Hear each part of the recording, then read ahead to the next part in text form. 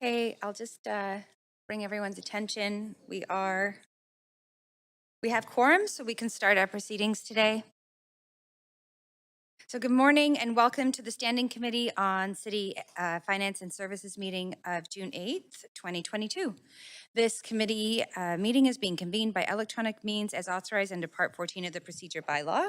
As such, committee members may participate in person or by electronic means.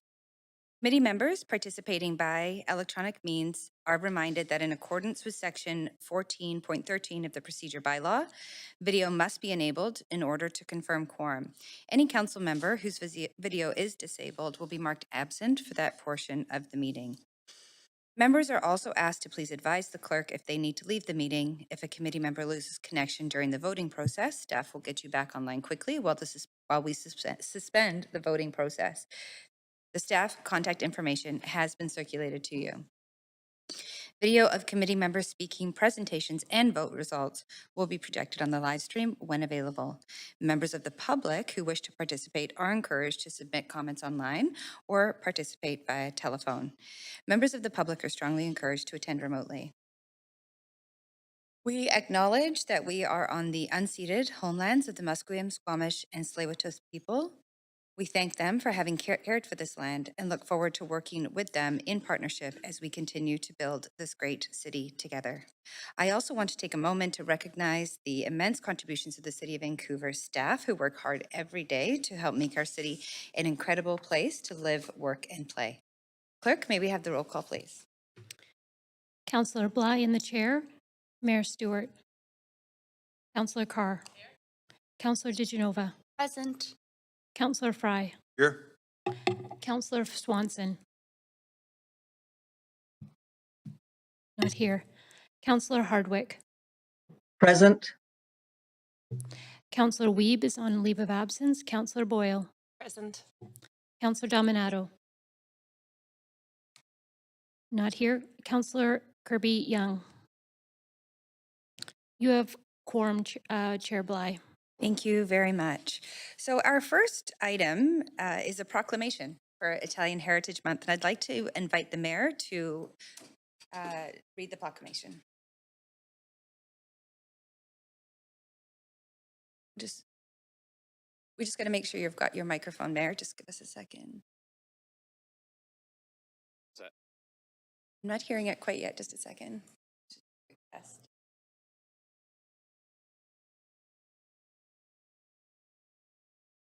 I'm just looking to the clerks to have our IT folks maybe join us to get our audio on the.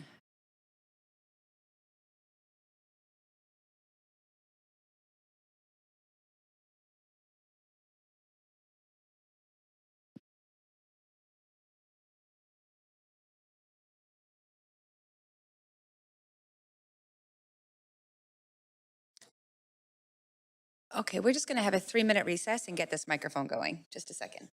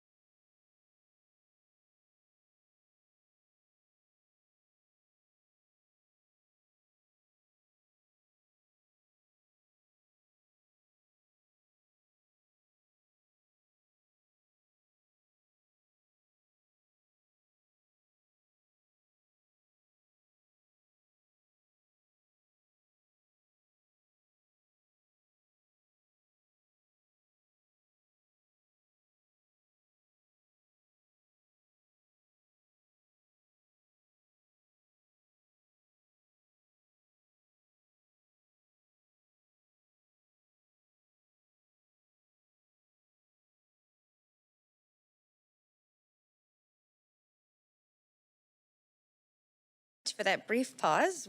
We are good to go. So Mayor, over to you. Great, thanks very much, Chair.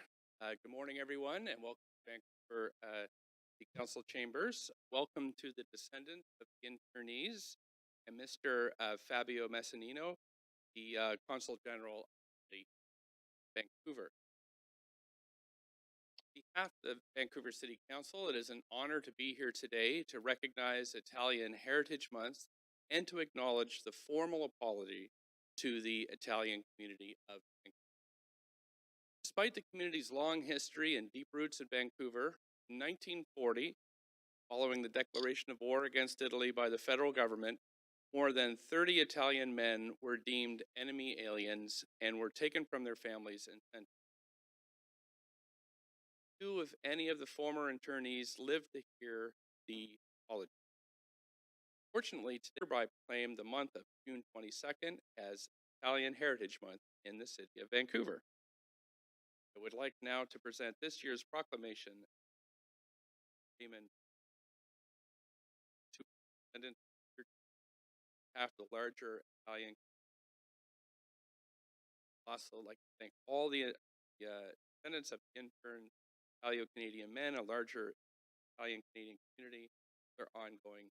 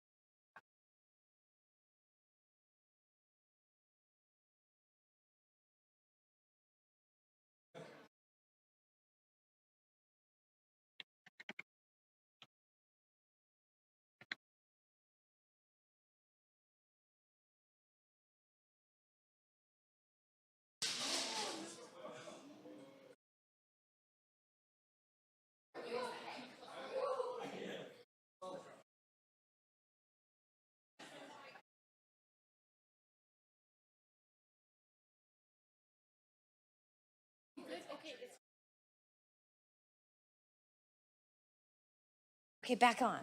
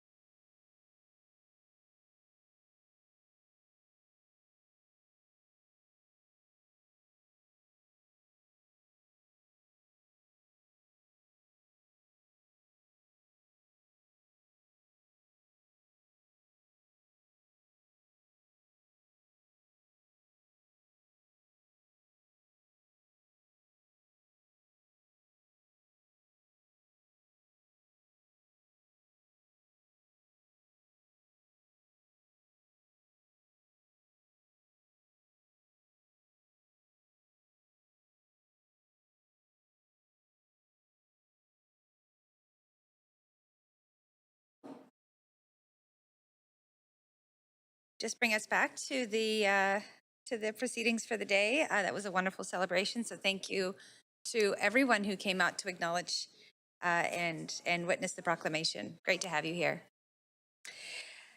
Okay, so I'm going to go over the plan for the day. We have 13 items of business on today's agenda, 7 staff reports and 6 member motions referred from yesterday's council to hear from speakers. We will recess at noon for lunch and then reconvene at 1 p.m. Should the business not be completed prior to 5 p.m. today, we will recess for dinner and reconvene at 6 p.m. If an additional day is required, the meeting will reconvene on Wednesday, June 15th at 3 p.m. Finally, I'd like to remind council members that if amendments are brought forward, they must be submitted to the clerk in final written form before the council member introduces them. And please ensure that the clerk has received your amendment by using the council meeting amendments DL. So as chair for this meeting, I am suggesting for reports that have no speakers or presentations that we adopt the recommendations collectively in a single motion. So these reports are report 3, 4, 5, 6, and 7. There are no speakers and no presentations. So let me just ask, does any member wish to declare a conflict of interest on any of the consent items? I just see we've got someone on the queue. Oh, that is Councillor Carr. So seeing none, thank you very much. I've got a mover, Councillor Carr, and a point of privilege. Councillor DiGenova.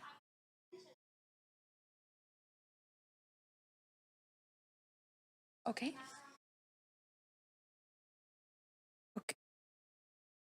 Well, that is not included in the consent agenda. No problem. Okay, fair enough. It does have its presentation, has speakers, so yeah. So we have a mover for the consent agenda items. And let me just name what those are. So the following items have been moved. Item number 3, Downtown Eastside Plan Implementation and Strategic Grant Allocation, 2022. Item 4, Sites for 2022 Alcohol Consumption and Public Classes Program. Item 5, Contract Award for 2022 Gas System Expansion and Upgrades at the Vancouver Landfill.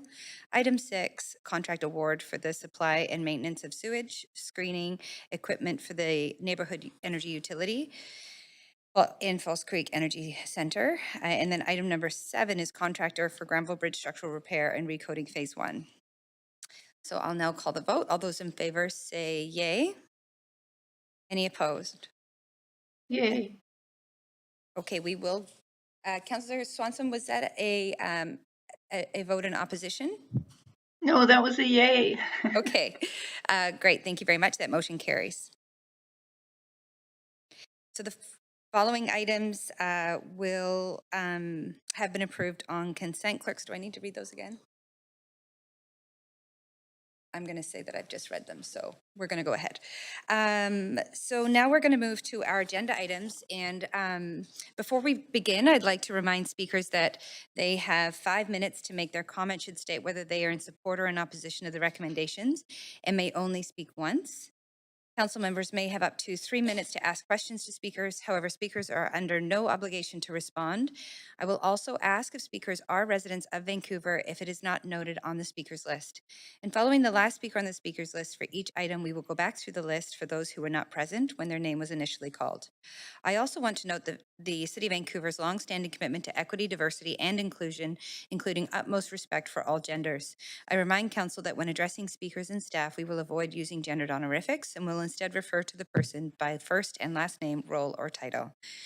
Before we begin item 1, I suggest we move a motion to suspend the rules of sections 7.5A and 7.7A of the procedure bylaw in order to double the speaking time for speakers requiring a translator and to double the time council can ask questions of the speaker requiring a translator. So moved. Thank you. I'll just continue. This motion would only be for item 1, Chinatown Transformation, Cultural Heritage Assets Management Plan, Strategic Framework, and UNESCO World Heritage Site Process. And this motion, to be clear, will require a 2/3 affirmative vote of council and is not debatable. So we have a mover in Councillor DiGenova. Thank you very much. All those in favor say yay. Yay. Any opposed? So that motion carries. Thank you very much. So I'd also like to note, we have in the chamber today for item 1, 2 interpreters for consecutive translation. Translation is from English to Chinese and Chinese to English for both in-person or call-in speakers, and the interpreters are trilingual in English, Cantonese, and Mandarin. Also, we have a council meeting viewing room in the Cascadia meeting room with 2 interpreters for simultaneous translation. The room does have a live feed of the meeting, and viewers wishing to hear council proceedings in Chinese can come to the Cascadia room. So item 1, as I said, is Chinatown Transformation, Cultural Heritage Assets Management Plan, Strategic Framework, and UNESCO World Heritage Site Process. And we have Belle Chung, Social Planner with the Chinatown Transformation Team, and Helen Ma, Planner with Planning, Urban Design, and Sustainability, here in the chamber to present the item. And I do see our GM of Planning, who perhaps is going to provide some opening comments. And go ahead, Teresa. I'm just going to give you 1 second just to, yep. Okay, go ahead, Teresa. Thanks. Good morning. I'm here today with my colleague Sandra Singh, and we are just thrilled to be here. It's an honor and a privilege to be before the council today. I'll give a few introductory remarks, and Sandra will too, and then we'll turn it over to our presenters. The planning department has been an important part of the city's effort in supporting the historic neighborhoods of the Downtown East Side Plan, including Chinatown. In particular, the Downtown East Side Neighborhood Team has undertaken a number of key projects in the past 20-plus years, including the Carroll Street Gateway, the development of the Downtown East Side Local Area Plan, the implementation of the Downtown East Side Matching Grants Program, the Chinese Society Building Matching Grants Program, and working with the Heritage Team in Parks Canada on the 2011 National Historic Site designation for Pender Street in Chinatown. While previous work built a foundation, there's still more work to do in addressing community needs and in advancing cultural redress, equity, and reconciliation goals. The Chinatown Transformation work is a joint departmental initiative, taking advantage of the skills and expertise and resources of both ACCS and the planning department. We're excited to have taken part in the development of this plan and see opportunities to advance the city's commitment by piloting new heritage and land use management tools. This work links to other planning initiatives, including the implementation of the Vancouver Heritage Program, the Northeast False Creek Plan, and the Downtown East Side Plan. We look forward to continuing our work with Chinatown community on this very important work. Sandra? Thank you, Teresa. Sandra Singh, General Manager, Arts, Culture, and Community Services. The Chinatown Cultural Heritage Assets Management Plan before you today is a significant milestone that has been carefully stewarded over 3 years of staff and community collaboration. As Council knows, the direction to develop this plan arose from the 2018 historic apology to the Chinese Canadian community for historic discrimination. A clear and well-articulated plan is critical to advancing the future of Chinatown as a culturally vibrant and economically successful neighborhood that both honors the past and looks forward to the future, reflecting the resilience and brilliance of the evolving and dynamic Chinese Canadian traditions and culture. The work on this plan was facilitated by the Chinatown Transformation Team, as Teresa noted, a cross-departmental staff team between ACCS and Planning, Urban Design, and Sustainability. This interdepartmental partnership allows us to work together with Chinatown communities in a way that prioritizes people, communities, and their relationship with the neighborhood. I say staff facilitated the development of this plan because CHAMP is a plan that was co-developed and led by the Chinatown Legacy Stewardship Group, or LSG, through direct community contributions and their voices in the articulation of the plan's vision, key goals, and strategies. The LSG is a diverse community advisory group that was appointed by Council to provide advice to staff as they develop CHAMP.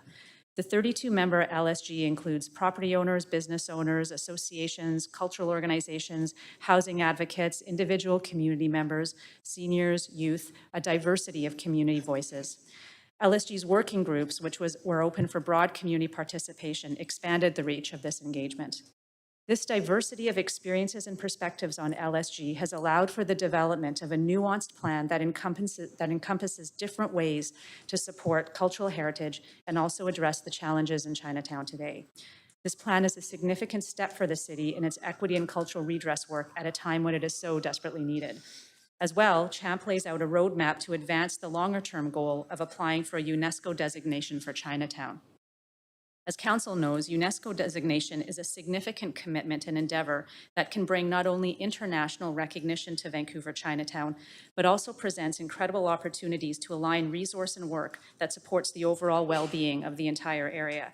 However, there is significant work that needs to be done before we will be ready for such an application, and the strategic framework being presented to Council today is an important milestone in working toward both a community-determined future for Chinatown and toward a potential UNESCO application.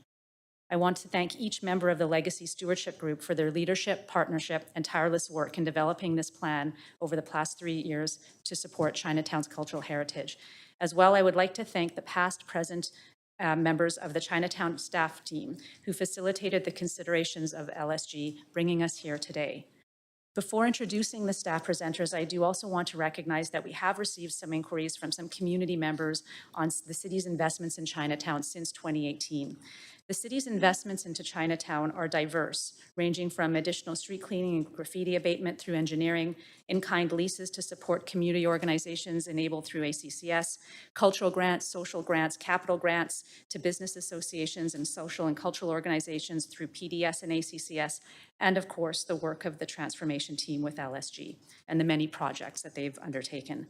Staff are working with multiple departments to prepare this information on the city's investments in Chinatown, and will make this available to Council and the public as soon as it is ready. For now, as Teresa noted, to present the proposed Chinatown Heritage Asset Management Plan strategic framework are Helen Ma from PDS and Bell Chung from ACCS, and as well, LSG co-chairs Mike Tan and Stephanie Leo are here today, as well as a number of speakers from LSG. And we're looking forward to their remarks, and again, thank them and their colleagues for their leadership, commitment, and inspiration.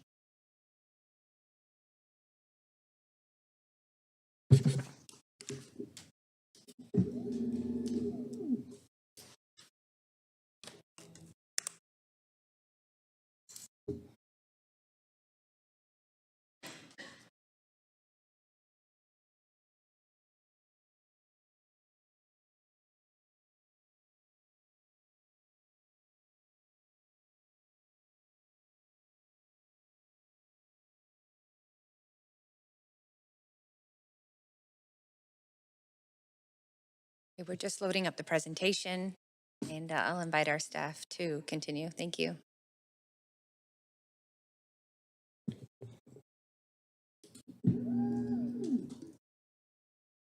Hi, good morning, Mayor and Council.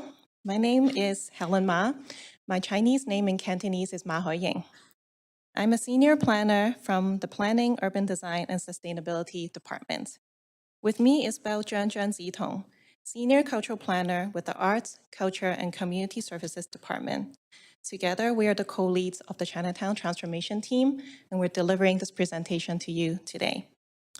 I would like to acknowledge that I'm speaking to you from the unceded traditional territories of the Musqueam, Squamish, and Tsleil-Waututh people.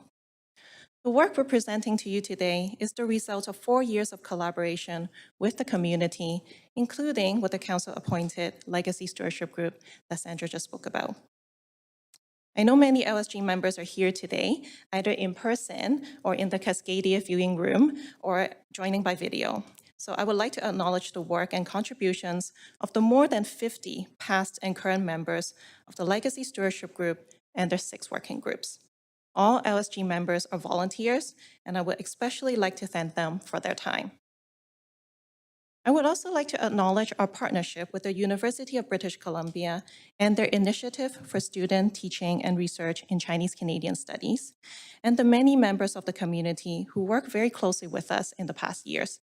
Thank you for the tremendous amount of work you have dedicated to Chinatown and for your continued contributions to this very special community.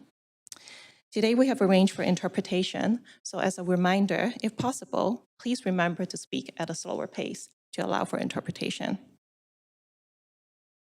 I will do this introduction in Cantonese, and after that, the presentation will proceed in English, and all the text on the slides are available in both English and Chinese. 市長同各位市議員早安。首先，我要承認，我哋今日係喺美國養嘅 Musqueam、Squamish 同 Tsleil-Waututh 民族嘅傳統領土上面發現。我係 Helen Ma 馬海瑩，我係規劃、城市設計同可持續發展部嘅高級社會規劃師。同我一齊嘅係藝術及文化社區服務部高級文化規劃師 Bell 張梓彤。我哋兩位一齊係唐人街經濟文化發展專案小組嘅共同領導。今日向你介紹嘅工作係過去4年以嚟同社區成員，包括由市議會委任嘅文化傳承督導組密切合作嘅成果。今日在座有好多督導組嘅成員，所以希望喺呢度可以感謝佢哋各位嘅成員同埋佢6個工作組50多名前任同現任成員一直以嚟嘅時間同埋付出。咁所有督導組嘅成員都係志願者，所以要特別多謝佢哋抽時間嚟到今日嘅會議。亦都希望可以多謝 BC 大學以及過去4年之中同我哋緊密合作嘅好多社區成員。多謝你哋為唐人街嘅貢獻，同埋你哋對呢個社區一直努力不懈嘅付出。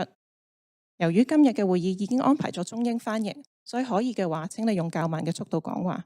之後嘅演講將會以英語進行，而幻燈片上嘅文字係中英對照。多謝。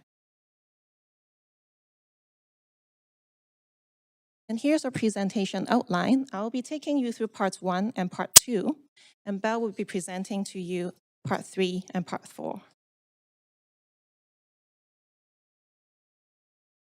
So to provide some background, this current iteration of Chinatown work began 4 years ago. In April 2018, City Council made a formal apology at the specially convened council meeting in Chinatown, recognizing past city racist bylaws and policies. It was a very emotional and impactful moment, and thousands of people attended this historic event. To give meaning to the apology, City Council committed to working with the community on 3 things. First, to protect Chinatown's cultural legacy. Second, to repair government-community relationships. And on top of that, to seek a UNESCO World Heritage Site designation. And this is an ambitious endeavor that we're directed to do. If successful, Vancouver's Chinatown will be the first Chinatown not only in Canada, but also in North America to receive this unique international recognition. This apology and the legacy actions Council directed staff to undertake symbolize a turning point. It is an opportunity to repair the relationship and rebuild trust. The Chinatown Transformation Team, CTT, was set up to implement the city's commitment, and the Legacy Stewardship Group, LSG, were appointed by City Council to work with city staff on this commitment. Building on City Council's commitment, over the last 4 years, or what we call Phase 1 work, we have worked on many new and original projects together with the community. We know that many businesses, cultural institutions, and residents face on-the-ground challenges every day. But despite these challenges, they continue to come together every day to find solutions. To date, more than 30 community-led projects were completed to promote cultural heritage, and to address urgent concerns such as neighborhood safety. A full list of these projects are in Appendix C in the Cultural Heritage Assets Management Plan, CHAMP. And in addition to all of this work, the staff team has been working very hard with LSG and the community to develop CHAMP. The report we submitted to you provides more details on the last 4 years of work, organized into areas A, B, and C. And for the remaining of this presentation, we will be focusing on CHAMP and the community-led process for developing it. Having this completed CHAMP strategic framework is a very big moment because this plan is critical to Chinatown's future. The plan also serves a second purpose. It will become a foundational document to the future UNESCO bid. CHAMP strategic framework is the first plan of this kind done for Chinatown and for Vancouver. What makes this plan very unique is that it is done using a cultural redress approach. This means that for the first time, we're looking at and doing work Chinatown through the lens and values of a racialized community. In other words, we're seeing Chinatown the way the community sees itself. With that self-determined understanding, we can redefine the future of Chinatown. Our team is bringing 3 recommendations to Council today. Together, they will set the course for the next phase of Chinatown work. We're recommending to Council to adopt CHAMP strategic framework, co-developed with the Chinatown Legacy Stewardship Group. To direct staff to work with the community to develop an implementation action plan with a list of priority actions, a financial and delivery strategy, and report back in 2023. And this is in addition to all the projects that are already underway or already completed. The plan document right now does not contain this future action list because it is forthcoming in 2023. And thirdly, to direct staff to initiate the process to place Chinatown on Canada's national tentative list. Being on this list is a prerequisite to a future UNESCO World Heritage Site application. The process to add new sites to this list is administered by the federal government, Parks Canada, and this list is reviewed approximately every 10 years. So some people might ask, why is Chinatown so important, and why do so many people, regardless of background, care so much about its survival? Vancouver's Chinatown is one of the oldest ones in Canada. First established in 1885, it is well known that Vancouver Chinatown is the physical and symbolic heart of the Chinese-Canadian community. But what is much less talked about is that Chinatown has always been a place where people of different ethnic and cultural backgrounds have lived together. And during the heights of racial segregation from 1890s to 1950s, Vancouver's Chinatown stood out as one of the few welcoming places for those facing racism and discrimination. And through the struggle to confront the injustice, this mixed community has made Canada a better and more just society. And therefore, Chinatown is also a symbol of resilience and a community coming together to take care of each other. And this is why people of all ages and backgrounds are passionate about its future. For over 130 years, Chinatown has fought erasure and displacement. We know there were anti-Chinese immigration laws, and parts of the community were demolished in the name of freeway building. More recently, rapid changes and loss of businesses and longtime residents galvanized a new generation of community advocates, once again fighting for Chinatown's survival. And through their actions, they made it clear that Chinatown has the rights to exist, and that the needs of its most vulnerable, including the many low-income seniors, must be taken seriously. Together, they demanded change.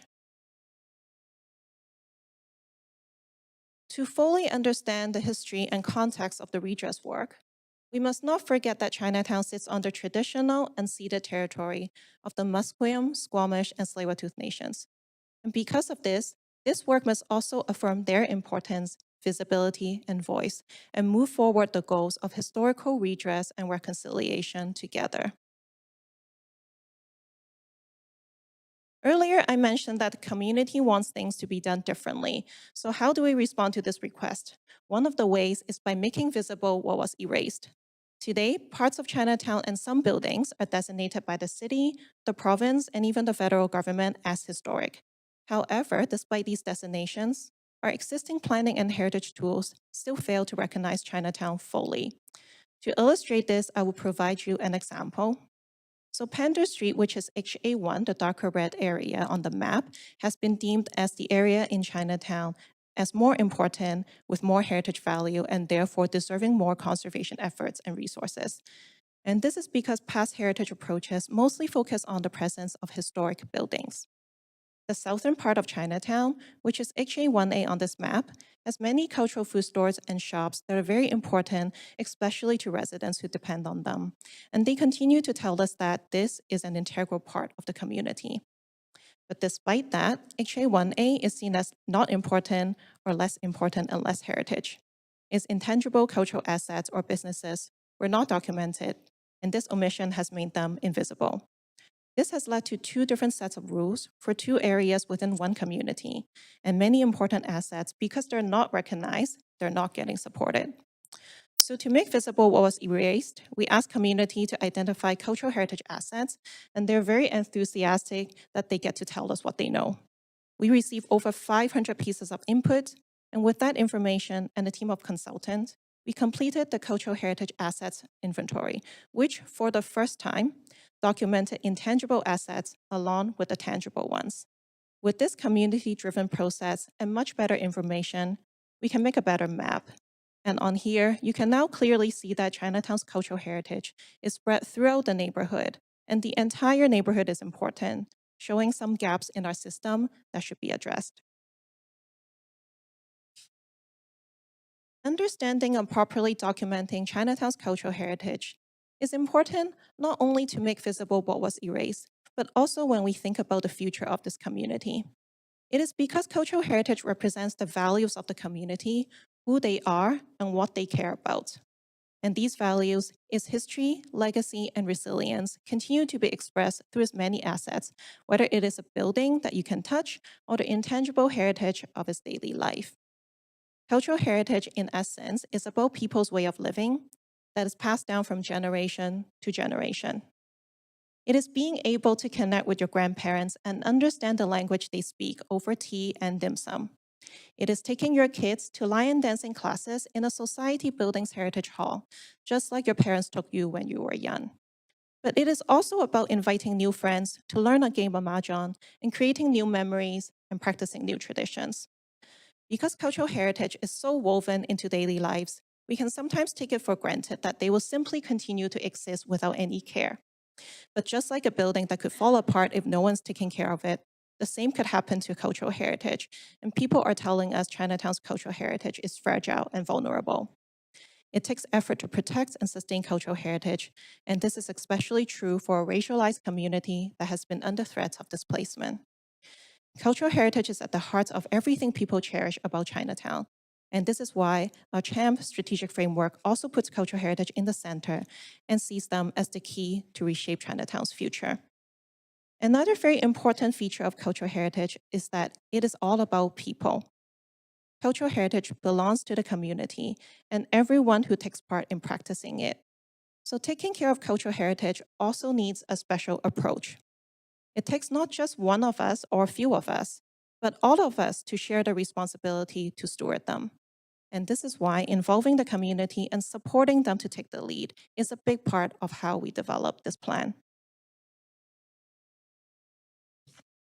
Building trust and supporting community-led work is an important first step to cultural redress. An important principle of our community process is openness and inclusiveness. We have a multilingual staff team that enabled us to do multilingual engagement, including special briefing meetings with those who would like more time and support in the process. This is important because it means that we can hear directly from members of the community who do not speak English and who were not able to have their voices heard in city processes before. In addition to this multilingual engagement, we also completed research for this plan, especially in collaboration with our partner at UBC and the Instruct department. This includes research of other Chinatowns and UNESCO sites around the world, completing the cultural heritage assets inventory that I mentioned, and also an analysis of opportunities and threats to these assets. The plan is also developed with direct input from LSG and their 6 working groups, and the lessons learned from the over 30 community-led projects. Our work has generated widespread interest from within Chinatown, but much beyond. Since 2018, CTT has engaged over 16,600 people in over 370 meetings and events. Another cornerstone of our process is working with LSG and their 6 working groups. The membership of LSG is built on principles of equity and inclusion. Members were recruited through an open application process, and they're appointed by City Council. The group is gender balanced with people of different ages. It includes businesses, low-income residents, cultural institutions, including the Chinese Cultural Center and the Dr. Sun Yat-sen Classical Chinese Garden, business organizations, including both the Chinatown BIA and the Vancouver Chinatown Merchants Association, traditional family clan societies, including the Chinese Benevolent Association, property owners, service agencies, and many more. Monthly meetings are chaired by LSG chair, and these continue even through the pandemic. Co-chairs are elected by the group themselves, and the group is supported by CTT staff team as their secretariat. All current and past members of LSG are listed in Appendix B of CHAMP. The Legacy Stewardship Group members themselves form 6 working groups based on topics that they chose themselves as priorities, as you can see in the photo on the left. To give some examples of just how involved everyone is, the Chinese Cultural Center and Success co-lead the safety group, the BIA leads the small business group, the Chinatown Society Heritage Buildings Association and others co-lead the cultural heritage group, and the Downtown Eastside Neighborhood House and the SRO Collaborative co-lead the low-income residents group. Under their leadership, they have completed 7 community pilot projects, including last year's very first Fire Dragon and Noodle festivals. And in response to urgent needs in the community, the LSG have gone beyond their original cultural heritage focus and show tremendous leadership in advocating for economic recovery, anti-racism work, and supported the delivery of much-needed pandemic support to low-income seniors. LSG is quite unique as a group because they do not use a voting structure. It is designed to be a platform for sharing and collaboration through discussion. Everyone is encouraged to participate, whether you are a resident who is inexperienced in participating in such process or representing an established organization. And like all communities, LSG is made up of diverse perspectives, experiences, and opinions. And this diversity is LSG's strength. LSG has provided a place to encourage members to share differences and to find common ground. Their perspectives have directly informed the development of CHAMP's strategic framework, including the more than 77 ideas and priorities that they developed.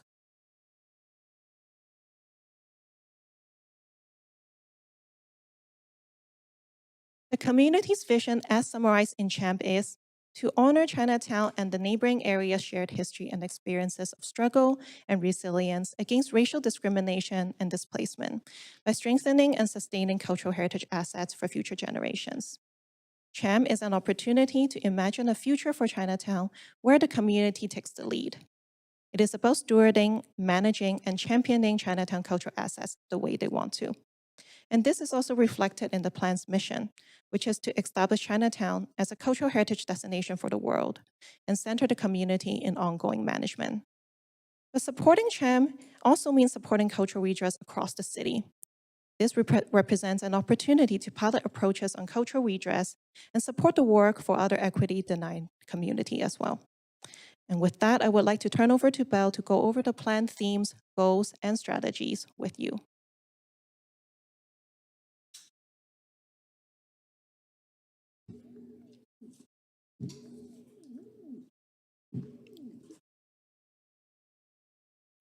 The CHAMP strategic framework is built around 4 key themes that capture the vision that has been gifted to us by LSG and Chinatown communities. The first is a diverse, healthy, and inclusive living community.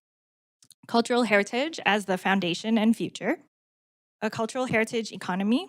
And lastly, partnerships and coordination.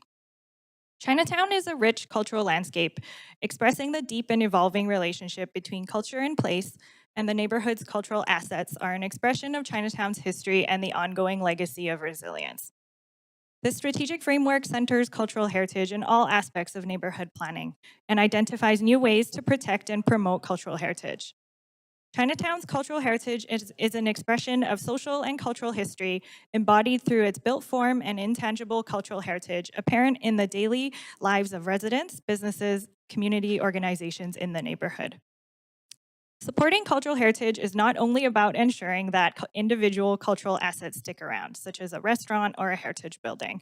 It's not about putting something in a box, freezing Chinatown in time, or trying to recreate a certain time period. Supporting cultural heritage is about ensuring that all of Chinatown's cultural assets thrive and continue together in relationship to each other, with a system that supports people, spaces, and activities together as one ecosystem. Cultural heritage changes over time, and the layers of history and culture give Chinatown its meaning. Supporting these assets means that we're continuing Chinatown's legacy into the future and how people live their lives and practice their own culture. The 13 goals in the CHAMP strategic framework all work together to center cultural heritage in different ways, and more importantly, highlight work that is already underway by LSG and many other community and cultural organizations and stakeholders. The next section of our presentation will focus on each of the 4 themes and their goals and highlight a few key strategies. Our first theme focuses on creating a diverse, healthy, and inclusive living community, and the goals listed here center the area's most important intangible assets, its people, communities, and organizations.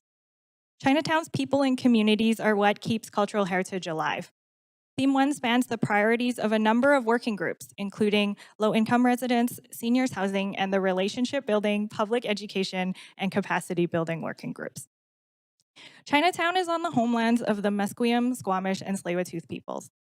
Our work must consider the layered complexities of historical, cultural redress, and reconciliation together so that we can move forward in a respectful way as a place of redress on unceded territories. Our second goal focuses on the area's multicultural histories. We know from oral histories, shared experiences, and historical research that Chinatown has historically and continues to be a living community with multicultural backgrounds. Chinatown and its neighboring communities of Hogan's Alley, Power Guy, and the urban indigenous peoples all have shared experiences of racism and discrimination. Work towards an inclusive living community must also focus on strengthening intercultural and intergenerational relationships and initiatives to ensure that the strategies in CHAMP also support other equity-denied communities. From the cultural heritage assets inventory work, we also know that there are low-income Chinese seniors, some who are 90 and above, who live in SROs, experience poverty and food insecurity, and challenges accessing their daily needs due to language barriers. Not only does Chinatown's current amenities and housing need improvement, but also an increase in culturally appropriate and multilingual housing, services, and amenities to serve those who need it most. Our fourth and last goal focuses on public safety. CHAMP recognizes the importance of public safety in the neighborhood and the need for it to be addressed as it has significant impacts. Work must be done to ensure that Chinatown has a safe and equitable environment that serves local residents, encourages visitors, and supports public space activation. Some of our key strategies across Theme 1 include developing relationships with Musqueam, Squamish, and Tsleil-Waututh nations, and proposals to align the Chinatown planning process and nations' interests, including heritage statements and National Historic Site designation towards UNESCO. The implementation of the NEFC plan presents incredible opportunities to align and meet CHAMP goals, including seniors housing, much-needed park spaces, and better connections to Chinatown that was cut off by the viaducts. Working with housing funders to improve the continuum of housing choices and advocating for health, medical, and social services for low-income people and Chinese seniors. This includes working with senior levels of government on improving SRO housing conditions and continuing to support community organizations who provide services that fill gaps in our system, such as culturally appropriate grocery delivery and language access supports for seniors. This strategy comes directly from the 3 Chinese-speaking seniors who are part of LSG, Rosie and both Li Popos, who have asked us to emphasize the importance of this work on their daily lives every day. To address public safety, staff will continue to advocate together with Chinatown communities on their needs and support people and organizations who have direct mandates around health and safety to identify and implement community-driven solutions. This work also includes working with other city departments and convening an interdepartmental team and whole city approach that helps address Chinatown's specific needs. Our second theme, of course, centers cultural heritage as the foundation and future, with goals that supports Chinatown's overall environment and highlights work undertaken by the Cultural Heritage Working Group. Goals 5 and 6 focus on supporting the cultural heritage that is so central to the community's way of life. Line dancing, Lunar New Year Festival, language dialects, traditions, specific foods, and participating in events throughout the year. These important intangible activities also need spaces to happen. Many of these activities hold important cultural significance not only because of what the activity is, but also because of where they happen. Many of Chinatown's heritage buildings, which are important to the way Chinatown looks, require significant investment for upgrades, not only to ensure life safety, but also so that people can continue to practice their culture and pass on their traditions. We would not be doing our job fully if we protect only lion dancing, but there are no longer society buildings or other culturally relevant spaces to practice in. The next goal focuses on internal work at the city to ensure that city policies and processes not only recognize, but provide concrete supports for cultural heritage. The previous examples of 2 sets of heritage and zoning regulations in Chinatown is just one area where we can begin. Lastly, Chinatown's cultural heritage should be visible wherever you are in the neighborhood, and this includes considerations towards public art, beautification, and public spaces and their activation.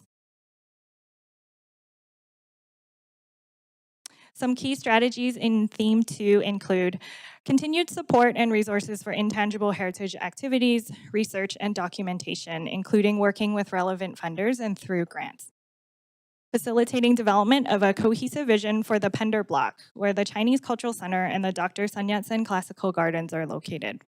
The City and Parks Board owns the land where these important cultural institutions are located, and there is an opportunity to continue supporting the growth of these organizations, maximize existing infrastructure and resources, not only to support infrastructure that is in need of renewal, but also to provide spaces and continued resources for intangible heritage activities. Maximizing the city-owned Chinatown Plaza to reimagine its use and potential to support cultural heritage, businesses, and cultural programming. The plaza is currently managed by REFM, and the community has expressed interest in seeing the plaza become a community hub of services, amenities, and cultural heritage-related small businesses. A key strategy also includes exploring new planning tools and approaches to innovative area management, such as considering how to manage Chinatown as a cultural heritage district. And lastly, developing a consistent approach to public realm design, maintenance, public space activation, which also contributes to our work around public safety.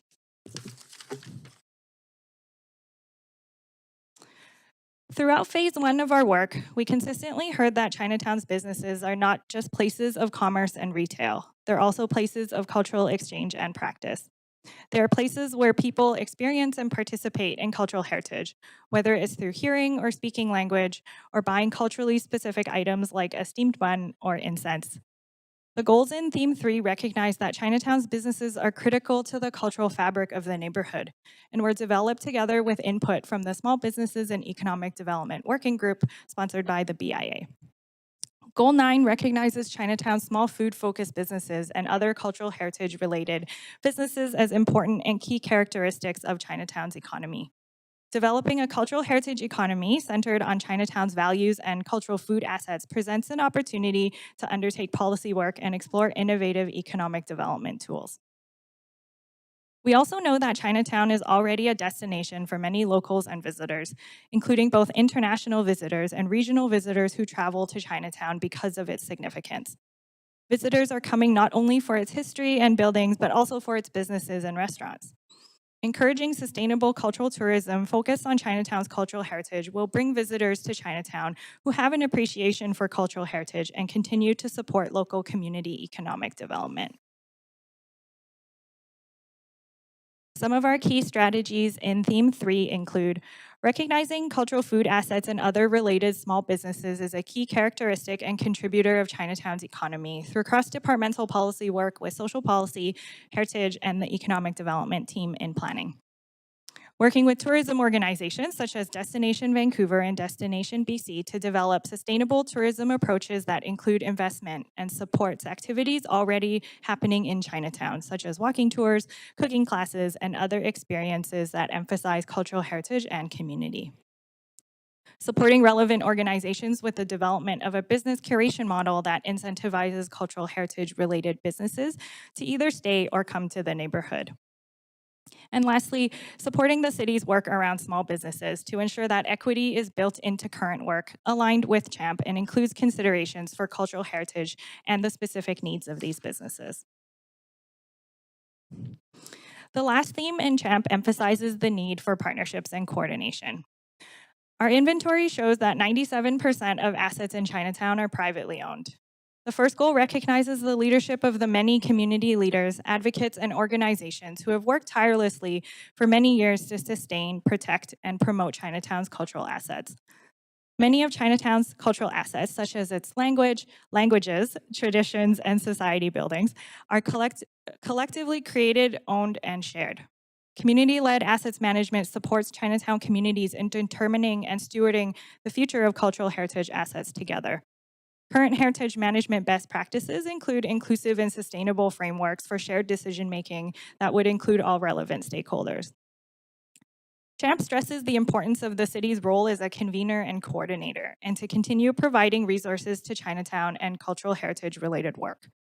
The city has an important role to play in supporting efforts between community stakeholders and all levels of government to continue developing approaches that are specific to Chinatown and the downtown East Side's needs.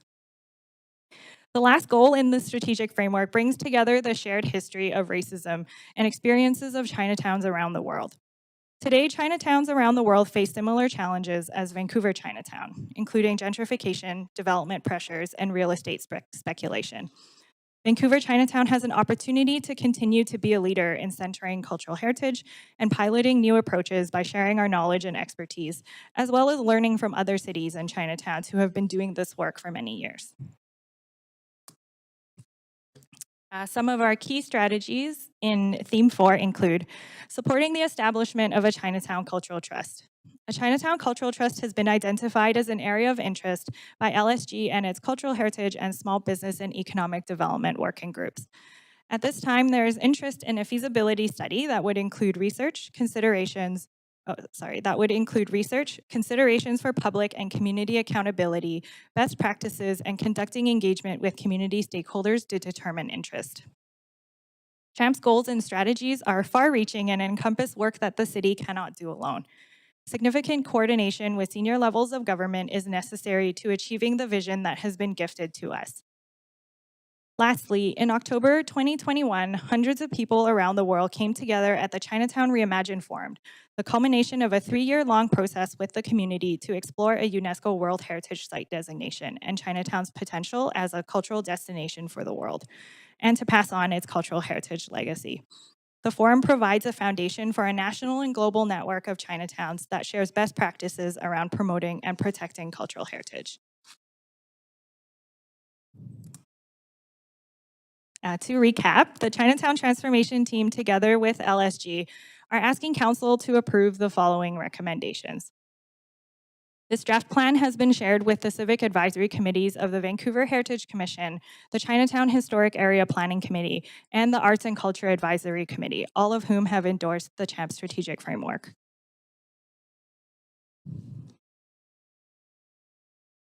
CHAMP summarizes not only the aspirations, priorities, and goals of communities, but also presents an opportunity to build on a framework that allows for new policy work and rationale for funding and resources. The plan is our roadmap to Phase 2 as we wrap up our work here in Phase 1 and dedicated funding for pilot projects.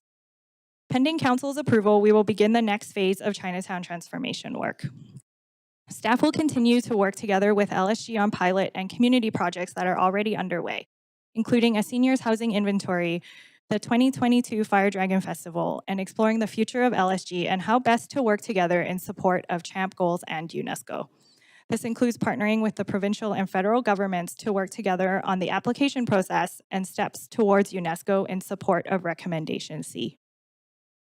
A significant portion of Phase 2 work will focus on engagement with Musqueam, Squamish, and Tsleil-Waututh nations, and with businesses, property owners, cultural and heritage institutions, and stakeholders to develop the implementation plan. As with the strategic framework, Chinatown communities must lead the development of implementation actions based on the key goals in CHAMP. Seeking a UNESCO World Heritage Site nomination is a significant commitment and a multi-year process. For Chinatown, UNESCO is a potential destination rather than a starting point. The goals and strategies identified in CHAMP center people, cultural heritage, and aim for the neighborhood's overall well-being. These are critical areas of work that require support and attention and must be addressed for Chinatown. Achieving these goals are also advantageous for a future UNESCO application. If successful, Vancouver Chinatown will be the first Chinatown in the world to receive international recognition that honors Chinese Canadian history, Chinatown's cultural heritage and legacies of resilience, and the significance of Vancouver in the context of global Chinese migration. Phase 2 of our work also presents opportunities to advocate for shared neighborhood priorities. Chinatown does not exist in isolation and is part of the Downtown East Side neighborhood. CHAMP cannot be implemented in isolation of other city plans and commitments. What the plan does provide for us is a foundation to not only move forward the priorities and vision of LSG and Chinatown stakeholders, but also to advocate for coordinated approaches with senior levels of government to work together to make investments and changes that help the entire neighborhood. In closing, we are at a watershed moment for Chinatown. Chinatown communities have put in countless hours to co-develop this plan with city staff. They have presented to us a vision for Chinatown's future that emphasizes people's well-being, centers cultural heritage, strengthens Chinatown's unique food assets and businesses, and calls for partnerships and coordination between governments, nonprofits, agencies, and each one of us. We now have an opportunity to realize a different future for Chinatown that is led and determined by the community and rooted in its cultural heritage and legacy as a place of resilience. Continuing this work enables the City of Vancouver to make significant progress in its commitment towards equity, redress, and reconciliation, and remain an international leader in this work. CHAMP has also given the city an opportunity to hear the voices of people who previously were unable to engage with the city. The LSG process and lowering language barriers has allowed for more equitable participation, inclusion, and representation, so that those who had previously been excluded from shaping and stewarding their own cultural heritage could also have a voice in this plan. CHAMP helps to reclaim this loss of language, culture, and memory, and include those who have been underrepresented. As a final note, the Chinatown Transformation Team, past and present, is a bilingual and trilingual staff team of Chinese descent. Chinatown's legacy and the legacies of racial exclusion have also profoundly shaped our lives. It has and continues to be an honor for us to be able to bring cultural insights to this necessary and important work. On behalf of the staff team, we want to thank the members of the Legacy Stewardship Group, the many businesses, individuals, and community, cultural, and heritage organizations who have led the way in creating CHAMP together with staff. You have trusted us with your voices, visions, and priorities, and you all continue to lead this important work every day so that Chinatown can remain an inclusive and equitable place where future generations can practice, discover, and reconnect with their identity, history, and cultural heritage. Thank you. Thank you very much. We do have councillors on the queue for questions, so we'll start there. And then we'll be moving to hearing from speakers. So first up is Councillor Fry. Thanks, Chair. I'm wondering if we could jump back to slide 15, which was theme 1, key strategies. And what jumped out at me there was Northeast Falls Creek plan implementation as a key strategy in the CHAMP document. And I mean, I've heard some consternation around the Northeast Falls Creek plan, indeed, even from leadership and members of the LSG. So I'm wondering how that was sort of endorsed by LSG. Was it endorsed by LSG?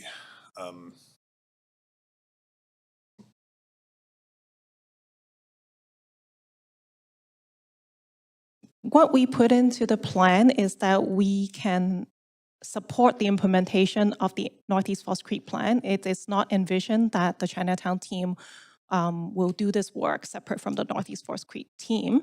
And in terms of LSG input, LSG is members of the Northeast Falls Creek Chinatown Working Group. But there are also many members who have been involved in this process since 2013. So there are some of the voices in the group.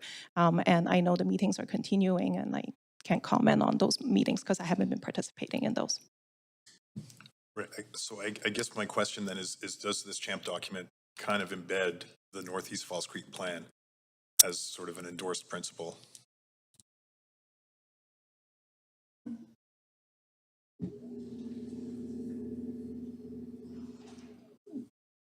The plan recognizes that there is a significant amount of alignment between CHAMP and NEFC, and that the NEFC plan could present opportunities for us to deliver on priorities that LSG have identified, including seniors housing and opportunities for other amenities that maybe we otherwise would not be able to deliver in Chinatown.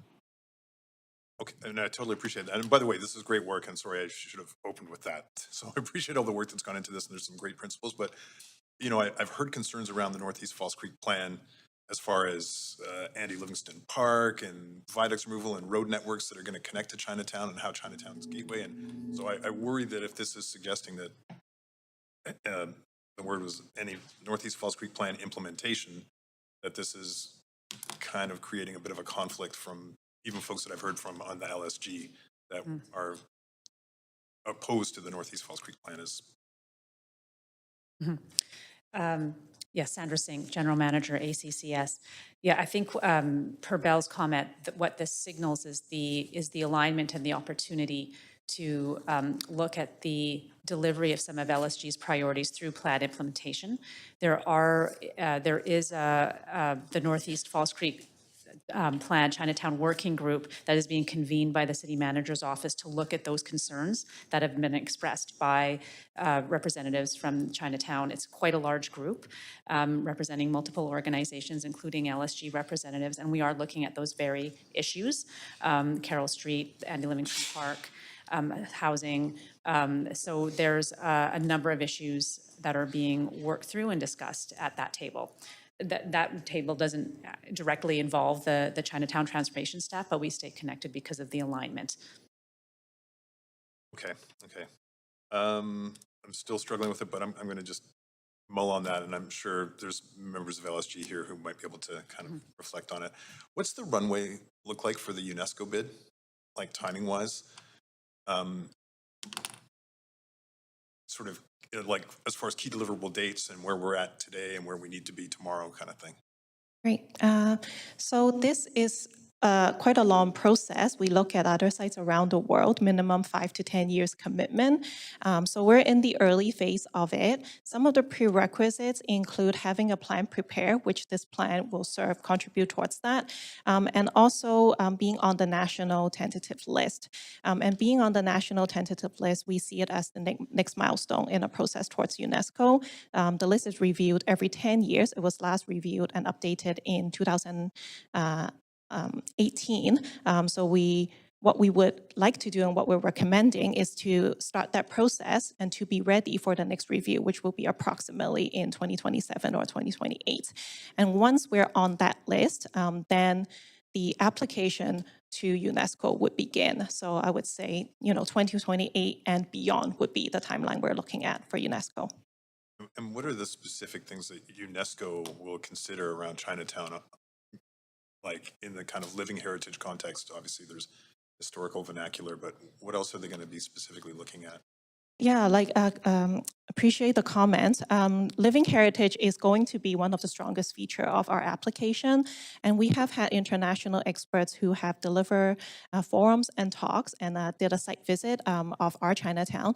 And they agree that this is going to be a unique feature of Chinatown. The fact that the community first established here over 130 years ago and maintained a long unbroken thread of living history. It's very unique. And this is something that sets our Chinatown apart from other Chinatowns Chinatowns who might have been displaced and moved around. Some of the key things they look at includes integrity, site integrity, which having been the original site, I think we're quite strong in that criteria, as well as authenticity. And having the living community present hugely contributes to that. In terms of things that they assess, they will look at the plan and the level of the strength of protection from all 3 levels of government for the sites. They also look at the amount of work that has been implemented. So they look at how far we are in terms of implementing a management plan. And they also include a site visit. Yeah, thank you very much, Steph. We went well over, but I did want to give you the full time to answer that question. So thank you very much for that response. We're going to move to Councillor Young. Yeah, thanks, Chair. And thanks to staff for all the work. I'm hugely grateful for this. And I think that the committee are excited to see the attention and investment and focus and effort in Chinatown. Having said that, I want to ask a couple questions because you sort of mentioned the approach of ensuring that sort of there's collaboration and people feel that they are seeing themselves in the work. And obviously the city took a really historic and important step in the Chinese apology in 2014. And so I want to ensure that we have a really good foundation for this moving forward. So I know you mentioned some organizations, like some of the key cultural organizations like Sun Yat-sen Garden and others. I'm wondering if Council are receiving a lot of communication that a lot of the key cultural organizations like the Sun Yat-sen Garden, the Chinatown BIA, the Chinese Cultural Center, the Chinatown Foundation, Merchants Association, as well as the Chinese Benevolent Association are not supportive of the plan and do not feel that it's quite there yet. They feel like there's a lot of really great work here, but they feel that there's still work to be done in terms of ensuring that the cultural organizations and the role that they will play, as you said, in terms of really executing a lot of the strategies and being kind of key stewards of those assets. Don't you think it's, I wonder if staff have comments on that. Don't you think it's important that we try to bring everybody along and have a really good foundation for this moving forward? And I suspect we'll be hearing from that from a number of the speakers today. Yeah, so these organizations, they have been part of the Legacy Stewardship Group since it's established in 2018. And they have been coming to our meetings, and some of them also lead some of the working groups. And many of the strategies that we have in this plan and goals in this plan came from their direct ideas. We asked each working group to tell us what a list of priorities, objectives, and things that they would like to see in the plan. So we feel confident that the plan encompasses a lot of their priorities. And we're focusing on the common ground between all the different members. And we support a lot of the pilot projects that they have been leading since 2018 as well. I wonder if you can maybe delve a bit further and try to speak to where you think some of the gap is there, because we're hearing that perhaps that's not the perspective of the community there. And we are getting letters from those organizations in that are expressing this to council. So there seems to be a bit of a gap here. And as I said, I think we want a really strong foundation. So they're feeling that perhaps they're not reflected and that we really need to ensure that we are appropriately emphasizing the historical context of Chinatown and the important role of the Chinese community themselves in the neighborhood. So do you think you can speak to why we're seeing some of those gaps?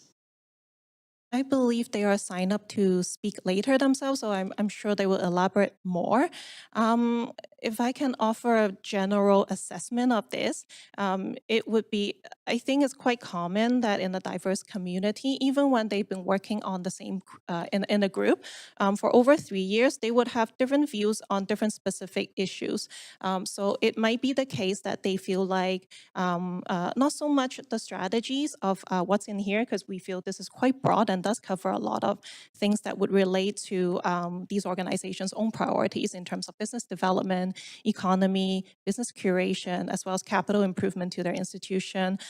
It might be about how to do things and who to involve to do things. And these are all things that we would like to work with them further as we develop the implementation plan.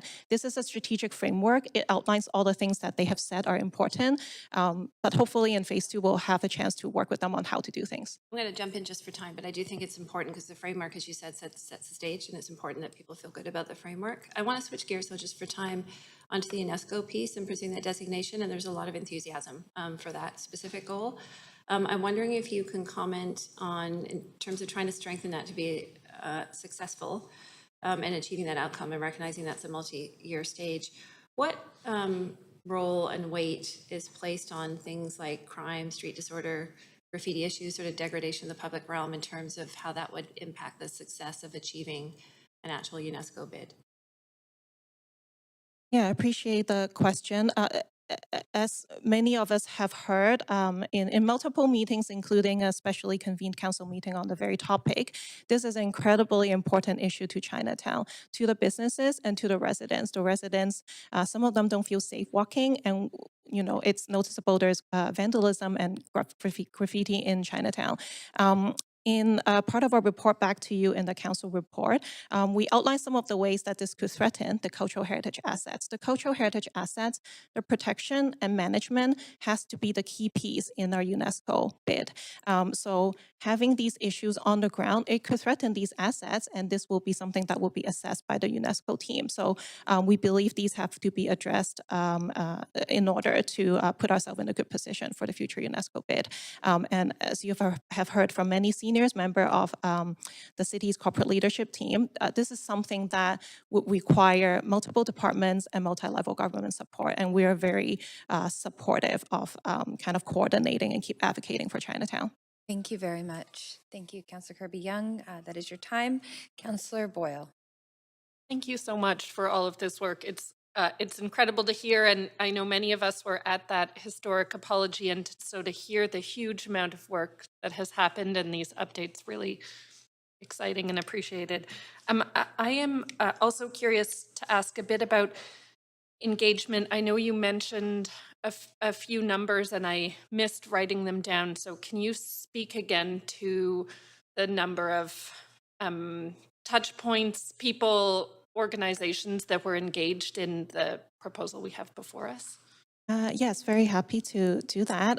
So in the past 4 years, we have engaged over 16,600 people in over 370 meetings and events. And this includes all the LSG monthly meetings, of which there are more than 25. And a full list of all these engagement efforts are attached as an appendix in CHAMP. And also all the members of the Legacy Stewardship Group, past and present, they're also listed in CHAMP as well. So it's quite a diverse group of people, and we've used multiple ways, including multilingual engagement, in order to reach as many people as possible. Okay, thanks. And can you speak to what engagement looks like going forward? I know, as Councillor Kirby Young mentioned, there's been some correspondence about wanting to have more say, and particularly in the details as they evolve. What does that next step look like in terms of opportunities for people who were really involved or for people who still have some questions they want to be bringing forward? Yeah, we are very happy to work with all the organizations and also new people as well. All LSG meetings are open to public to attend, and there are 6 working groups, include members beyond LSG. Anyone who wants to participate could be part of a working group as well. They don't have to be an appointed member. So for next phase, I think it's quite a good opportunity for us to relook at who should be involved and who should be doing what as we switch gear from building a plan to building implementation and listing out action. So I think there might be different roles that come up, and the key organizations in the area, they have quite a few mandates that overlap with the goals of this plan. So I would envision them to play a really important and key role in helping us with the implementation plan and taking actions. Okay, so interested organizations who want to see more details, there's lots of opportunities to get involved in those details going forward? Yes, yeah, absolutely. And the way that we build this plan is through community-led process, and we will use the same approach for the implementation plan because ultimately, as Belle mentioned, most of the assets are owned by the community. So really, their lead and their initiative is the most important. Okay, great. I also have a question around the timeline of UNESCO because it sounds like there are a number of steps to get there. If this were to be delayed, what would that mean in terms of meeting those dates needed? Yeah, there quite a bit of work to do for us to be ready for the national tentative list review. And the key part that we see is the recommendations will move us into phase 2, and that includes building not only the implementation plan, but also putting together a financial strategy so that we can look at how these things could be delivered. And I think people are excited to see the work to move to the next phase. Okay. My last question, and maybe this is a bigger question for another time as well, but I'm interested in what lessons the city has learned around intangible cultural heritage that we might be able to take to other parts of the city. I was really excited by all the suggestions the community inputted for intangible cultural heritage assets.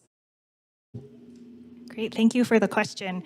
So we also know from our work that other equity denied communities throughout Vancouver are watching our work very closely because of the opportunities that it also presents for them. In particular, the plan will also allow us to do some real work looking at cultural food assets, particularly around policy, but also recognizing that these spaces are businesses, but for many equity denied communities, they're important in so many other ways. And currently, we face some barriers around how we can support businesses that are also social and cultural and gathering spaces, and particularly if they're facing displacement through redevelopment, for example. So that's just one area where we anticipate we can support the work of other equity denied communities. We're very excited to work with these other communities as well. Thank you. Thank you very much. Councillor Swanson. Yeah, thank you for the report. I appreciate the emphasis on cultural heritage rather than physical heritage. I'm worried about gentrification in Chinatown. I know some of the Chinese seniors I know are starting to call it Coffee Town instead of Chinatown in reference to all the coffee shops that are popping up. And I know there's the Arno Hotel got bought by an investor, and it has a great food store down below. It's on Gore in Georgia, I think. And it's an SRO, so the rents are going up. And so I'm wondering, is there anything in this plan that's going to exacerbate or mollify gentrification? Thank you for the question.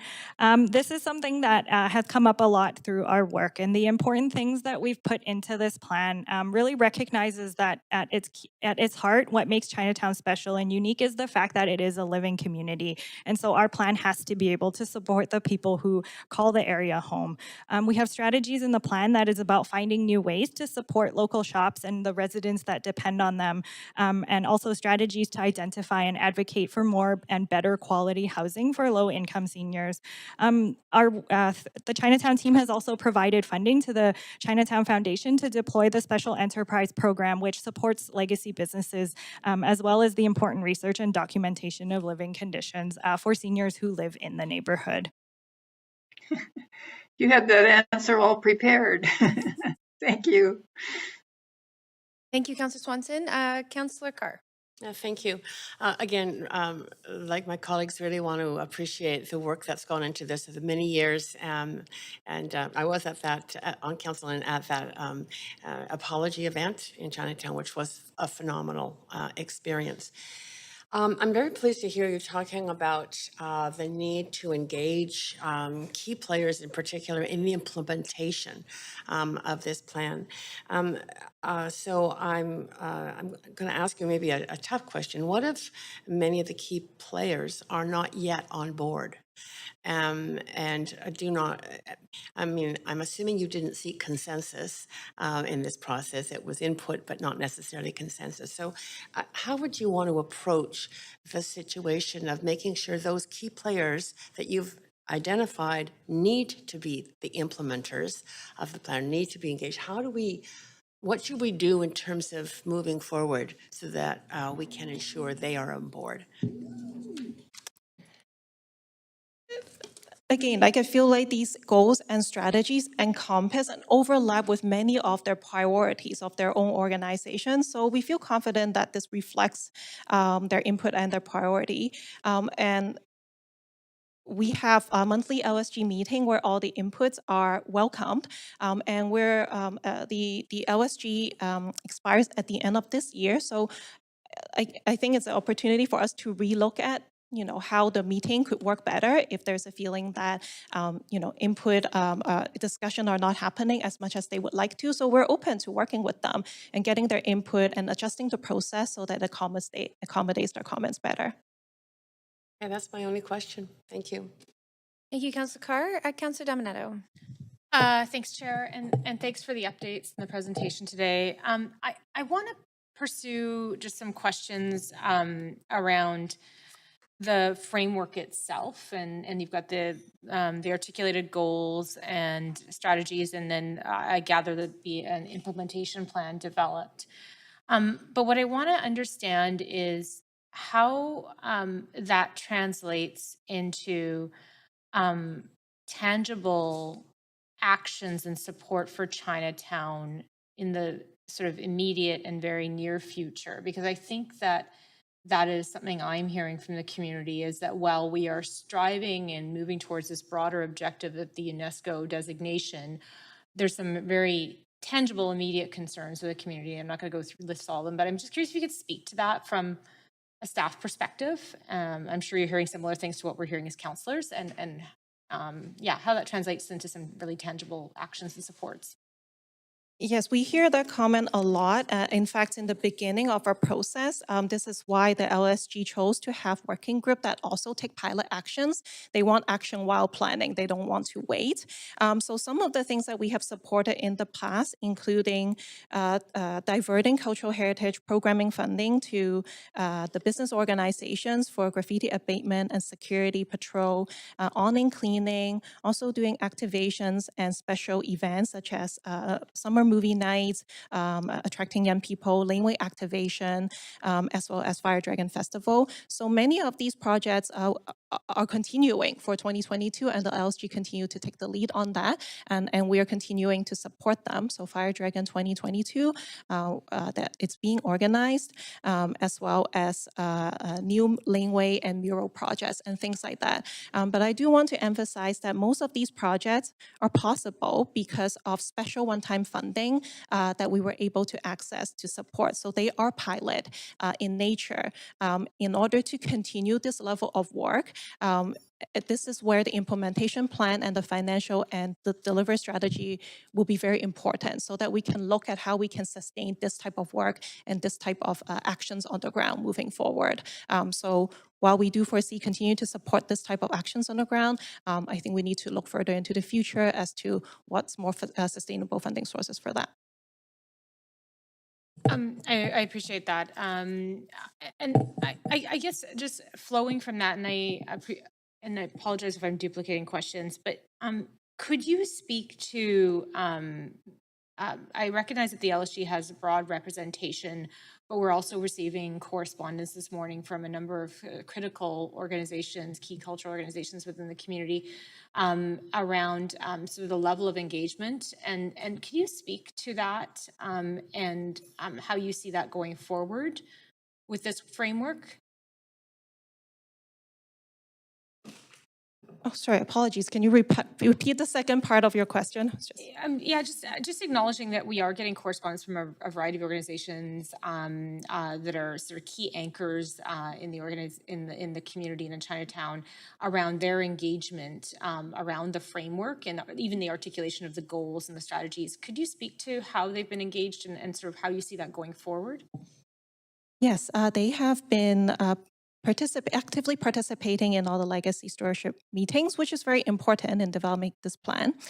In particular, for this particular framework, it was shared with all LSG members, which include those groups, early in April, followed by a staff presentation where they have the opportunity to ask questions and to provide comments. We received some comments during that time, but following that, we also deliver physical print copies to these organizations to make sure that they have something on their desk that they could read. And we also presented separately to LSG, the Chinese Benevolent Association Board, as well as the VCBIA and VCMA board as well. So there have been a lot of opportunities to get their input. Thank you, and that's probably my time. Thanks, Chair. Thank you very much, Councillor Dominato. So thank you very much to the staff team. Those are the end, that's the end of your, the questions that we have at this time.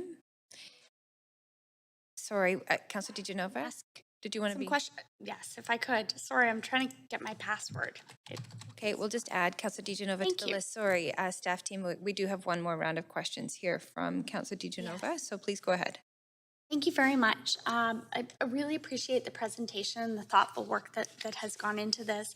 I was hoping that you might be able to.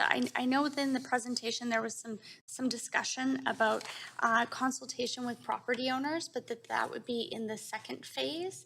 I'm wondering if you can share why that wouldn't be in the first phase, as is laid out in the report. Thank you for the question. We have property owners as part of LSG and also through different projects, including the Memorial Square redesign. We have engaged property owners, including letters and notifications to them. So we have been engaging them in phase one. Because this is a cultural heritage plan, we've been engaging people in addition to property owners. Obviously, it's very important to have the cultural institutions as well as the clan family associations and societies to be part of the process. And moving on to phase two, especially as it relates to the National Historic Site expansion and tentative list, we foresee we will spend a lot of our effort in engaging the people that we have been talking to, but also those who haven't had time to participate in a process, and that will include property owners as well. Okay, so thank you. You said in addition to, so does that mean if it's in addition to that you're consulting property owners now? Yes, we have. Okay, so property owners are going to be consulted in parallel to all of the clan associations. So we're not waiting to consult property owners later. No, they're very important. So yeah. Thank you. What about organizations like the Chinatown Cultural Center, the Vancouver Chinatown Merchants Association, the Business Improvement Association? Do they all have equal consultation along with the other associations that you've just noted? Thank you. Yes, as the staff have responded earlier, all of these organizations are engaged, the BIA, the Merchants Association, the Cultural Center, the Garden, in LSG.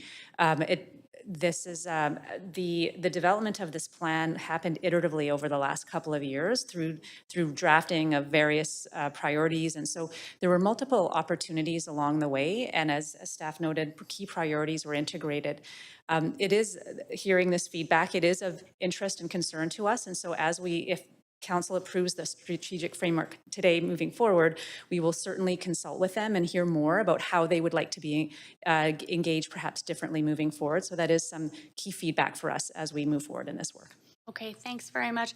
I only have, I'm not asking for a second round of questions. I might ask some questions later, but I did want to ask and follow up on something I didn't see in the report, but had been a part of the UNESCO conversation. And that was at a time last term when I recall staff considering including parts of the downtown east side beyond Chinatown within UNESCO. Is that something staff is still considering? Yeah, I think at this time, we are continuing to recognize the neighborhoods surrounding Chinatown. They're actually a really critical part of our first theme and some of our key goals and strategies. And ultimately, UNESCO will consider the entire area, not only just Chinatown, and will make their assessment based on the plan, and both the strategic framework and the implementation plan that has been approved. Okay, I appreciate that. It does talk about the Chinatown transformation. So will there be another piece for the downtown East Side's transformation? If we're including the entire neighborhood, and this is going to be UNESCO World Heritage Site status that we're looking at for the downtown East Side also, where is the concurrent process for that? We have not designated a concurrent process, ultimately because we consider all of those things a critical part of our work. It is a part of our ongoing and regular process and our approach to the work.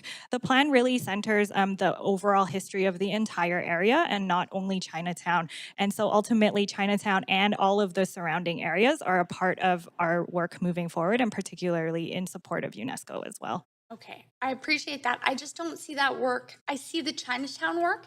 When will council have an opportunity to have an update on the other pieces of work? Yeah, absolutely. It will come in the implementation planning when we are working directly with all the community stakeholders, both in Chinatown and the surrounding downtown East Side areas.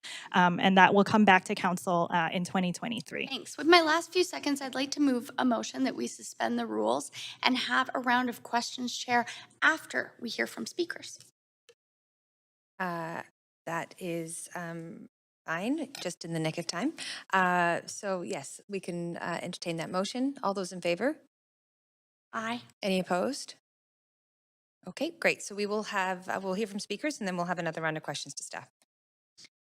Thank you very much. And thanks again to staff for answering all of those questions. We're going to move to our speakers list.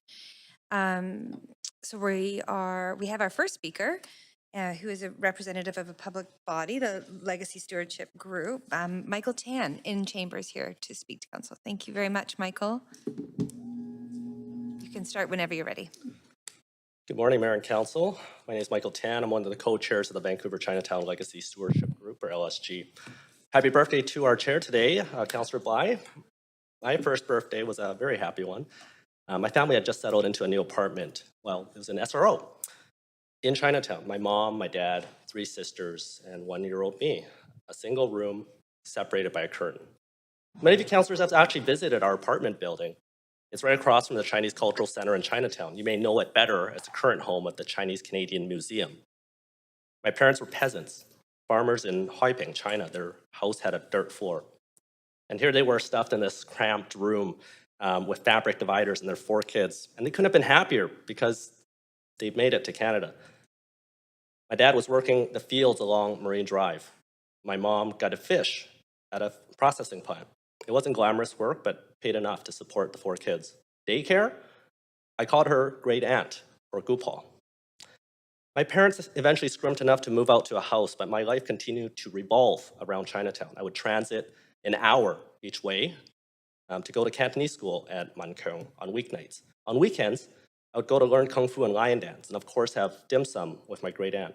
And as I grew up, I kept going to Chinatown at the Kung Fu classes, lion dancing at the New Year's parade.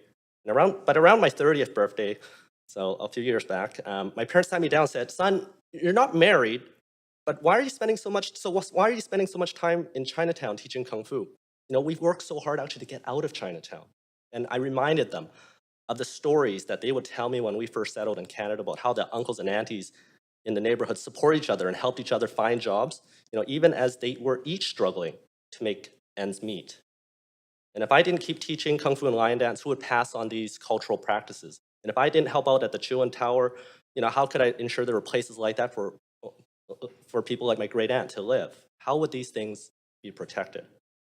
CHAMP is a framework that identifies some of the what that is worth preserving for future generations. Things like the language schools, lion dance, you know, kids having dim sum with their grandparents. It also captures some of the strategies that could be utilized, the how.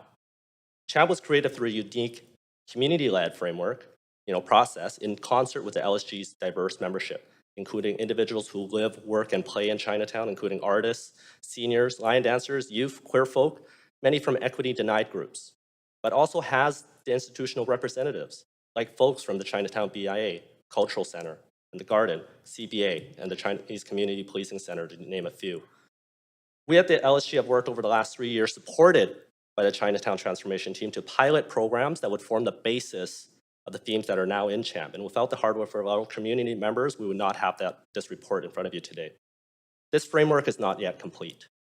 It is living like the community and must change to adapt to the needs of Chinatown. Ongoing consultation and work in concert with LSG and other community stakeholders is needed to ensure that the actions and the specific policies that will be implemented are what Chinatown requires to be a thriving place.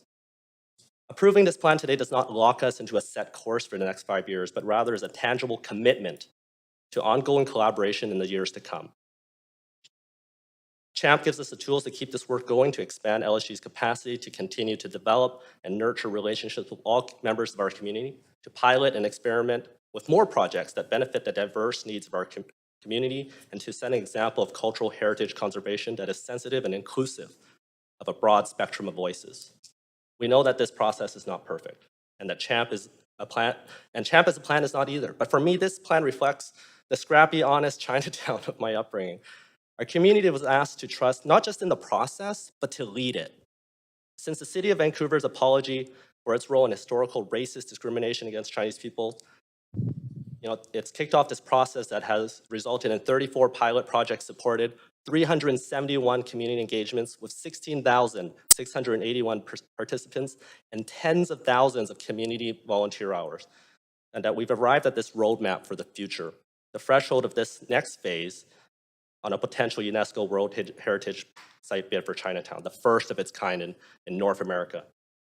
I am urging that Council adopt the Cultural Heritage Assets Management Plan today so that no matter one's background, whether it's a new immigrant, first, 8th, 50th generation Canadian, that anyone can share Chinatown and its living heritage with their grandchild or friend at their birthday dim sum. Thank you, Council. Thank you very much. Perfectly timed. We have councillors on the queue for you, so we'll start with Councillor Boyle. Thank you for all the work you've put into this. I'm curious to hear, because as you and staff both spoke to, this has been a really unique and robust process. Can you give us a sense of what the Legacy Stewardship Group has been able to do that other community plans haven't?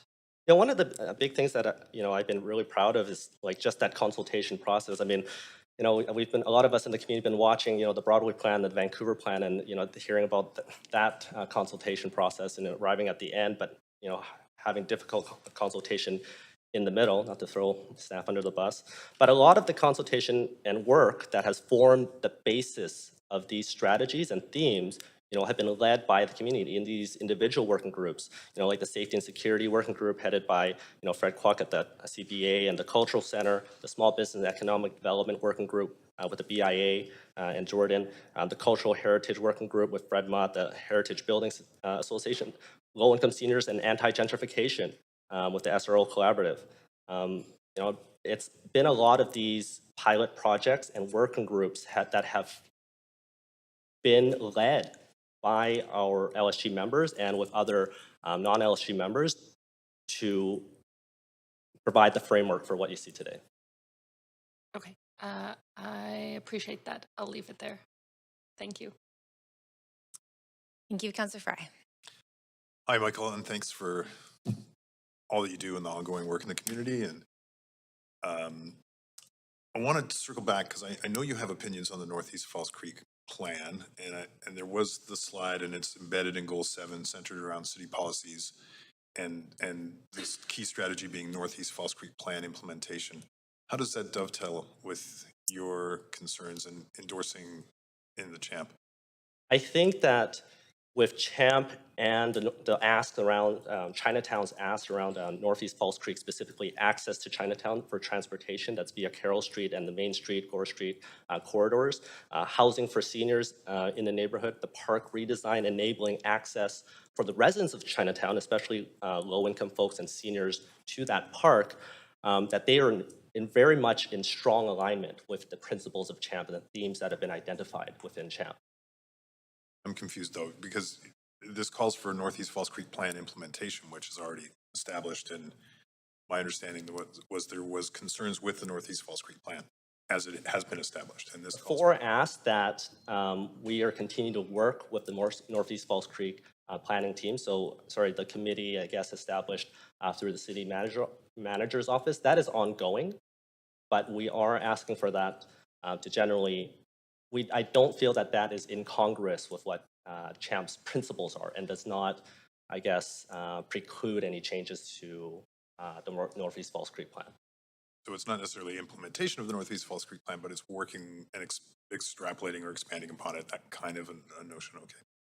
I can't even tell how much time I have, but What do you say to folks who feel that they haven't been consulted on this? I'm a little surprised to hear it at such a late hour, that because for the last 3 years, they've been not just active members, but have led many of the working groups, again, that have put out pilot project proposals that have been funded by the city, that have, again, been the basis of the themes that you see inside Champ today. So I'd love to hear more about that, but I do not feel that they have not been engaged throughout the process. You're in luck, Michael, because I think you will hear more. I'm happy to hear that, and that's where I'm excited to continue to collaborate, and that's one of the key things that I really espouse within the LSG to all members, that it is a collaborative process, because there is this diverse range of voices, and we're going to disagree on a lot of the specifics, right? Like any community, but the main thing is that this Champ is about some of the general themes, and it does not go into those more specific items that we will continue to work on together. Appreciate you articulating moving together on this, because I think that is always going to be the key, and that's what keeps me motivated. Thanks, Michael. Thank you, Councillor Fry. And Councillor Kirby Young. Yeah, thanks, Chair. And thanks, Michael, for being here. I'm always really happy to see you in Chinatown, and I really appreciate your passion and energy for your part of all the events and parades. Thank you for your work. I will see you. Yeah. The question that I have, and probably one that's up your alley, I'm guessing, is sort of a perspective around the importance of the role of festivals and events. And in looking at this plan, and obviously there's a long sort of trajectory to UNESCO, and then there's more immediate needs in terms of positive reasons for people to come into Chinatown, right? Keeping, engaging people and bringing back in community, et cetera. So, looking at this report, I'm wondering if there's sort of an opportunity to really ensure that there's funding going towards supporting community-led things like some of those festivals and events. And I wonder if you can kind of comment if there's a way, if you think there's an opportunity and it's a benefit to try to better articulate that or lift it up so that, the city is not delivering, but is providing a framework where the community can kind of come together and deliver some of these types of events. So I think there's been a few pilot projects already that are well underway, such as the Fire Dragon Festival last year. That was a revival of the first time there was this grass dragon back in '67. So it's creating more events and programs in the community throughout the year. So it's not just stuck with Lunar New Year and when it's super cold and snowing most of the time, to be honest, but also to act as draws. What I think is, as you're saying, Councillor, Kirby Young, that that there's more of these. I see why you'd mix this up. That there's a lot of these funding proposals that go towards the creation of not just to support those existing programs, but to create more of them. So when you're talking about the frameworks, I think that's very much in line with what's in Champ right now. I hope I answered that question, but we've also, one of the things I know that these programs need to do is also be sustainable in terms of not just always relying on city funding, but it is also looking towards provincial and federal funding to support these programs, and that's where the step towards a UNESCO bid would really help enable a lot of that type of funding as well. Okay, but I mean, I think we're all agreed that sometimes it does need that seed funding to get them started, and you need to sort of have something that people can invest in. And so we're all agreeing that, would you say, let me rephrase, would you say it's important that we do continue to invest in these types of initiatives in the shorter to medium term, because Chinatown needs that now? Yes. While we're striving for the longer term goals? We absolutely need the urgent continued support and funding of these both existing and new initiatives, because UNESCO by itself as a title will mean nothing. And we won't be able to attain it if there's not a living and vibrant community to go for the UNESCO title, right? It's those businesses, it's the residents, it's the intangible cultural heritage, the what that happens within the buildings, that's so critically important. And that's why we need, we're continuing to ask for funding that's identified within the framework of CHAMP for these programs, to support these programs. Okay, thank you. Thank you. You do have more questions, Councillor Carr? Yeah, just one more. Thank you. And again, appreciate your dedication and your work in this whole process. Is really fantastic. So what if there are, as we're going to be hearing from speakers, it's already been mentioned that we've been receiving emails and calls from people who are key within the community in Chinatown, who don't feel that their ideas have been incorporated. So if we do hear from them, how do you think we should just go ahead and endorse the plan, or should we take a bit of time to make sure that they are on board, especially if they are representative of key organizations within Chinatown? I've gotten in trouble for seeming like I'm speaking on behalf of other folks before.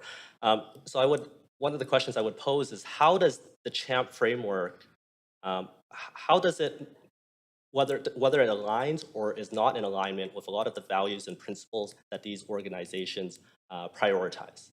And I think that would be a question for them in terms of, is that, does CHAMP preclude the work that they are actively seeking to do, and is in conflict with what they think is a priority for Chinatown?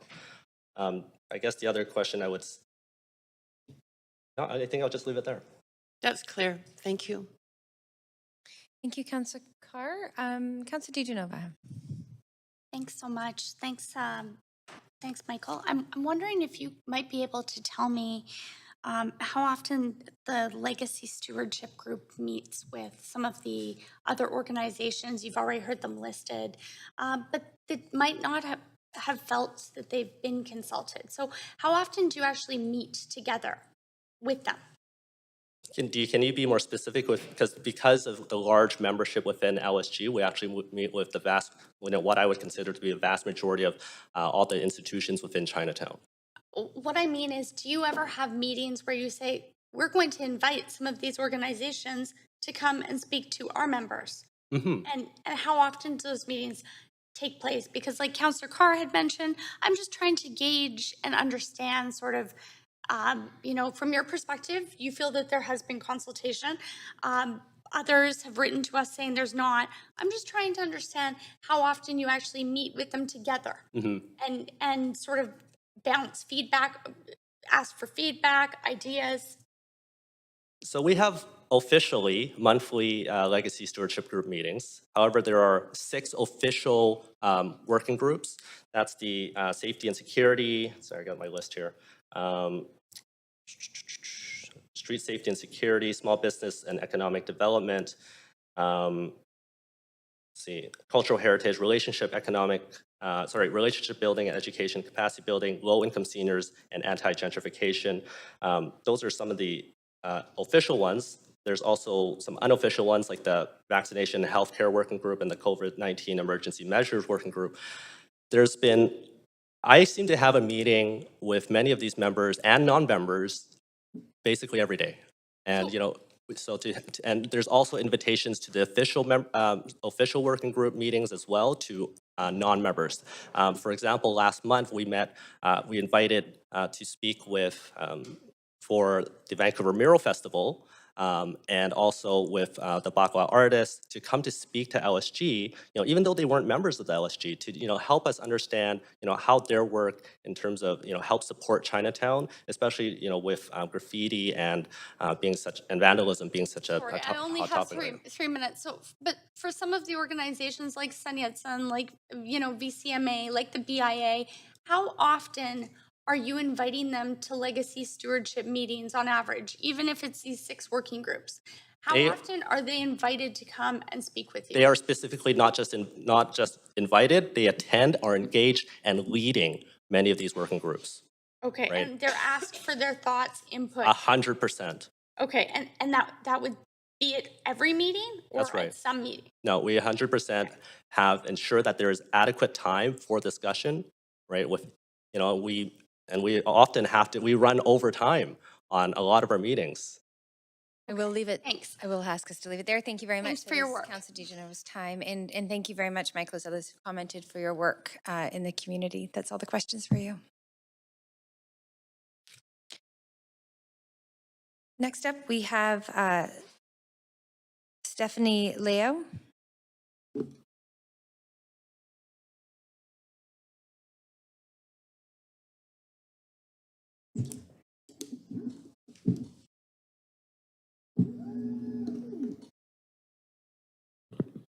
All right. Good morning, Mayor and Council. My name is Stephanie Liu. In Chinese, my name is Liu Yimei. I'm the co-chair with Michael of the Legacy Stewardship Group, and I'm speaking to you today in support of CHAMP. Just a backgrounder, I brought some photos with me. On the top left there, you'll see a family, my Leo side of the family, meeting my great-grandparents who just arrived from Cuba. That is in 62.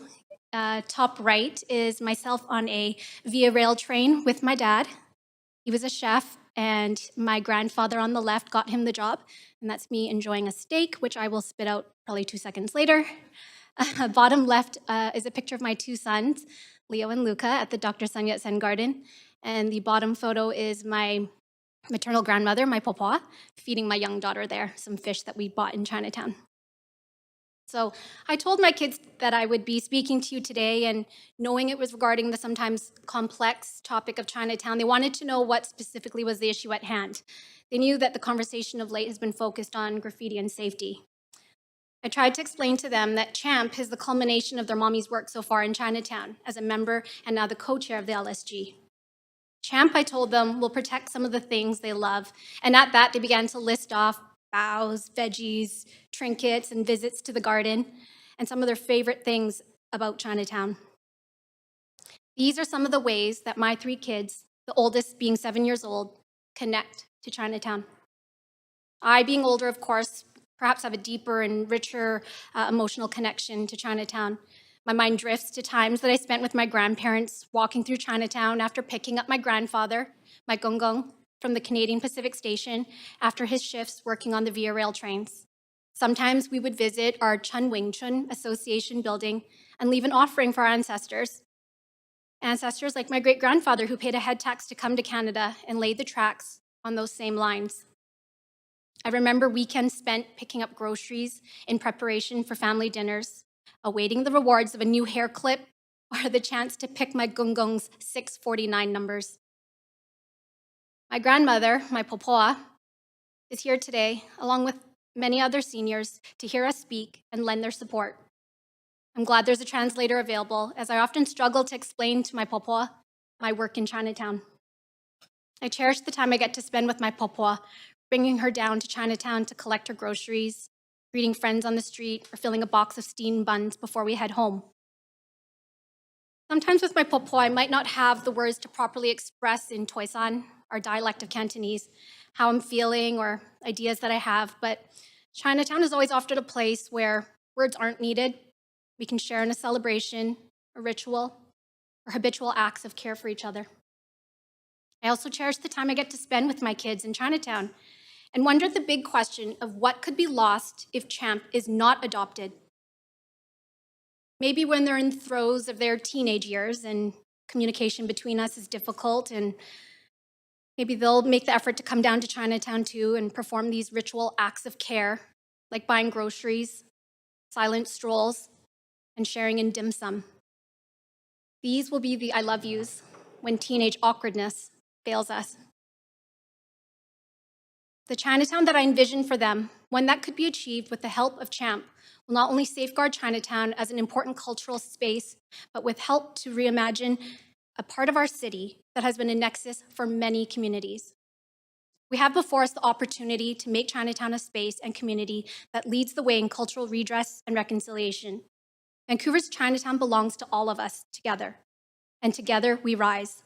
Supporting the living community, the legacy businesses, the cultural institutions, and new ideations for what Chinatown can mean for future generations is what CHAMP aims to foster through an inclusive engagement plan.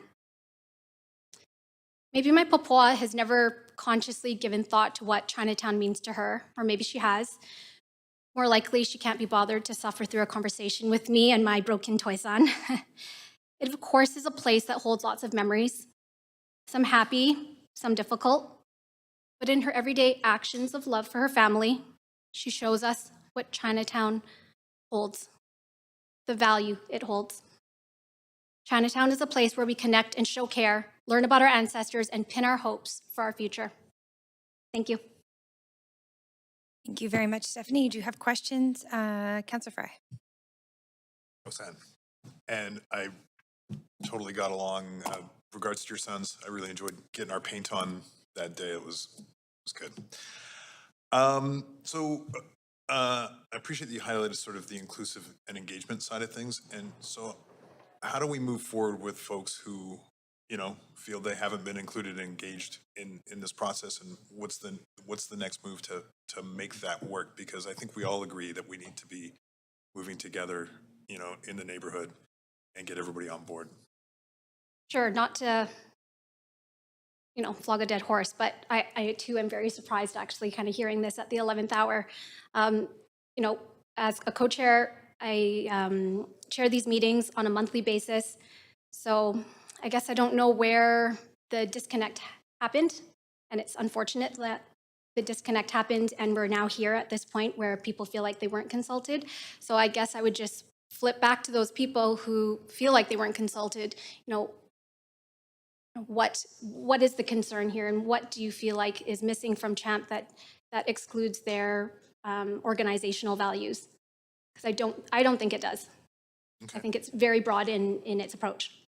Do you think if, as we hear the gist of the concerns and stuff, that there's room to incorporate that and like move this forward, or is this once and done as far as the CHAMP document?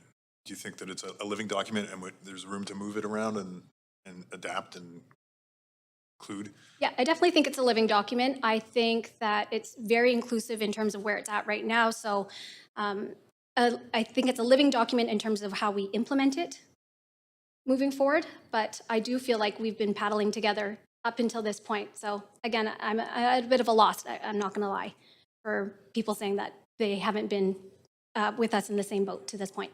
Well, and I do want to acknowledge that you are a volunteer and you've put in a lot of time and hours, and thank you for that. Thank you. Thank you, Councillor Fry. Councillor Boyle. Thank you. I also was going to say thank you for the huge amount of volunteer hours, especially with young kids at home. That's a lot. And your presentation made me cry a little. So thanks for bringing that whole life into it. I'm curious to hear what you think would be lost in not approving this, either in delaying it or voting it down, considering that huge amount of community care and effort that's gone into the document before us. Yeah, not to make it just about me, but I know for myself, I struggled for many years to kind of find a way to get back and involved with Chinatown. And it really took something like LSG being formed for me to find a way to be engaged. And I think LSG offers a platform for so many different people who don't often get consulted on different things that the community is facing. So I think that could be lost. I think we could potentially lose a whole generation of voices. Again, not to speak in alarmist terms, but we could lose the generation of Mike and I or our kids, really, who really rely on us, or even involvement from my grandma who, doesn't have, who has a language barrier. She, of course, can converse in Cantonese, but, someone of her age is going to be requiring someone like me to drive her down to Chinatown so that she can continue to be involved with the community and express her concerns, if any. Okay, that's what I was trying to wrap my head around, considering the increased incidence of anti-Asian racism. I'm interested in your expertise, your experience on what message it would send to the community if we don't move forward with this work that the community has co-created. I worry that it would be re-traumatizing if we fail to, again, recognize the work that the Chinese community does. So not just through LSG, not just the CTT, but the entire group, if we don't adopt something like CHAMP, because it really recognizes the debt. There's a debt there, and I owe a debt of gratitude to my family. Thank you. Thanks. Thank you. You do have more questions. Councillor Kirby Young. Hi, thanks, Stephanie. Thanks for speaking and for all your work. And I hear you about the importance of bringing everybody together in all generations. I think, though, I'm wondering if you see that there's an opportunity, I think, for some balance here between, as you put it, it's very stark comment around losing a generation versus, I'm looking at a sports analogy that, you know what I mean, you're playing the game and maybe it requires going into overtime a little bit. to kind of, work out that final outcome and put in just that little bit of extra effort. And I guess I'm wondering your perspective on that, if we can take that little bit of extra time, not a lot, maybe a bit, to just sort of get people feeling good about it, as opposed to, like you said, I think there's a flip side to that coin of disenfranchising people and doing other harm, because sentiments are very high in the community, and the community has been beleaguered by anti-Asian racism. So I'm wondering about your perspective on taking that little bit of overtime analogy, if you will, to sort of try to get people feeling good about it and rowing in the same direction. Yeah, not knowing for sure, I don't think the anti-Asian racism is a reason why maybe some of the folks who are not in favor of CHAMP are saying that. But I think, to go along with this analogy, yes, we could go into overtime, sure, but it's not like all the players haven't been played during the game, during regular time.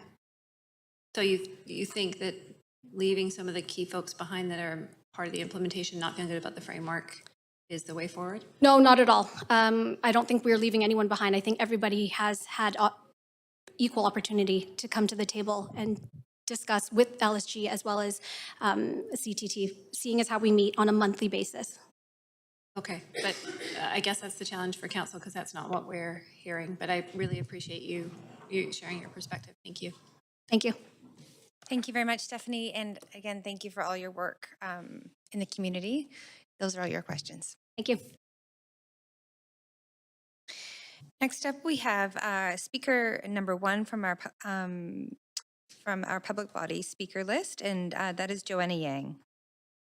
And Joanna is joining us by phone. Just look to the clerks.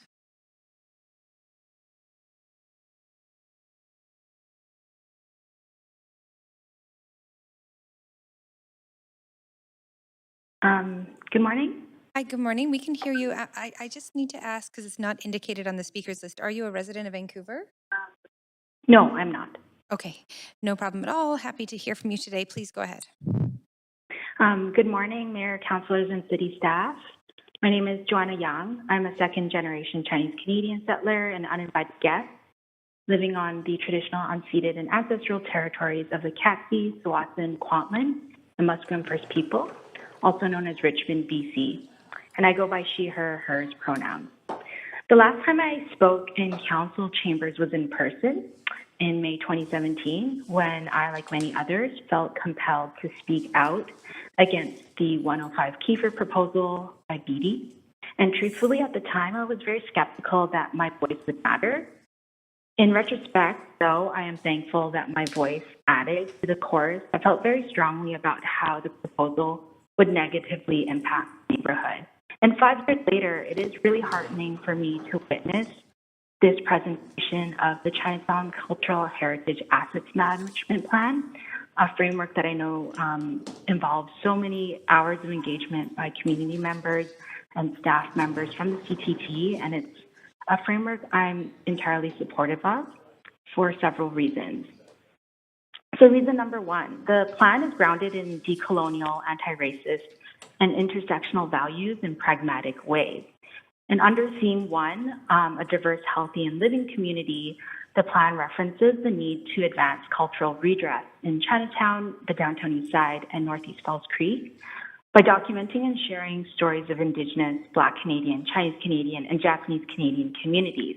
And I really do appreciate this holistic perspective and wholly believe that city and council must empower communities to advance equity together. And reason number 2, this plan understands that the focus is on people and not just buildings. As a person, I grew up in an immigrant household. My parents immigrated to Canada 33 years ago in June, and we lived in East Vancouver near Playland all up until 2014. And so for many years, Chinatown, like the speakers before me mentioned, it was that key place where our families felt comfortable being themselves as people. And my family visited Chinatown weekly for all of our essential shopping and socializing needs. We spent time and money in Chinatown regularly. And that's why CHAMP's goals 9 and 10, which center building a cultural heritage economy while recognizing Chinatown's values and cultural food assets, resonates with me on a very personal level. In my professional life, I'm actually at work right now. I'm a finance and academic project manager at UBC. And 3 years ago in 2019, I project managed the UBC consulting team contracted by the government of BC to write the report recommending ways to implement a BC Chinese Canadian Museum. And today, a $30 million Chinese Canadian Museum will be anchored in Chinatown, which signals to so many diverse Chinese Canadian families like my own that our histories and contributions to BC do matter. And therefore, it is so crucial that Council adopt the CHAMP framework so that critical heritage infrastructure, such as the CCM, can be leveraged in ways to not only celebrate Chinatown's values and stories, but also to attract visitors from many places to visit the community too. And CHAMP's goals under Theme 2, Cultural Heritage as the Foundation and Future, clearly articulates ways heritage infrastructure can be protected so that we may celebrate history in ways that can inform a better and more equitable shared future with all. And reason number 4 is my final reason. In my professional role, I work with various levels of government, funding agencies, and community organizations. And I do understand the power that effective coordination can have on transforming real lives of people through processes. And so goals 11 to 13 under theme 4, partnerships and coordination, which account for the fact that many of CHAMP's aspirations will come to fruition if there's a mandate to coordinate, collaborate, and partner together across many people, institutions, sectors, and community organizations. And although I live in Richmond now, which is a place where many Chinese Canadians live, spend time, and their money, I still feel a strong pull to Vancouver's Chinatown. I'm a new mom. I just came back to work from maternity leave, and I really do want to raise my daughter in ways where she can freely learn about her cultural heritage. And I really do feel strongly that if Council were to adopt this plan, Chinatown's cultural heritage assets, from its food to businesses and cultural attractions such as the Chinese Canadian Museum, are all experiences that she can have. And children in her generation will learn to live in a space where they can really understand how people before them have contributed to society and pave the way for them to thrive. So in sum, the CHAMP framework rightfully explicates why and how we should prioritize and promote Chinatown's heritage, values, and strengths in ways that upholds values of equity. And pragmatically, it outlines how, through earnest coordination and partnership, governments and agencies and community can work together to build Chinatown's cultural heritage and make it its centerpiece. So in closing, I urge the councillors and mayor here to adopt this plan. Thank you for your time. Thank you very much for coming to speak to council. There are no questions, but we appreciate hearing from you today. Thank you. Next, we have speaker 4 on the list who is in person, Richard Wong.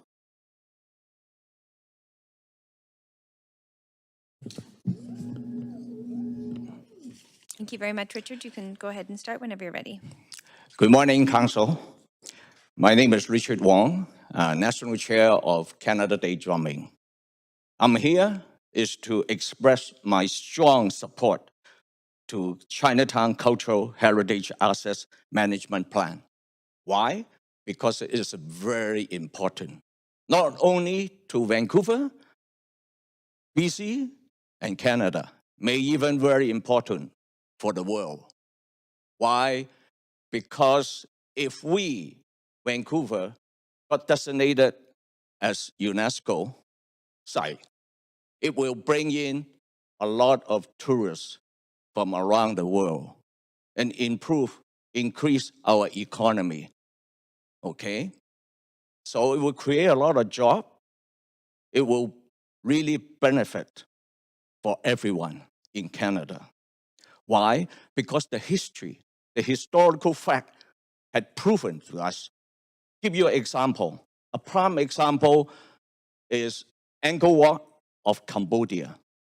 A structure, a temple in the middle of Cambodia. Once it become designated as a UNESCO, tourism increased dramatically. 10 years later, a movie was made, Tomb Raider. After the movie, further increase in tourism. And now, the tourism have been increased by thousands of percentage. So have really raised the living standard of Cambodian people. And yet, Vancouver, to me, I think have a very good chance to be designated as UNESCO. Why? Because Vancouver, BC, and Canada has right now is already related to an existing UNESCO site in the world, which is the famous Taiping Diulao and village. What is it? In 2007, UNESCO named the Taiping Diulao and village a World Heritage Site. UNESCO wrote, quote, the Diulao display a complex and flamboyant fusion of Chinese and Western structural and decorative forms. They reflect the significant role of immigrant Taiping people in the development of several countries in South Asia, Australasia, and North America. During the late 19th and early 20th century, and the close link between overseas Taiping and their ancestral homes. Council, I am a Taiping from our village. I am the 4th generation proud Canadian. My grandfather from Taiping, more than 100 years ago, he started his restaurant, West End Chop Suey House in Prince Rupert in 1918. This year is celebrating 104th anniversary. And the restaurant still one of the successful restaurants in Prince Rupert. So what is Taiping Diulao? Taiping Diulao structurally is built with reinforced concrete and cover the windows and door with steel plate. Why? Even including the roof is steel covered. Only one window can go out. Okay, because 100 years ago, when the man, my grandfather, came with the Chinese Exclusion Act, no Chinese allowed to come, cannot bring their wife. So their wife and children and their aging parents were very vulnerable to the bandit, to the robbery. Okay, so what happens is that they group together, build this very solid building to house and protect their vulnerable family members. So it's the strong helping the weak. And Council, I also would like to share with you, ever since about 10 years ago, Vancouver have an idea of want to apply for UNESCO. An organization in Vancouver, which is almost 100 years old now, a non-profit organization, is already planned to build the first Diulao in Canada. Richard. Why? I'm so sorry to interrupt you. We, the Taiping people, proud to be Canadian. We learned from our ancestor and our pioneer Richard, that they built the Diulao to help the vulnerable. I'm just going to ask you to pause. You do have questions. You're well over time. And so I do appreciate if you can just stay right there. We've got questions from Councillor Fry, and perhaps you can finish your thought there. Should I continue or not? No, Councillor Fry will pose a question.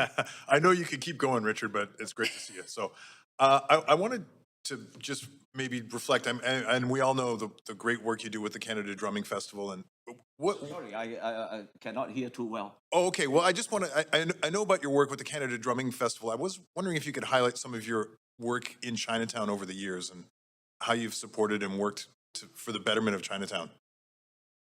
Your personal involvement. Oh, my personal involvement in Chinatown is very simple. I'm the member of the Wangs and Hon Sing and so on. But 3 years ago with the approval and support of the City Council,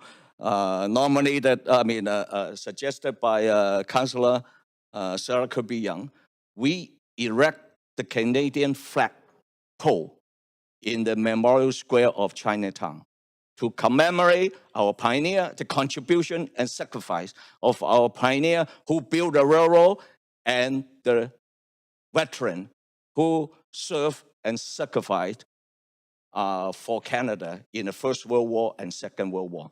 And now, currently, I'm the national chair of Canada Day Drumming. What is it? It's a community event. Through simultaneous drumming, we unite people of Canada to promote diversity, inclusion, peace, and love for a better world. Because we are proud to be Canadian. We are really happy to be Canadian, especially Vancouver, right? We want to share the world, the spirit of Canada. Okay? Diversity, inclusion, peace, and love for a better world. That is part of my involvement. Way back 35 years ago, I helped the Vancouver School Board to establish the night school program, teach new immigrants from the Chinese Canadian community how to start and operate your business successfully in Canada. At that moment, when I worked for Federal Business Development Bank, almost 75% of the business in Chinatown were financed by the FBDB, the federal bank. Right now, it is called, I believe, the Development Bank of Canada. Okay, well, thanks for adding that context, and just wanted to highlight that. Thanks for all you do, Richard. Appreciate it. Thank you very much, Councillor Fry. We do have one councillor on the queue for questions, and we have just enough time before lunch. So if anyone else comes on the queue, we'll need a motion to extend beyond lunch. But Councillor Kirby Young, I'll advance you. Please go ahead. Thanks, Chair. Hi, Richard. Thanks for being here. I just have a quick question, and I wondered if you wanted to just update on the drumming celebration. Are you doing that entirely online, or are you having it in person this year? This year, we will continue to do it online. We haven't made the announcement yet. In fact, again, I would like to report back to the council. Canada Day Drumming started 5 years ago to celebrate Canada 150th anniversary of Confederation. First year, we start with 8 cities across Canada, from Halifax to Vancouver. And I would like to glad to report to the council. Last year, from 8 cities increased to 147 cities. 148 across Canada, 26 from 12 countries outside of Canada. So that was really a miracle supported by the council. In fact, first 2 years, we got the proclamation received from the city of Vancouver. And this year, we are very fortunate. We also get the proclamation. I hope one day you like the group before, the mayor can present the proclamation to us so we can have a photo.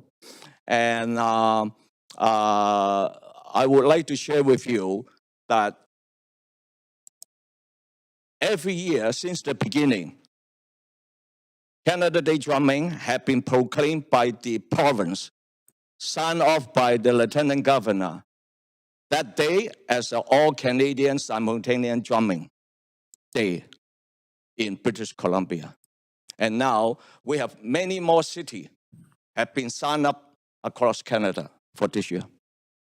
Great, thank you. Thank you. Thank you very much, and that is just in time. Thank you, Richard. Those are all your questions. Appreciate you being here today. Thanks. So, Council, we will be breaking right now at, as it is noon, for lunch, and we'll be reconvening at 1 p.m. to continue hearing with speakers, starting with speaker number 5. We'll see you back here at 1 o'clock. Thank you.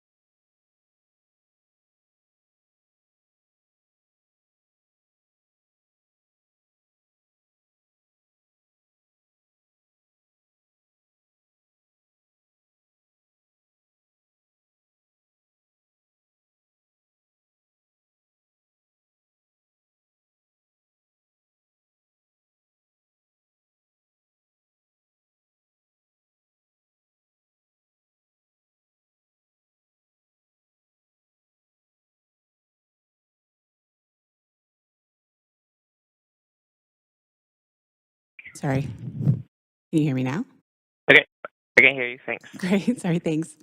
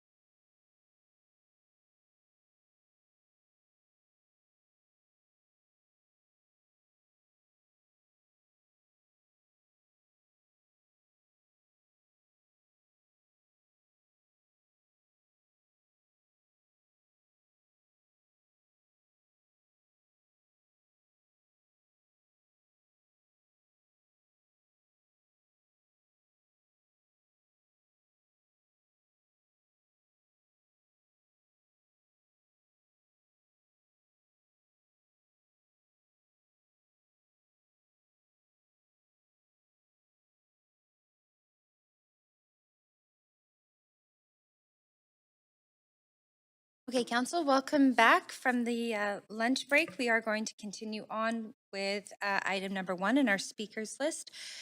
So we are at speaker number 5, Geshley Mason, and we'll hear from this speaker in person in chambers today. And you have 5 minutes. Please go ahead whenever you're ready. Great, thank you. Well, good afternoon, Mayor and Council.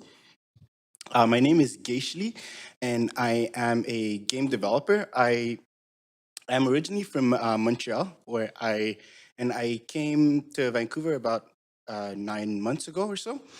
And like I said, I'm a game developer, so which means I'm always at home working in front of a computer, which means it's hard when you come into a whole new city and to meet people, right? When you're standing in front of a computer all day. And fortunately for me, one thing that I really enjoyed in Montreal was doing kung fu, right? And moving into Chinatown, where I live now, I figured it should be easy to find a place for me to do kung fu. And little did I know, as I was walking around one day, I found people practicing in front of near my place, and that's where I pretty much just knocked, and they greeted me with open arms, which was really great for me because it really helped me build relationships, have new friends, and Kung Fu really helped me integrate the society, integrate the city as a whole. Therefore, when later on I heard about Champ, it was really a no-brainer for me to support it, just because I've already benefited from pretty much from it or from its ideas, and I think it would have almost been hypocritical for me to not support it, right? And I'm not only talking about Kung Fu, really, but I'm talking about a lot of things in Chinatown from the moment I joined or I moved in Chinatown that really supported me. And one thing I can mention is there's a lady that owns the store in front of my place that as soon as I moved in, as soon as I knew she was that I was her new neighbor, she helped me with how to get stuff, how to get around, where to go, where not to go, where to buy stuff. And I think that's really important when you come in a new city, to have these people really help you. And that's not only from her, that's from a lot of people around Chinatown in general. And I think the whole Chinatown as a whole really support each other. And as you see, I am not Chinese, if you may have noticed, and I still get that support, which means for me, Chinatown is really a place of inclusivity. And some things that I really enjoy about the CHAMP program, one was the supporting housing, which I think is super important. One experience I had was when we were practicing outside, and we saw some belligerent guy in front of a senior housing complex, and I was thinking to myself, well, good things that we're super fortunate that the gates are there, because if, let's say, my grandparents would be in that complex, I would really appreciate that the gates are there, right? And I think that really made me reflect on, yes, we should keep financing those housings and stuff like that. Another thing that was really appealing to me was funding for more events. And another event that to me was really important was they do sometimes Tai Chi in senior housings. And I think that's really important. And sometimes a lot of people underestimate how important staying active is for older people, right? And as you grow older, just to stay active for your physical health and for your mental health, right? And I mean, I feel like I could keep going on why a lot of things really relate to me, like anti-Asian racism, like the cultural aspect behind it, and the historical notion part of it. But I think I've said enough, and I really hope you consider my testimony. And that you potentially may see another side maybe that you haven't considered. And for that, I urge to support the CHAMP program. Thank you. And thank you very much for being here and waiting to speak to council. You've expressed yourself very well. There's no questions for you today. Great, thank you. Thank you. Next, we have speaker number 6, Andrew Wong.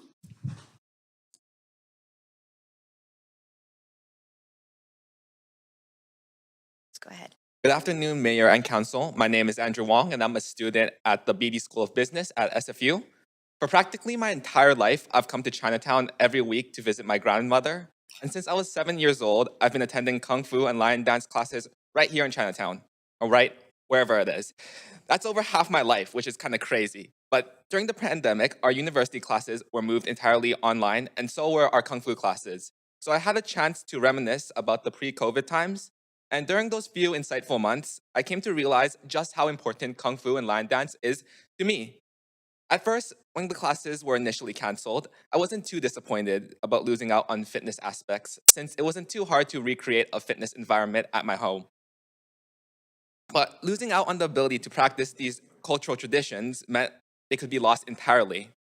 One of these traditions is the lion dance. It isn't just a performance or simply for entertainment, but it's also an important traditional blessing ceremony that helps usher in the new Lunar New Year and plays a critical role in many other events. The blessing is meant to bring good luck and prosperity to those in attendance, and not being able to perform these ceremonies threatens a really important cultural tradition. Culture isn't something that you just learn from a history textbook. It's shaped by the traditions passed down from one generation to another. We should strive to protect these practices as they're a starting point to develop our own personal beliefs and values. It's important to continue doing lion dance blessings, specifically, at least for me, as the performance itself is a method to pass down the tradition. By just practicing these traditions handed down to me, I feel great joy knowing that I'm playing a critical role in cultural preservation. And also, these practices connect me to my cultural heritage. These are the types of cultural programs that I hope that CHAMP can support and ensure the future generations can also continue these traditions. 10 years ago, I entered Kung Fu classes in Chinatown, expecting to meet new friends and play with prop swords. Little did I know that Kung Fu would be a lifelong passion. And with Kung Fu and lion dance classes being shut down during the height of the pandemic, I've discovered just how significant these cultural practices meant to me. After all, it's in human nature to not appreciate something until it's taken away. So I hope that Council will support CHAMP so that we don't need to know what life would be like if Chinatown were to lose its cultural practices. Thank you. Thank you very much, Andrew. There are no speakers. We appreciate you taking some time to come and speak to council today. Next, we have Cam Tam.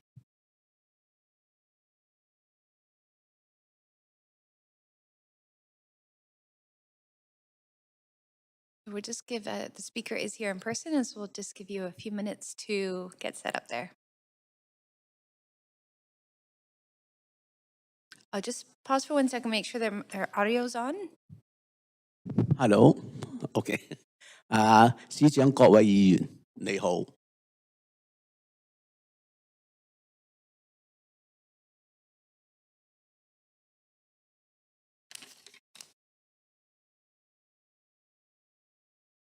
Hello, is it working? Yeah. Mr. Mayor and councillors. 我叫譚錦超， My name is Cam Tan, 代表超倫親義公所發言。 and I'm speaking on behalf of the Shaolin Society.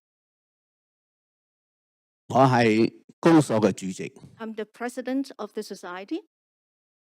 超倫大廈有81個單位， We have 81 units within the Shaolin building, 居住係低收入嘅耆英人士。 and we are all low-income seniors. 超倫親義公所在唐人街超過70年嘅歷史。 We, the Shaolin Society, has been around in Chinatown for over 70 years. 我好支持市政府唐人街發展多元文化嘅方案。 And I'm very much in support of the City Council's proposal as to the development of Chinatown in terms of multiculturalism. 可以讓世界各地嘅遊客到訪唐人街， I want to see international visitors and tourists from around the world to visit Chinatown. 可以看到中華文化嘅色彩， And they can see the vibrancy and the colors of Chinese culture, 好似中國嘅式嘅燒烤、 such as the Chinese style barbecue 海味參茸、 and the seafood and the herbal medicines 服裝及用具等等。 and the Chinese clothing and utensils, etc. 我回顧唐人街47年前， When I reflect on the Chinatown 47 years ago, 當時嘅唐人街嘅景況， at that time the Chinatown was like 車水馬龍， very busy with lots of traffic 人流不絕。 and lots of people. 現在唐人街週末行人稀少， But right now, in Chinatown, even within the weekend, very few people. 週日更加冷清清。 And during the weekdays, even more slow. 當我哋喺唐人街觀看， Oh, yeah? 當我哋喺唐人街睇嗰啲唐人街嘅景況咧， When we look at the scenarios in Chinatown, 有好多商店嘅外牆塗鴉處處， and there are graffitis in many of the windows of the shops. 同埋咧你可以發現好多針筒同埋垃圾。 And you can see many needles and garbage everywhere. 希城東街近邊街 At East Hastings, close to Main, 你會發現行人路兩邊 you can see that on both sides of the sidewalk, 你會發現好多流浪者、 you will see many people loitering around 吸毒者 and drug takers 同埋嗰啲帳篷 and lots of tents. 佔據行人路一半。 And they occupied half of the sidewalk, 將會形成一隻治安嘅問題啦， and then they really cause safety problems. 會令到嗰啲投資者 And that would make the investors 停步同埋採取咧觀看目前嘅境況。 that would stop the investors from coming, and they would take a sit and they would have a sit and take attitude, 咁樣又會咧影響到華埠嘅發展。 and which would impact the development of Chinatown. 我希望市長及市議員 And I hope that mayor and the councillors 能夠維持唐人街整潔嘅使用， will keep the tidy and cleanliness situation of Chinatown, 增設一攝錄機在華埠， and also to add surveillance cameras around Chinatown. 當個攝錄機做咗之後，有阻嚇作用。 And those surveillance cameras will will cause some intimidation effect 減少塗鴉， and to reduce graffiti, 普通市民咧有樂意咧到唐人街， so that other folks will be more willing to come to Chinatown, 行人咧會逐漸多咗啦。 and we will increase the passenger traffic there too. 復興華埠嘅指日可待。 And by then, to revitalize Chinatown will not be far away. Soon， Yeah, will not 比 be 較 far away. 指日可待 Yeah, 改變呀， yeah, it will come soon. Yeah. 又可以推動多元文化， And which is also to promote multiculturalism, 可以令到咧嗰啲人感覺咧一份有安全感。 and also to give people a sense of safety. 訪客咧就自然會多咗啦。and there will be more visitors and tourists coming. I'm very sorry to interrupt. It appears we've lost quorum, so I'm just going to ask you to just pause for one moment, please. Okay, great. You can continue. Thank you. OK, thank you. Thank you. Thank you very much. Apologies for that interruption and your closing remarks there. So we are moving on to our next speaker, Jenny Pace.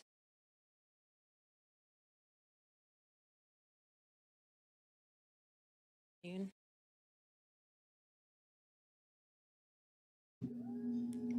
you. Thanks. Mayor and councillors. My name is Jenny Pace and I work in cultural heritage. I also serve on the city's Heritage Commission, but of course I'm not speaking on behalf of the Heritage Commission today. I'm here only in my own capacity as an individual and resident of the Chinatown adjacent neighborhood of Strathcona. My family and I are fortunate to live in a housing co-op that was developed in the 70s by neighborhood activists against urban renewal. I'm continuously learning about the deep cultural and community connections that gave rise to that movement against all odds.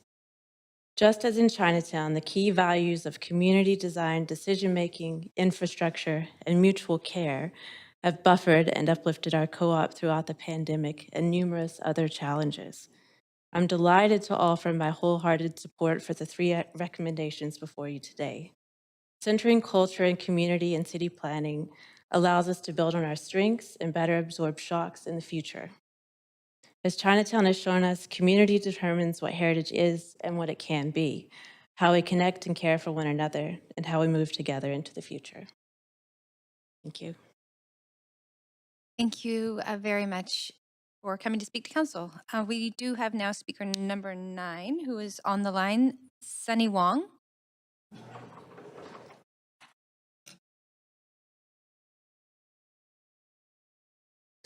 Okay, we may have speaker number 9 in person, Sunny Wong.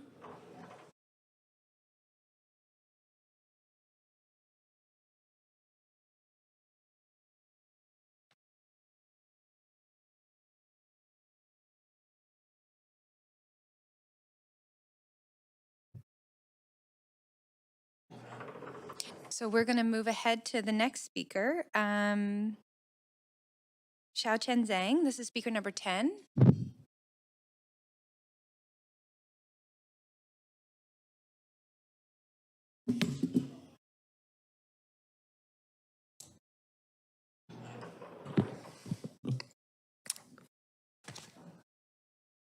Dear Mayor and Council, my name is Xiaoxin Zhang, and as a resident of Vancouver's Chinatown, I am here in support of the Chinatown Cultural Heritage Assets Management Plan. I've lived in Chinatown now my whole life for over 20 years. As a kid, I went to Strathcona Elementary, and I remember going to the Chinese school across the street on Pender every day after class. I still fondly remember the Chinatown night market that took place during the summer weekends. Growing up, Chinatown was where I spent all my time, especially after joining the Chulan Athletics Club on the corner of Kiefer and Gore Street. That was where I learned the most about Chinatown's history. As mentioned in the report, there's a variety of different groups of Chinese people that live in Chinatown. Not all of them even speak the same dialect. As for myself, my parents came from Beijing, so most Chinese people in Chinatown actually spoke Cantonese, whereas I had to learn to speak Mandarin. So I was a little bit of an outsider despite being Chinese. But what really helped me find a way in Chinatown were things like the Chinese school where I learned to understand Cantonese, and also the Chulan Athletic Club where I learned more about the Chinatown that came before me. Chulan provided a way for younger people like myself to become more involved in the community, whether it be through the numerous Kung Fu demonstrations we did for different Chinese banquets or the store-to-store line dances we had around Chinese New Year. It was a way for the younger generation to interact with some of the more historic establishments of Chinatown and to learn about its history. In my eyes, there's been a disconnect between the younger and older generations of Chinatown. Activities such as Kung Fu, line dancing, and dragon boat paddling have all been very important in engaging the younger generation in Vancouver's Chinatown. These activities are necessary as they have been a way to bridge the gap between Chinatown's older and younger generations. I think that if we want to pass down Chinatown's legacy, we have to support Chinatown's youth programs. I also wanted to touch on the neighboring homelessness issue that was mentioned in the report, as I think it's one of the larger issues connected to Chinatown. I think the reason why a lot of the Chinese population has moved away from Chinatown is partly that as more opportunities have opened up to the Chinese people living there, many of them had the option of moving away. And part of that decision, I think, is motivated by the nearby drug and homelessness situation. Furthermore, I believe that if we truly want to revive the neighborhood in Chinatown, we need to support those in need around us in the neighborhood as well. I believe that it will be difficult to focus on the improvement of Chinatown while many of our next door neighbors are suffering from the effects of drugs and homelessness. My hope is that the Cultural Heritage Assets Management Plan will support Chinatown in a way that promotes the youth in Chinatown and connects them to the history and roots of the previous generations living there. I also hope that CHAMP will aid with addressing the part of the neighboring homelessness situation surrounding Chinatown. Thank you. Thank you. You do have questions from Councillor Kirby Young. Councillor Kirby Young, over to you. Yeah, hi, thanks. I sort of really paid attention to what you were saying in terms of people moving away from Chinatown, and because of some of the significant social challenges and issues sort of immediately adjacent to and spilling into Chinatown. How do you think we keep people from staying in the community and not moving away? Do you have any thoughts about that? I think inherently it might not be a totally negative reason why people are moving away. I think that the people in Chinatown now, the newer generations have more opportunities, so they're able to go elsewhere, whereas before they might not have been, so they were confined to that space. But I think now, as Chinese people are getting more opportunities elsewhere, they have that option of moving away. So I think it's also because just the demographic that's moving to Chinatown, living in Chinatown now, is kind of different than what it was before. Before, like I said, there's like a lot of Cantonese speaking people in Chinatown, but there's sort of been a split between who is living in Chinatown. Like the newer generation, the younger people might not be the same like Cantonese speaking group. So there's sort of like a difference in the culture as well, despite everyone still being Chinese. But what I really think what I said was, if we really want to have people stay in Chinatown, I think we need to connect that younger generation to the older one. And I think activities like lion dancing or kung fu or dragon boating, things like that, are really the opportunity where the younger generations get to do things that interact with them, with the people that lived in Chinatown in the past, and really get to know the history. So I think that's one of the main things. If we really want to have the Chinese culture. Bridge people together? Yeah, exactly. Okay, that's super insightful and helpful. Thank you. Any other questions? No, thank you for speaking. Okay. Thank you very much for coming to speak to council today. Thank you very much. So council, we did in fact have speaker 9 on the line. So that was an error on our part with some confusion that they were in person. So we're going to go to speaker 9, Sunny Wong. Hello. Hi, we can hear you. You have 5 minutes to speak to council. Excellent. Good afternoon. I'm actually on my way down to City Council, hoping to speak in person. However, I'll read my statement. Good afternoon, Mayor and Council. My name is Sunny Wong. I grew up in Chinatown, going to Strathcona and Britannia schools, a true East Sider living the classic immigrant experience. I'm a business owner running a marketing agency in Vancouver for the last 25 years. But I probably spend more than half my time in the community, helping to build the city, the region, the country, to allow the potential of society and the environment to come to its full potential. I am one of the founders of the Dragon Boat Festival, along with the past but not forgotten Milton Wong and David Lam, building the festival to be the largest and most celebrated dragon boat event in North America. I am the co-founder and producer of the Leo Awards, BC Celebration of Film and Television. I founded the anti-racism campaign Health Not Hate, Canada's first national initiative to combat systemic racism. I supported the Chinese Museum and was the community advisory chair of KCTS 9 in Seattle, the PBS affiliate in the Pacific Northwest. I serve on Chinatown LSG, co-chairing the Culture and Heritage Working Group, and serve on the Small Business and Economic Development Working Group as well. Hopefully by now you see a pattern. I'm all about culture, and this sensibility is core to what we are as human beings. That's why I'm so excited about CHAMP and seeing its development over the last few years. CHAMP is culture, and culture is Chinatown. Its name, Chinatown Cultural Heritage Assets Management Plan, speaks to the assets within Chinatown, but I also want to note that when you put all these assets together, the final asset is Chinatown. It's our jewel, our cultural asset, and one to protect, admire, and shape. I don't want to belabor what's in the report, but rather to amplify its importance.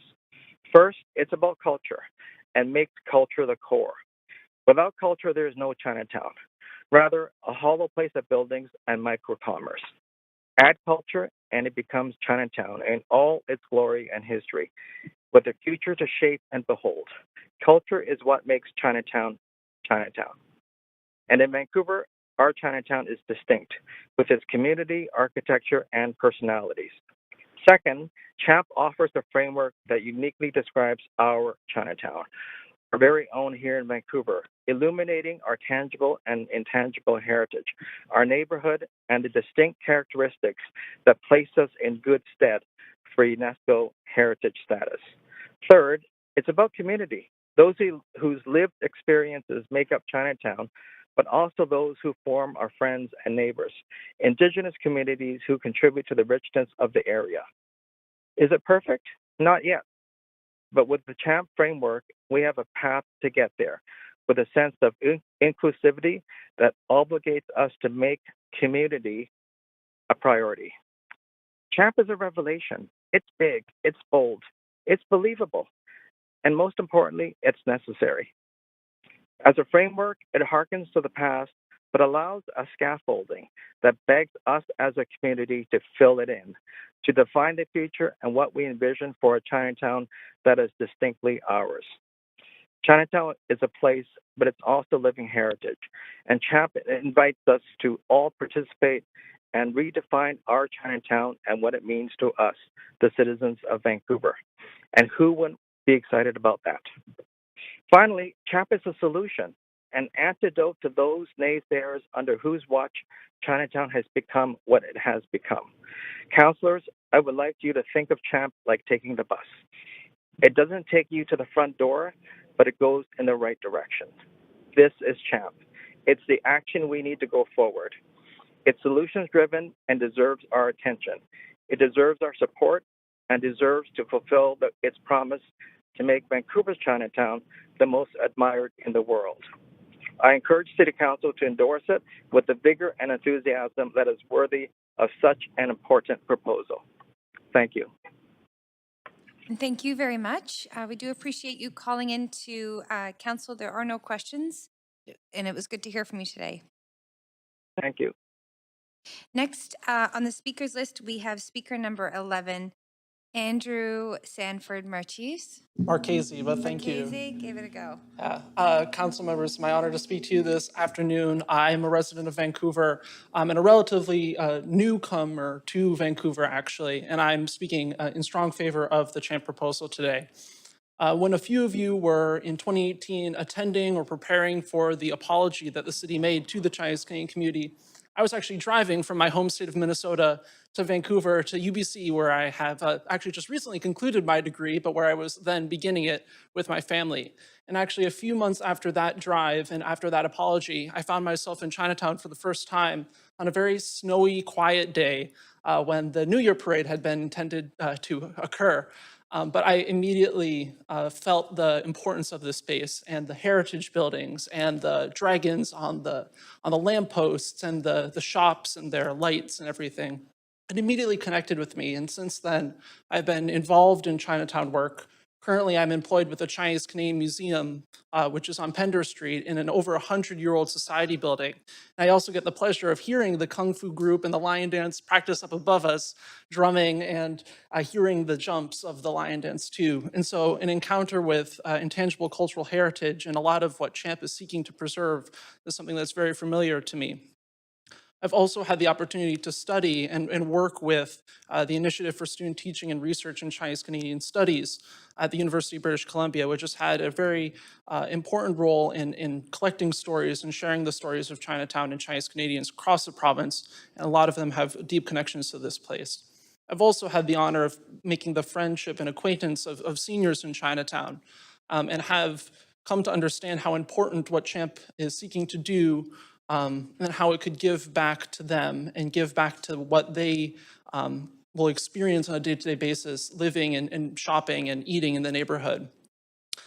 Going to dim sum with my senior friend Lily, having to actually accompany her there during the course of the pandemic because of her fears of anti-Asian racism, and her experience personally on 2 occasions experiencing verbal attacks on the streets near Chinatown, and having to be there to support her, but also having the chance to eat food and experience that culture despite the risk and despite having to go into that environment sometimes.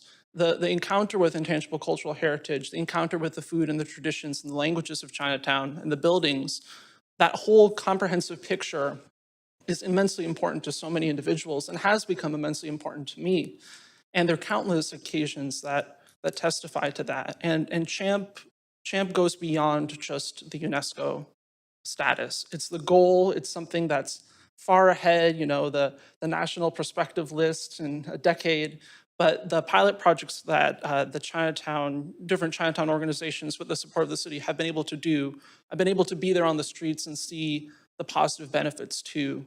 And so if the city continues with CHAMP to create a tangible, comprehensive approach, funding, working in partnership with numerous organizations, I truly believe that that will bring people back to Chinatown and will encourage people like myself who are new to Canada, new to the city, to engage with that neighborhood and to engage in what it means for Canadian history and for the history of this city.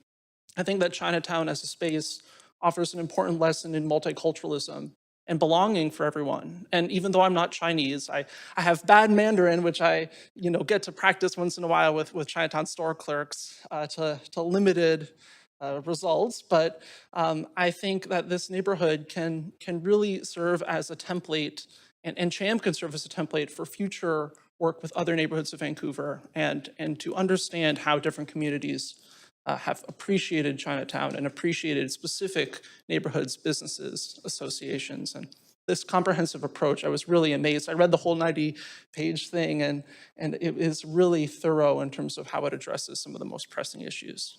Thank you so much. And thank you for coming to speak to council. We appreciate hearing from you today. Next, we have Ted Lee. Hello. Hi there. Yes, we can hear you. As it's not indicated, I just am required to ask, are you a resident of Vancouver? No, I am not.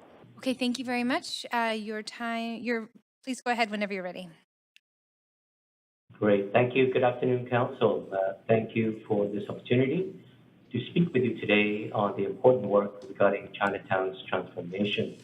I am Ted Lee, and I'm here on behalf of Destination Vancouver. I want to first acknowledge that I'm speaking to you today on the traditional and unceded lands of the Coast Salish people, in particular the Musqueam, Squamish, and Tsleil-Waututh. So let me begin by stating that Destination Vancouver is in favor and support the recommendations as outlined in the report. The CHAMP framework is the result of significant efforts and inputs from the community. In fact, I remember taking part in some of these workshops when I was the chair of the Dr. Sanya Sen Garden just a few years ago. I do believe in progress over perfection, and that CHAMP will certainly serve to advance the important and ongoing conversations, ideas, and plans toward a vibrant and thriving Chinatown. So as such, I commend the work and leadership of both the Legacy Stewardship Group and the Chinatown Transformation Team in compiling the framework in this first phase of this important work. To be more specific, we are very pleased to note that one of the goals in the CHAMP report is to see Chinatown highlighted as a cultural tourism destination for local, regional, and international visitors. We at Destination Vancouver will be pleased to be a partner with the city and the Chinatown community to help realize this grand vision. In addition, we would also be happy to support and be a part of the effort toward achieving UNESCO designation. We believe that it is vitally important to have the right kind of tourism, the right kind of travelers that are aligned with the community vision for what we want Chinatown to be, and especially so if or perhaps when we get UNESCO status. And finally, on a more general level, it's been a tough 2 years, I'm sure everybody knows, for travel and tourism, but I'm pleased to say that tourism is back. And I want to give a quick shout out to both council and city management and the city to help out in whichever way that you could to get us to this point. It's great to see the downtown core now being much more lively and active with the return of cruise ships, major conventions, and events. Of course, we could all do with a bit more sunshine. So as we rebuild, let's ensure that Vancouver is one of the world's most sustainable, responsible, and competitive tourism destinations. As such, we look forward to be working with the city and local communities like Chinatown to realize positive social, environmental, and economic outcomes through tourism. That concludes my remarks, and thank you again for the opportunity to speak with you today. And thank you very much for speaking to council. There are no questions, but we appreciate hearing from you today. We are going to move on to hearing from Fred Ma, who is here in person. And you're welcome to start whenever you're ready. Madam Chair, councillors, ladies and gentlemen, thank you for giving this opportunity to me to speak. My name is Fred Ma. I'm a longtime volunteer in Chinatown. I'm the president of Chinatown Society Heritage Buildings Association. Together, we own 12 heritage buildings with 239 units of low-cost housing in Chinatown. Most of these units are SROs. All the buildings are wood frame construction, built more than a century ago. All of them are in need of renovation to modern day standards. We are a mutual help organization. Our objective is to assist our members' organizations to find ways to renovate these century-old buildings. Our member organizations have a very active membership. Before COVID, people visit their own organizations to socialize and participate in activities such as folk dancing, singing, Chinese instrumental music, Chinese chess, card games, table tennis, kung fu, and so on. They perform traditional ceremonies to celebrate events such as the Qingming Festival and participate in major events such as the Chinese New Year Parade and also the Fire Dragon Festival. Our member organizations, together with other communities, societies, are the ones that conserve the intangible cultural heritage for future generations. The Chinatown Heritage Asset Management Plan is an excellent document. We support all the recommendations before you and urge you to adopt all of them. A plan without an implementation strategy will sit on a shelf to gather dust.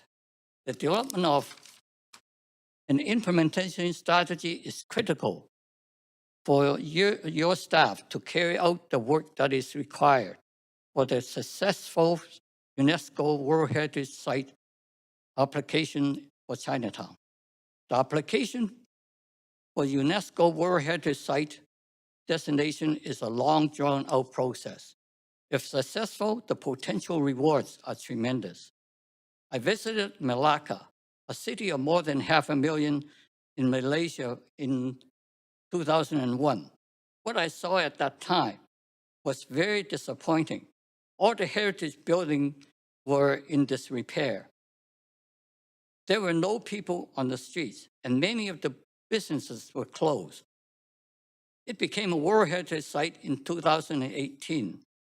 Now my friends tell me all the heritage buildings has been renovated and businesses are thriving. In fact, its Yonkers Street Night Market is always overflowed with tourists. I was in Panama City 2 years after the old quarters was declared a World Heritage Site. At that time, nearly every heritage building in those few blocks was going through renovation. Construction was everywhere. I was told that besides government funding, investment was coming in from everywhere throughout the world. The province of BC has already signed an MOU with the city to support Chinatown UNESCO application. Establishing the Chinese-Canadian Museum in the Yipsang building in Chinatown is an important support by the province for the UNESCO application. I congratulate the Chinatown transformation team for all the hard work leading to the Chinatown Heritage Asset Management Plan and culminate in the recommendations before you. Chinatown Society's Heritage Buildings Association is looking forward to work with the Chinatown Transformation Team and the LSC to move forward on recommendations for the eventual successful application of UNESCO World Heritage Site. Thank you. Thank you very much. Perfectly timed. You do have questions from Councillor Fry. Please go ahead, Councillor Fry. Fred, appreciate your advocacy and ongoing work in the community, and good to see you. I'm not sure if you were here for the slideshow, but one of the goals in the CHAMP is around centered in city policies, and one of the slides, slide 15, showed a key strategy for being Northeast Falls Creek Plan implementation. Do you support that as it stands? I wasn't looking at the slideshow. I was here, but I wasn't looking at the slideshow specifically for that. Okay, there are, right now we're still discussing about what Chinatown needs on the Northeast Falls Creek, and hopefully, before too long, that the city staff will agree with at least some of them of what we want. Because in, I think it's 13, 14 years ago, and when we, actually, it was former Councillor Jeff Miggs asked me to organize a Chinatown meeting, because at that time, the council was at an impasse whether to dismantle the viaduct or not. And so what we did is that we organized a Chinatown community meeting. There were about 100 societies represented at that time. And out of the 100, and there's 150 people there. What we said, in the report that we submitted to the council at that time, is that we support dismantling of the Chinatown, not Chinatown, the viaduct, with conditions. The conditions, there were 3 conditions. Mainly is that Main Street should have Chinatown character. The second one is that the land should be reserved for residents. And also, too, is especially for seniors. The third condition was transportation in and out of Chinatown. And then later on, we added the park, because we found out what happens is that Andy Livingston Park, the people who are living around there can't use it, because ever since they built it, what they did is they locked the gate on the northeast side. And also, too, is that, as far as I'm concerned, it's a sports field. So the older people who want to use it, they can't use it. So we said, besides that, we want the park to be part of the Chinatown community so we can use it, and also for major festivals as well. Okay, so Councillor Fry, I know you probably can't see your time there. You are out of time. See my time. I just noting that when the title of the report is very long, it overlaps the first speaker's time, so it is very difficult to see. So forgive me, but I will keep on top of that today. Councillor Kirby Young.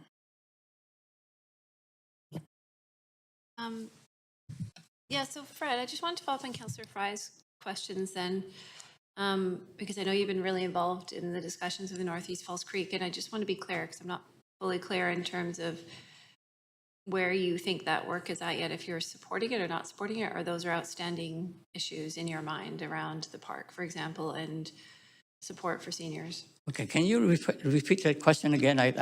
Yeah, absolutely. Sorry, I have a short mic here. Is that better? Can you hear me? Yeah. Yeah, I know you've been very involved in the Northeast Falls Creek conversations, and I just following up on Councillor Fry's questions, I just want to be clear where you are in terms of, are you supportive of the plan at this point, or you still think there's outstanding issues with respect to the park and with support for seniors? Well, so far we have been discussing with your staff. And what happens is that, until everything's in print in black and white, because it's been 13 years now, and I'm sorry, but up till now, I myself don't really trust by verbal conversation. Unless it's in black and white, I don't trust it. Sorry about that. Okay, do you think the conversation is moving in a better direction now? Do you have? It's moving in a better direction, but as I said, what happens is that there's a loss of trust from me, at least. Okay. Right. And unless it's in black and white, I don't really believe what's been said. Okay. And with respect to that loss of trust, because I think that's a really important concept, can you talk about the damage that does if there's a loss of trust with key stakeholders?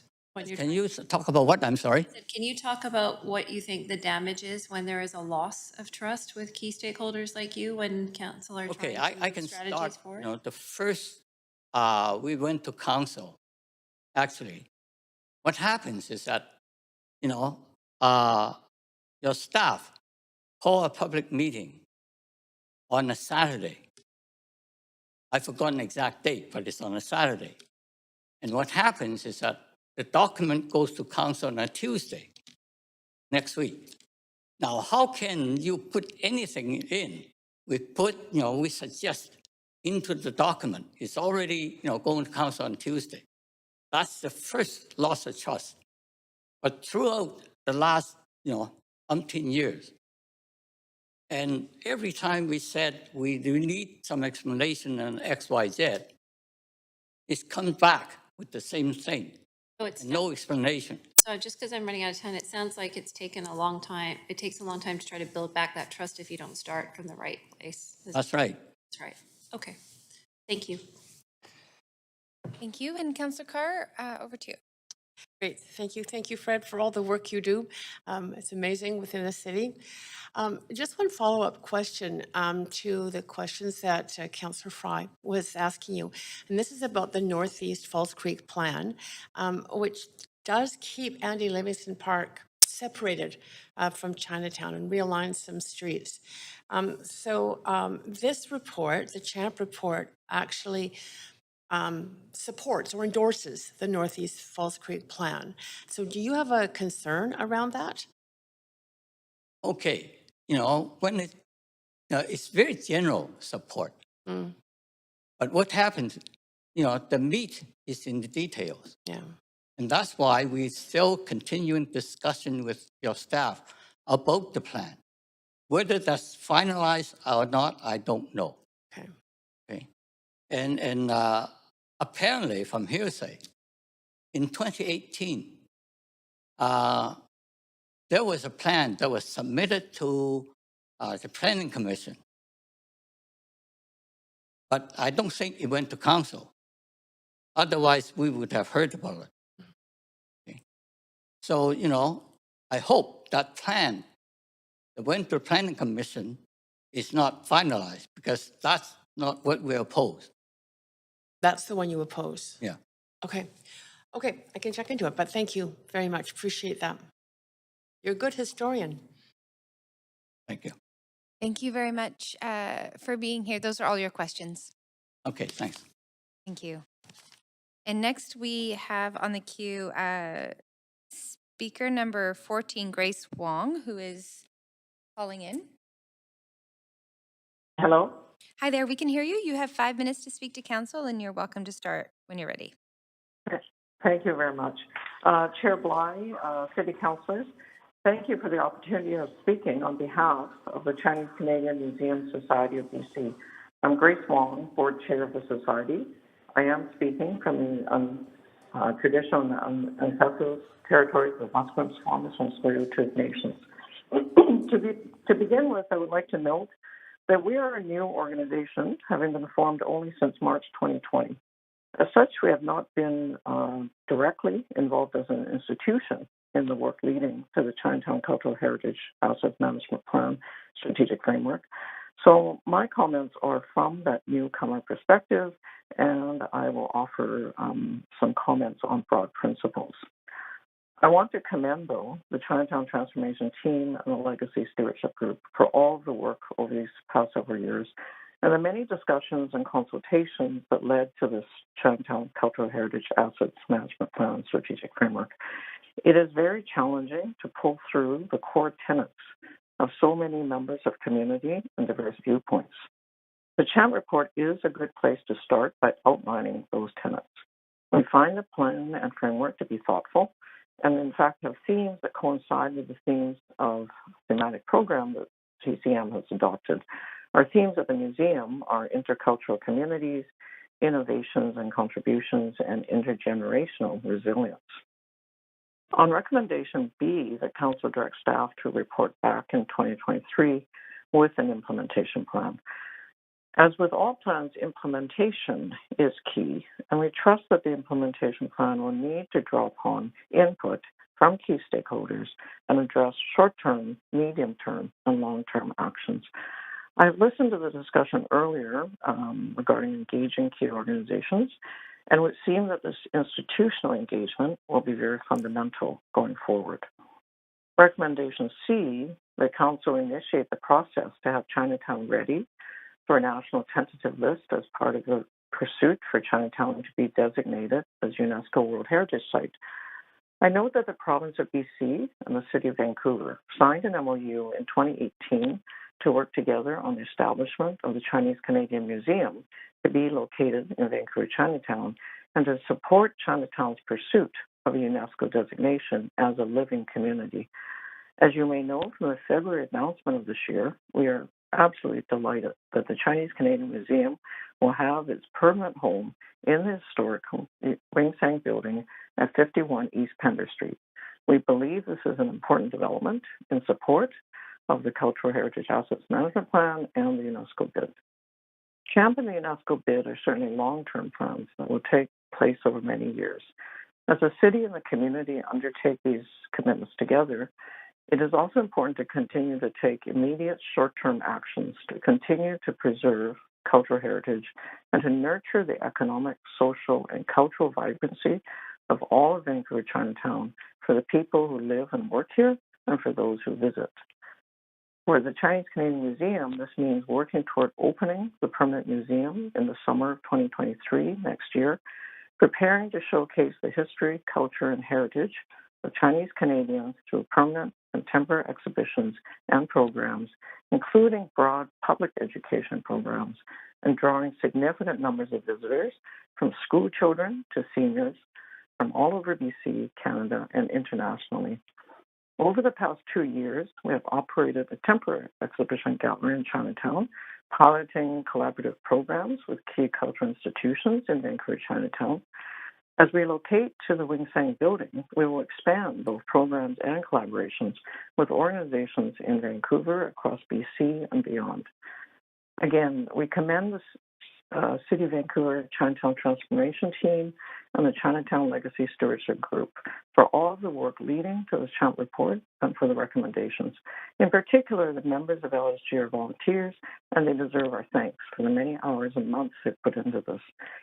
The Chinese Canadian Museum looks forward to supporting the process outlined in the report of the UNESCO bid and taking our role as a major cultural institution for the province and in this community. Thank you. Thank you very much for coming to speak to council. There are no questions, but we do appreciate hearing from you today. That's great. Thank you. Thank you. Next, we have speaker number 15, Christina Lee. Hello? Hi there. We can hear you. As it's not indicated on the speaker sheet, I just need to ask, are you a resident of Vancouver? No, I am not. Okay, thank you. You have 5 minutes to speak to council, and you're welcome to start when you're ready. Hello, Mayor and Council. I would like to begin by acknowledging the unceded, occupied, and ancestral territories of the three title-holding nations, the Musqueam, Squamish, and Tsleil-Waututh. My name is Christina Lee, and I have been involved in the Chinatown community for quite a few years now. Most notably, I am currently the Manager of Operations and Special Projects at Hua Foundation, though I am speaking today as myself. Through my 4 years with the organization, I have developed and nurtured a deep love and affection for this neighborhood. I've coordinated summer pop-ups, supported and led community arts projects, authored the 2018 Vancouver Chinatown Social Cohesion Report, and led the build-out of the Chinatown Cares grocery delivery program during the earliest days of COVID-19. I am a 2.5 generation Cantonese settler, born, raised, and currently calling in from South Burnaby. This is relevant because one of the special things about Chinatown is that you don't have to have had a long relationship with the neighborhood to feel held, nurtured, and protected by the weight of its history. You have likely heard from others about their long ancestral connections to Chinatown, 4, 5, maybe even 6 generations of community leadership running through their veins, of weekly trips to buy groceries and to have dim sum in the neighborhood. These stories are all part of the legacy of Chinatown, but they are not mine. I was born and raised into a time where Crystal Mall, Victoria Drive, and Richmond had already become thriving cultural centers for my community, much closer to reach than Chinatown. These were the centers of my childhood where I made the earliest connections to my culture. It wasn't until university where I began to develop and nurture this connection to Chinatown, which, and this is not an exaggeration, it has completely changed my life. You've already read about the long histories of activism and resilience in Chinatown, from the freeway fights of the 50s to the 70s, to the many other real, functional, and vital roles that this neighborhood plays for so many people even now. I'm not here today to retell that history. I'm here to ask a few questions for you to reflect upon the importance of a plan like this for the future. Why is it beyond an international designation that the history and specifically living history of a place is important? What does it mean for individuals to feel reflected in the histories of the landscapes that they situate themselves in? And how do we help others understand the relevance of Chinatown and the contributions that it has made to our city at large? As a person whose familial lineage holds many parallels to the histories of Chinatown, it's been an indescribable feeling to see myself reflected in the faces of others in my community. This is the Vancouver that I know, and my family and I are here because of Chinatown. But the thing is, Chinatown is not only an important player in my own personal history or even just those of Cantonese heritage. Its presence and its histories are key to the growth of the Asian diaspora on these lands, in the region, and arguably the entire continent. Any historian can trace for you the interconnections between Toronto, San Francisco, and so many more big cities connected by these routes. That's why I appreciate this plan. It reflects back to us a history that is bigger than any one person or small group of people. It's not about me or us. It's about the contributions that community can make to affect the well-being of our entire society. Physical manifestations of history teach us how to ask more questions about the ways these spaces come to be. We do not learn about history of this region by walking into Whole Foods to pick up Impossible Burgers, but I see it and I hear it every day in Chinatown as I walk into San Lee, where the shopkeeper is speaking to her husband in Vietnamese and switches to Cantonese to greet me. These spontaneous moments are touch points to engage with the world that we would not expect to and do not seek out with intention.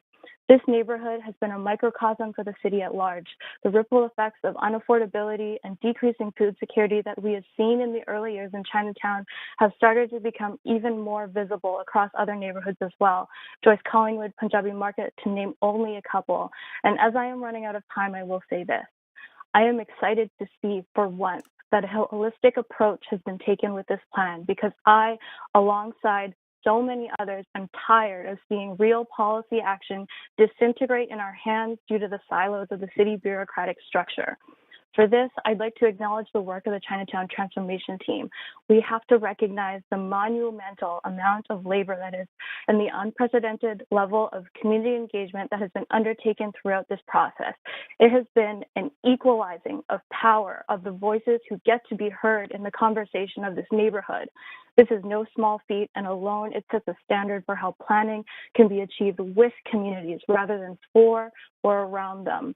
This should serve as a lesson and stepping stone for better engagement on public processes. I support the Chinatown Cultural Heritage Assets Management Plan and look forward to a future where we may all safely gather again in a thriving and lively neighborhood that pays true homage to its legacies of resilience, solidarity, and a willingness to imagine worlds beyond what we currently see. Thank you. Thank you very much. You do have questions, so if you'll just hold on the line right there. Councillor Boyle. Yes, thanks so much for phoning in, Christina. I just was interested to hear a bit more from you about the engagement process of LSG and the Chinatown Transformation Team. Thank you for the question. And if I can be entirely honest, Councillor, I have been incredibly frustrated hearing the proceedings earlier on in this session. I particularly do not appreciate other councillors asking transparently leading questions about the Northeast Falls Creek plan as a means to nitpick at chance.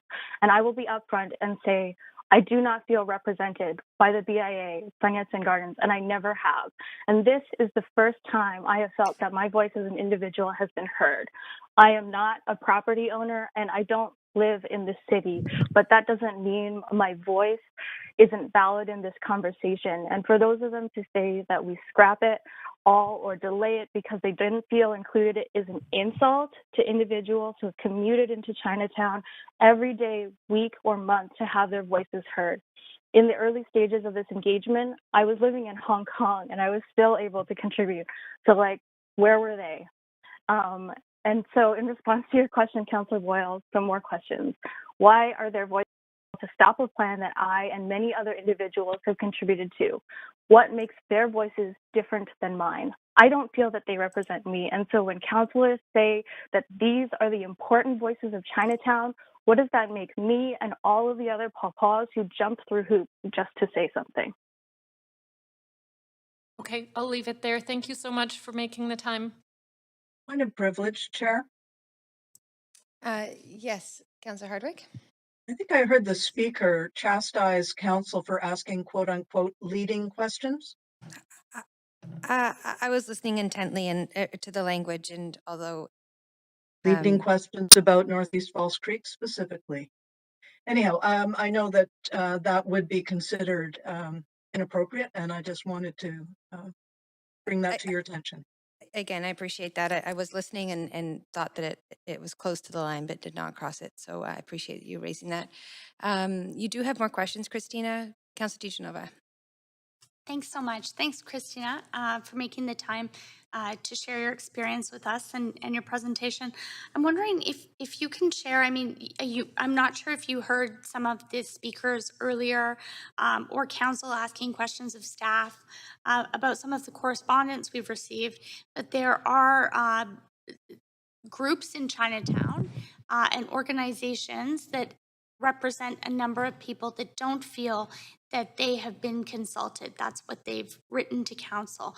I'm wondering, do you think it's important that, considering what we're trying to achieve here and the fact that, there's small actions that need to be taken in a larger process, that we work together and kind of paddle together here to get that right, to make sure that everyone is consulted, and especially the business owners in Chinatown? Like, for instance, the Vancouver Chinatown Merchants Association, the BIA, Sun Yat-sen Garden. Do you think that it's really important that we make sure that we spend that time consulting them and working together to collaborate?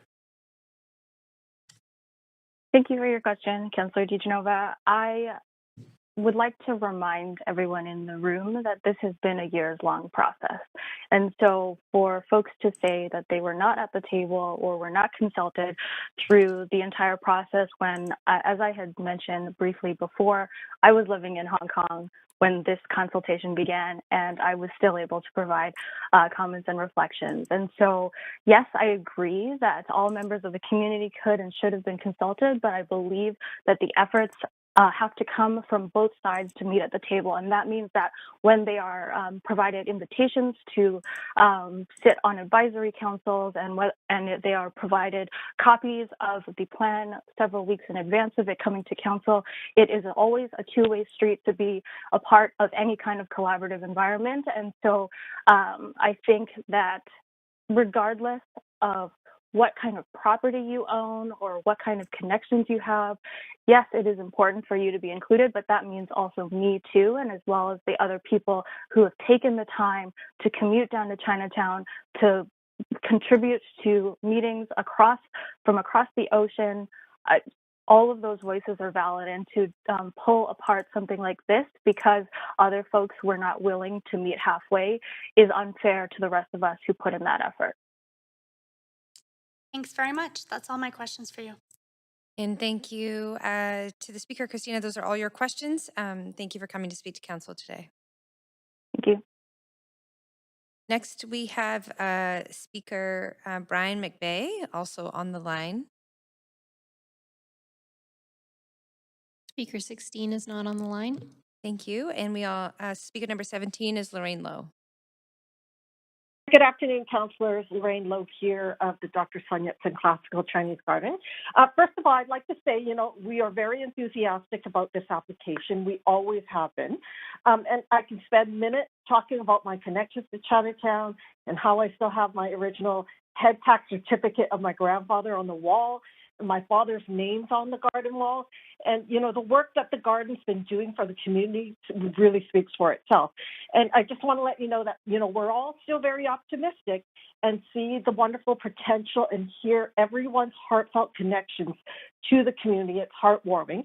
And, there's some great ideas in this document, but the actual document left us concerned about our particular organization and how the garden and the other key physical stakeholders fit within the framework, and specifically just the logistics. So I've got 3 specific points.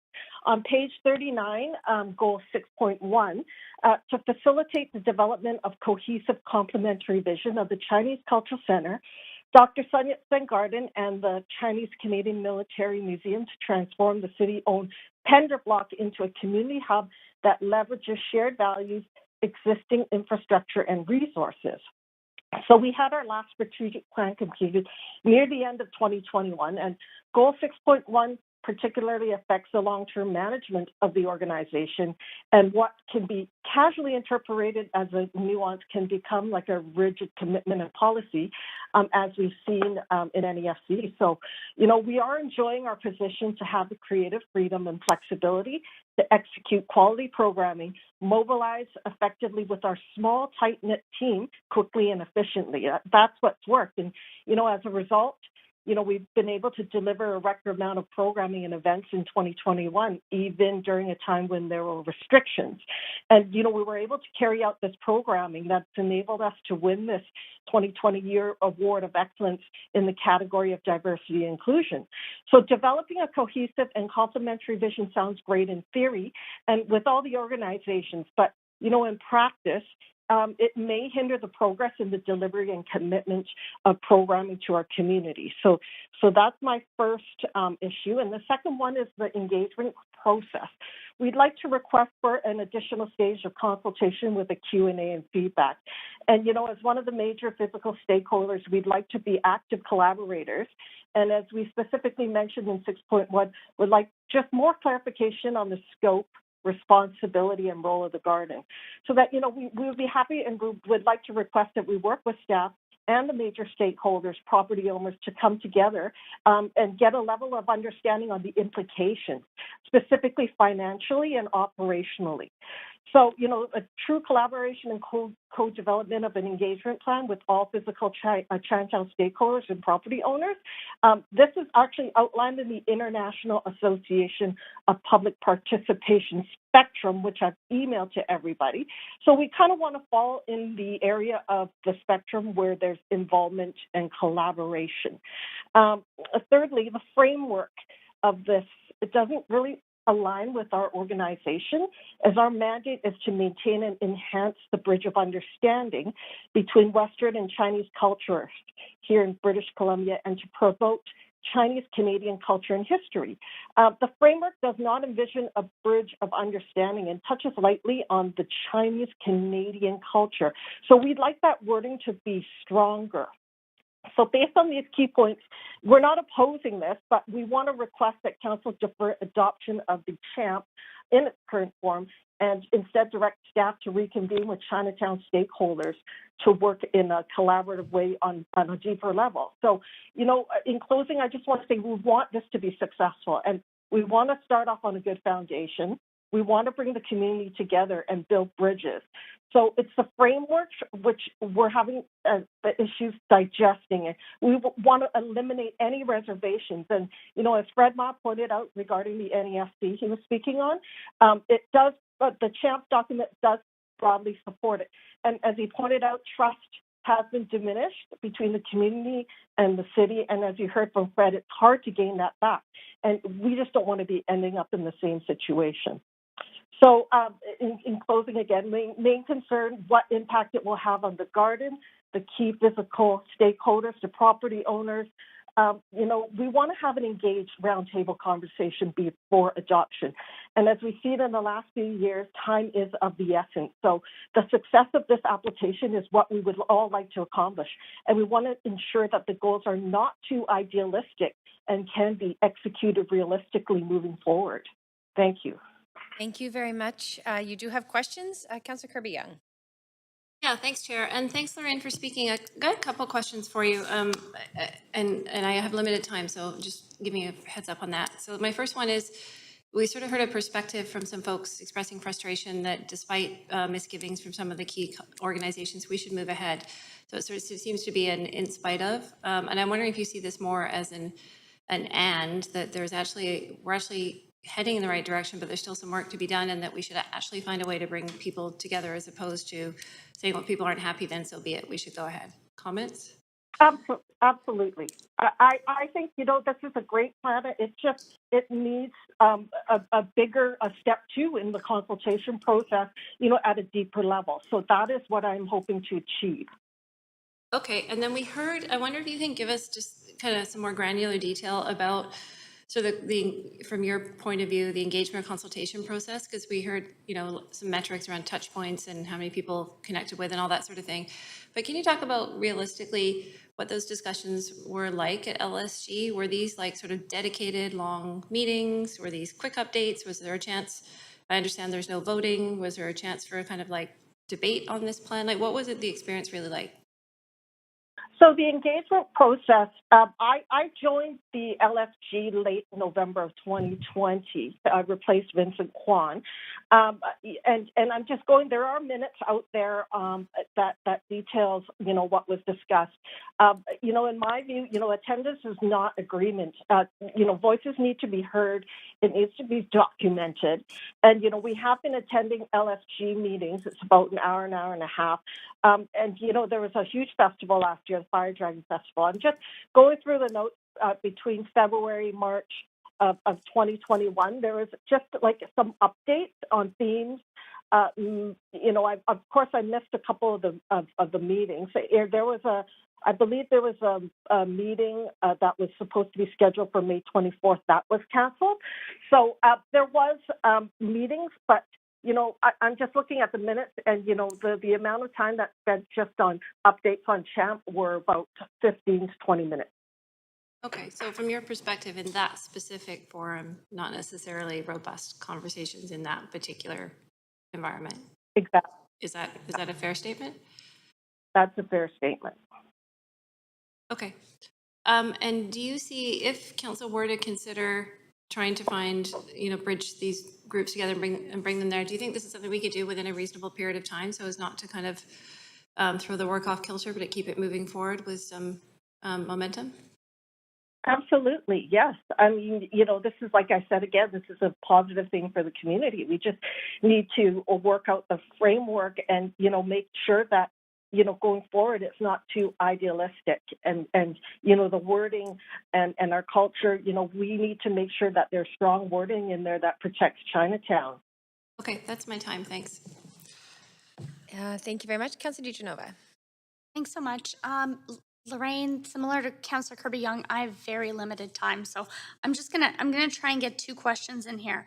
The first is, you had talked about trust. How important do you think it is that, as you'd requested, and I've seen the letters from Vancouver Chinatown Merchants Association, from Sun Yat-sen, from the BIA, I know you're here representing Sun Yat-sen, but I'd like to know, do you think that it's integral and important and essential to building that trust to kind of press pause here and make sure that organizations and such significant landmarks like the gardens, like the BIA, like the Merchants Association are included and feeling comfortable before council moves forward? Oh, absolutely. I mean, trust is huge. And, you also have to remember, like, we are the ones that are, if this doesn't go through, this fails, like, we're the ones that are stuck holding the bag here. Like, everybody can just kind of, like, disperse. But, it's our organizations, our buildings, like, then what, right? Like, we need to think about, what's going to, what needs to be discussed for us moving forward, like, actual implementation and execution. And that is where I'm concerned. Thanks so much. The next question I'm going to ask you, I'm not sure if you were listening earlier when I had asked staff a question. It was something that I had remembered from last term and from presentations and reports back to council on UNESCO. And it was that, in fact, the downtown east side would be included in UNESCO. So in addition to Chinatown, it would be the whole area. I'm wondering, in your legacy stewardship group meetings where UNESCO has been discussed, have you heard of this? Were you aware that the downtown east side was also going to get this recognition and status with UNESCO, that this was a part of the application package? Oh, no, I didn't. Is that the case? Well, I understand from our staff that it would be for the whole area. That's what they had answered in my question earlier. Okay. Yeah, no, not that I'm aware of. Okay, so I'll follow up and circle back with staff on that, because if we're looking at UNESCO as a whole, I would assume that we'd have to move forward with the status application altogether. We can look at different areas, but then I'd like to see the whole budget for UNESCO. DeGenova, if you can just pose a question. So if you have any thoughts on that, if you could email us after I ask staff those questions, but I appreciate that I have limited time and I'm out of time now. Thank you for answering my question. Just a reminder to make sure that we get to our questions so speakers have enough time to answer them. There'll be plenty of time for debate. Councillor Carr. Yes, thank you. Thank you very much for speaking to us. Really appreciate it. So I noticed that in the plan, I know your concern, I hear, is around implementation and engaging, the key stakeholders, the people that are grounded in having institutions like yours within the community in the implementation. The report says the implementation plan is due in 2023. Have you had any conference? So it's not part of this yet, just sort of the general goals at this point. Have you had any discussions with staff, with people in the larger working group and committees on how that implementation plan should be developed over the next year? No, I haven't. And that's what I was hoping from this document that we would get. But unfortunately, I've been combing through it the last 3 days. And yeah, it actually concerns us because it presents more questions than it does answers at the moment. Right, especially around implementation, because that's not really done yet, as I say, it's not due for another year. Do you have any thoughts about how you would like to be engaged? Well, first of all, I guess I'll ask a really blunt question. Do you have a problem with adopting the themes and the general goals in principle at this point in time, and then working on the implementation plan in a much more collaborative and intense way over the next year? That's hard to say. Like, I would say the framework, I'm very unsure. I can't really comment on that right now. It's just, this is a strategic framework. So, there are reservations. So I'm just going to leave it at that. Right.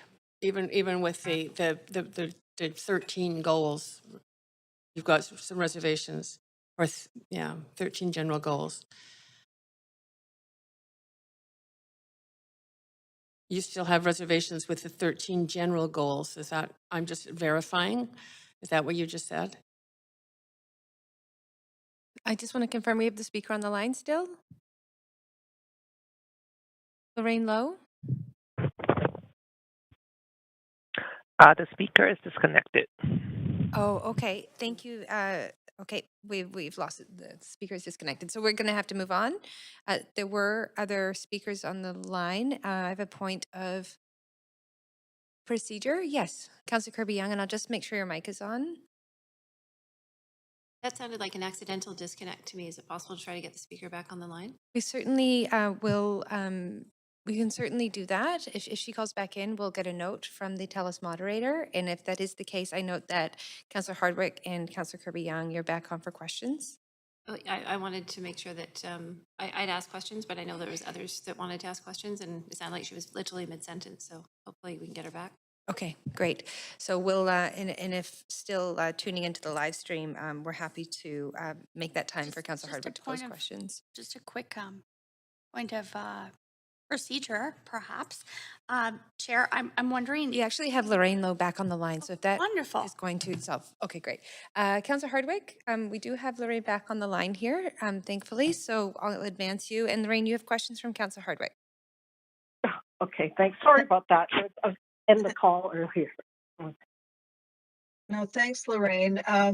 Everybody knows we're hearing all the time about crime and safety, public safety issues down in Chinatown, and particularly the Dr. Sun Yat-sen Garden seems to stand out.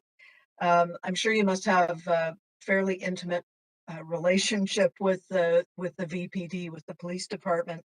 Have you talked to them, or do you know if they've been involved in this transformation plan? Since it seems to me that it's pretty integral to the whole plan. Right, no, I have not had any discussion with the VPD on CHAMP. Oh, okay.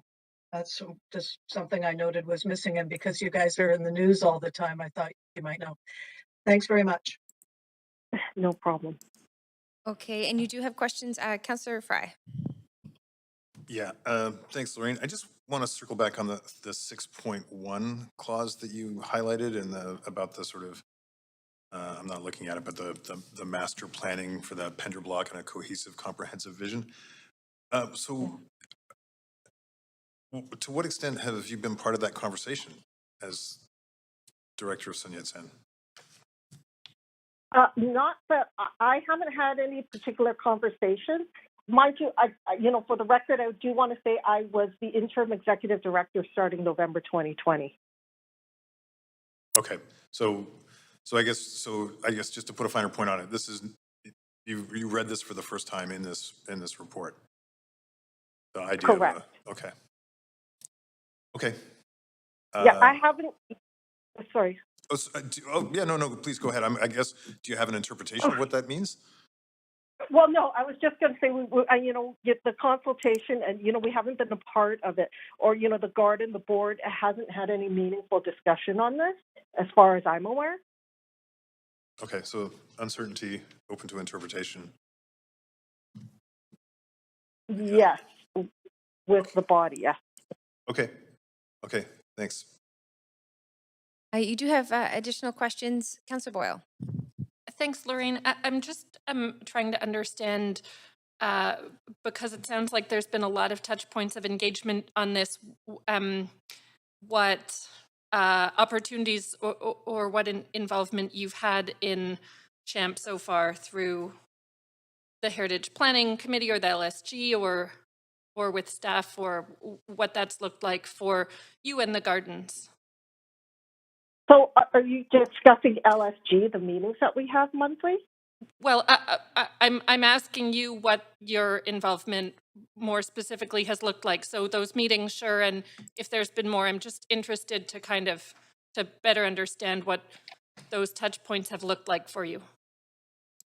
I think the major touch points it looked like there was a meeting that was scheduled April 12th to discuss it, but I wasn't in attendance on that day. But I'm just looking back and you know, the LSG meetings that we normally have monthly, starting again from November 2020, what I'm seeing just like throughout the February 2021, there was a lot of discussion about the summit, a lot of discussion about the Fire Dragon New Delicious Festival, which we were very heavily involved with. But there wasn't a real discussion and a roundtable discussion of like CHAMP and what that would look like. So I don't know if that answers your question. Sure, that's helpful. I'm also wondering, looking forward, how you would like to see yourself or the gardens be involved in the next steps of consultation. Guess it sounds like there's been a lot of consultation, and so I'm wondering what that would look like to that would involve you in a way that you liked. So I would love to see if we could get, you know, our board, the other stakeholders board, a roundtable discussion. And, you know, a lot of this has to do with a lot of the programming that's happening in the garden in Chinatown. You know, our education programs manager, definitely, we need to get her feedback. You know, that would probably be a great start. Like I said, you know, we want this to be successful, but, you know, there's stuff happening on our end. We've got a strategic plan that was, you know, dished out just recently. And, you know, those goals always need to align now. So, you know, those are the little things, the logistics that we want to work through. Okay, great. I'll leave it there. Thank you. Thank you. And thank you very much, Lorraine, for getting back on the line there. Those are all your questions, but we do appreciate hearing from you today. Great, thank you. Next, we have in person, Henry Heng Liu.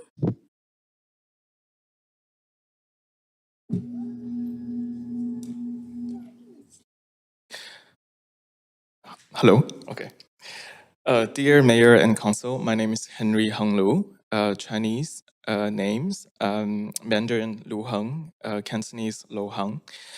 I'm the Executive Director and Curator of Center A, officially named Vancouver International Center for Contemporary Asian Art, a public art gallery located in Vancouver's Chinatown on the unceded territories of the Musqueam, Tsleil-Waututh, and Squamish First Nations. The gallery is dedicated to contemporary Asian and Asian diasporic art with a special focus on BC perspectives. We have been a safe space for contemporary art practices, concerns, and also sensibilities that span across the Asian diasporas. But today, as a resident of Vancouver and also someone who works, have lunches, buy things, make friends, and also connect with our communities in Chinatown, I would like to support the Chinatown Cultural Heritage Assets Management Plan.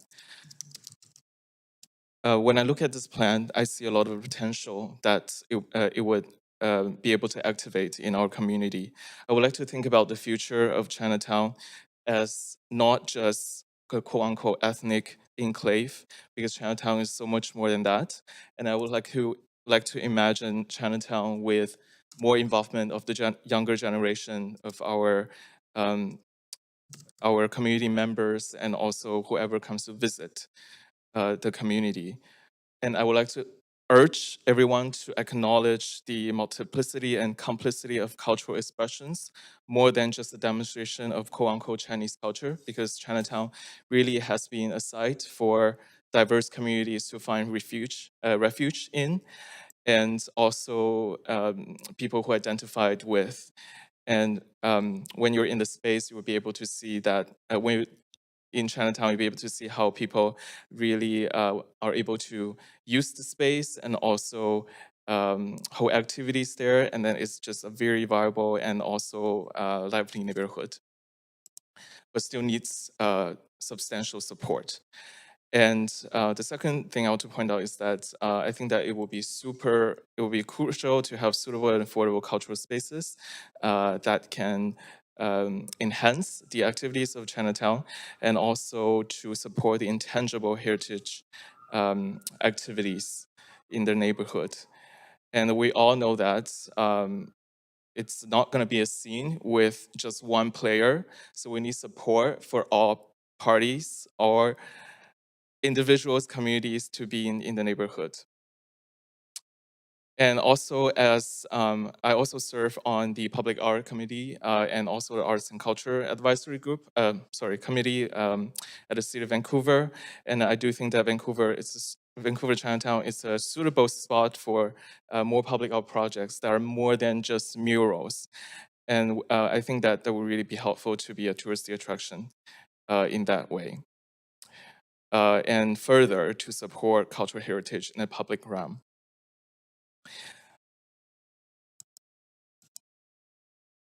And by looking at this plan, I really think that there is so much more that we can do, and then we can support Vancouver's Chinatown. And it's such a unique space. As someone who moved to Chinatown, to Vancouver from another place, I do think that it's a community that embraces everyone who goes there.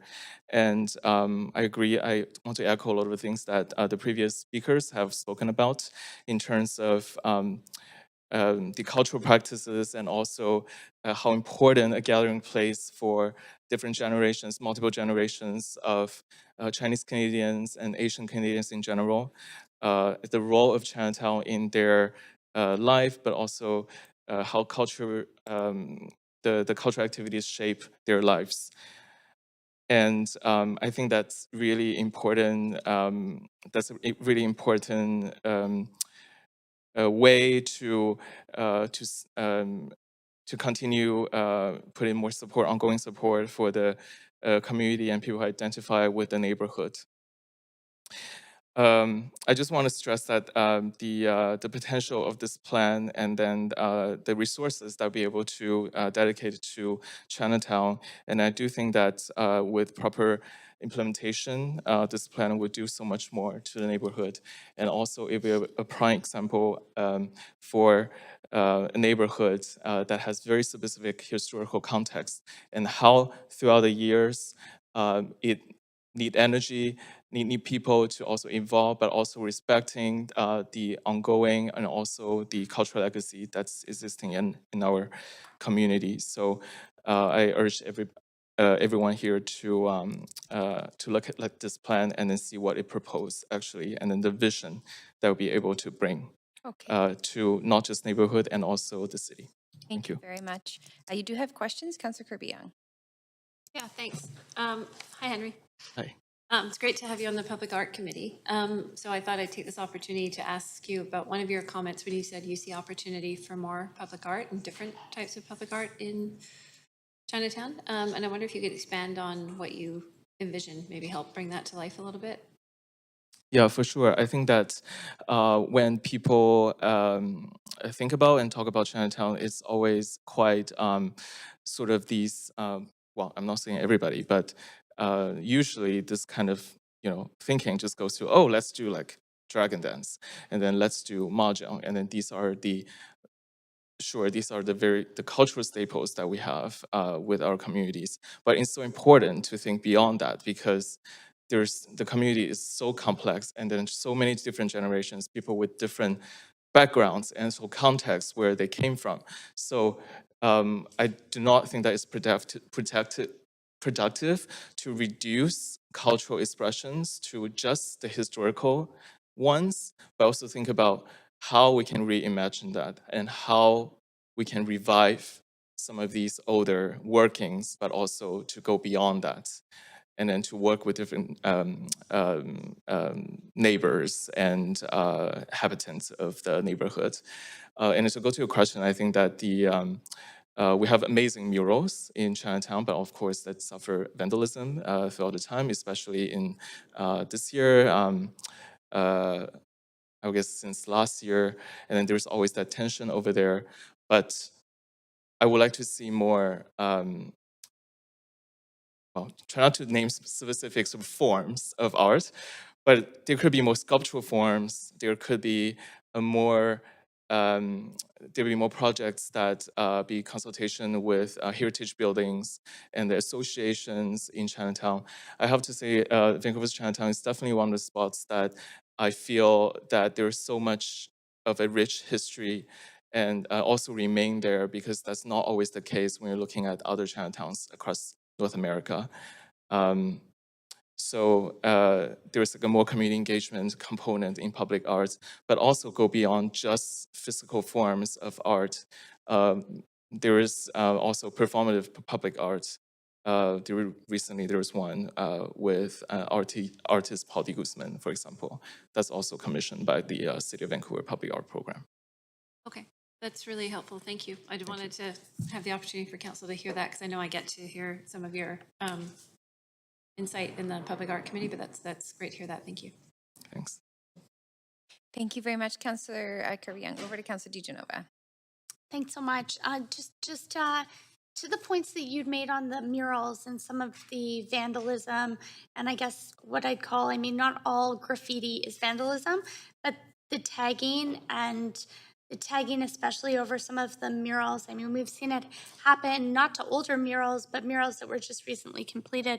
How important do you think it is that we, aside from this, but considering there's only so much funding we have at the City of Vancouver, that we invest in this? So when we want Chinatown to be a vibrant place, to be immersed in culture.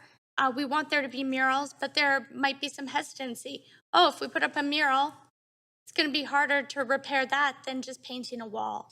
So how important do you think it is that we put funding into that and into the BIA and making sure, that we keep up with the street disorder and the cleanliness? I don't think we have to think about murals all the time. And I think that think about Chinatown as a cultural hub, and think about Chinatown as a site where people gather, not just for Chinese people of Chinese heritage, but also for all Vancouverites and then people from across Canada and from abroad as well. And think about how these funds can really benefit and construct and really to bring together some of these different expressions in the neighborhood. So you would like to see more funding go towards that as well, not necessarily taken from this. I'm not suggesting that right now. I'm just saying, would you like to see there be more funding so that perhaps shop owners could say, I'd like to put up a mural. I know that if it is vandalized, there will be some funding there from the city for me to help me clean this up. Yeah, I think that definitely there should be a budget for cleanup, any tagging or any damage to arts like murals. And then, but art in general in the public realm always needs maintenance as well. So I'm not suggesting taking away anything from what we have, but I just think that the allocation of funds can be re-examined. And how important do you think it is? I understand what you're saying, that it's important to consult everyone, but if there are key organizations that have helped to, their members have built Chinatown, do you think that it's important, if they're saying that they haven't been consulted, that we press pause and we consult them before moving forward? I think consultation is always important, and communication is key. But I do think that what I'm trying to focus on in this, in my what I talk about in my speech, was to see what potential this plan can bring. Thank you very much, Henry. I'll have to stop there. That is the end of Councillor DiGenova's time. So we'll move to, and those are all your questions. So thank you for being here. A point of privilege. Okay. I can't see my speaking time because on my queue, the title covers up my time. If perhaps something could be done about that so I could actually see my speaking time, Chair, I'd appreciate it. Thank you. I believe clerks have heard that request, so we'll see what we can do. Thank you very much. Next, we have speaker number 19, Jordan Eng, on the line. Yeah, I'm here. There, you have 5 minutes to speak to council. You're free to start when you are ready. Okay. Thank you, Mayor and Council. I want to thank you for having me speak today. I'd like to, first of all, thank city staff for their work in drafting the CHAMP and the city's support in Chinatown and in recognition of the community, its history, its significance, and its importance in the past and in the future. I also wish to express support for the efforts of staff in preparing CHAMP, but we do have some concerns that are quite serious that raise concern. As a participant of the Legacy Stewardship Group, it was advised to the committee from the outset that the VIA speaks for itself outside of LSG. Although we participate, we represent 400 businesses and over 250 property owners. The final CHAMP report was presented to our board about 3 weeks ago, and the concern is that it's steeped with ideas, short on specifics, plans, and actions. And given that we are the street face of the community, and the property owners are financially invested in the community, in good conscience, it would be tough for us in such a short period of time of 3 weeks to go to our members and ask for support. CHAMP and the UNESCO bid was supposed to be a community building project that celebrates the history of the Chinese community, its toil and struggle of our forefathers. However, in the final draft that came out, or the final report that came out, much of that focus was lost in the document and hard to understand. And it was explained in planning language that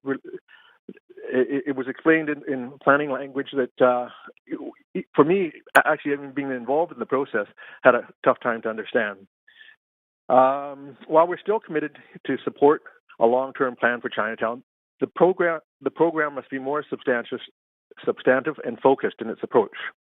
There's currently no roadmap or living example to follow.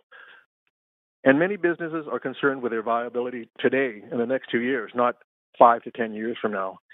And for property owners, they are concerned about how a UNESCO designation will affect them, as they see on a daily basis government policies and actions currently targeting and eroding their property rights. As far as transparency of resources and allocation moving forward, to support any community plan, there needs to be financial resources to support its sustainability. The CHAMP document makes no mention of resources needed or has requested any. As far as the Legacy Stewardship Group, this was created as a consultation group appointed by city staff and meant to represent the broad spectrum of Chinatown and its community organizations. Unfortunately, it has very little capacity without direct support from the city. And some of the traditional organizations in Chinatown are either not represented in LSG or disproportionately represented as a single voice in a larger group. So our contention is LSG moving forward needs to really look at its governance and see and review how we move forward as a group. The other thing that the report fails to look at is the current issues in Chinatown, and this has been on the media, as everyone knows. The plan doesn't address the current issues and realities facing Chinatown and our members today, but rather just simply ignores it. While COVID-19 hit our neighborhood harder than others, the problems are not new. Chinatown's distinct character has made us an easy target for anti-Asian racism. We have significant spike in graffiti, vandalism, and mischief. The mental health and opioid crisis have resulted in heightened social street disorder, and we have seen an increase in retail vacancies far surpassing the city average. Without a sustained commitment of financial resources by the city today and a framework for allocation, we are wasting the community's resources and the energy on a future never plan if we can't deal with the problem that we have now. So, in conclusion, the VCBIA members, business and property owners need to know how they will be protected in this CHAMP process and the UNESCO bid, and what are the potential outcomes and benefits in giving their support. We recommend that Council direct staff and provide sufficient resources to further engage and consult directly with the organizations in Chinatown and the property owners so they do not feel left out in the process. The plan needs to address current issues facing Chinatown today and how the city plans to deal with them moving forward. There needs to be a financial framework to support this work and a roadmap of implementation. Failing to do so will ultimately affect the outcome of a UNESCO bid. Jordan, I'm going to have to pause you there. You are past the 5-minute mark, but you do have questions. Okay. Okay. Okay. So, Councillor DiGenova, are you on the queue for questions? Okay, please go ahead. Thanks, and I can see my timer. Hi, Jordan. I have a couple of questions for you, so I'm going to try and be quick. I'm just wondering, how many meetings have you been to, not where it was presented to you what would happen, but where you've been engaged? Can you tell me a little bit more about why we're hearing that the Legacy Stewardship Group has engaged the BIA, BCMA, the Gardens, but we're hearing why do you feel that that's not the case? How many meetings have you been to where you have felt engaged? I think there's been engagement. We were involved in the Small Business and Economic Development Committee dealing with business issues and current business issues, not about the long-term 5-10-year plan and how that might affect the business and the property owners. So we were actively involved with that and the Fire Dragon Festival. And, from participation, we were active participants in LSG, but being a participant doesn't mean that I'm getting consensus from my membership. Being part of LSG was being part of a broader collaboration with the cultural groups, the residences, the seniors, and all for the good of Chinatown today. So that's how I see that our engagement was. But the plan that we have in front of us is telling us to support something that's going to happen 5 to 10 years from now, with really no backbone. Okay. Thanks so much. My next question for you is, you may have heard me ask this question of other speakers before. You may have heard me ask staff some questions. I recalled this from last term, but the downtown east side, if that area is also included in the application for UNESCO World Heritage Site status, and it was confirmed to me in staff answers that yes, it would indeed be that area, and that there would need to be additional work done, because I realized that this is only concerning Chinatown. Is that something you were aware of? Have you been consulted on that? Can you share a little more? Is that news to you, or are you aware of this? It was a surprise to me. I heard the former ED of the Sun Yat-sen Garden speak, and you asked the question. But yeah, no, I thought this UNESCO was having to do with Chinatown. So That's only why, Chinatown. You yes, weren't and that's aware of that. no. And do you have any thoughts on that? Well, I mean, the whole discussion of UNESCO and celebrating Chinatown and its history was the theme and the purpose for all the LSG. Wasn't aware that this was a broader scope discussion. Okay, and if it was, would you expect that Chinatown was engaged in that as to whether or not it should move forward? That's the end of my questions. I'll email you, Jordan. Thank you. Sure. Great, thank you. And Councillor Hardwick. Thanks. Hi, Jordan. 2 questions. One, do you think it's possible to arrive at consensus among these parties? Well, I think there is. There should be a consensus, and if staff is unable to do it, I would suggest an outside facilitator to work with the community. I mean, staff has a certain focus, and if it doesn't align with part of the community, that would seem to be a natural next step. I think we're all looking at the same North Star, but from our perspective, what does it mean to us? Are we supporting a pipe dream here, right? So. Thank you. And the second question is, one of the things that you touched upon was the crime and safety aspects of what's been going on in Chinatown. It's hard to miss. That I take it would be an important part of, you would think, of the process, but one that has not been part of the focus. Is that accurate? Well, exactly. I mean, you're talking about a problem or something that you want to do 5 years from now. But if you can't deal with what you have in front of you, a lot of these businesses aren't going to make it 2-3 years because of the issues of crime and graffiti and the social disorder that's affecting their businesses. And these, the business owners and the property owners, they're a major stakeholder in the community.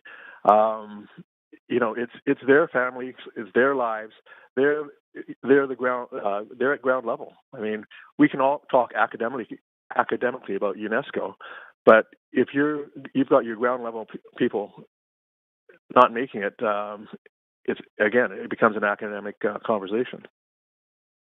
So in summary, send it back to the drawing board, but this time actually have a collaborative process with the objective of achieving consensus among the key groups. Yeah, we have always been supportive of the goals of UNESCO in a future for Chinatown.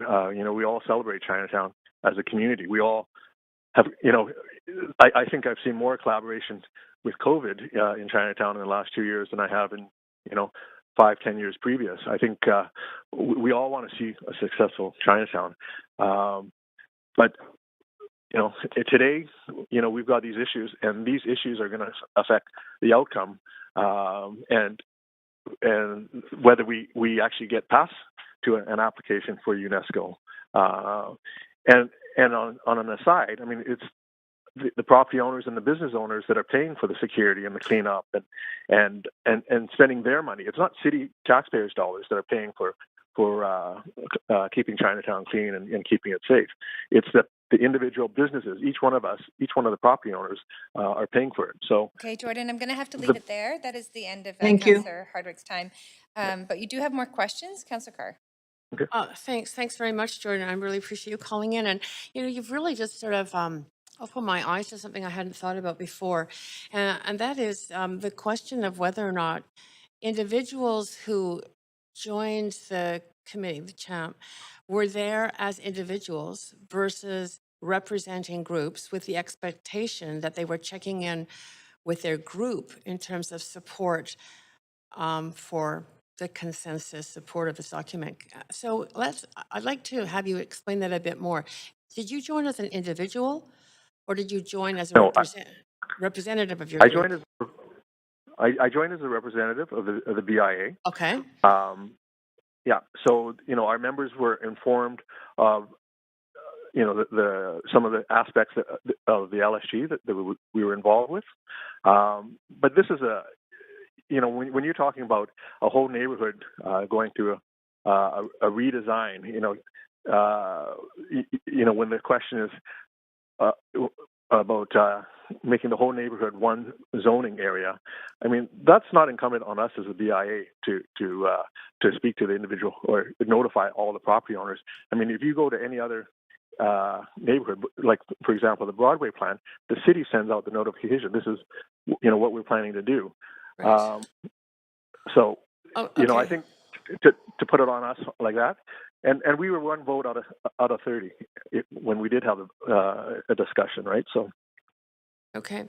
So was there a request on the behalf of all of the members, including yourself of the group, to go back and seek consensus from your organizations, or was that not talked about? Sorry, say that again? Was there ever a sort of, those of you who are on the group, not as an individual per se, but as a representative of an organization, was there a request as you neared the end of the process to go back and seek the consensus or the support of your organization's members? Well, I did talk to staff because they came to speak to us and our board, and I did raise these concerns, but this was 3 weeks out. Got it. Okay, so do you disagree with yourself with the general goals or the principles that are outlined in here? I think there's 13 goals. Do they all resonate with you? Yeah, to me, they're aspirations. They're, but aspirations without foundation, and that's why I'm saying that for me to go or the city to go back to the property owners and the business owners. But, there's got to be a substantive plan. If you're selling an idea without substance, you're not selling anything, really. I know, and I'm out of time. I wish I had more, but thank you very much for answering my questions. Thank you. And thank you very much, Jordan. Those are your questions. Oh, actually, Councillor Fry is on the queue. Councillor Fry. Right. So, yeah, I mean, and I guess reflecting on the fact that this is a framework, this isn't sort of a final plan, and that it's supposed to come back with an implementation plan. Do you think there's an opportunity to kind of take this framework and work with it as part and improve it or expand upon it as part of the implementation plan? I would like to see it, a deferment to make sure that we get all the voices. Having heard some of the earlier speakers, earlier speaker, I should say, he just got on not too long ago, but to make sure that those of us that are on the ground level are engaged and understand that and what it means to be involved in the UNESCO 5 to 10 years from now, and also some recognition of how we need to deal with what's upfront today. Right, and so do you feel that could be added into the implementation plan based on this framework? Within a short timeline, yeah. It's hard to believe that we've gone, 2-3 years on this discussion, and this is all we have in terms of a report. I mean, these were aspirations that we had talked about 3-4 years ago. Okay, fair point then. Thanks, Jordan. Okay, thanks. Okay, and those that does complete your questions, Jordan. So thank you very much for calling into council. Okay, thank you. Next we have speaker number 20, Minivan. Hi. Hi, we can hear you. You have 5 minutes. Please go ahead when you're ready. Thank you so much for letting me speak. I am speaking today as a resident of Chinatown. Most of my childhood was spent in Chinatown. I went abroad for school and work, but 8 years ago, I came back to Chinatown to take care of my grandparents. I want to thank you, staff, for their hard work on the report. As an LSG member myself, I have seen how hard they work on it. So I broadly support the report, but I would like to address some of the intangible and tangible aspects. So let's kind of bring it down to like a very basic level. So let's address the intangible aspects. And I kind of want to tell you a story. One day, Sarah Bligh called me and said, Nina, we have Asian seniors fighting over food at the moment. We need help. Can you figure something out? I took a day or two or walked around the food services in downtown East Side, and I went to the food bank. And it's really hard to watch. I was watching our heritage keepers, the keepers of our tradition, cultures, and heritage, lining up for food. I've talked to some of them. They're living with crushing poverty, and they're lining up for a bag of groceries. I could not even believe it, and I think to this day it really hurts my heart every time I think about it. So let's address the tangible aspects of the report. At this moment, whenever anyone talks about vandalism or graffiti of important cultural institutions, we're shamed and harassed, and our businesses boycott. There was no help, just people gaslighting and harassing. So when Trey, from the founder of Downtown Eastside Collective, and said that Smokey and I would like to help, we want to help Chinatown.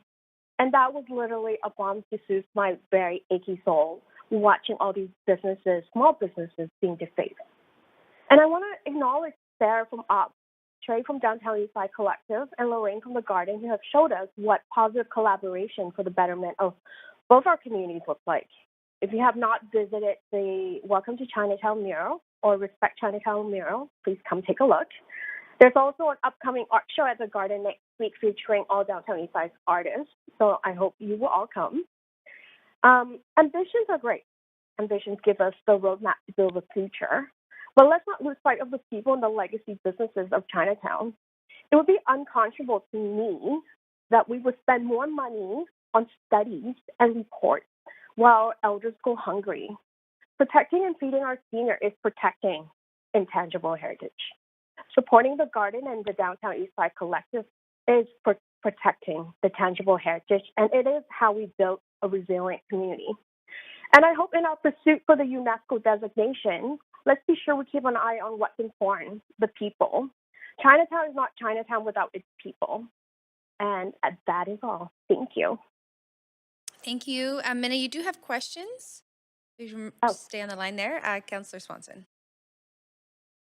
Yeah, thanks so much, Mina, for phoning in. I was just wondering if you had any proposed solutions for the poverty.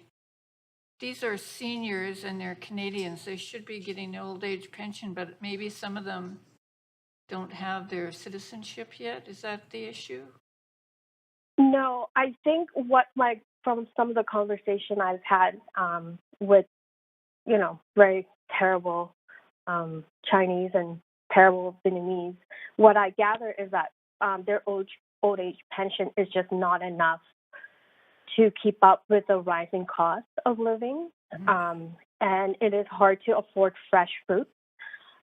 Even vegetables that are normally from Sunrise that would be at their level of affordability is now quite high. So they're needing to supplement through food services and food banks. Okay. So I guess we need a higher old age pension. Is that what you're saying? Well, I think what it is that we have elders, heritage keeper, knowledge keeper, who are part of very much, the people who curate and the people who understand traditions and culture that are not doing well. We are not serving our elders and seniors. And as much as we want to talk about intangible heritage and assets, those are the people that hold these things. So we need to treat them better. And as much as I love reports and pilot studies, it is unconscionable to me, and it makes me a little angry that we spend all this money on consultants and reports that nobody really reads while elders are going hungry. I don't quite understand how that works. Okay. Thank you, dear. Thanks. Minna, you have more questions? Councillor Kirby Young.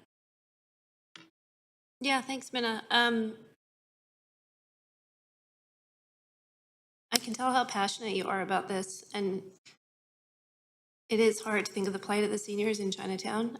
My question to you is, I want to reflect back to you, are you suggesting that in the plan we need to sort of provide some direction about balancing supporting some of those immediate challenges in Chinatown with the focus on the longer goal for UNESCO? I think that we should look to the future and we should plan for the future, but we should not look so far into the future that we forget about people who are currently struggling at the moment. Yeah. And to ensure that Chinatown remains healthy and there's a Chinatown to actually designate and achieve a UNESCO designation. Are you worried about how quickly some of the degradation Yes, is I happening? am. Yes, I am. I think there's a lot of immediate and urgent issues that need addressed before we start chasing, the other things like titles and designations and stuff, right? Like, I think there's some basic things that we need to look at before we get all lofty about everything. Okay. All right. Thank you. Appreciate you speaking. Thank you. Thank you very much, Minna. Those are all your questions today. Appreciate hearing from you. Thank you. Next, we have in person, Carol Lee.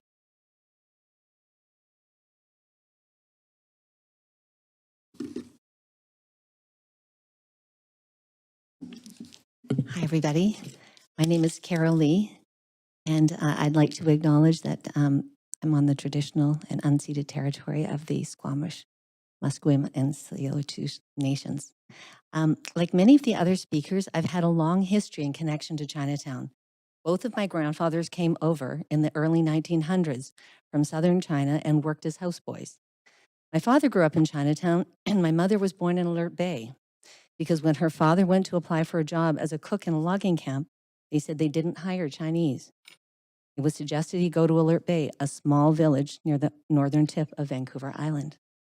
I set up my office in Chinatown in 2004 in a building that we've owned since 1921. I could see even back then that if we didn't do something to revitalize Chinatown, it would eventually disappear.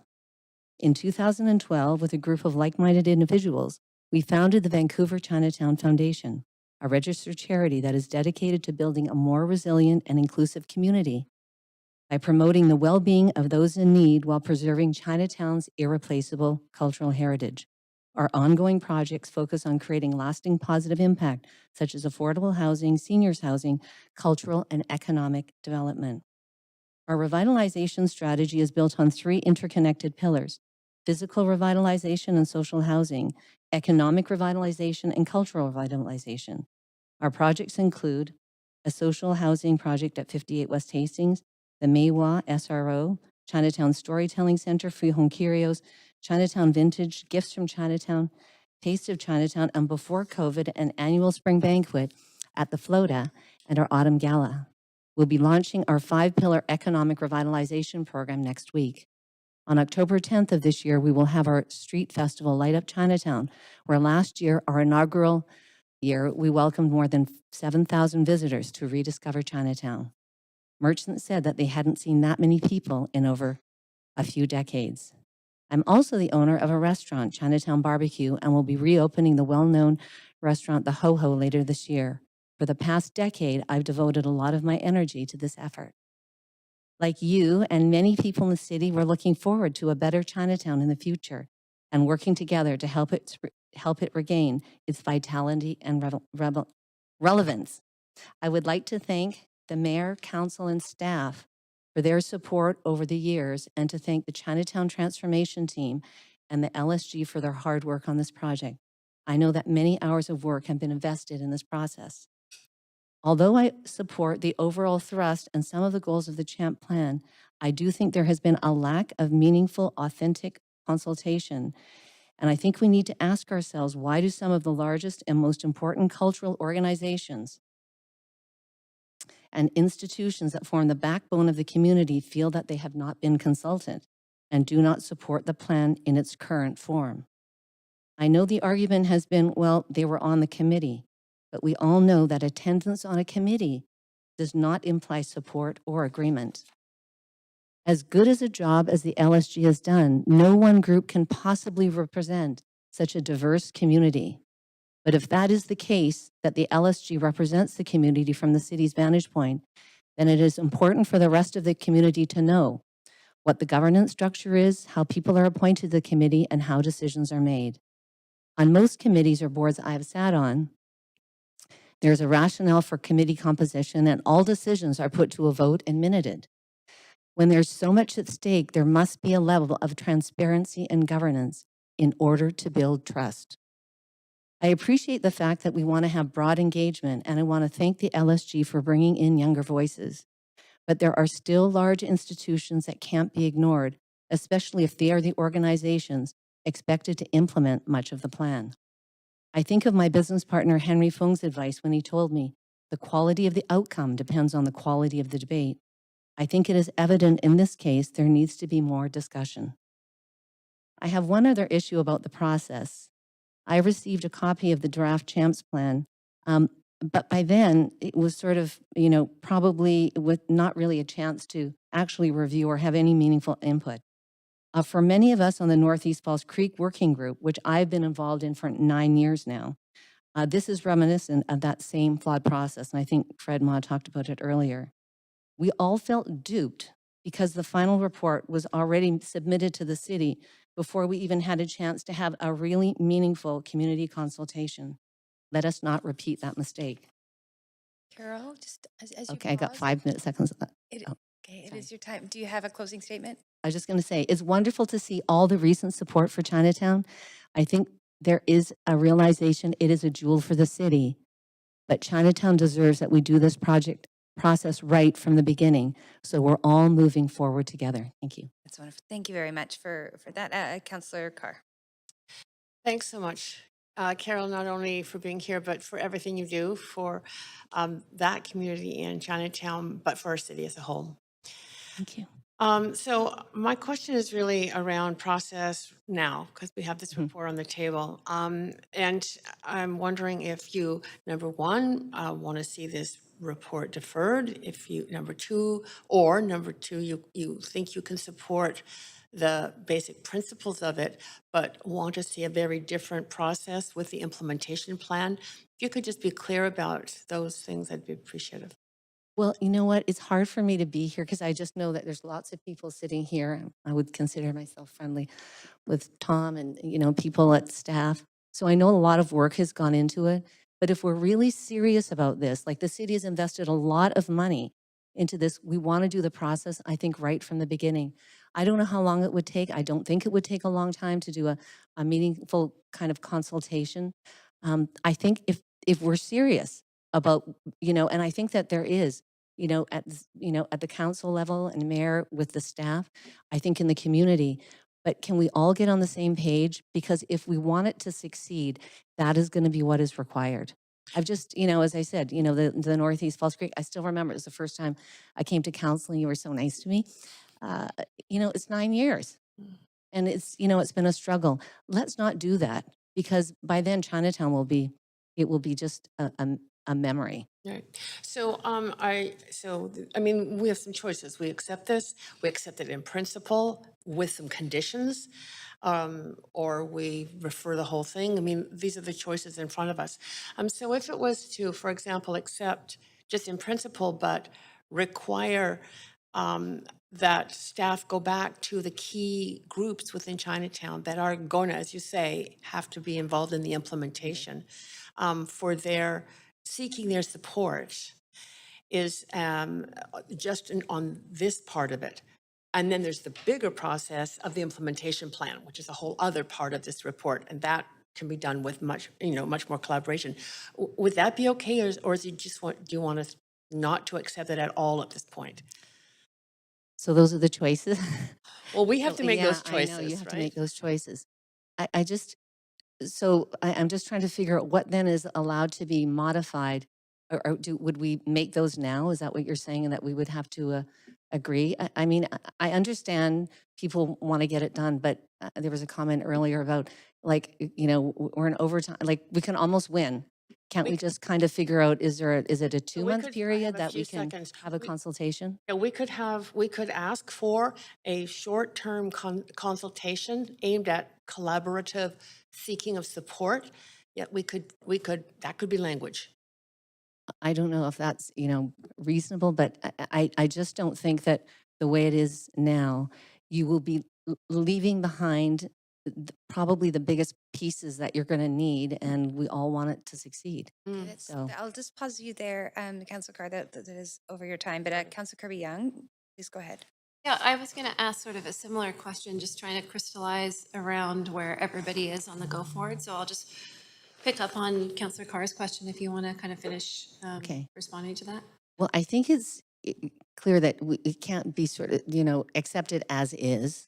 There just hasn't been enough consultation. And, consultation means trust. Like, you've got to all work together. There's got to be a feeling that we're kind of moving forward. And, this was something proposed by, I think it was the last council. So, there was a significant amount of money that was set aside to get this done. But, Chinatown's not a big place. I don't think doing a consultation should be that complicated. There's not that, there's a lot of groups, but I think you just want to focus on the significant ones because they're actually mentioned in the report. They're listed. Yeah, so on that note then, if, would those organizations, if council considered the option Councillor Carr outlined, kind of options before us, of referring it, but with a short timeline back, do you feel that the organizations would be committed to participating in that so that it's not unduly delayed? I can't speak for anybody else, but I don't consider us one of those big, institutions, but I guess so. I suppose, but it would matter on what the language looks like. Like, I think that there needs to be something if we're going to defer it, what are we going to accomplish? And it's hard for me to know without actually seeing some sort of language. Like, okay, what does that mean? We're going to go forward. Like, what is the outcome? So, it's an 80-page report. I apologize, I read it once, but, there's a lot of nuances. So if it's going on for a long time, like, how much time should we have to be able to review it and discuss it? It's not where you get to read it and it's like, oh, okay, accepted. It's just, there's too much at stake for the community going forward for Chinatown. So when I hear you, I'm reflecting back then, you're saying create time and space for a quality conversation. Don't try to do a bunch of amendments about what we think you want in the plan on certain specific goals or not on the fly, but just actually build trust by creating that opportunity. I guess so. I mean, I don't, as I say, I don't know what the options are. So if that is something, but I think it would need to, what outcome? Like, because I'm sure there's other people saying, well, we don't want to have that. It's going to take too long. So I would say it would have to be quite clear to figure out what those outcomes are. I don't know whether or not you draft something where then we can look at it and say, oh, we can agree, or is this my option right now just to tell you what I'm hoping for? I think you need to come back with a minimum from those groups as to what the implications are. I'm in a building, as I said, that we've owned since 1921. Nobody has reached out to us to say that, this is going on, we need to have a meaningful process. I mean, I don't think having, consultation with property owners means somebody was on a committee. Like, it actually has to be that this is what we're planning for the community. This is what UNESCO will mean for if you're a business, if you're a volunteer, or if you're a property owner.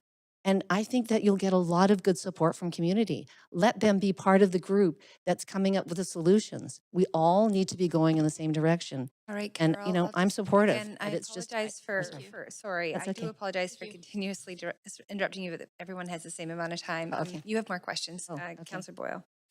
Thanks. Hi, Chrissy. Nice to see you. Nice to see you too. I'm just trying to kind of understand it. I appreciate you naming we need to be specific about the direction here. And so I'm interested to hear, there's been a lot of engagement. What does a short additional period of engagement look like? How would it be how would you see that being useful and different than the engagement that's happened so far? Well, I'd like to see, when you talk about engagement, who has been engaged, in what manner. Like, I think that, I was listening to it earlier where it's just like, oh, somebody participated on, I think it was Memorial Square. That to me is not an engagement with a property owner. If a property owner happens to be on that committee, the engagement must be about that topic. So if we're going to engage property owners on the Champ Plan, it has to be on the Champ Plan. There's got to be people there that actually know what the implications are. And I think that, I heard Jordan, I was sitting outside, and he said, it's not our responsibility. Like, it's the city's responsibility, because there's huge implications for having a plan like this being kind of, adopted.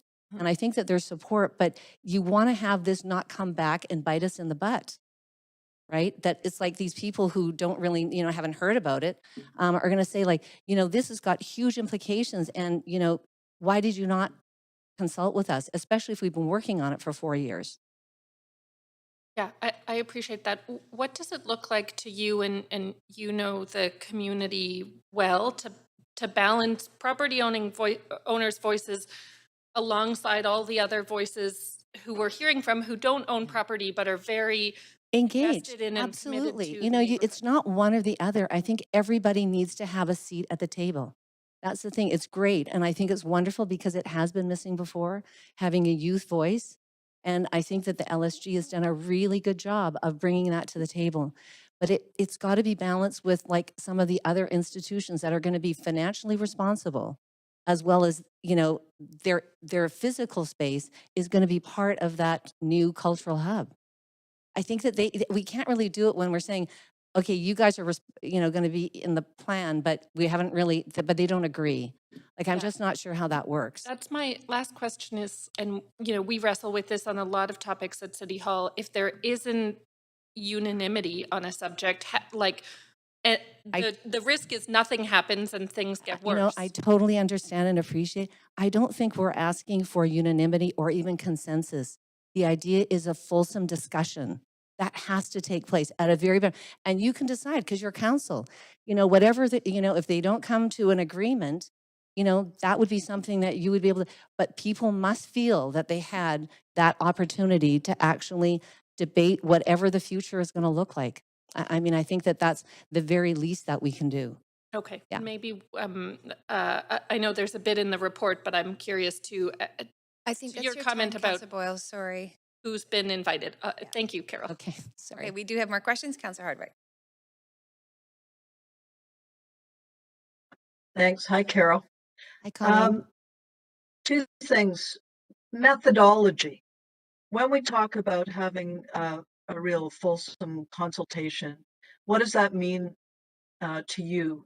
Because we hear about things like touch points, and we know that, I mean, during the pandemic, the reality is that in-person interaction was prohibited. So what does real consultation look to you methodologically? Well, I think there has to be an actual outreach, and it's not incumbent upon the people who are, running these organizations to reach out to, like, for instance, Jordan was talking about property owners. I think that they need to receive something, and it should be the document. Like, there's no reason why, if we've got this document, that it gets circulated. And, there should be an opportunity if people don't want to show up, but everybody is on Zoom. So it would be quite easy to have, a session where you have the experts who actually know what the implications are, where people have a chance to ask questions.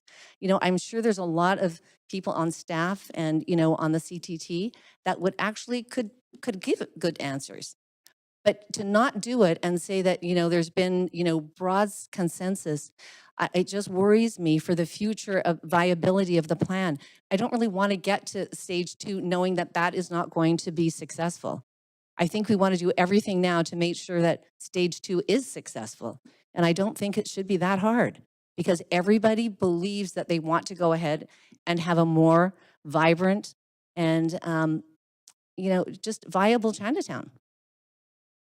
Yeah, I think the definitions on what constitutes civic engagement have changed, particularly over the pandemic period, and certainly since everything used to be in person.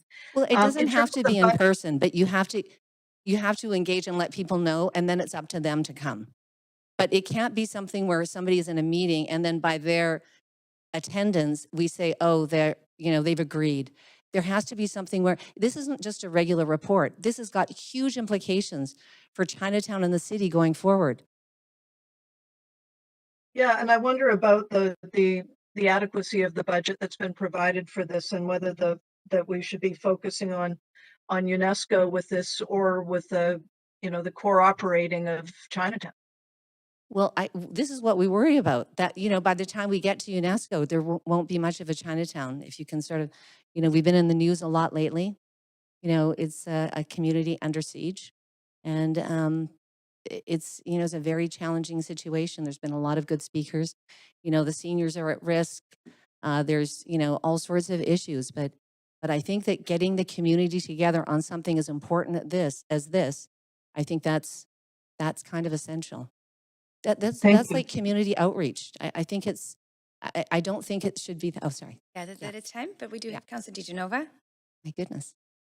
Thanks.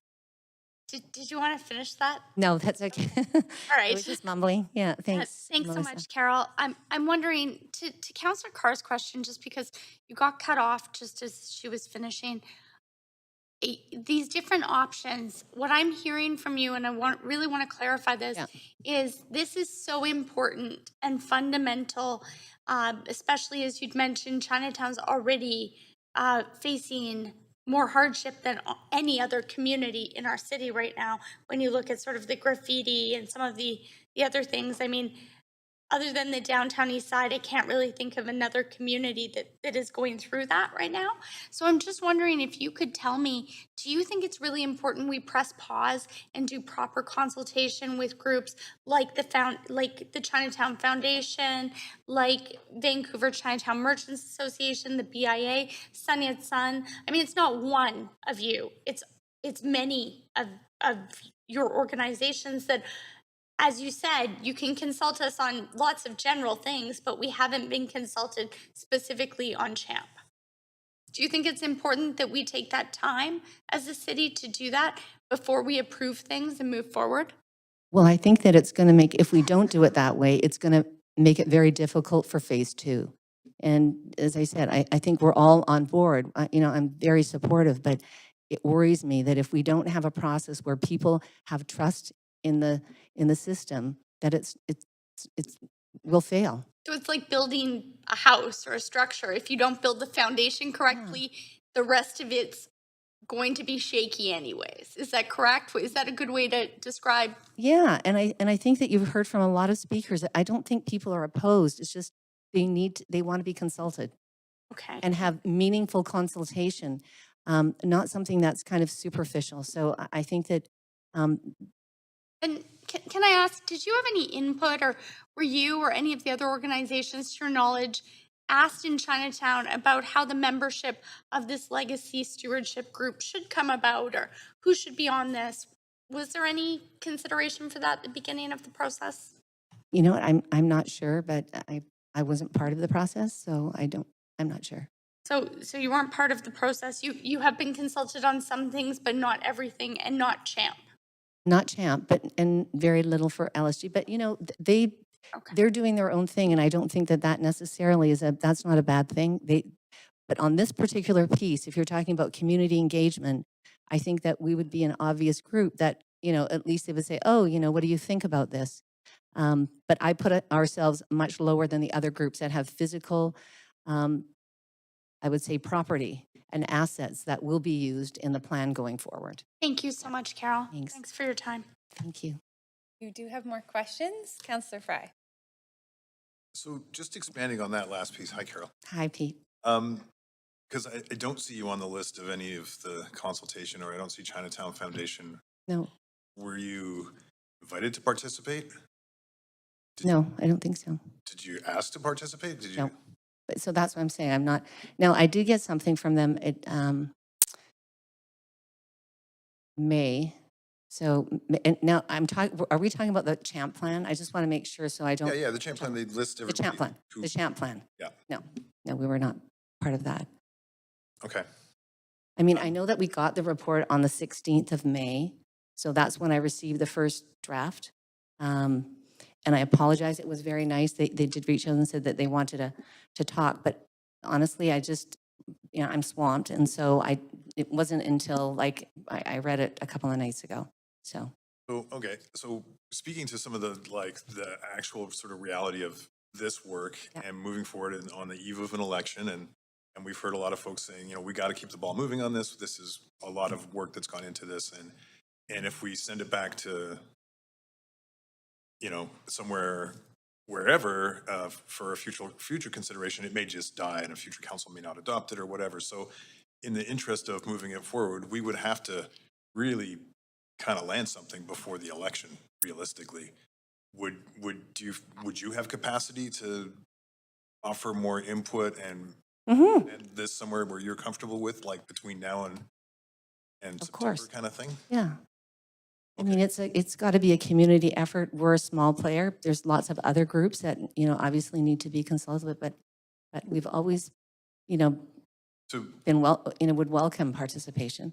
And so on now this. now that you've had a chance to sort of look over the thing, are there any big highlights that you? Well, it's a little bit like, I think I've heard other speakers, it's hard for me. We just did the Chinatown Storytelling Center, knowing what the history is of the neighborhood. It's a little bit, it's not quite as accurate. I think that those particular 6 blocks, from the so Chinatown was formed in 1885, so it coincided with the ending of the railroad. When they completed the railroad, they had nowhere to go, and they were kind of there. The Exclusion Act wasn't lifted until 1947. They weren't actually allowed to live anywhere else. I mean, I come from a neighborhood where it's still on title. You're not allowed to be Chinese. So, I mean, that's the history of that particular area.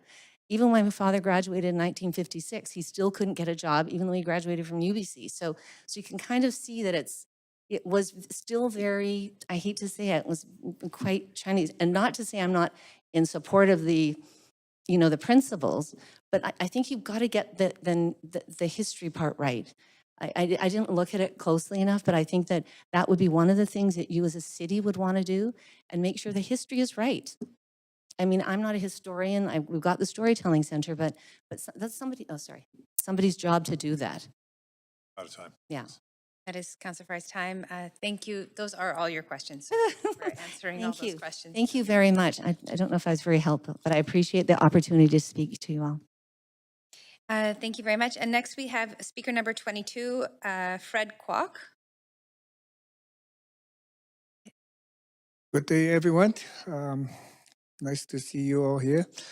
Before I speak, I'd like to address my appreciation on behalf of the Chinese Benevolent Association of Vancouver. Thank you for the Chinatown transformation team. They make the time, make it to our board meeting last month and did a presentation on the CHAM program, the proposal. And Helen Ma, Belchong, and Helen Lee, they did a very good job in explaining to us what the plan about. And the Chinese Benevolent Association of China of Vancouver, we have a 120 years history, and it's one of the oldest association in Chinatown, and it's an umbrella association of over 100 organizations in Chinatown who owns property in Chinatown or some runs the businesses in Chinatown. And then that actually is the major part of the social fabric in Chinatown. And however, they are not quite represented in the consensus. And for the last few years, I've been vocal about the Chinatown being ignored. I mean, I've been vocal about the Chinese population in Chinatown being targeted and ignored. And so like 2019 early, I was in with a few other community members in the mayor's office and then already addressing the security issue in Chinatown. We actually invited the whole council to have a tour in Chinatown.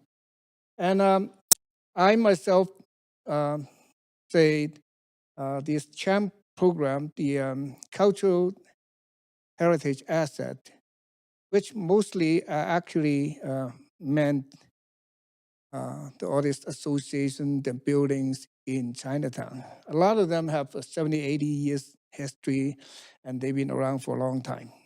And a lot of them actually in this day are struggling for survival because the building got defaced, like graffiti, vandalism, broken glass, trashes front and the back of the building, and human waste and homeless lying in front of the building on a daily basis. And it is pretty much everyone who worked in Chinatown who was one time harassed or attacked by someone on the street.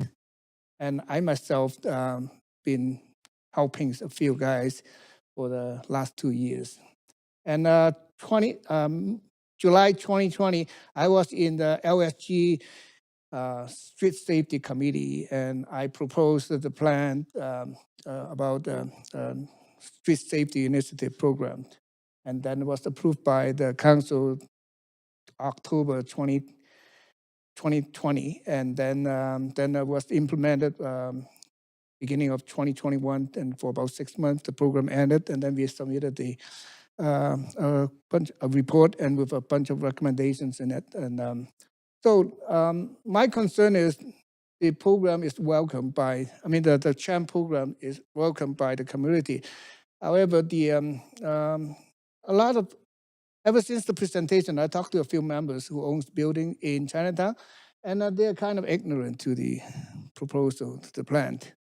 And so I will ask for a little extra time for the members association who owns building in Chinatown, which actually up and down from 0-100 block all the way to 200 blocks. They all have building there, and and also on Kiefer Street and Georgia Street. So I'd like to ask for a little extra time for the Chinese Benevolent Association, together with that members of organization members, that to investigate and look into the proposal a little more in order to come up with a supporting plan. We can actually help and facilitate the consultation and all this, because we can go for a community forum, and then I can bring them all together, and then we can have a very constructive conversation. June last year, June 2021, I actually invited Councillor Pete Price and Sarah Kirby Young in a community engagement in Florida restaurant, and that addressing the hardship that all these Chinese organizations in Chinatown, what they endure all this time. To make it simple, the issue is City Council did a lot of things, allocating more funding to get the problem resolved, but the victim keep getting penalized, and they got fined like $800,000, and yet the offender walking around free with no consequences. And Fred, then they I'm don't gonna know just where to. pause. Fred, I'm just going to pause you there. You do have questions. I do appreciate hearing from you, and so I'm sorry to interrupt, but Councillor Fry has questions. Over to you, Councillor.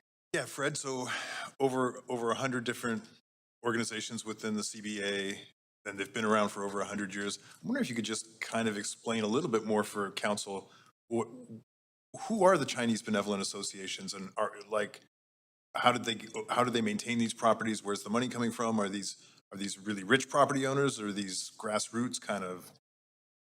Okay. I'm the president of the Chinese Benevolent Association, the current sitting president. And most of this association, they own the building where they are located. And they have the ground floor store, they rent it out. Maybe if they have a second floor, like some offices, whatever, that they can rent it out for income. So they're using that money to maintain the daily operation. And then for some of them, one or two of them, they own a few properties, few pieces of property along Panther Street or some over the other keeper. But it is for the last 100 years. They used to have the building so that they accommodate their own clan associate from China, so they can have them accommodated when they arrive here. They got somewhere to stay. So they're mostly just a benevolent association that are watching the welfare of the members. So they still provide for welfare of members of the various different associations. Very different from 100 years ago to now, because in those days they came in, they don't know nobody, they just speak the language. But in this day, a lot of them come in rich, and then some of them, they don't even bother to live in Chinatown because it's too dirty, too scary. And so they all live outside of Chinatown. And then they actually live all over Lower Mainland. Okay. And so when you represent them, you sort of filter and bring all this information and try and communicate some of the city policies and the various different issues around Chinatown, and you're the guy who speaks to the. Yeah, a lot of them actually being a quiet one. They actually afraid to speak out because they're afraid to offend the others. And often when we are being vocal, and we'll be slapped with that, oh yeah, you guys are heartless, like you don't care about the homeless, you don't care about the underprivileged ones. And then once that is slapped on you, and then you right away you shut up because you know what comes next, So, and then and a lot of the business owner in Chinatown, even when I ask them to speak in front of the camera, they say, no, I'm going to get revenge. No, I don't want to speak. I don't want to show my face on the camera. Yeah. So they, in a way, the Chinese population by nature, they are quiet when they don't like to make waves. They don't like to speak up. I'm pretty much the only one speaking for the group that got no voice. Right. Thanks, Fred. Thank you. You do have more questions, Councillor Kirby Young. Yeah, thanks. Councillor Fry kind of jumped into my question, so I'll just kind of add to that, just in terms of some of the activities of some of your members. Can you talk about if they're involved in housing and how many and what that looks like? Multi-housing? If they are involved in housing, providing housing in those historic buildings and what that looks like. Can you talk about that a bit? Yeah, a lot of them, actually, quite a few of them actually have the roaming house.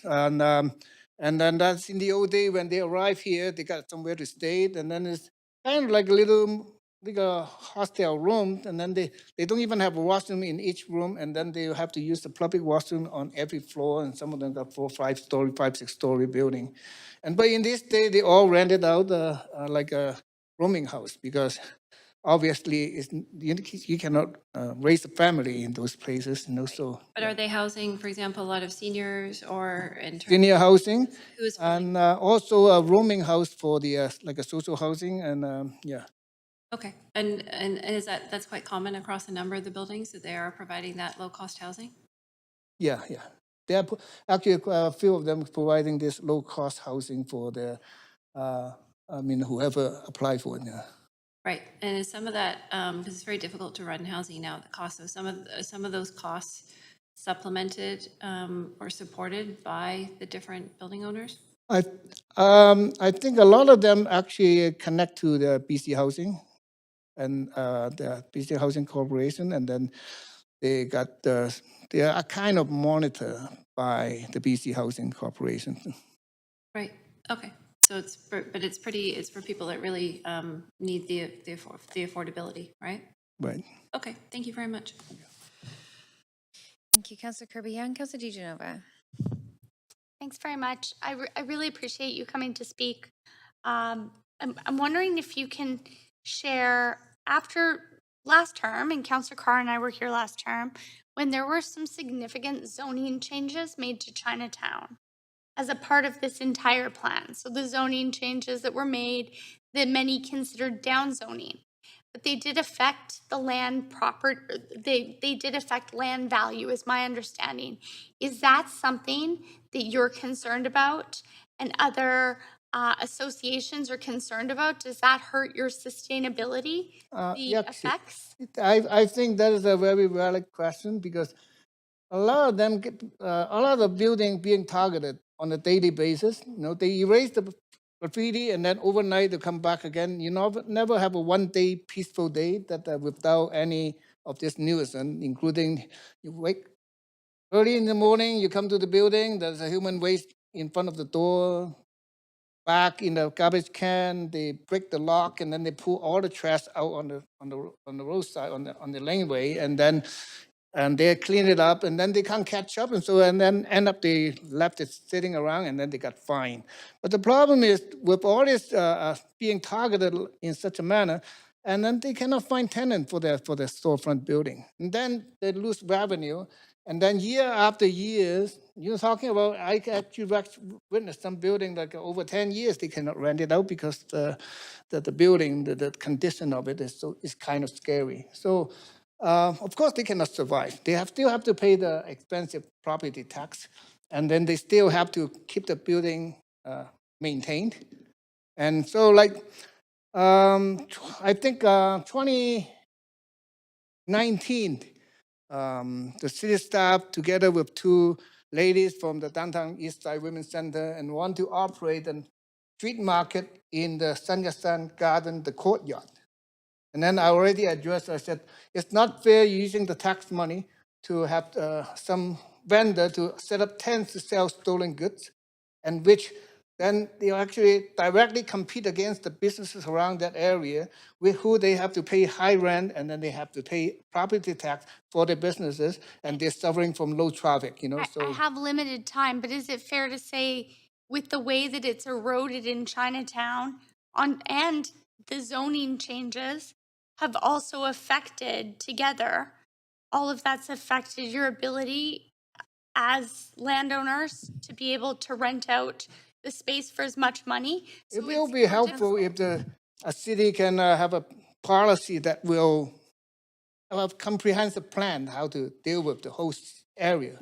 I heard that 3 levels of government every year they put in 500 million into downtown East Side, and Chinatown is part of the downtown East Side, and yet it only get worse and never get any better for the last few years. So it doesn't make sense, Thank you so much. We have more questions for you, Councillor Carr. Thank you. Thank you, Fred. I appreciate you coming and the work you do. My question is really around whether or not the Chinese benevolent associations, the societies, have had a chance to review this particular document and plan. Not yet. It's 80 pages. Yeah. And we got a presentation done last month. And then we're going to have a meeting towards the weekend, like coming Saturday. And then we're going to further discuss about this plan.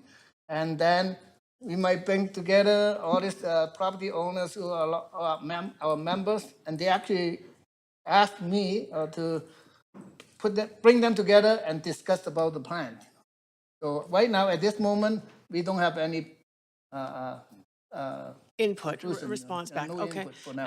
And but you are meeting, you are Yes. getting input. That's And what is your hope regarding that input? Are you hoping to forward it to the city, to city staff?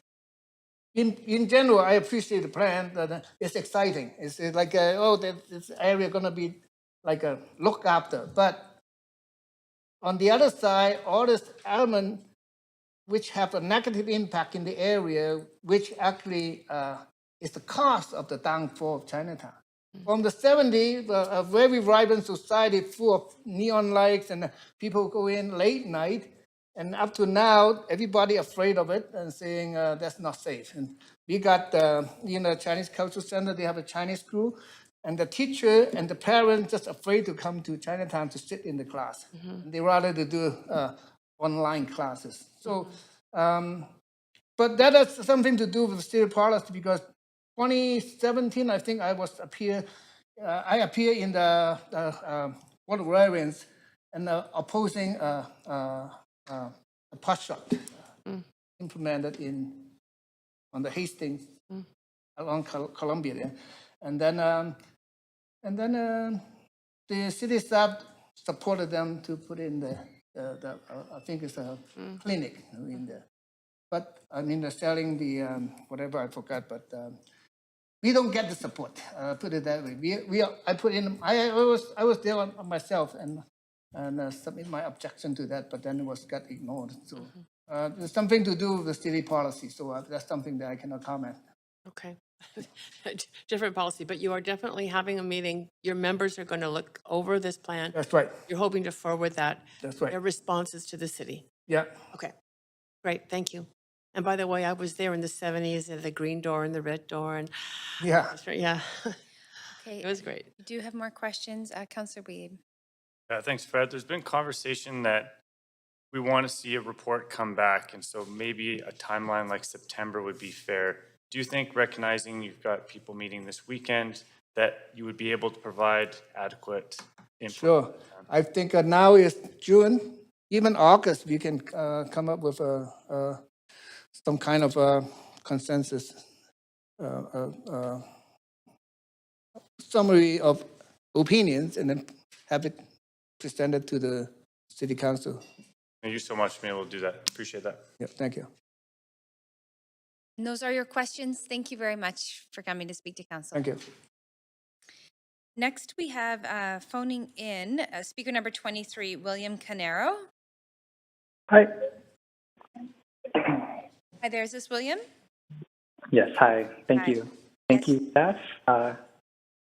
Thank you, council. And also thank you, Councillor Bligh, for being here on your birthday, yes? I really appreciate you being here. Thank you for your service. Not optional. My name's William. My pronouns are he, they. I am a third-generation Filipino-Canadian, and I currently sit as the board of director for the Qatar Filipino Indigenous Arts Collective Society and the Southeast Asian Cultural Heritage Society. I'm here today not in any of those capacities, but rather in my capacity as an organizer for the Joyce Street Action Network. And we support this plan for two reasons. One, for the astounding quality and quantity of engagements. They're only in phase one. They've consulted 16,600 people, over 370 meetings since 2018. That is phenomenal. Joyce Street Action Network only hopes to get those numbers one day. Second reason we support the plan is the research around the tangible and intangible cultural assets is something that Joyce Street Action Network focuses on as well. And we have been following the work, and we are very proud to have seen this in Vancouver. The Filipino community, along with other diasporic communities, look to the transformation team and the Legacy Stewardship Group as an example to follow in bringing together siloed organizations and individuals. Towards the research strategic framework and the 2023 implementation plans upcoming, We're also following along towards UNESCO Heritage designation, and that's exciting work. We're also paying attention to Mayor and Council as a convener of these organizations and pray that you continue this work through funding and staff support. The Joyce Street Action Network came together as a group of Filipino organization representatives, community residents, tenants, businesses, and students because of the potential displacement of cultural food assets to the community.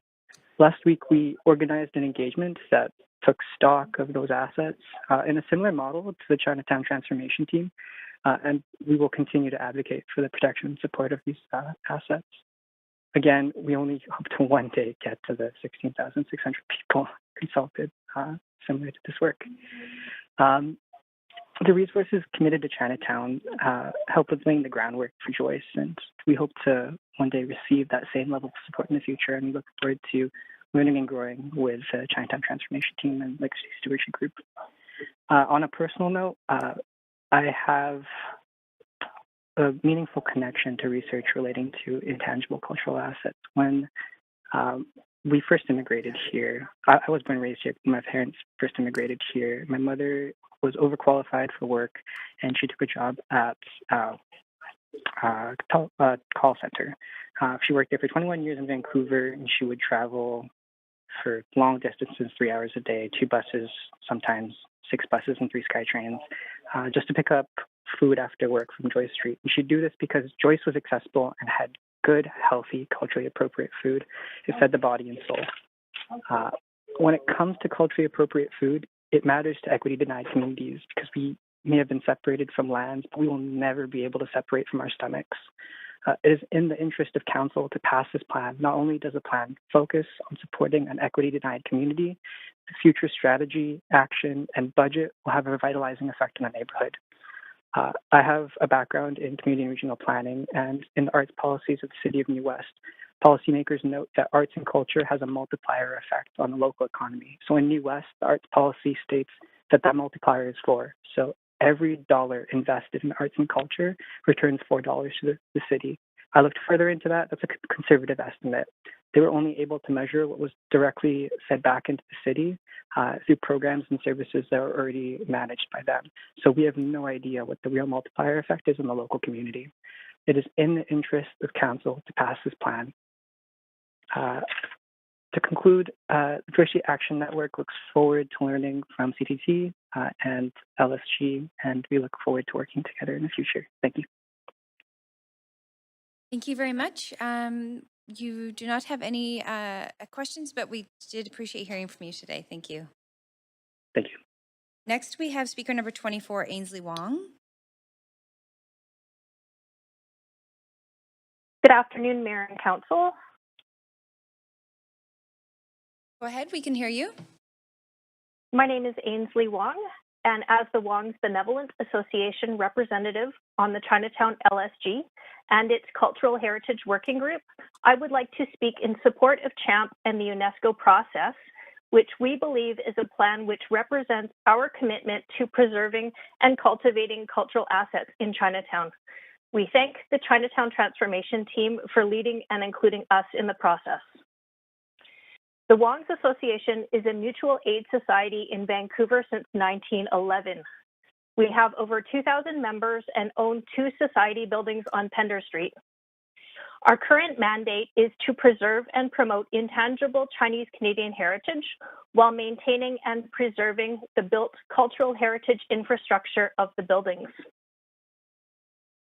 As an association, our programs increasingly focus on member and public education related to intangible cultural heritage. We operate the Han Sing Athletic Club, where traditional Kung Fu and lion and dragon dance are taught. We have operated Saturday School at Mon Keong to teach Cantonese with community partners UBC and Youth Collaborative for Chinatown. Our membership continues to practice ancestral ceremonies in our buildings, and we have documented these practices. We have a substantial collection of photographs, documents, and material artifacts which are being digitized, translated, and interpreted in a curatorial way, so we are not only preserving history, but understanding it as we put together our own narrative of historical events and can begin to tell it from the lived experience of the Chinese Canadian community. And in doing so, we are uncovering stories of resilience.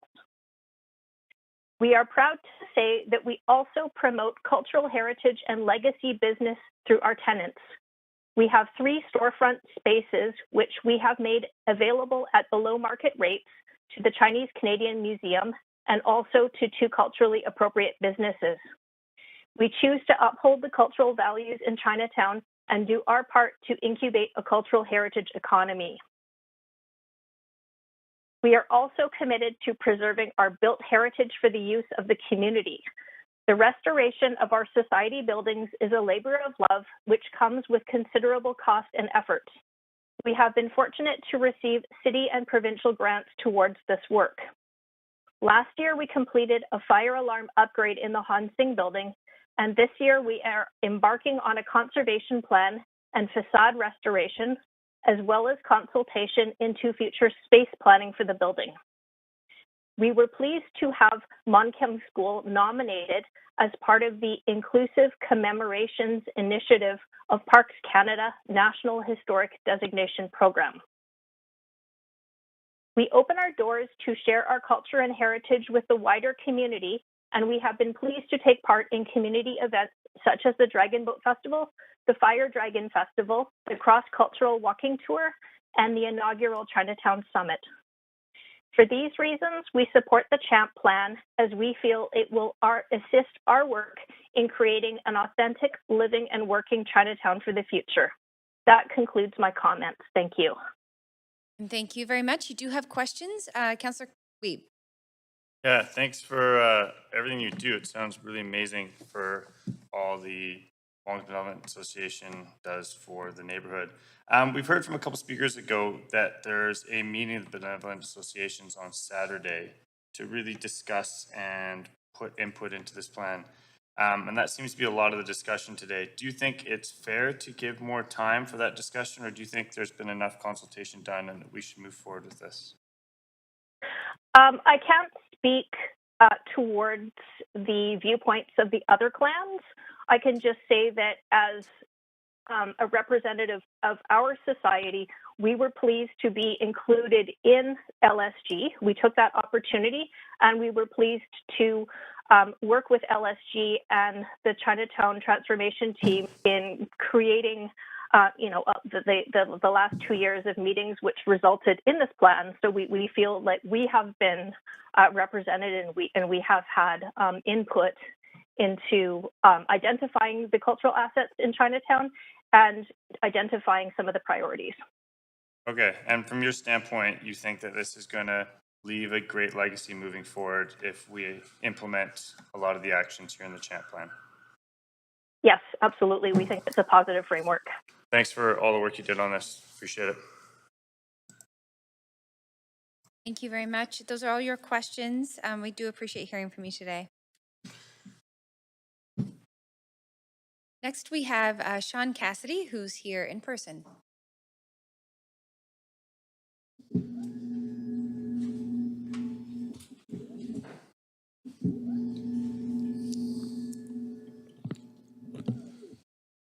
Hi there. Thank you for taking the time. It's be nice if there was some fans in here, but we can work on it. There's 2 schools of thought on this. One is to play along with sort of a kumbaya moment here. I'm tempted to go along with the CHAMP that's being proposed. But there's a reality that we all have to face, and that's what's going on in Chinatown. And any talk of UNESCO we're talking 2028, and we're in 2022. And as it stands right now, Chinatown is under constant attack. I live in proximity. It's a disaster, okay? I've watched Chinatown go downhill, go downhill. Granted, COVID did not help. COVID was a disaster for Chinatown. Chinatown at night is just barren. The businesses are struggling.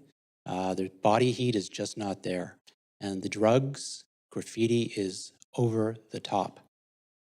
On a corollary example, let's look at Victoria, okay? I was in Victoria's Chinatown approximately a month ago. No graffiti, no drugs. It's a functioning Chinatown. Victoria has a huge homeless problem and it has a huge drug problem. What is going on in Chinatown?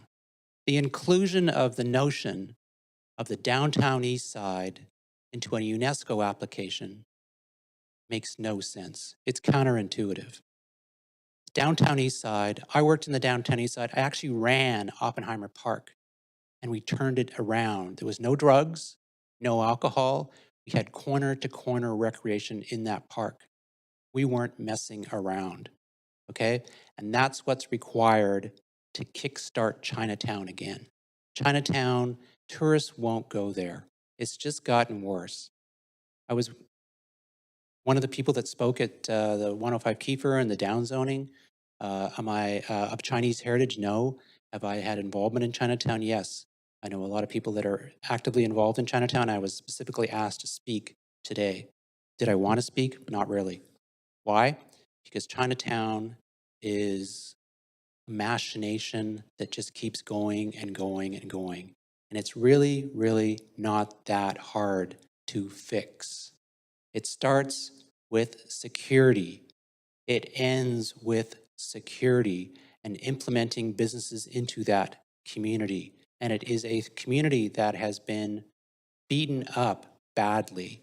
The notion of diversity and inclusion, I looked at the report that has been presented, the CHAMP report. Once again, I can go with the notion that let's play along or let's be real. It's wonky, it's wordy, and it is tying itself up in knots. I mean, it's 93 pages. How many people have actually read that report in full and can actually give full detail on that report? I don't think many. A lot of the speakers here today, they've touched on it, but they never really read it in depth. And in depth is what's required.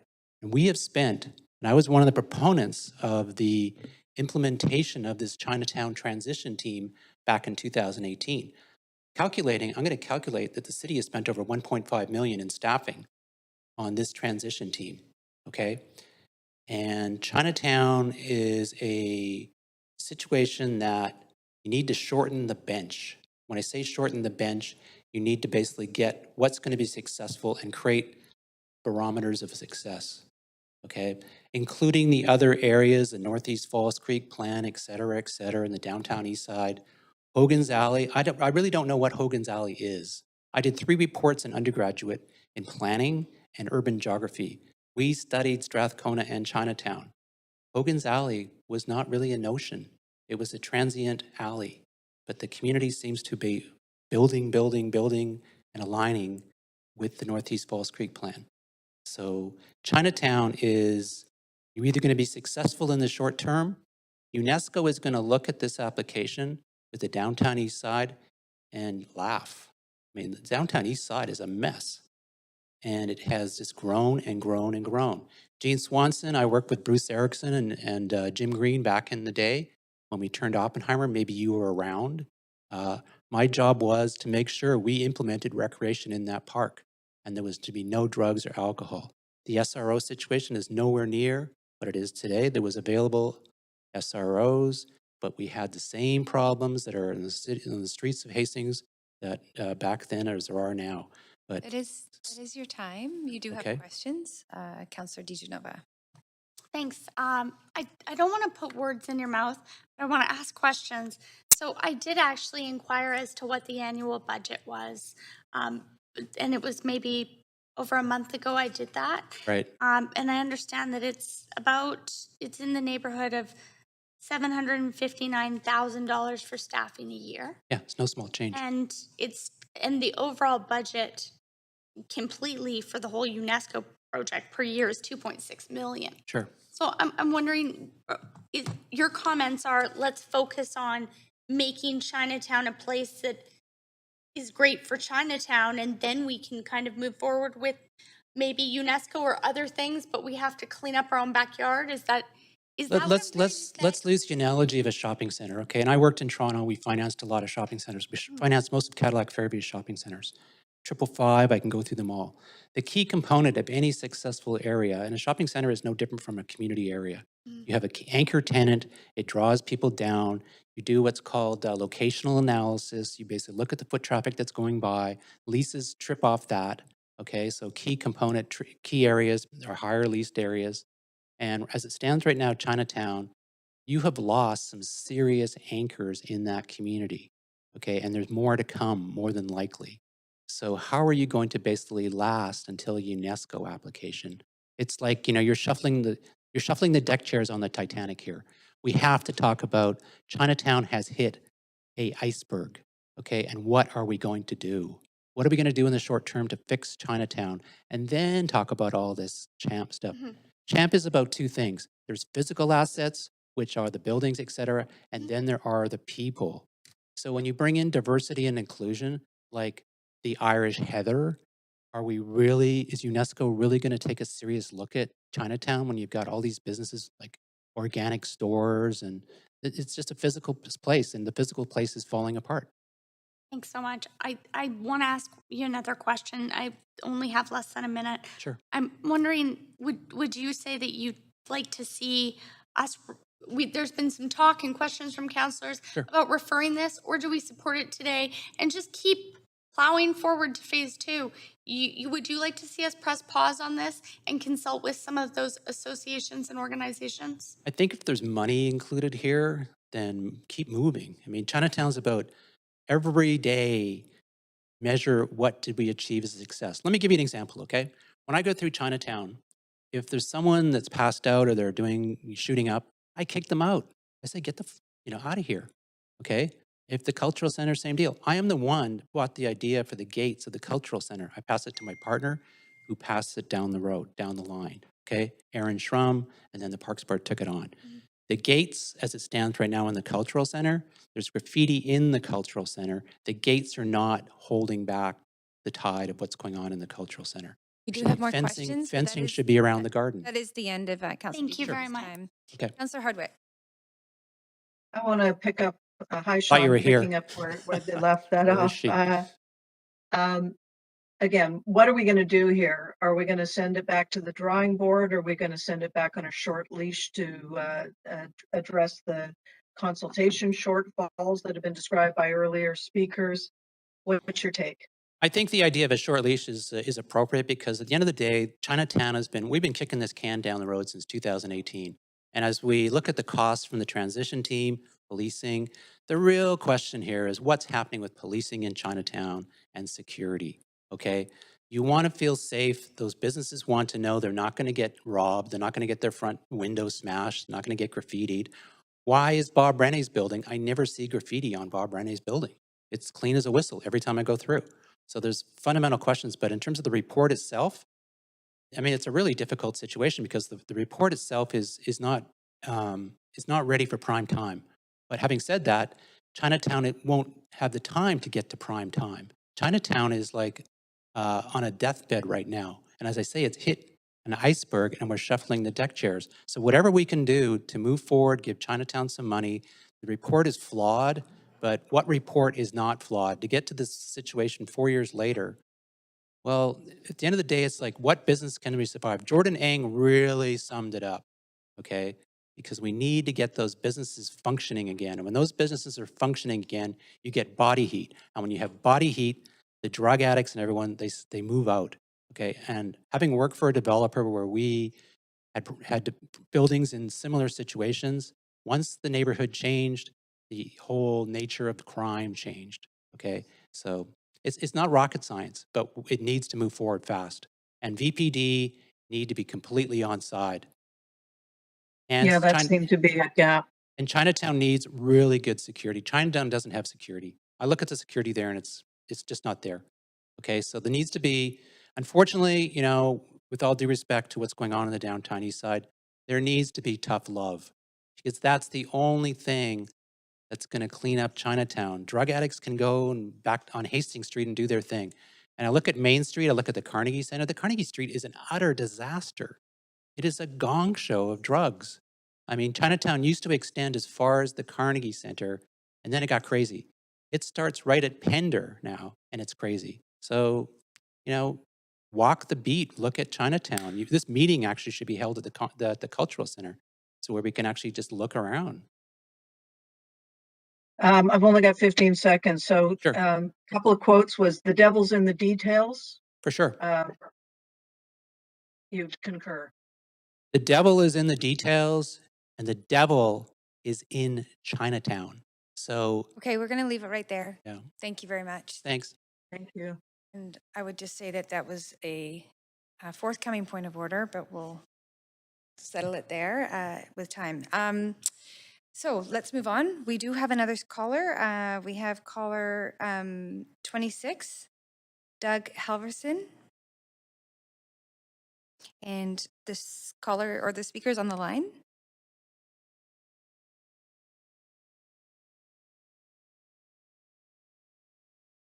Hello?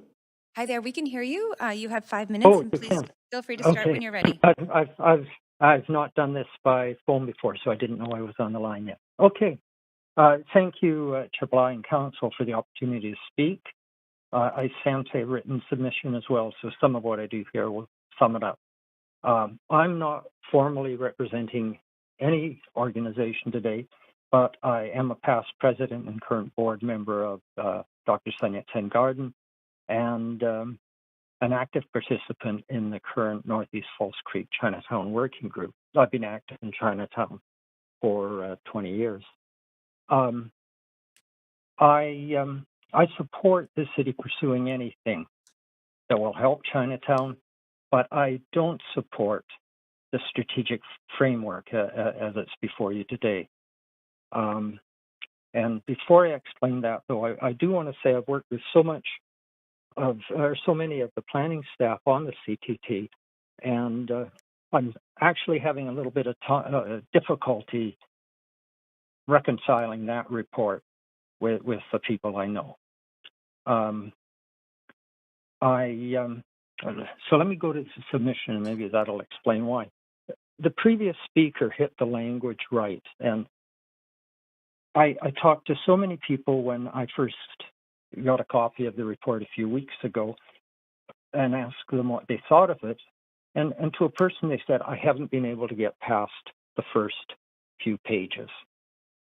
And the language is extremely difficult unless you're a recent university graduate and you understand the language of decolonization and racialization.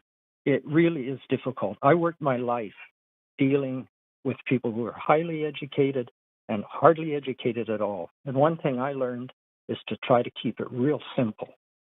And the plan fails on that. It also fails because it's so long, as the previous speaker said. That's a serious flaw, because a plan is always a marketing document as well, and it's not a good one. The lack of engagement you've heard about from the previous speakers is another serious flaw. And I guess it was Lorraine mentioned that spectrum of public consultation. With the organizations like the Garden that have so much invested in the community and do so much work and actually fund themselves, they deserve to be consulted before they suddenly find themselves potentially part of someone else's idea. The plan went out, to my understanding, to members of the LSG in some form in April. Someone told me that it was about 17 pages long at that time, but I don't know for sure. However, the plan we're looking at did come out mid-May. I thought it was May 17th or so. Us on the distribution list, the public got a notice it was out on May 24th. And it's here at council, and then we were notified it was going to council on May 1st, and here we are today. That is not a very good timeline on something that's so hard to get into. And finally, there are little errors through it, and again, Lorraine mentioned, not errors. There's policy decisions mentioned. The Culture Hub on page 39, including the Garden. There is a lot of problem besides the strange language in some of the factual stuff. And again, other speakers have mentioned that. So all of this says, let's take a little bit of time, and the kind of consultation you would need to take that time is sitting down and discussing it, and actually be willing to go through and say, discuss what did you mean by a cultural hub, or when they list the population that traditionally made up Strathcona, they miss the fact that in the 30s and 40s, it was a third English or British, and depending on immigration policies at the time, about the same amount Chinese. Rather, they list groups in the list in the plan that had less than half a percentage represented. So there's kind of a playing around with the fact base, which is very annoying and has caused a lot of trouble on the Northeast False Creek plan. And Henry, this- that is your 5 minutes, so I'm just going to have to pause you there. Oh, okay, that's fine. And we do appreciate hearing you explained yourself well. There are no questions for you today. Okay, thank you. Thank you. Next, I apologize, that was Doug Halverson. Next, we have speaker number 27, Henry Yu.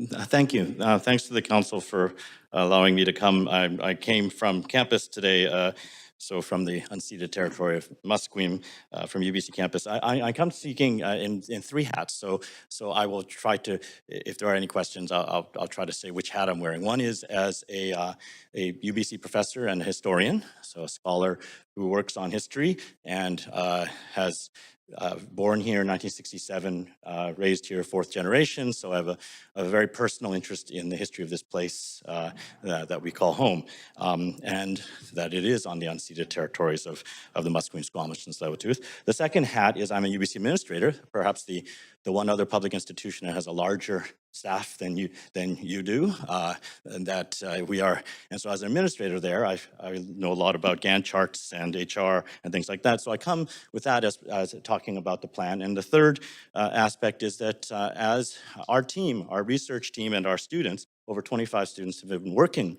with LSG, the Legacy Stewardship Group, and the Chinatown Transformation Team over the last 4 or 5 years, actually. We also were involved in the apology in 2018 and from 2015 to 2018. So I've had a role in many hats. So I just want to make 3 points in my time. One is that methodology. That's come up with several speakers about the methodology of engagement. As you know, we've gone through a pandemic, so the methodology of community engagement had to reflect that. I'll give you an example. We helped support the Chinatown Reimagined Forum in October. That was during the COVID restrictions. Over 1,000 people were engaged online in that. We had speakers from every single one of the working groups, the Legacy Stewardship Group. So that is actually pretty unprecedented in terms of COVID. UBC also hosted the National Forum on Anti-Asian Racism in June, several months before. We had 2,100 speakers from across Canada and 126 speakers over 2 days. So you can see that actually the Chinatown Reimagined Forum was reaching half the number of people, and we weren't a national engagement. LSG, I want to make the point that LSG, for the first time in the City of Vancouver's history, you appointed a team that was trilingual, that could speak English, Cantonese, and Mandarin. So which voices were actually engaged and listened to? I asked how many people here and how many of the speakers today were trilingual. How many of them, when they speak for Chinese seniors who are primarily speaking in either Cantonese or Mandarin, how well can they hear them as they speak for them? That methodologically, as a form of engagement, is actually decolonizing. It's actually to respect people. Each of the LSG meetings that were monthly had full translation for the Chinese seniors who were able to attend those meetings. That's unprecedented. If you think of the size of the engagement in terms of numbers, we're not talking about a small handful of people. And that is because we did work with LSG and CTT in trying to design a framework during 2.5 years of pandemic restrictions. So I do want to put that context. Finally, this is a well-consulted plan, but it's not a fulsome plan. It's a strategic framework. It's a set of aspirational goals. People have said that as some kind of negative. You've got a set of aspirations.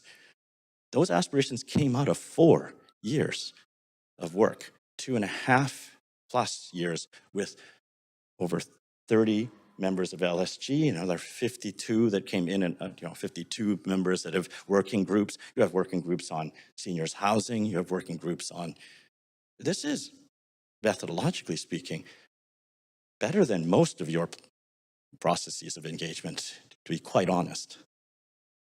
So, I'm a scholar. Those are factual.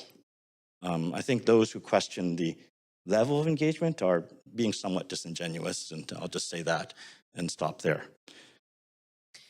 I study the history of racism and exclusion, in particular, the foundational role of white supremacy in the creation of Vancouver. It's why I helped write the apology in 2018 in April. I know what it is to be excluded, to not have a seat at the table, both personally in my own life and as a scholar. Exclusion is when you are denied a seat at the table. You don't get to partake.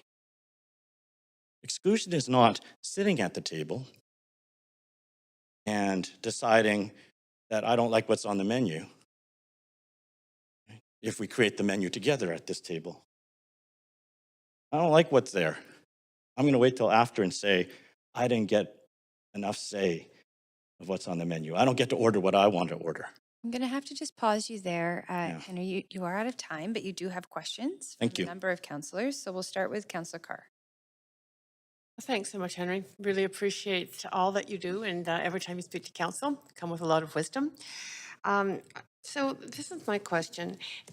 If there are a number of, if you're talking about creating a plan for an area, and there are a number of people engaged in that plan, and there are a number of very important, very significant actors in that neighborhood, by whatever definition you want to use that, but significant organizations. Yes.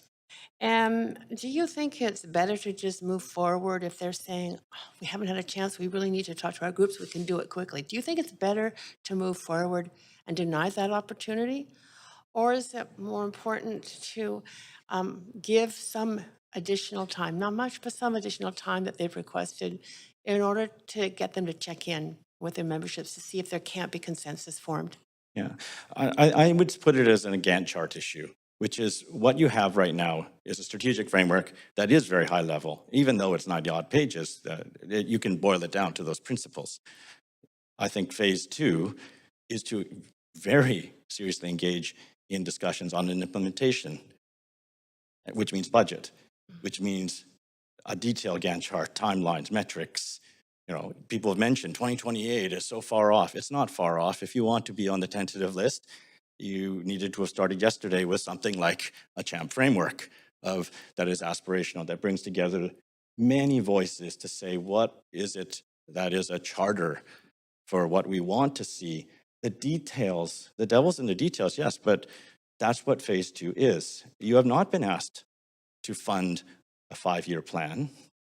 I don't think that can actually be done in the next 2 months. But if you can approve what is phase 1, which is this is a strategic framework.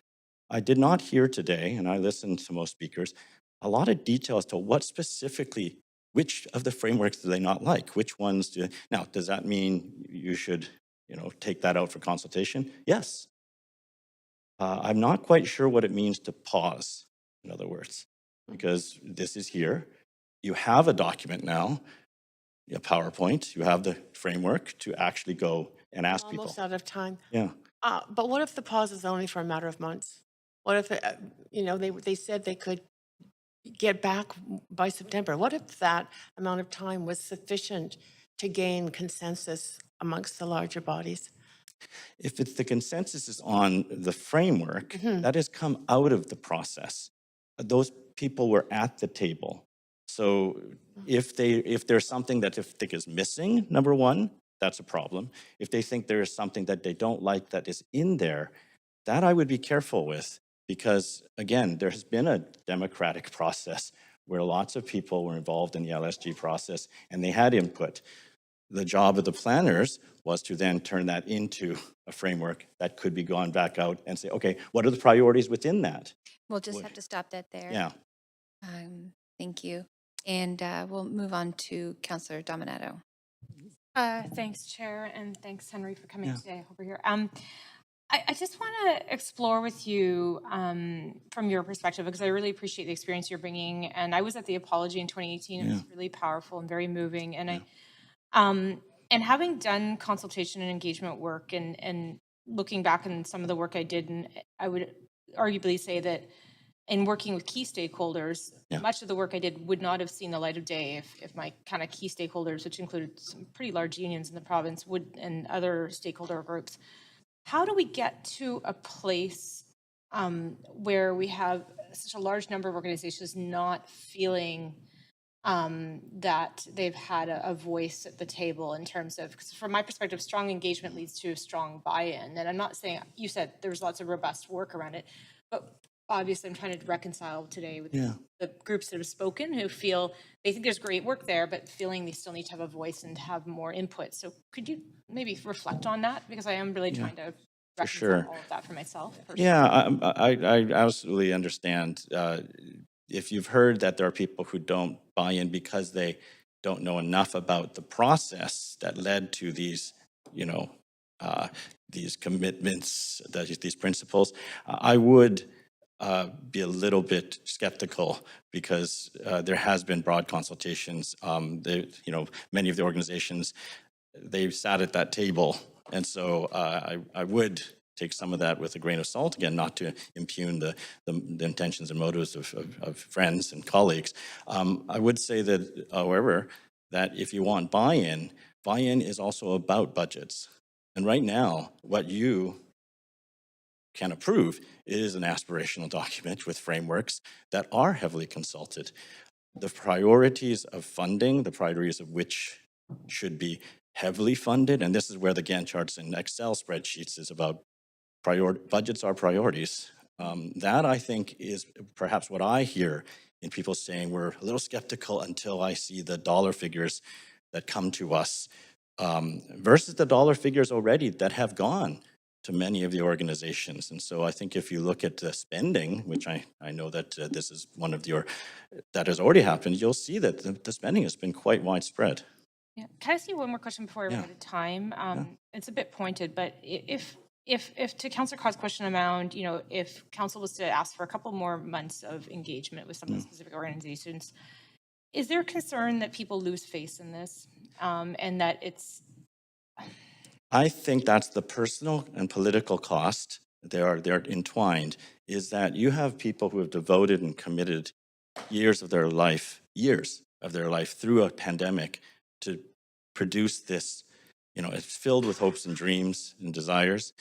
I think the message of throwing it back, saying we don't quite, accept it until you want to check again with the same people, I think that'll be devastating, to be honest. I mean, I've had the honor of working with many people very closely. I think the personal toll. Henry, I'm just going to have to pause you there. I'm very sorry, but we're well Thank over you. time. Councillors, we keep going over time. 3 minutes is probably enough to do 1 or 2 questions maximum. So if we can just make sure we allow for speakers to be able to answer. Councillor DiGenova. Thanks so much. I'll keep this brief, but I just wanted to follow up. I had heard you say in an answer to another councillor, that they're wanting to be consulted on something they've already been consulted about. And what I heard from some of those organizations are that in fact they weren't consulted on CHAMP. They were consulted on other issues broadly within maybe UNESCO or within Chinatown, but they don't feel that they've been consulted on the framework that's supposed to build the foundation for work over many years and moving forward. So I'm wondering, do you feel that they have been consulted? Because we're hearing from them that they haven't been consulted on CHAMP. I find it hard, it's a little bit of sophistry to say that you've been consulted, but only on some things that are actually at the heart of the principles. When you talk about cultural heritage, the cultural heritage economy. That is something that came out of the cultural heritage group as well as the economic group. This was an amazing coming together of cultural heritage and how do you value it. That's at the heart of the framework. The It's heart hard of the to, framework, but the framework itself is this is how we're going to do things for the next many, many years. I would say no, that's not what, there is no, other speakers said there's no Gantt chart, there's no timeline, there's no budgeting. You can't have it both ways. This is an aspirational result from 4 years of consultations. It is forward-looking to say, here's our strategic goals and aims, a vision document, a strategic framework. How it will be implemented is missing, of course, but that's phase 2. That is, so you can't say we weren't consulted about something that doesn't actually exist in this document.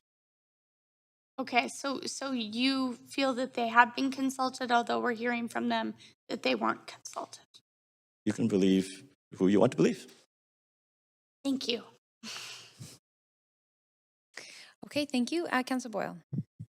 Thanks so much for all the work that you do. I have 2 questions, and the first is I'm wondering, from your involvement in this work, if your sense is that a couple more months over the summer would allow us to get to some sense of consensus, or I would ask consensus on what? If you were very specific about consensus on supporting this document, I think that may be debilitating to many of the people who've brought this document to you, because it means going back and giving a kind of veto power to folks who've already been consulted. I think that is a bad process precedent. Do we need the boards of the garden to approve a city plan? I'm not sure that's been the case for the history of Vancouver, where you're asking NPOs and NGOs, board members, to then assent to something that's your decision. The organizations that have come forward, I have no doubt that they are sincere and their intentions are good. But what would you be waiting for in 2 months that's actually substantially different than what you have now? It probably would be more useful as an administrator. I would say, start talking implementation, start talking budgets, start talking what is phase 2. And if there are certain frameworks that you don't like in the current plan, don't fund them. That's really helpful. And my second question is related, which is if we were to move into phase 2 and take this feedback and shift or improve engagement for the next part, which is all the details, are there pieces you'd advise we could recommend there be more of in phase 2? Things that could not be done in COVID. In-person workshops where you take a strategic one of those 17 or 3 or 5 or whatever that is the most at the heart for property owners and say that the largest property or class of property owners are associations. So a lot of their difficulties are lots of shareholders that are, and not a lot of cash flow. So making the renovations for upgrades is a real problem.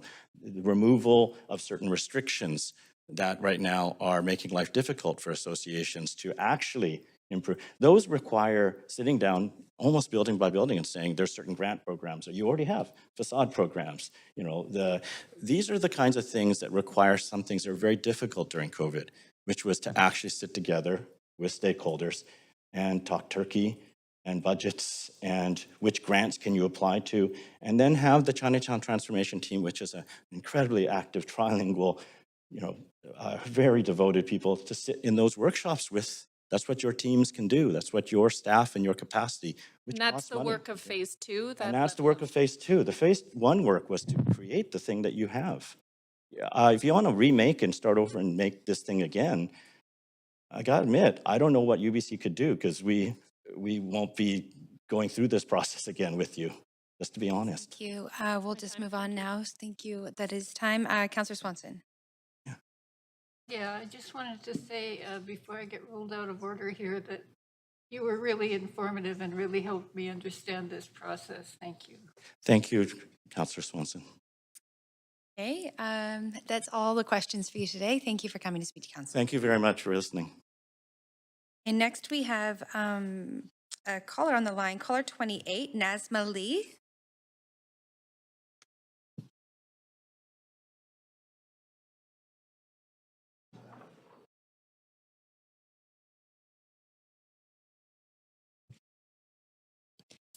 Speaker 28 is not on the line. Okay, thank you very much. And I'll just flag for council that we do have 4 more speakers.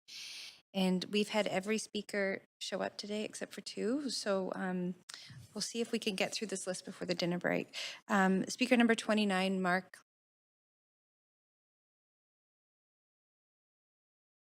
Yeah, let's just turn on your mic so that you are heard. Go ahead. I just know people wait and plan, so I wonder if I can move a motion to finish hearing from speakers before breaking for dinner. Thank you very much, Councillor Boyle. So we do have a motion on the floor. So we will be we will finish the speakers list, including reviewing those that were not able to make their first call before the dinner break and see how long that takes. So that's the motion on the floor. All those in favor?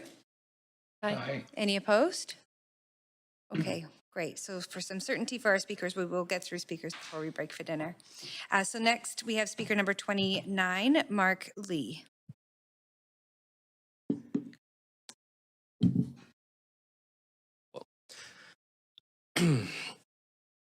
All right, so good afternoon, councillors. My name is Mark Lee. I'm here today as a former member of the Legacy Stewardship Group. I'm a current employee of Chinatown legacy business Gumwai or Camwai Dim Sum, and I'm a fifth generation member of the Chinatown community. So before my time, my great-great-grandfather helped build the Chen Wing Chun Society, or the Qin Wing Chun Society. Subsequent generations, including myself, have been lucky to be able to benefit from that. I'm excited to bring my nieces and my nephews down when they're old enough. As a young child with 2 working parents, my grandparents played a huge role in raising me and connecting me to Chinatown. As a kid, I learned to drum in the Chen Wing Chun Society building. I learned Chinese at the Cultural Center on weekends. I shopped with my grandmother. I carried her groceries, and I got candied orange peels if I was lucky. As a teen, my friends and I would eat at Newtown and loiter around the garden.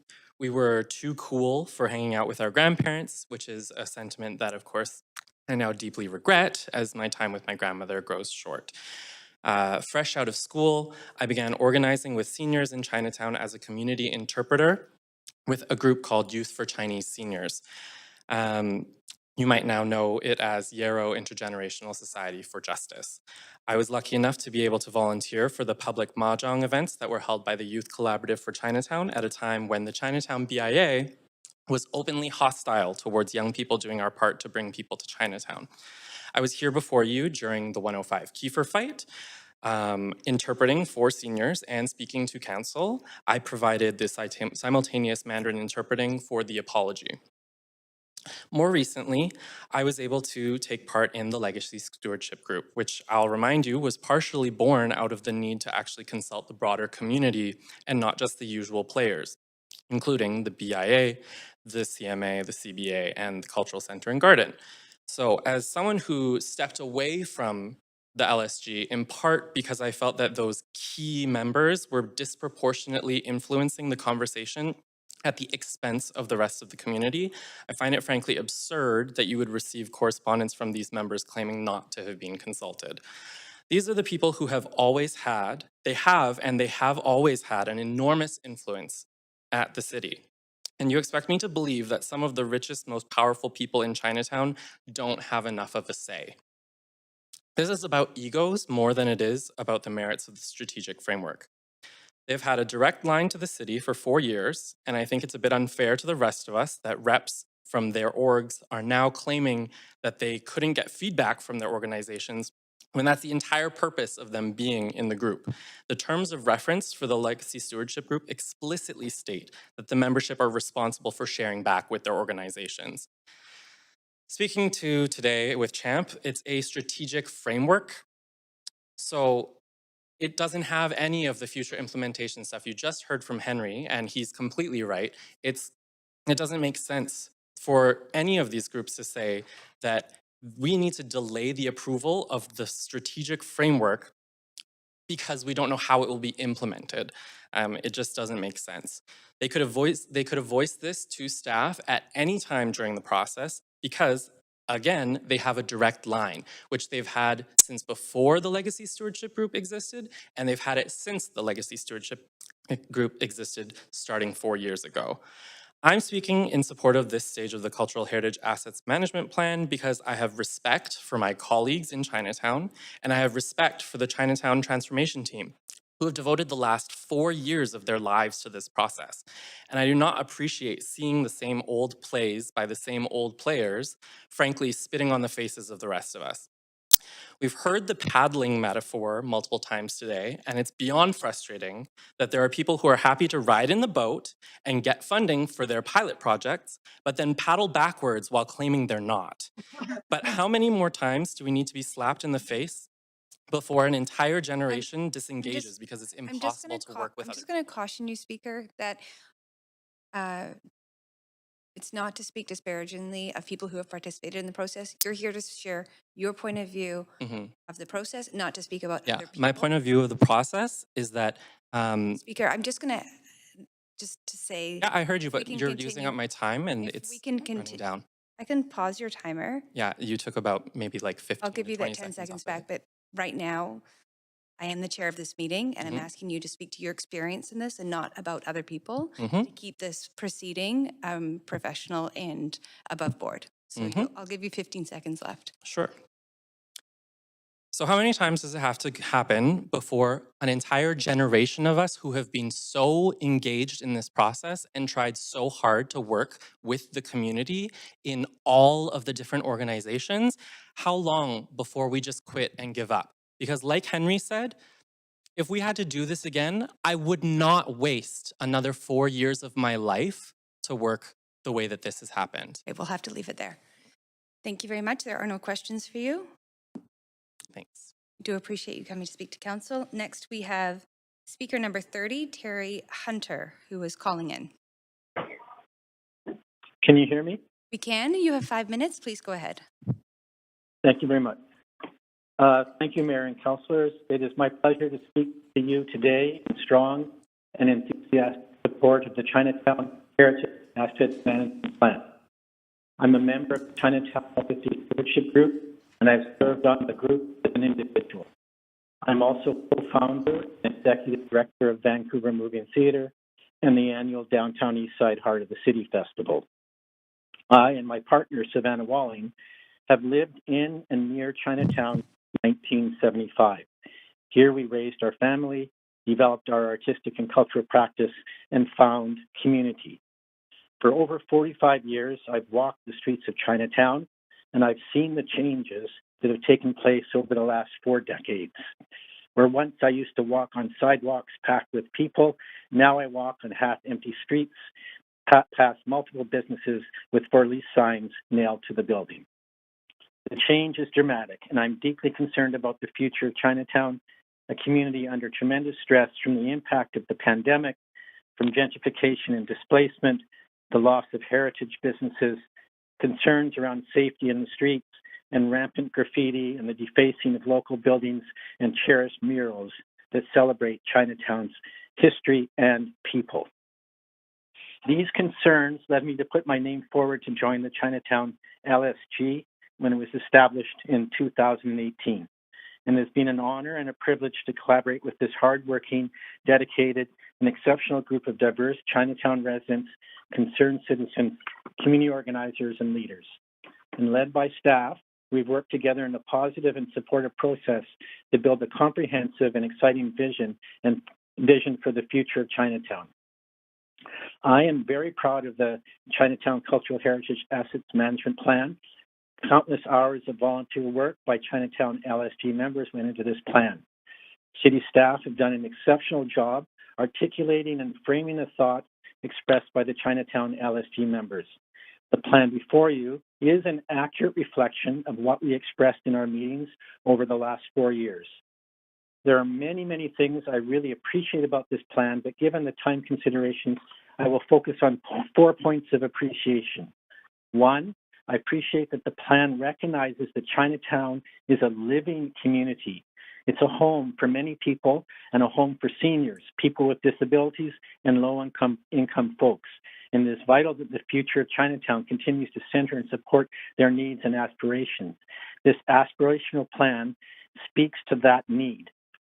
2, I appreciate how this plan supports and promotes the development of positive and long-lasting relationships within the Chinatown community and between the Chinatown community and city staff, and between Chinatown and our neighbors in the downtown east side. The amount of relationship building that went on in this process has been phenomenal. 3, I appreciate how heritage and culture is centered in this plan. As the producer of the annual Downtown Eastside Heart of the City Festival, I personally witnessed and experienced the positive community building that occurs when we support cultural and heritage activities in our community.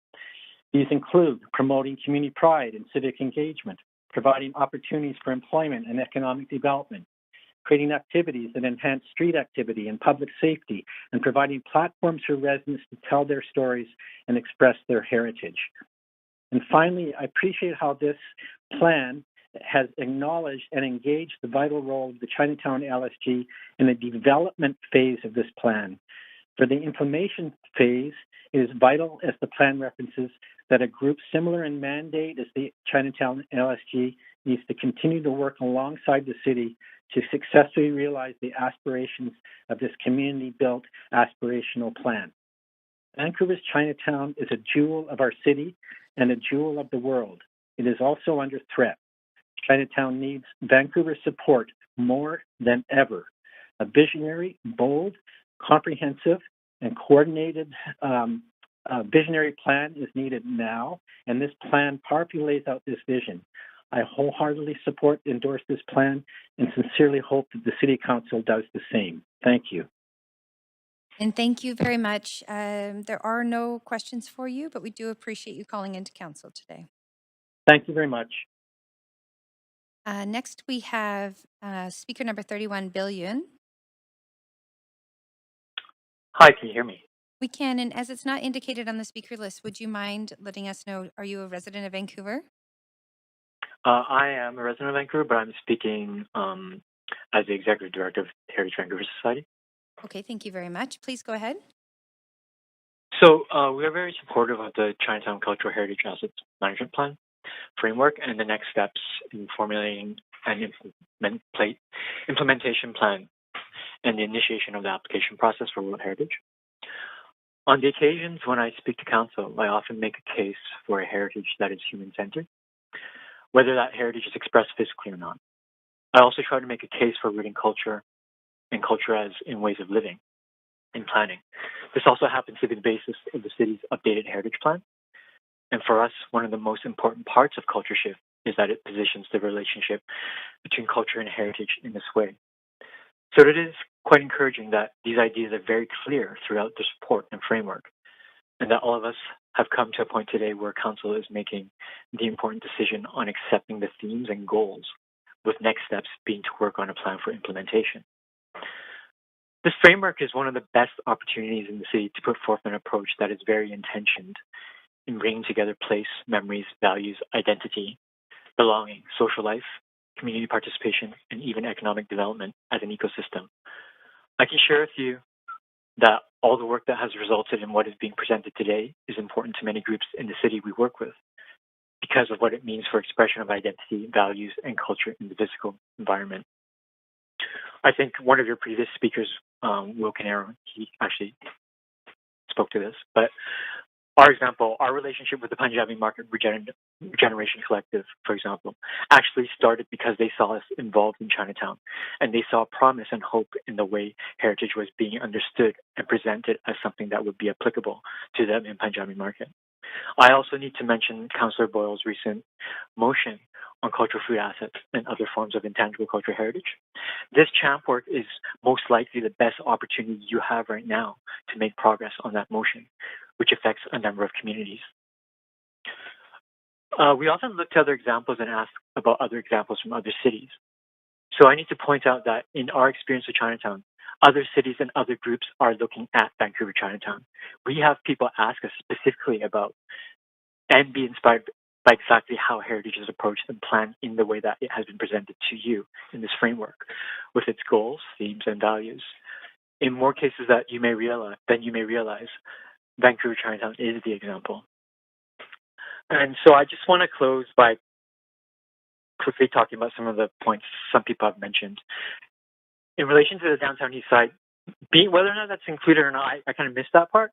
But for your application, whether or not downtown east side proper is in your application, the downtown east side and the surrounding areas of Chinatown will be need to be addressed in your application for UNESCO. The second point is about this comment about this kind of focus on 5-10 years down the road without focusing on now. I think LSG has been doing a lot of work focusing on now. And if you look at the news, Michael Tan, he's all over the news advocating for the Chinatown businesses. I also do want to say that with your UNESCO application, given the way that you want to apply, I think that unofficially you started the application work, the basis for that years ago, even before LSG. Just to get to this wide understanding and acceptance that seniors, for example, are part of the heritage. That took years of work. Back when 105 Kiefer was being debated, when we said to have seniors spread out throughout the building so that they can have interaction with other tenants, that intergenerational interaction as a value, people didn't even accept that widely. That wasn't considered heritage. So just to get to the point you are today, you've really unofficially started this sort of work around the application. So I hope that this framework, with its goals and themes and values, receives your support so that the discussion on implementation can proceed. Thank you. Thank you very much. There are no questions. You've explained yourself clearly. We appreciate you calling into council. Next, and we have speaker number 32, Kevin Huang. Wait, hello. Yes, we can hear you. You're free to start when you're ready. Thank you. Good afternoon, Mayor, Chair, and Council. I want to acknowledge that we're gathered on the unceded territories of the Musqueam, Squamish, and Tsleil-Waututh Nations. These lands are colonially known as Vancouver, where I am a resident. It is imperative for us to center reconciliation as part of our plans and actions, especially when we're discussing topics of culture, history, and place. My name is Kevin Huang, Huang Yishen in Mandarin. I go by he, him pronouns. I'm speaking in several capacities and identities that inform my comments today. First, as an active LSG member and chair of one of its working groups. I'm also Hua Foundation's executive director. As an organization, we work on issues including food insecurity, support youth organizing, and work collaboratively with other organizations on community development projects such as Chinatown summer events. Finally, I identify as a first-generation Taiwanese immigrant settler and a Chinatown community member. I am speaking in support of the plan, Chinatown transformation, Okay, anyway. While I have many reasons why I support CHAMP, in the proposed process going forward, I'm going to share one personal reason and one professional one. Back in 2013, Hua Foundation, the organization that I co-founded, had the opportunity to establish our first office. We had the choice between Chinatown and Richmond. While my colleagues and I did not know much of the history, not a clue as to how numerous and wide-ranging the diversity of stakeholders there is in this neighborhood and the complexity of the issues in this neighborhood, our team chose Chinatown after being convinced by Uncle William Ma and Auntie Glennis Chan, who I work alongside now as LSG members. For me, the office space wasn't just a physical one. My colleagues and I were able to share space with community members to learn about the neighborhood's rich culture and how Chinatown has shaped the city and how the neighborhood continues to play a role in being a space for all, especially marginalized and equity-denied groups. It's especially meaningful to me to see colleagues finding their roots in the deep histories of Chinatown and reclaim parts of their identity that have been lost due to assimilation and racism. Growing up here, I was only exposed to the few pages of the social 10 textbooks about Chinese Canadians and Chinatown's history. But now, having connected the histories and stories shared with me by community mentors, elders, and people who I now call friends, I now understand that the city that I know and experience, and Canadian society as a whole, is heavily influenced by the contribution, activism, and resilience of this neighborhood and its people. Now I see it as a responsibility to ensure that this living culture of this neighborhood and its people is conserved and continue to thrive into the future. Coming from a family that has generations of history in Taiwan, I know firsthand the importance of living culture and how governments play a role in shaping the environments for language, customs, and traditions to continue. CHAMP, its process, and its intentions to pilot new development tools is how we work towards what is possible. These conditions and environments are something that the city can have direct influence on. CHAMP reflects the city's role in what community members want to see for the future of the neighborhood. My second point is from a professional perspective. Having overseen and directly worked on consultations and engagements on behalf of the city, along with participating in many consultation and advisory bodies over the past 10 years, I want to commend CTT and their engagement process that enabled LSG to work over the past 3 years. I have not been part of any other community engagement process that is as robust and as inclusive. It is no small feat for organizations like SRO Collaborative who have worked tirelessly to find ways for monolingual Chinese seniors to participate in these processes. While the community, as broadly defined as possible, will never agree on every single point, I feel that CTT and LSG co-chairs have done its due diligence to create a platform for a wide representation of community members and organizations to be in a room together and discuss and work through issues. CHAMP is a reflection of the emergence of common threads of what the community, again, broadly defined, hopes for the neighborhood. I want to stress that this process has ensured that voices that are usually excluded have equal opportunity to participate in shaping their neighborhood and build trust and relations with each other. I look forward to supporting and working together with others on the next phase of the work, where there will be more engagement and consultation in the implementation of the plan. Thank you for your time, and I look forward to your support of this very critical and important community-led process. Thank you. Thank you very much. You do have questions. Councillor Boyle. Thank you. Thank you so much for phoning in. I'm wondering, we heard a bit earlier about the amount of work that's gone into this so far. Can you speak to that and what it would mean to delay or vote down that work that a huge number of volunteer hours has gone into?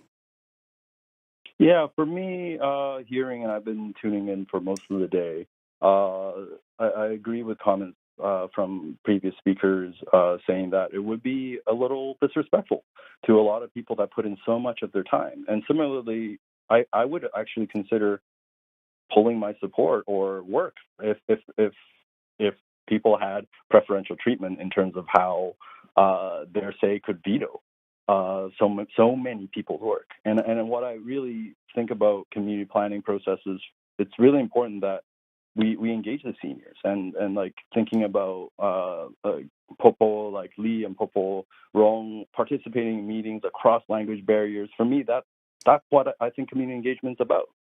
And yes, we need to find ways to work across different spectrums and organizations and representations. But I think the process has been very open and transparent.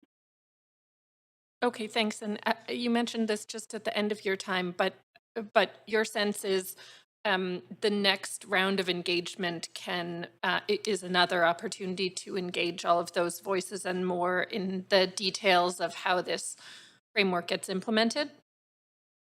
Yes, I've read through the CHAMP plan, and it is aspirational, but it sets the frameworks and boundaries of what's next. And I believe that that's where a lot of the next phase of the work will be, and the very tactical, including the budgeting and, what are we going to do like month by month or year by year leading up to 2017 to get on the national list. I think that's where the true nitty-gritty work will come, and I hope that people will show up to that table fully engaged. Okay, I'll leave it there. Thank you again for all your work. And you do have more questions, Councillor Carr. Thanks very much, and thanks, Kevin, for speaking, and also all the work you do in the community. It's quite incredible.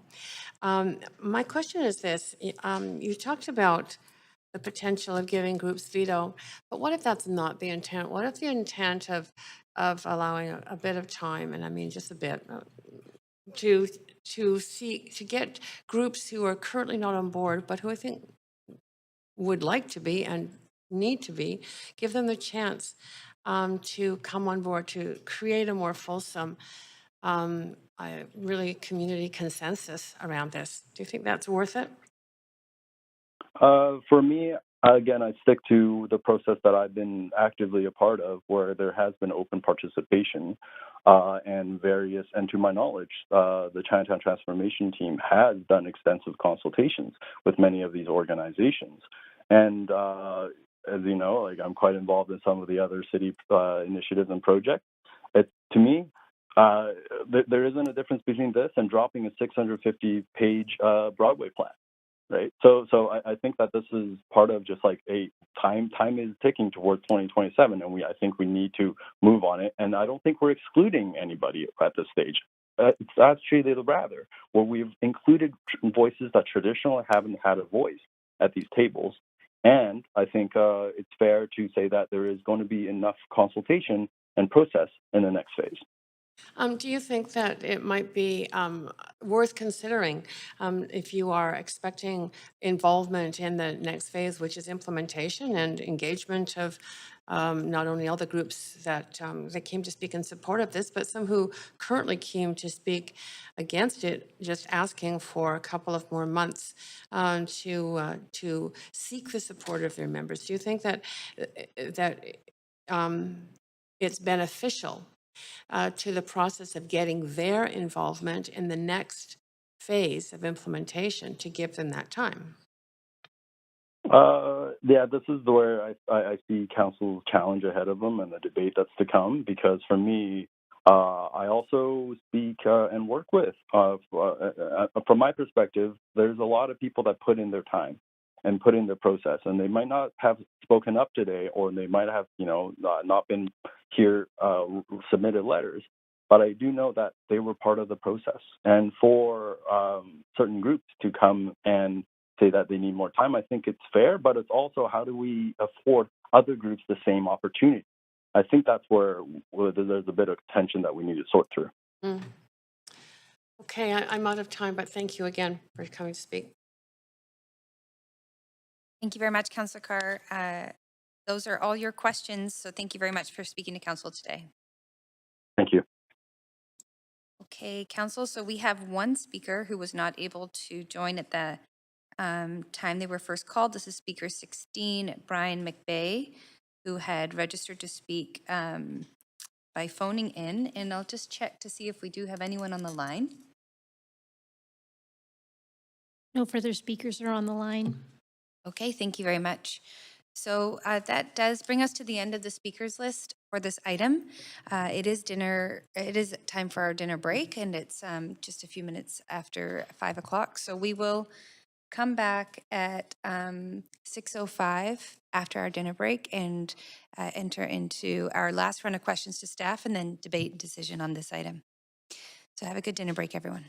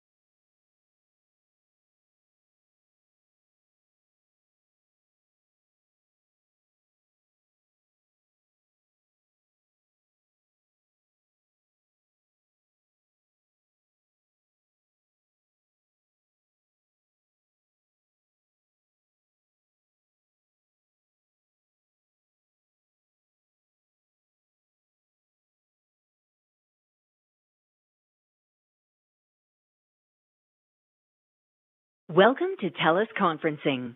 To join the conference,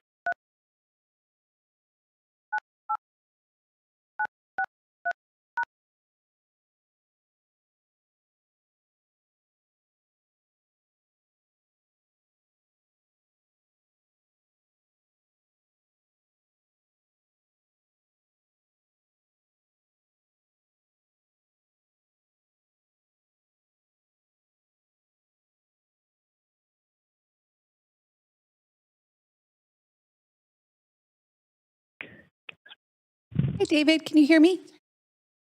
Yep, I can. Thank you.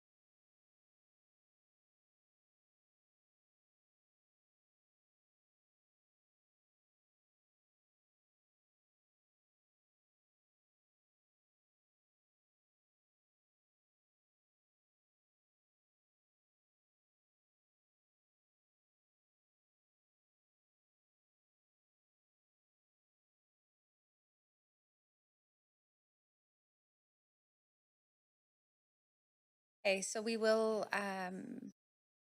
reconvene our proceedings and continue on.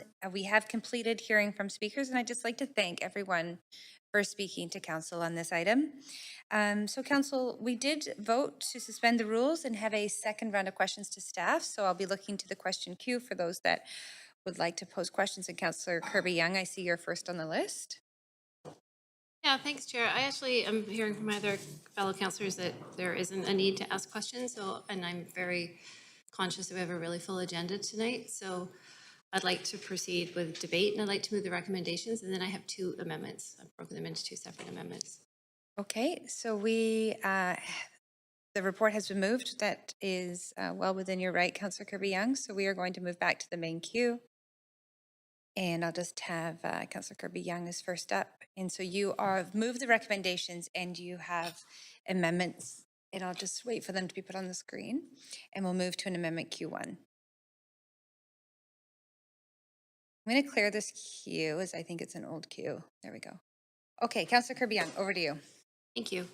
So move the recommendations, and now separately, I'm going to move amendments, and I'm going to move two different amendments. So I've sent it into the clerk, but I'm going to move A on that amendment, and it's as a distinct amendment first. So I'm going to ask if the clerk can just bring up letter A and direct council's attention to that one.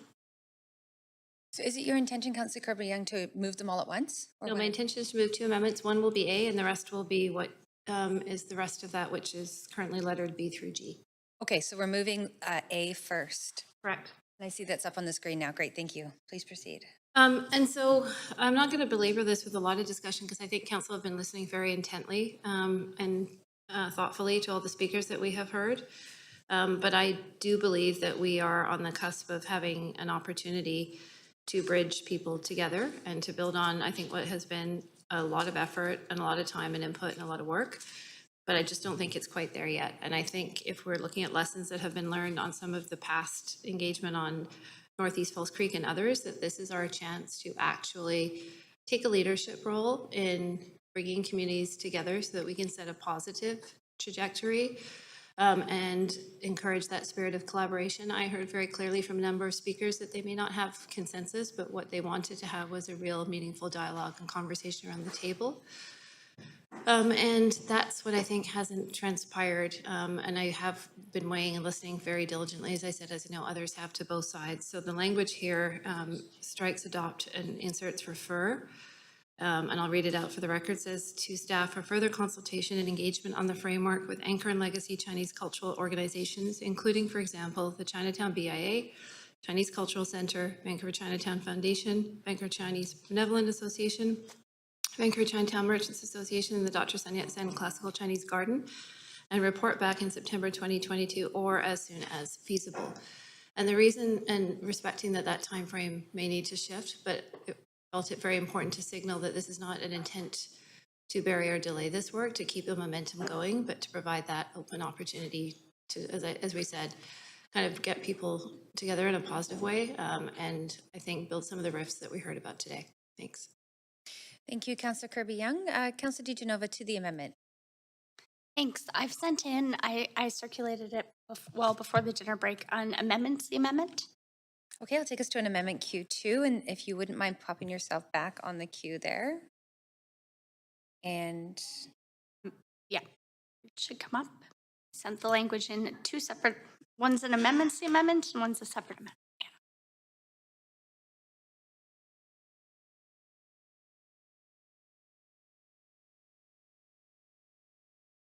Perfect. And I think that there's two parts to this, but I think that it's very important that we also include and budget in here, and also and further that all property owners in Chinatown be engaged and consulted, and that notifications of this process be mailed to property owners prior to staff reporting back on CHAMP to council. And the reason for that is, I mean, council, we've made exceptions today for translation. alone. And I think that it's very important and prudent that we do what we can, especially with an area as culturally rich as Chinatown, but also when we have heard from people on more than one occasions. In fact, I can say over my 2 terms, we've heard from business owners in Chinatown that this is helpful to them. We heard from this when we considered the 105 Kiefer public hearing. Councillor Carr will recall that. We were here together during that time. And we've also heard that from business owners when we considered the amendments to zoning bylaws in Chinatown. So I do think that it's important that we do what we can to go above and beyond to consult with some of the property owners who are extremely impacted, by some of the events and occurrences. Part of it's the pandemic in Chinatown, but also when we consider the framework of CHAMP. And as I've heard many of my colleagues say, it would be better to find ways to bring people together. And I hope that this is a way to bring people together and make sure that they are involved. And I think that that's the only way to move forward with a foundation of trust, as we heard people say today, people like Carol Lee, people like Lorraine Lowe. And I do think that it's important that we also extend that to the property owners. I understand that there are amendments that are coming through, although they've just recently been sent, that address other pieces of this, but this is very specific to A.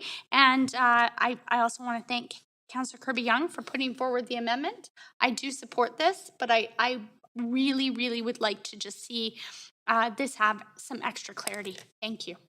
Thank you, Councillor DiGenova. Councillor Fry to the amendment to the amendment. Sure. First, a point of privilege. I'm getting a text from Councillor Boyle. She can listen, but she can't get onto the WebEx. And wondering if the clerks can send her a link. Thank you. Yes, we will reach out to Councillor Boyle. Thank you very much. All right. Yeah,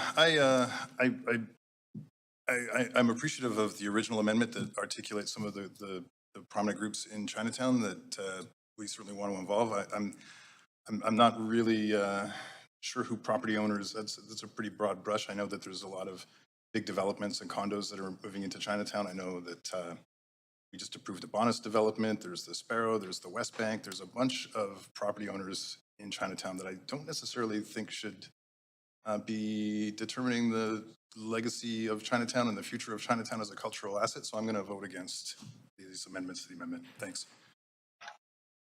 Mayor Stewart. 1 second here. Yeah, okay, my mic's on. Thanks. I just have a point of information through to staff, if that's okay, Chair. Please go ahead.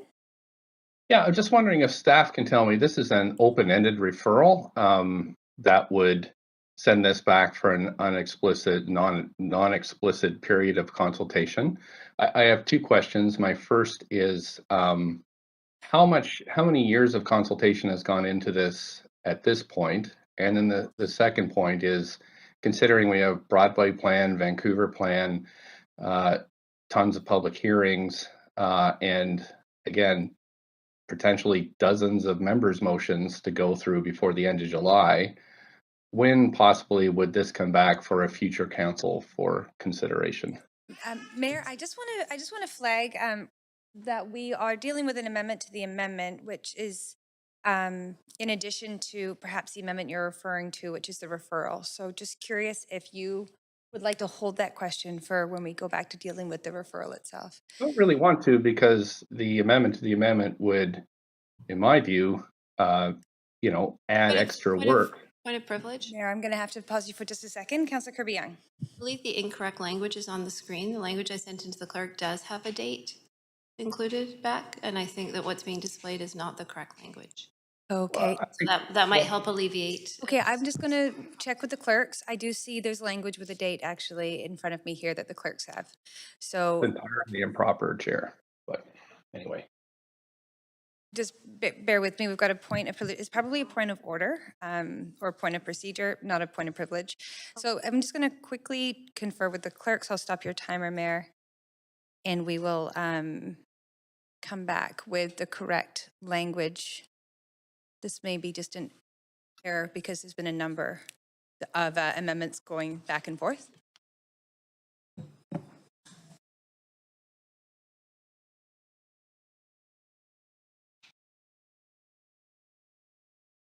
So what we have on the screen right now is correct. Councillor DiGenova, your amendment is to language that's not on the screen. So wondering if you could resubmit and we could go back to Councillor Kirby Young's amendment, and you will still have time to resubmit your amendment.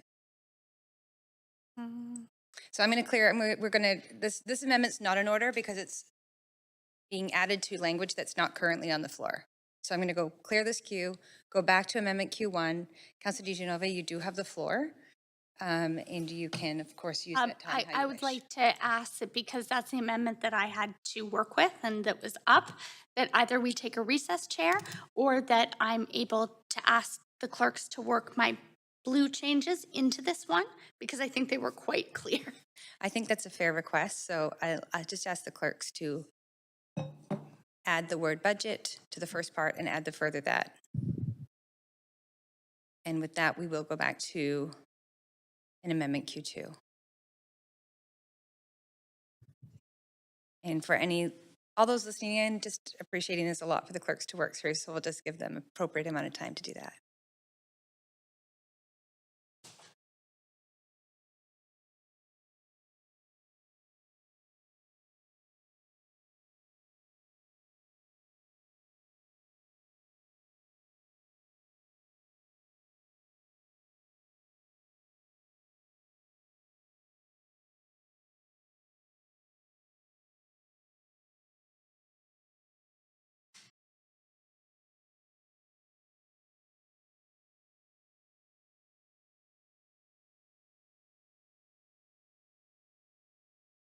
So I am going to move us to an Amendment Q2. The correct language is up on the screen. That does include the date, which was the revised amendment. And Councillor Swanson, you have the floor. I'm going to vote against this. It blatantly discriminates against tenants and people who are homeless, for one thing. Is that everything, Councillor Swanson? Yep. Yes, okay, thank you very much. Seeing no other councillors or debate, we will move to a vote.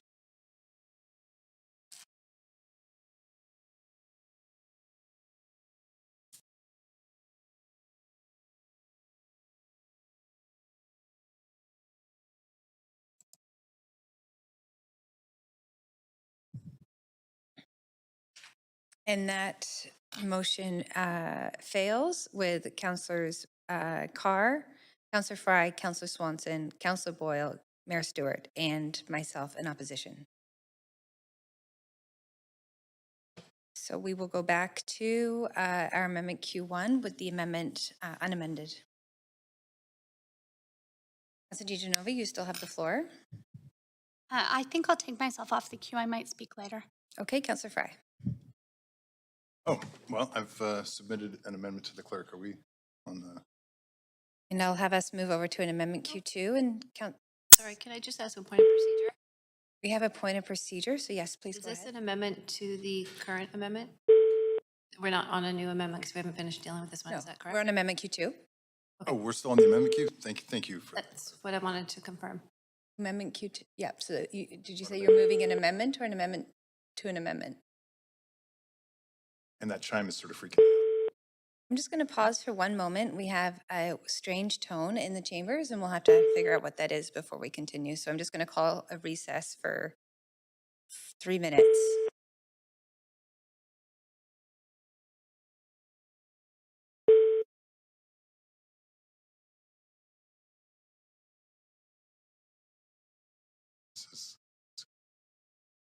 Gotcha. Yeah. Okay, so here's where we're at. We are back. We do not need to wait any longer. The tone is gone. Okay, so we're at an Amendment Q1. Councillor Fry, you have the floor. Yeah, I appreciate the intent of some of this and agree that we need to do some more consultation with, in particular, the Chinese Cultural Center, the BIA, the Merchants Association, the Benevolent Association, the Dr. Sun Yat-sen Chinese Garden Society, and the Chinatown Foundation. However, I think that in the spirit of the work that has been ongoing with this, referring this report and not considering that we have an opportunity to do further work on the implementation I'm not going to support this amendment. I've submitted an amendment that actually supports this in principle, the strategic framework, and I'm going to go with that one. I appreciate the concerns that Councillor Kirby Young is expressing here, but I won't be supporting this particular amendment. Thank you. Over to Councillor Dominato.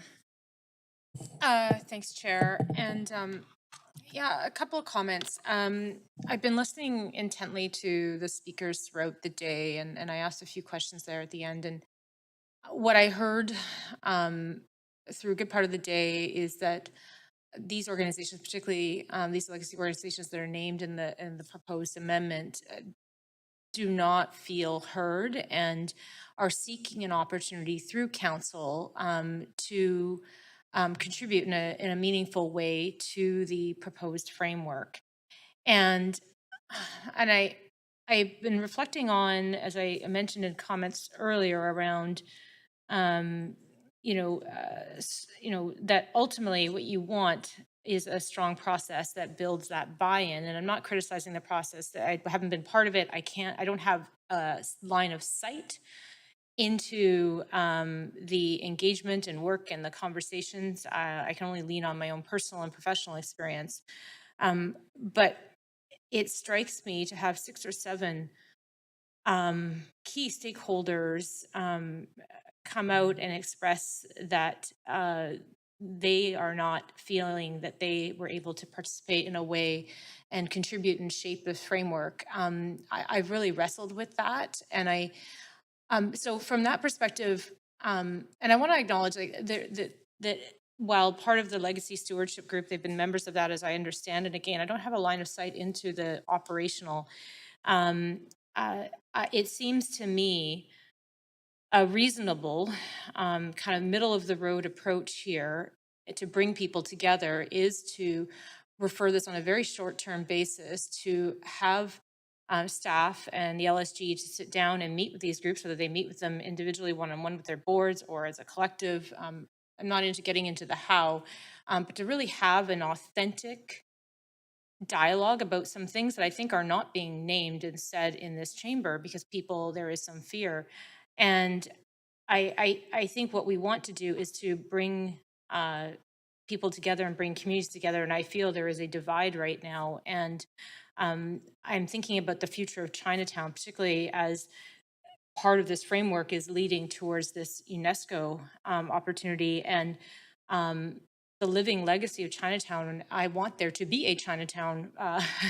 And I'm coming at this from a perspective of I'm Caucasian. I don't have the same roots and connections to the community or to the neighborhood. But when I hear so many members and like I say, these legacy organizations that are doing a lot of heavy lifting in the community, not feeling heard, and then it strikes me that this is a very reasonable approach, and it's and I really think it can be achieved. I think it's actually achievable as well in the short term, to sit down and have some conversations and enable them to frame and shape a bit more of the framework. And so it's not throwing the baby out with the bathwater. It is really just let's have some authentic dialogue and get to the table. So I support the amendment. I think it's reasonable, and I particularly support it coming back in September, because we've agreed as a council we're meeting right through to the beginning of October. That was a motion that was passed, I think, 2 weeks ago, is that we will continue to do the business just as other boards are doing and other councils. And so I think that we should support this amendment. Thank you, Councillor Dominato. Councillor Boyle. Thanks so much. I will be brief. I won't be supporting this amendment, but I'm happy to support this engagement going forward alongside this work going forward. I want to say, and I know I'm not alone in this, I am blown away by the amount of work and thought and engagement that's gone into this already. As one speaker said, I mean, it's above and beyond most of our engagement processes, 16,000 touch points, 370 meetings and events. And we heard from a powerful array of voices in support of moving this work forward. I think we can balance those pieces, continuing to move it forward with the framework that we have in front of us, and continued engagement with again, an array of voices, the folks listed in this amendment, as well as many of the folks who we heard from today or who were involved in this process so far.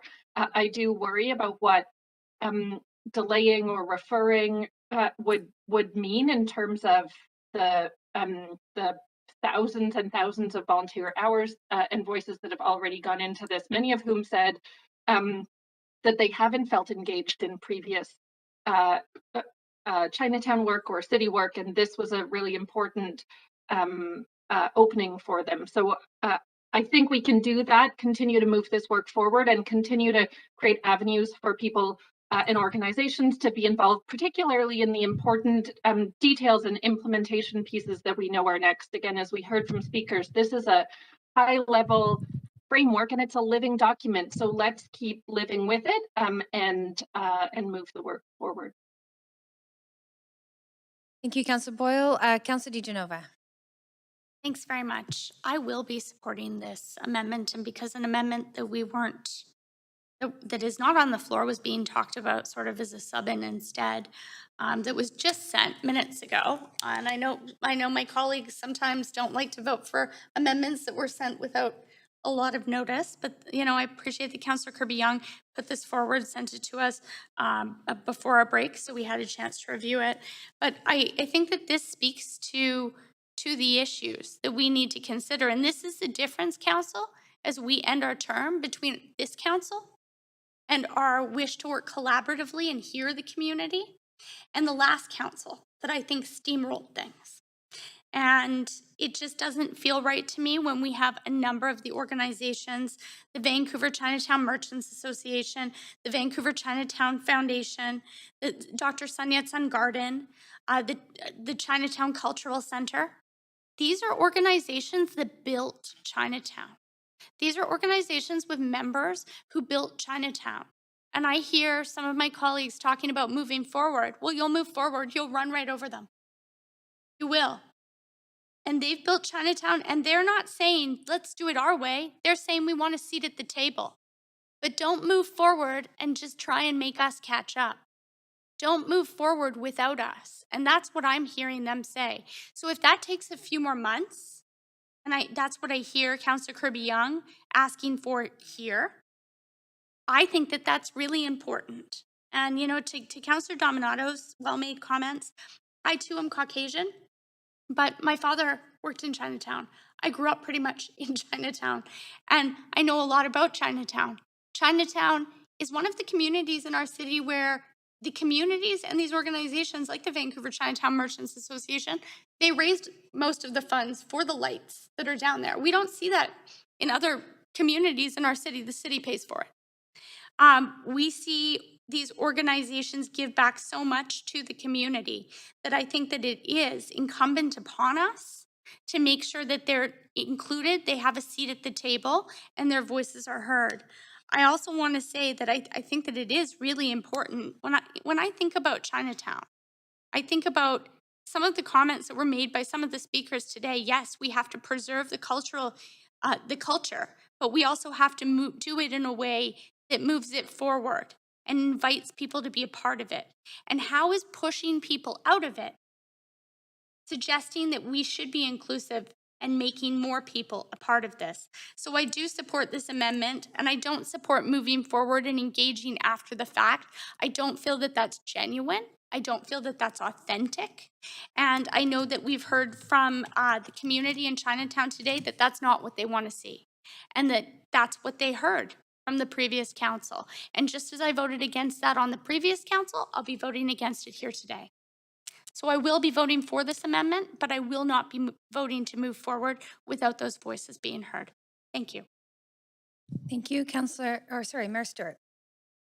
Thanks, Chair. Quick question to staff through point of information, if you will.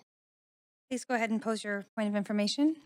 Thanks. I'm just wondering from the staff team, were these groups that are listed in this amendment ever invited to participate in this process? Can I see our staff, Helen, at the microphone? Please go ahead. Hi, it's Belle from Cultural Services. Yes, the organizations were invited to be a part of LSG, and they continue to be LSG members with the exception of the Chinatown Foundation. Okay, so can you describe what it means to be an LSG member? What's the kind of exchange of ideas there? Yes, so LSG members is a group of 32 representatives, and they can either attend meetings as representatives of their organizations or as individuals. And they meet monthly, and meetings are convened by co-chairs who are nominated and elected by all members of LSG. And typically, co-chairs will set the agenda. Members can put forward items for discussion, and then staff typically will also do anywhere from a 5 to 10 minute update. Okay, and so for example, with these folks that are listed in the amendment that were members, would they have, for example, voted for co-chairs? Yes, all members do vote. And then, sorry, just speaking to your last question, which I missed, LSG members also chair this. They are sponsors for the 6 working groups as well, and they determine also the composition of the working groups as well as the projects that they work on. Okay. Yeah, so thanks very much for that information. When I look at this amendment, I think of, okay, what if we approved it? So staff would go back and consult with the groups that are listed, but let's say there was a major change suggested.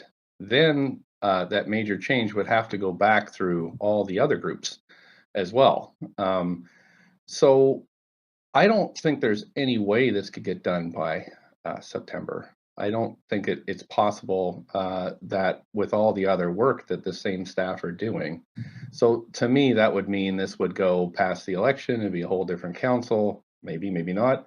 And then sometime next year, we get around to a reconsideration of this. So I think, as it was explained through the presentations and by the speakers, this is not, we're not passing bylaws here. This is let's take what we've got and move on, and then get everybody to come back for phase 2. So I won't be supporting the referral because I think the dates are unrealistic. They won't happen, and I think there are other ways to include groups that have been invited, and from what I'm hearing from staff, have participated actively. The vast majority of them, all but one really, through this process. So no, I won't be voting for this. Thank you very much. Councillor Carr. Yes, thank you. I am not going to vote or support this amendment either, for these reasons. I heard clearly that there were people very concerned about feeling like their own organization, they may have been sitting at the table or not, but their own organizations, which are key organizations within Chinatown, had not fully discussed, and let's lay blame aside around that, but they had not fully discussed and been involved in the support, in expressing support for the principles that have been outlined in this document. That is not to say that they oppose them. I didn't hear, and I asked many of those speakers questions. Are you not supportive?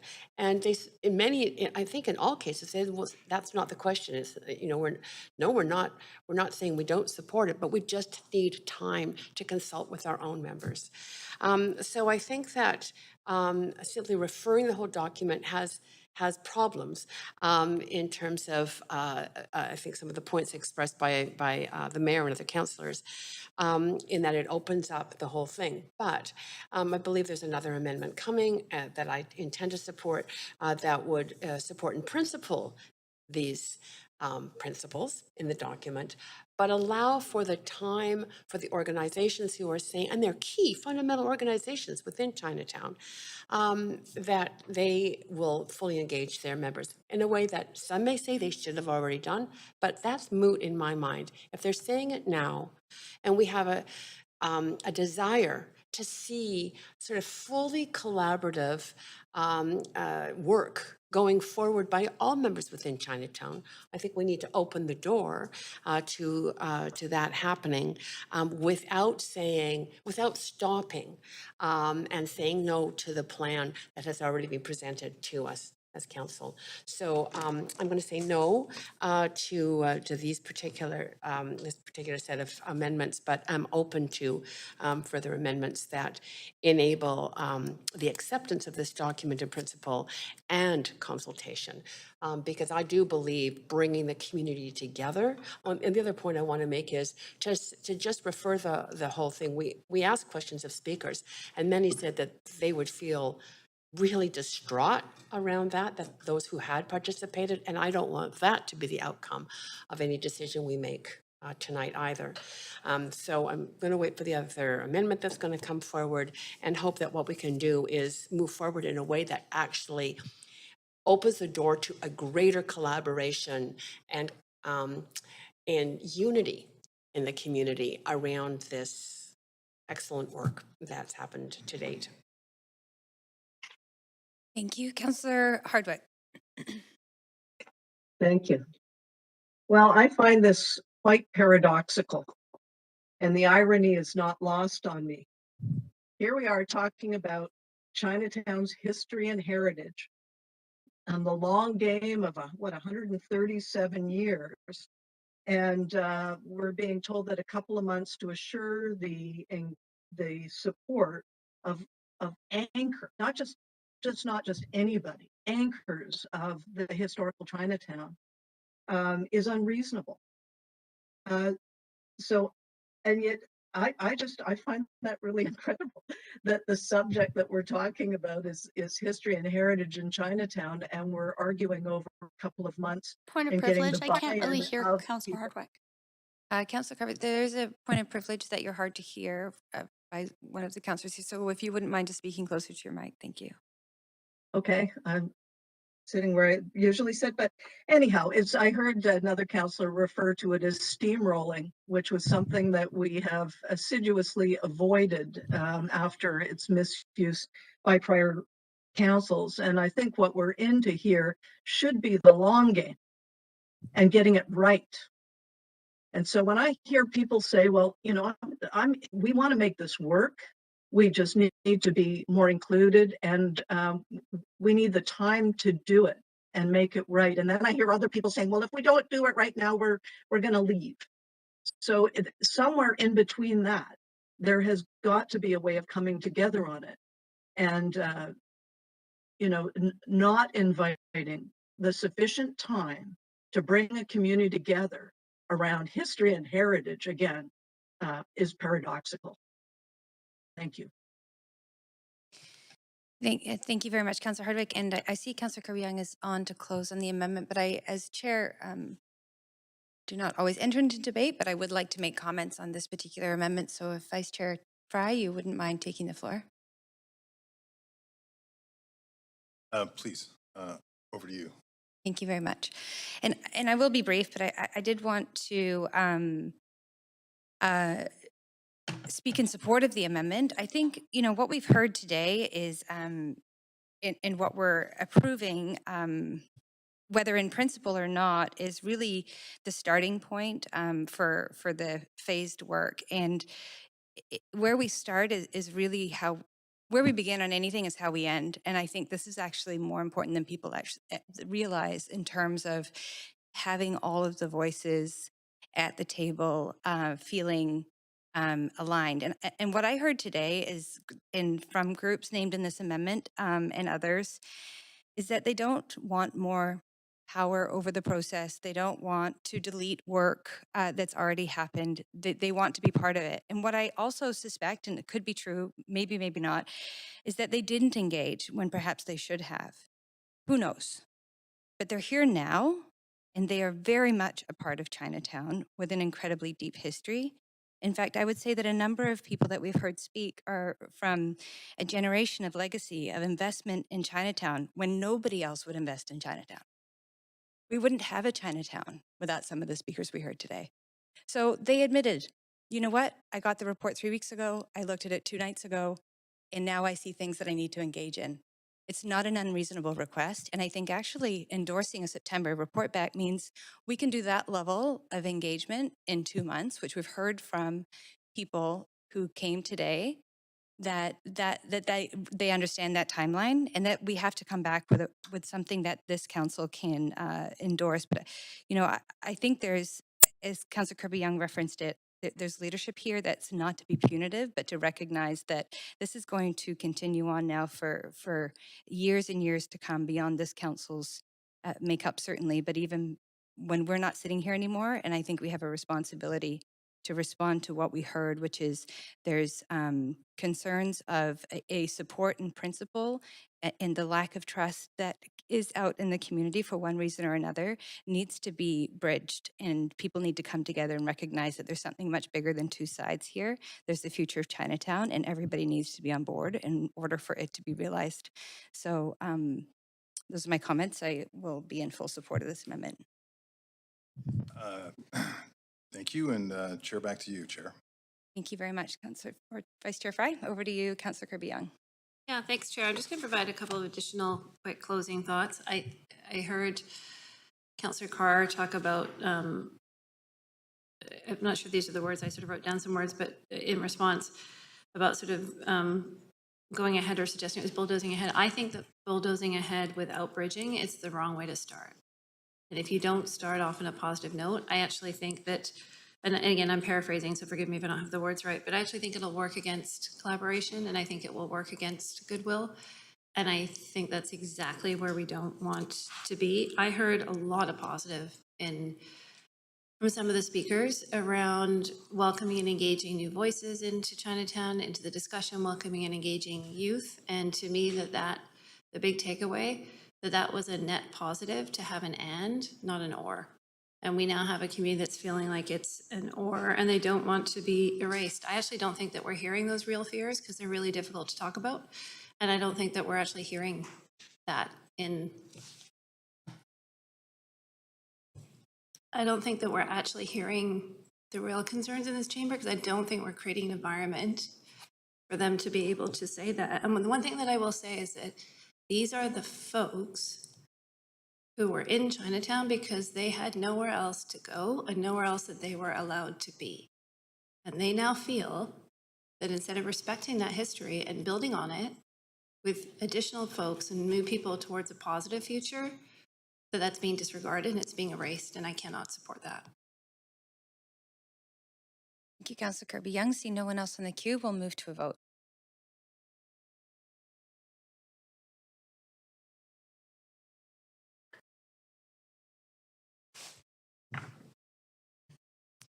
And that motion fails with 6 in opposition: Councillor Carr, Councillor Fry, Councillor Swanson, Councillor Wiebe, Councillor Boyle, and Mayor Stewart.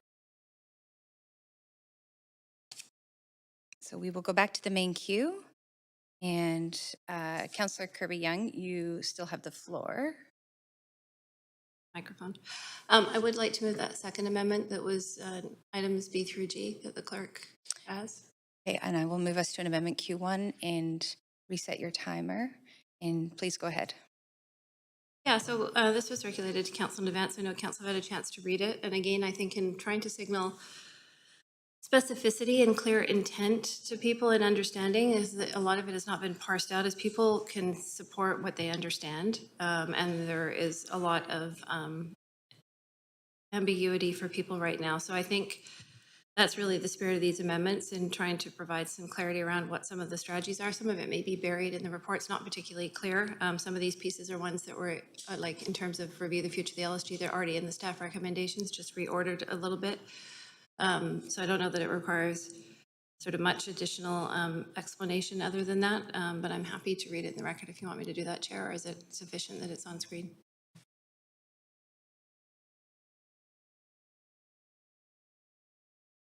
I think it's sufficient as it shows. Noting that there's an additional letter that you can't see, is that what you're asking?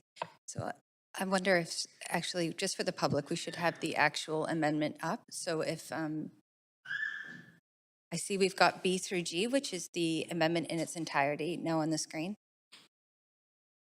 So Mayor Stewart, over to you. Yeah, I just have a question for the mover of the amendment. Point of information, please go ahead. Yeah, thanks very much. So, Councillor Kirby Young, you just said that you didn't want this to go forward, but now you're adding a whole bunch of extra work, and when do you think this would be done? I think that's a bit argumentative, Mayor, if I may. Maybe just the question is when and what timeline would this be done? You know, I won't challenge the chair, but that seems like you're leaning one way, Chair. But anyway, if you'd like to phrase it that way, please go ahead. What I'm noting is the adding a bunch of work comment. I would just sort of refrain from those comments. That's all. So it doesn't add any work then? Okay, go Mayor? ahead, Chair. I'm not sure if the mayor's answering his own question. Chair? I'm actually going to ask the mayor to restate his question if he has a point of information. So my question is, I'm just confused because we just had a motion saying not to do work, not to go, go back and talk to different groups. And now that has been rejected, now there's all this other work, and I'm just wondering when the councillor is expecting this to be done. Okay. My response back is I would encourage the mayor to read it in detail. As I mentioned, a couple of these pieces were already in the staff recommendations, such as the future of the LSG, just reordered. The importance of reporting back. I think there's some additional piece in B, which is responsive to a lot of the feedback that we heard across all sides of the spectrum today from the speakers, that we need to support Chinatown in the short and medium term in terms of ensuring a healthy Chinatown. So looking to what could investment look like in the shorter term. And so for that to have that lens on it, not just with the long line of sight to the UNESCO designation, which is 6 years out, 2028 and beyond.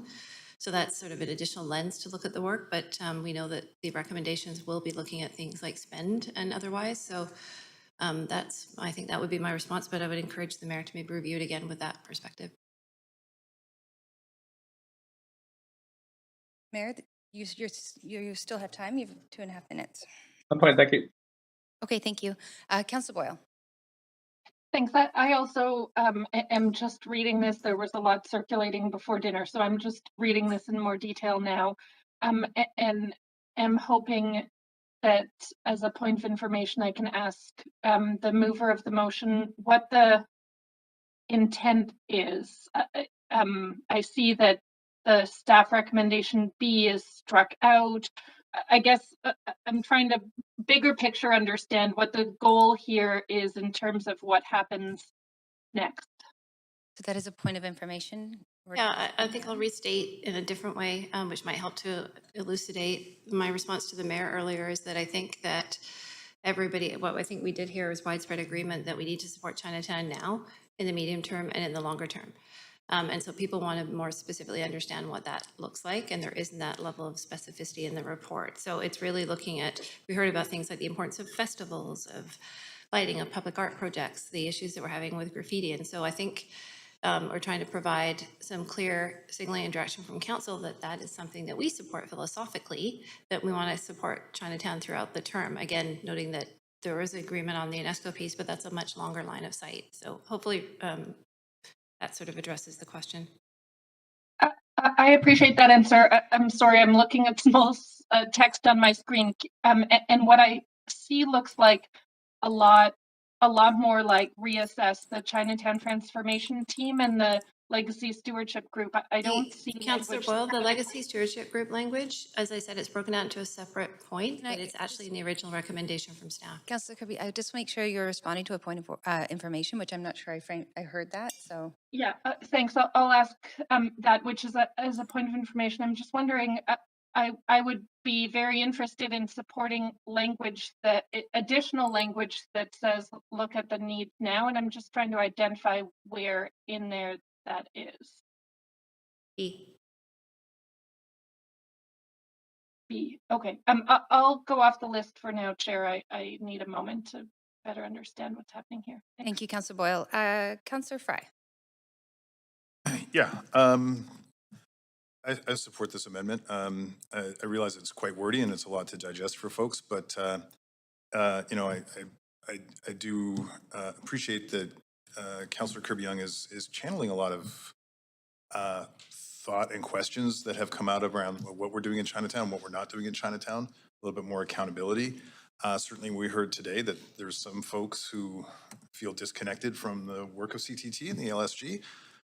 So I think this is responsive to that, but also to greater accountability and also really putting in some priority actions that are going to be complementary to any pursuit of a UNESCO bid.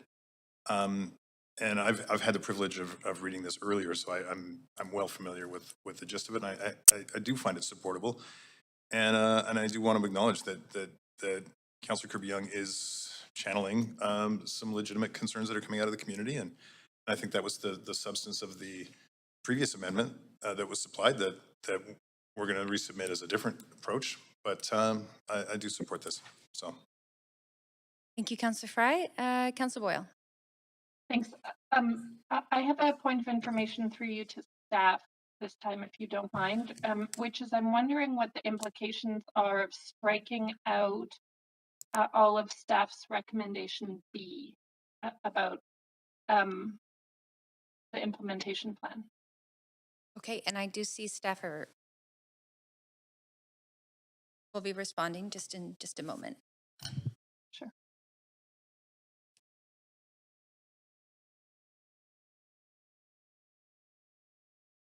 Hi, Councillor Boyle. It's Belle again from Cultural Services. Striking out D would delay the process and the timing that would allow us to begin any implementation work.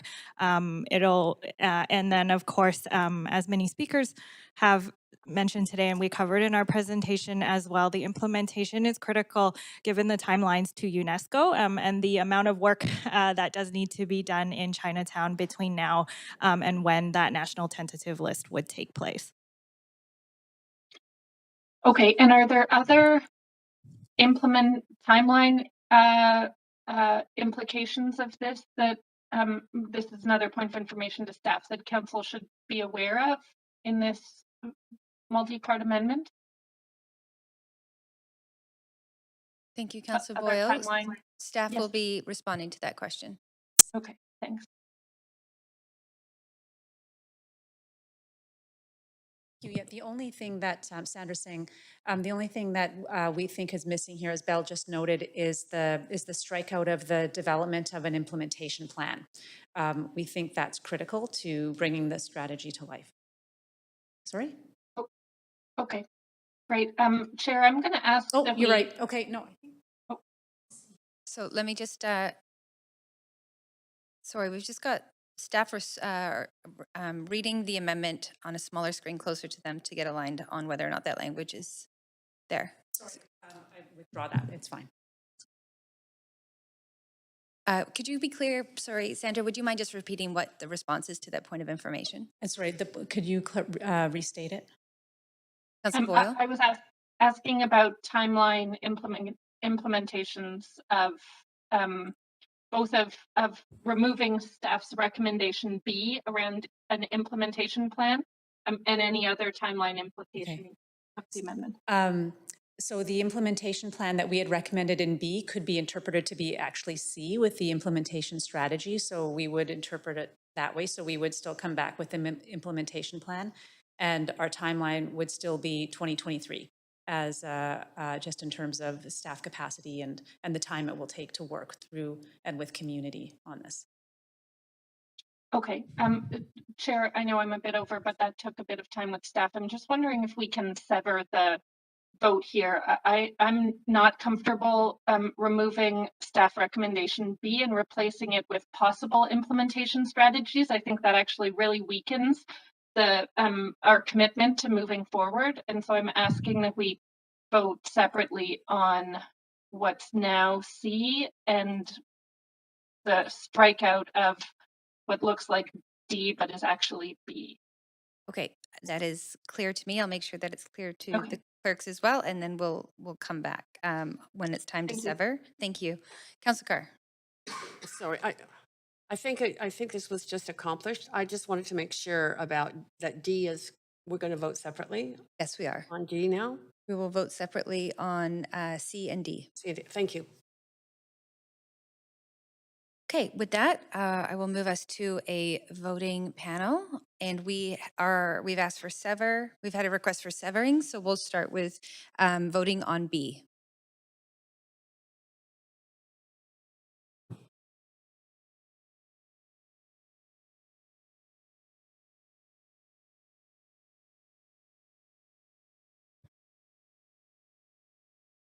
I'm sorry, Chair. I'm just a little confused as to which one exactly we're voting on. I don't want to make a mistake here. So I'm just wondering. Fair enough. We are in the middle of the vote. I'll just clarify. It's in highlighted on the screen right now, B. It's just a little bit of a disadvantage here remotely. So because the text is so small. Oh, I see. Well, I may, clerks, if you wouldn't mind, now that we've discussed the amendment, to make the text bigger for each one now. Okay, are we, so I'm just waiting for votes from Councillor Wiebe and Mayor Stewart.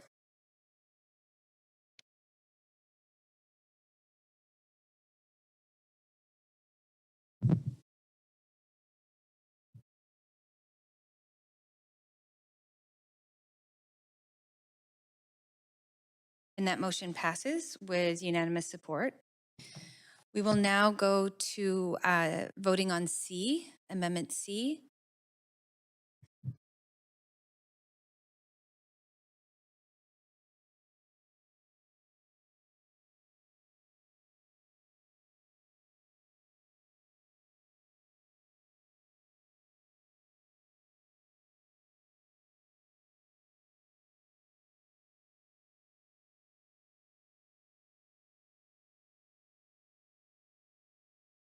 Mayor Stewart, just waiting on your vote. Okay, and that motion does pass with Councillor Swanson, Councillor Wiebe, Councillor Boyle, and Mayor Stewart in opposition. And we will now vote on the strikeout of D. But actually, I do need to check with the clerks, because if that doesn't pass, then we may have two amendments that conflict and they would be out of order. So bear with me for just a moment.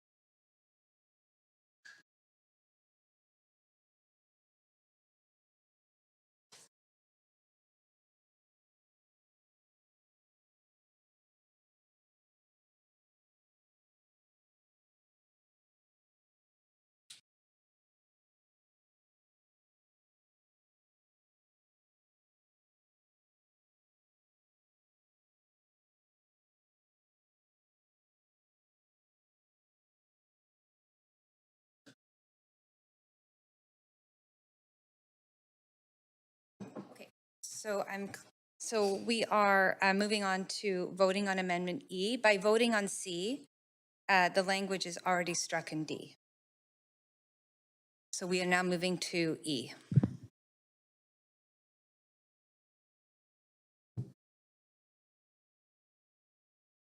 Chair, as a point of privilege, can I just clarify that that was the understanding that everyone, that people had? I thought that those would be separate votes, but I didn't vote in the majority, so I can't ask for a redo of the vote, but I just want to make sure that was We're just in the middle of a vote, so if we could vote on E, and I'll come back to your question, Councillor Boyle. Okay, thank you. Thank you. Point of privilege, please go ahead. I think we're going to go through one by one because of the process here. So if we can vote on E, we can vote on F and G together.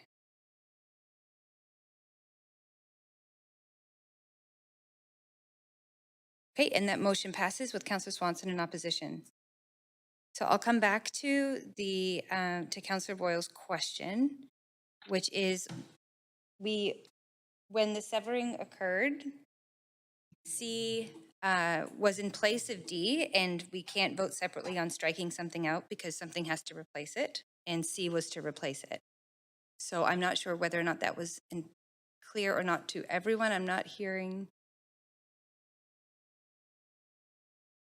We've got any opportunity for anyone to get on the queue or ask for a point of procedure to raise an issue if they have. Yes. Councillor Carr? Yeah, a point of procedure. That was not clear to me in the way that it was presented. And so I would like I mean, I don't know if it's a reconsideration. It would be a reconsideration of that vote. Yes, I would like to have a reconsideration of that vote. If indeed it was automatic that then G Yes, it wasn't clear. Okay, thank you very much. So we can move for a reconsideration. And clerks, I'll just ask that you remind us of what's needed in order for a reconsideration to. We're just checking one moment. So Councillor Carr, you did vote in the affirmative, so you are able to move the reconsideration. Yes, I'm moving the reconsideration. Thank you very much. And we're just confirming.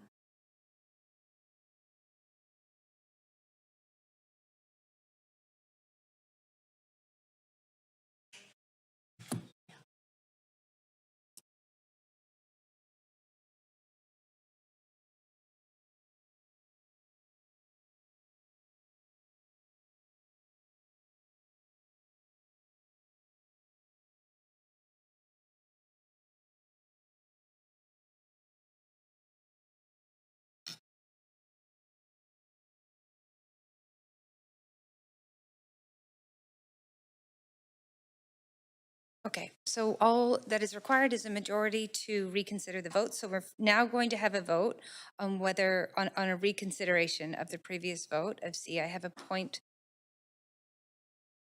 of information is not, it has to be a point of procedure, I believe, to interrupt a motion that's already on the floor.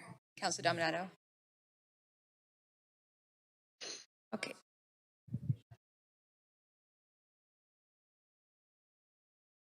I was about to speak to that. So what we're reconsidering right now is vote on C.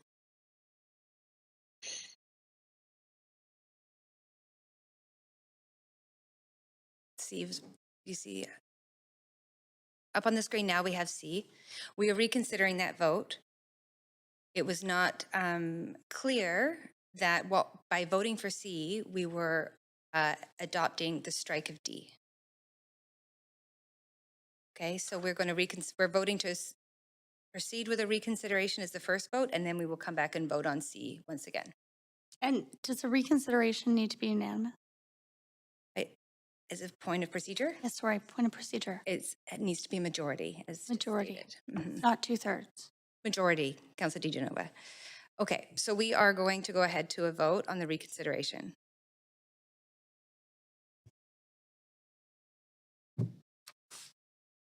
Clerks?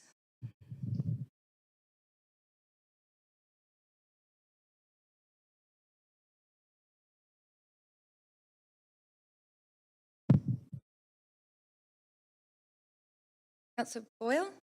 This is voting on the reconsideration, and that motion passes with Councillor Kirby Young in opposition. So what we're going to do is I'll just have the clerks bring up exactly what we're voting on now, which is C with the strike of D. So if you could just do us, yeah, you could have that on the screen as large as can. So these are the two pieces, C and D. And so you'll be voting for or against, and in support, you'll also be striking D. In opposition, you're not making any changes, and D will remain. Okay, so I'll ask clerks to call the vote. Everyone's clear?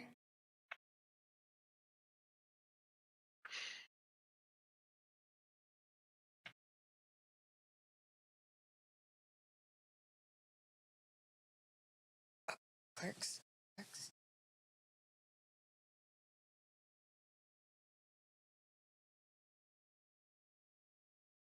So that motion does, Councillor Fry, I need you to vote on that one, please.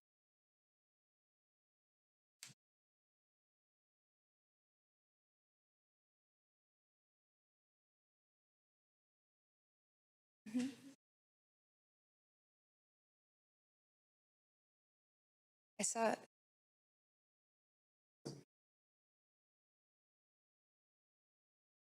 So we have a final vote, and that motion does pass with Councillors Carr, Councillor Swanson, Councillor Wiebe, Councillor Boyle, and Mayor Stewart in opposition.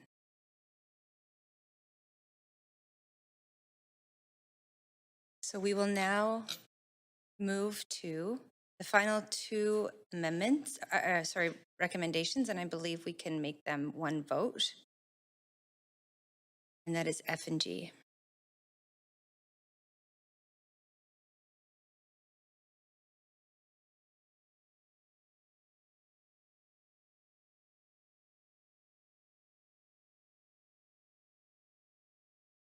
And that motion passes with Councillor Boyle in opposition.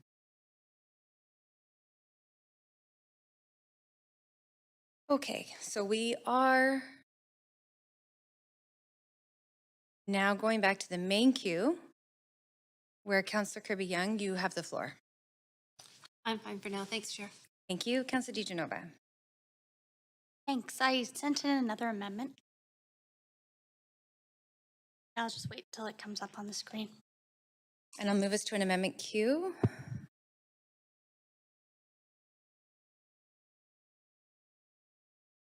I just want to acknowledge the challenging work of clerks to track all of these amendments as we move through this process, and thank you for your diligence there. Okay, Councillor DiGenova, it's up on the screen. Okay, so earlier I had asked staff a question, and this has been a theme that's come up a number of times, that there actually would be work on UNESCO World Heritage site status outside of the very specific area of Chinatown, and it would actually include the surrounding area. So for this reason, I'm bringing forward an amendment that reads the council directs staff to prepare a detailed report on any work beyond what is planned in Chinatown but is necessary for pursuing UNESCO World Heritage status, including work in the downtown east side. And I think it would be good, council, I'm just going to say, this is a report back from staff. And I think that it would be good for us all to understand as we move forward with the framework what the entirety of the work looks like. So I would hope that this would be supported because it's not changing anything. In fact, it's just asking for more information. Thank you. Okay, Councillor Fry.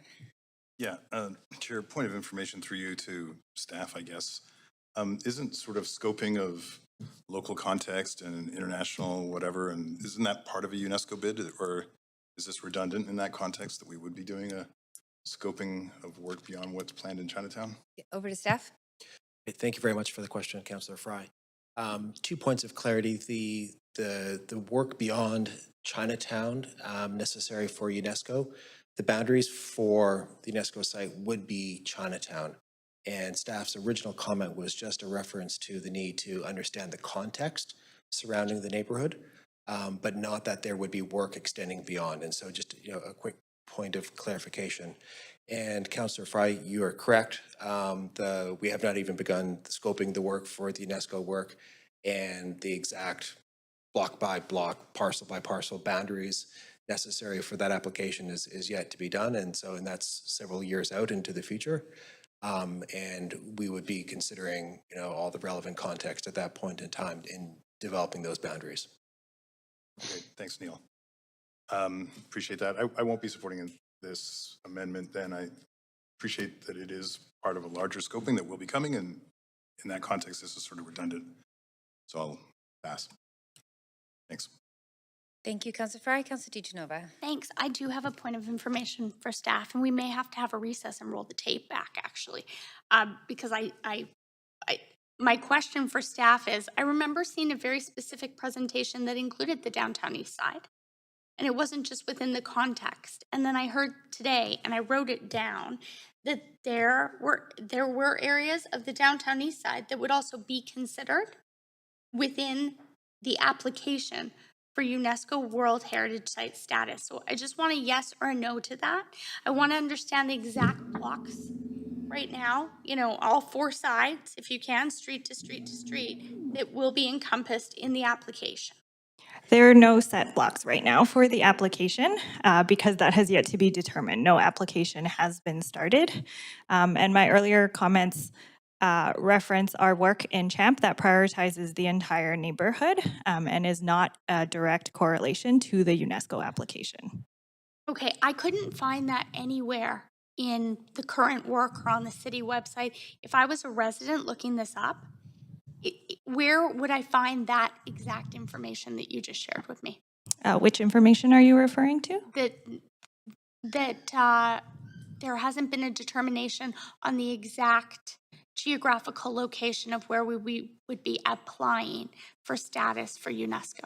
We have yet to begin putting an application together or applying. We need to have a management plan in place before an application can begin. So at this time, there is no application to UNESCO. But I can find on our website that we are applying for UNESCO World Heritage Site status. We're moving forward towards this. So how can we move forward towards something that we don't know what we're including in it? Well, and I would also like to clarify that one of the original staff recommendations around recommendation C to place Chinatown, to direct staff to initiate the process for the national tentative list will allow us to begin the process towards UNESCO.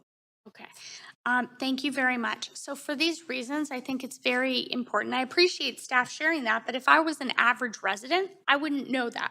I'd know that we're applying for UNESCO World Heritage Site status. What I heard earlier, I wrote it down and I will roll back the tape myself later, is that will encompass and include some parts of the downtown east side. Now we're not sure which blocks we're including in this possible frame in this application. So I would think that it would be very helpful to have a report back. And if any other counselor wanted information and wanted a report back on something, I've allowed for that several times, even if I don't support overall the motion. I've always supported a report back if that's what they're asking for. So if there are some counselors that want to preclude others from getting the information that they need to make decisions, that's up to them. But I will be supporting this, and I hope others would too. Thank you. Okay, thank you. Councillor Kirby Young. I also would, I appreciated staff's response, but it's raised a further clarification question for me, if I could, Chair, through you to staff. And just, I'm very clear on the answer on UNESCO, thank you. But with respects to the CHAMP work, and I think, Bella, you said, because you were referencing the whole neighborhood for the work, so are you saying the CHAMP work includes Chinatown and parts of the downtown east side? I'm just trying to be very explicit. Is this a Chinatown plan, or is this the Chinatown and downtown east side? One of our key priorities and goals in the plan is to emphasize the entire area and the people and the communities. And we recognize from engagement that the communities and many stakeholders have told us that Chinatown is part of the downtown east side and that there is a lot of overlap and that the geographic boundaries of Chinatown may not necessarily how intangible heritage assets are located throughout the community where activities take place. For example, we know that there are 53 society buildings throughout the entire downtown east side. 12 of those are located within Chinatown. And so there is a recognition that the boundaries may not necessarily encompass how people's experience of Chinatown and the way they live their lives and practice their culture. And so we are recognizing this within some of our key areas of work to also support the entire area, and also speaking to some of the concerns that we've heard around a need for relationship building with communities in the downtown east side as well, and then approaches to graffiti abatement that speakers also spoke about today.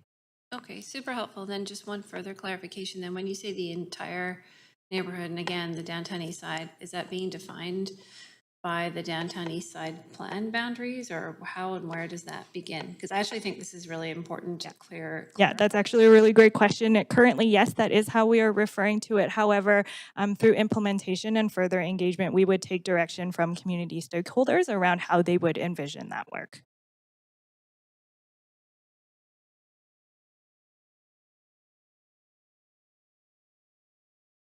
Kirby Young. Okay, I'm going to leave it there at the moment. Thank you. Councillor Dominato. Thanks, Chair. Just through you to staff. Just a clarifying question is, can I just reflect back what I thought I heard earlier is that the amendment that's proposed, a request for information, that is forthcoming? Like what is proposed here, staff are already working on that and bringing that forward? When we take an implementation plan and report back to council, yes, if there are, because it would encompass all of the goals and strategy and delivery. And so if there is work that is part of the downtown east side, it would be part of the implementation plan that would be developed. Which will be reported back to council already? Correct, yes. Okay, thank you. Thank you, Councillor Dominato. Councillor DiGenova. I just wanted to be very clear, and unless it's untrue, Chinatown is a part of the downtown east side, is what I just heard staff say. that is considered a part of the downtown east side. So before I heard that the downtown east side was not getting or going to be a part of this application, but now I'm hearing that Chinatown's a part of it. So if Chinatown's a part of it, how could it not be? It's not a question. It's just a fact. That's factual information as to what I've heard. And I am even more sure that I'd like this information to come back to me. Again, I have, although sometimes I may have not thought that we need extra amendments or information, I do feel that we do need this. And for that reason, I'm asking council to indulge me and support this. Thank you. Thank you, Councillor DiGenova. Seeing no one else on the queue, that takes us to a vote.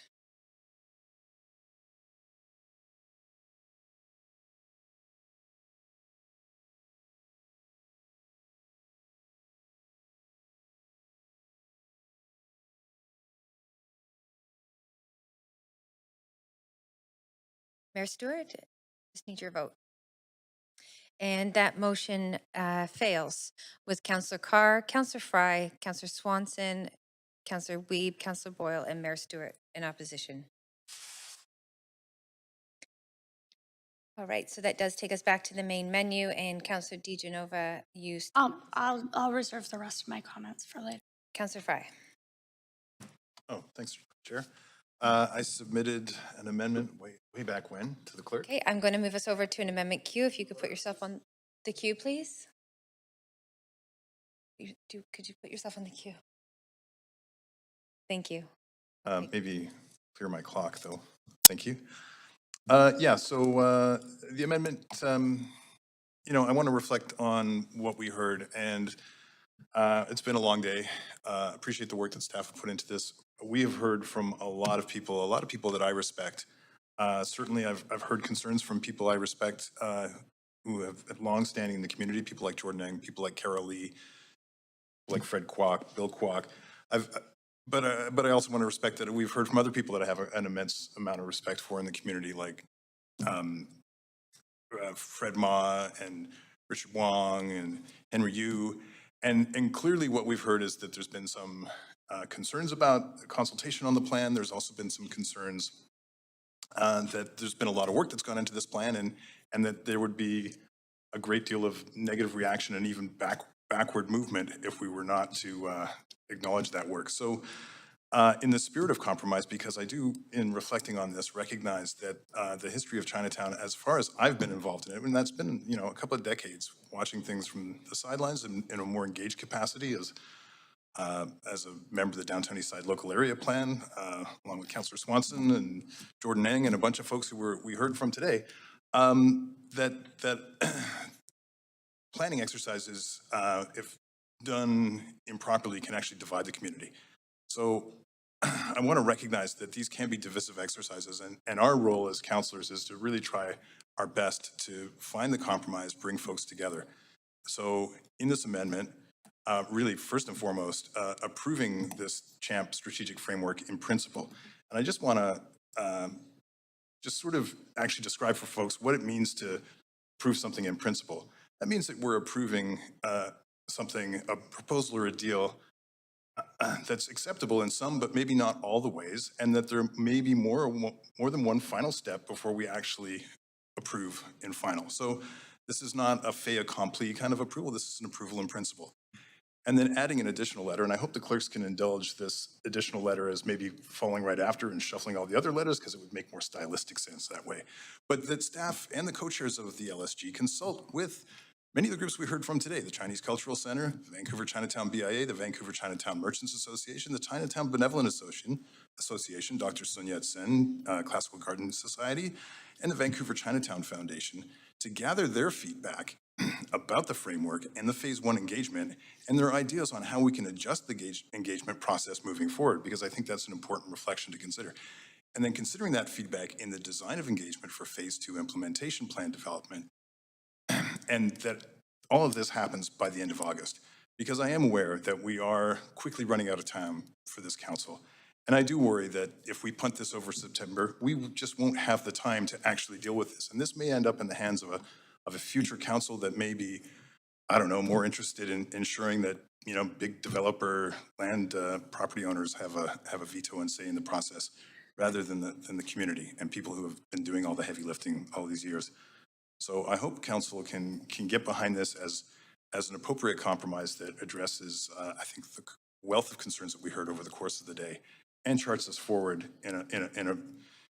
keeps the momentum moving forward, so that we are looking for a future of Chinatown that incorporates a lot more opportunity for Chinatown's revitalization, growth, legacy, and of course the UNESCO bid moving forward. Thank you, Councillor Fry. Councillor DiGenova to the amendment. I won't be supporting this amendment, just as one of my colleagues has said that they're worried about running out of time. I'm worried about ramming things through.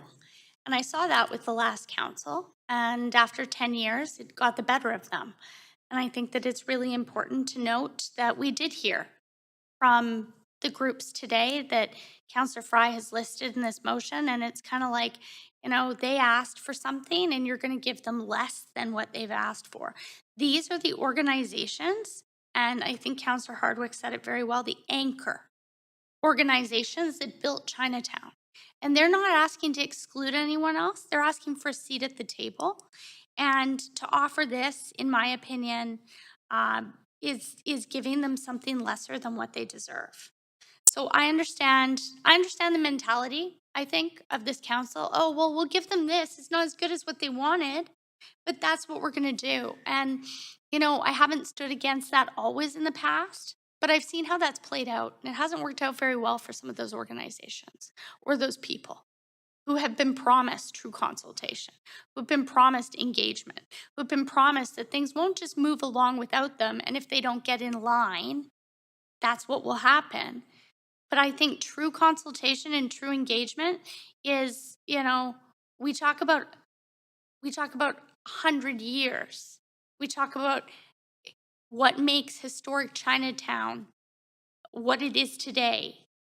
All of the people that we've heard speak, not just tonight, but on other matters, whether it be redevelopment, whether it be, grants, whether it be what we do for heritage and cultural preservation. And I'm truly concerned when we don't listen to them and we come up with a better idea for them.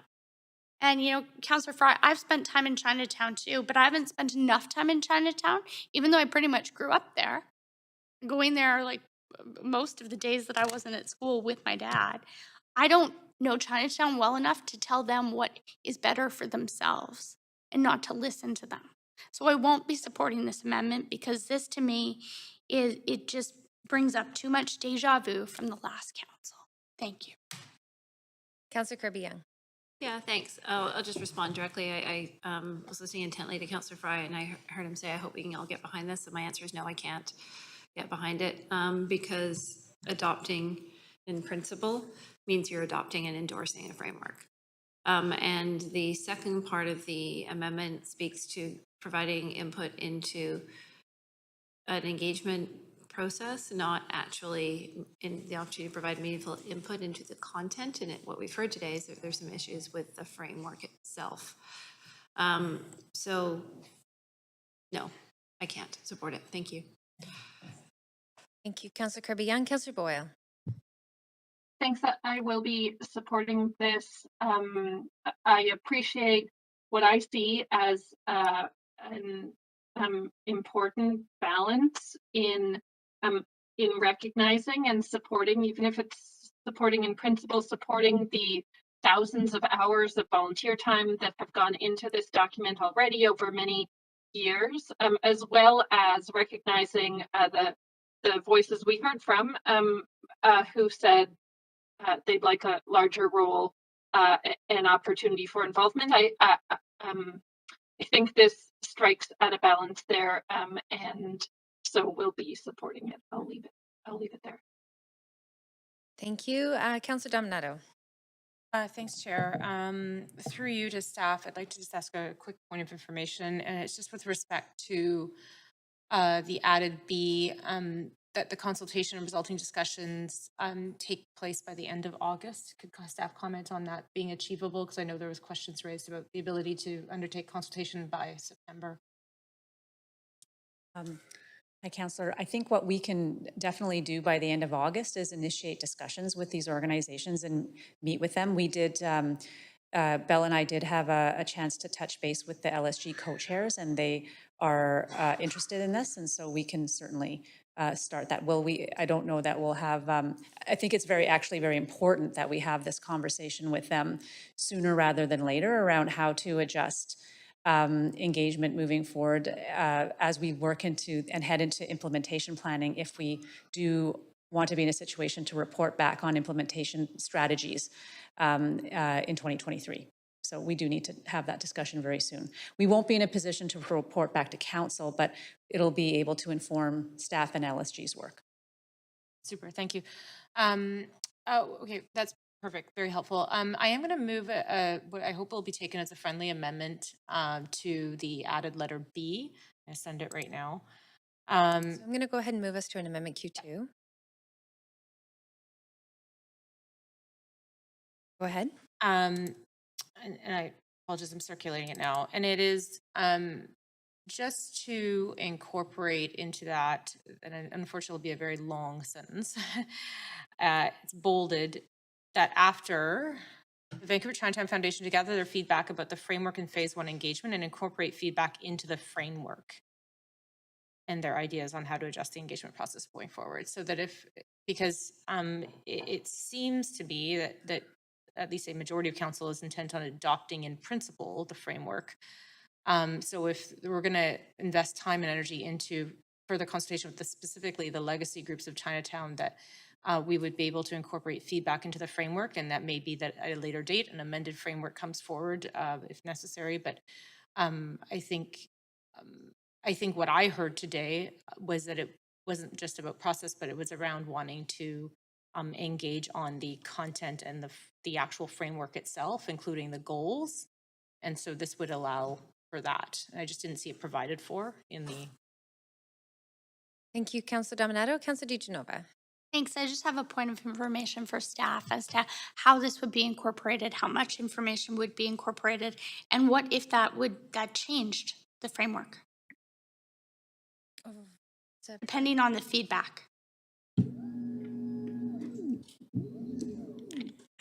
Yes, so this is something that we can certainly do. I do want to flag that I'm not confident that this could happen by the end of August. I think what we would like the time to be able to do is to meet with each of the organizations, get their feedback. And then, of course, depending on what it is, I do believe it would also require further consultation with the entire LSG group as well, and then time to incorporate it into the strategic framework. Okay, I'll say that I'll support the amendment, but I'm still not going to be supporting the amendment. And we've already heard from staff that they don't think that that is a viable timeline. So I'd just like to point that out to all of my colleagues as they're considering whether or not they're going to be supporting this Plan B here. Thanks. Thank you, Councillor DiGenova. Councillor Fry. Yeah, Chair, question through you of staff. If, in theory, Councillor Dominato was to resubmit her amendment to the amendment and it actually took this language and put it to the end of the paragraph and sort of, so that we weren't necessarily expecting to incorporate that feedback by the end of August, but by some later date, would that work from a timing perspective if Councillor Dominato was to pull that together? Yes, I think we can do that. We can certainly have the discussion around the engagement process by the end of August. We can hear their feedback on the framework. As Belle noted, we would want to talk about that with the LSG, and we could report back to council on any suggested revisions to the framework supported by LSG, maybe alongside the implementation strategies in 2023. Well, I would hope that maybe Councillor Dominato considers resubmitting an amendment that would kind of tackle that, because I do think that there's an opportunity to take some of that feedback. We heard that folks didn't feel they were able to participate in this process in a more fulsome way. So, yeah, I would certainly be supportive of a new considered amendment along those lines. Thank you, staff. Thank you, Councillor Fry. Councillor Boyle. Thanks. I also have a point of information to staff, which is, I'm wondering if this addition of incorporating feedback into the framework, if staff's interpretation is that this would require the whole framework to come back to council to be reapproved. I do want to emphasize that we would welcome the feedback from from the organizations listed, and this is something that we want to ensure does go into the strategic framework. At this time, I think it is a little hard to say whether it would require coming back to council because while we were able to cover what some of those topics today were, we would like more time with the organizations to get more fully into it. So I'm not certain that's a question we can answer at this time. Totally fair, and appreciate that answer. Thanks. I'll leave it there, Chair. Thank you, Councillor Boyle. Councillor Dominato. Chair, I might need a minute. I'm trying to reframe. I'll withdraw the amendment at this time, given. Okay, we do need unanimous support for a withdrawal of an amendment, so I'm just going to pose that that motion. Let's just leave it. Let's just vote on it. I'll call the question on that. Okay, we'll go ahead and call the question. We actually need to vote to call the question. Clerks? Clerks? We need to vote to call the question first, right? Yeah. So I think we need to vote to call the question and then. Point of privilege, you just will state again what we're voting on because it's a bit confusing. Yeah, no problem, Councillor Hardwick. We'll be sure to do that. We're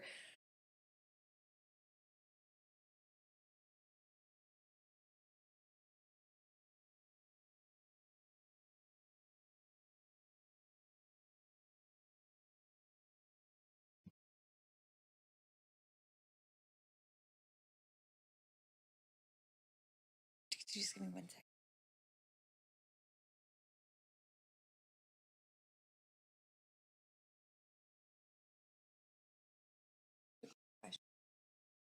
So in order for us to vote, for someone to call somebody to call the question, we need to vote on whether or not we proceed with calling the question. And so what I'm looking for is a vote of all those in favor to call the question, to have the vote. All those in favor say yay. Any opposed? Okay, great. So now we can have the vote on the amendment that's on the screen.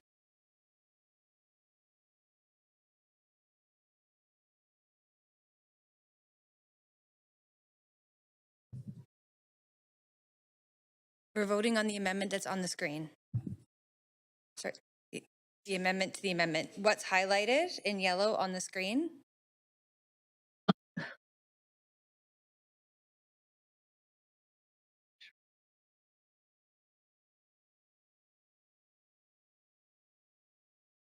And that motion does pass with Councillor Swanson, Councillor Boyle, Mayor Stewart, and Councillor Bligh in opposition.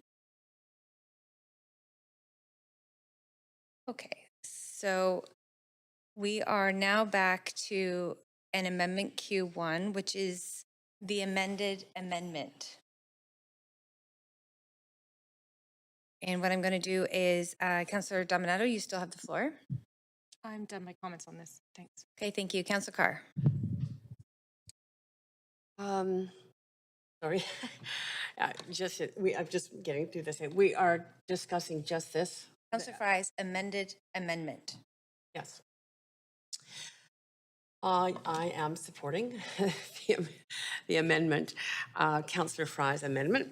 And, you know, I really think that the important thing about his amendment is that it does enable those groups who spoke to us very eloquently today around the fact that they may have had a seat at the table. These are the legacy groups. These are the major groups that have been in Chinatown for decades and decades. That they may have had a seat at the table, all but one did, I think, but they didn't really understand the process of having to go back to their members and potentially survey their members in terms of support for specific elements of the plan. That's legitimate. I don't know how well it was spelled out. Maybe they should have, but the fact, even if they should have, and the point is they didn't. And we want these groups to be involved and as engaged as the groups that came to speak to us who were involved and engaged in the monthly meetings and the working groups throughout this whole multi-year process.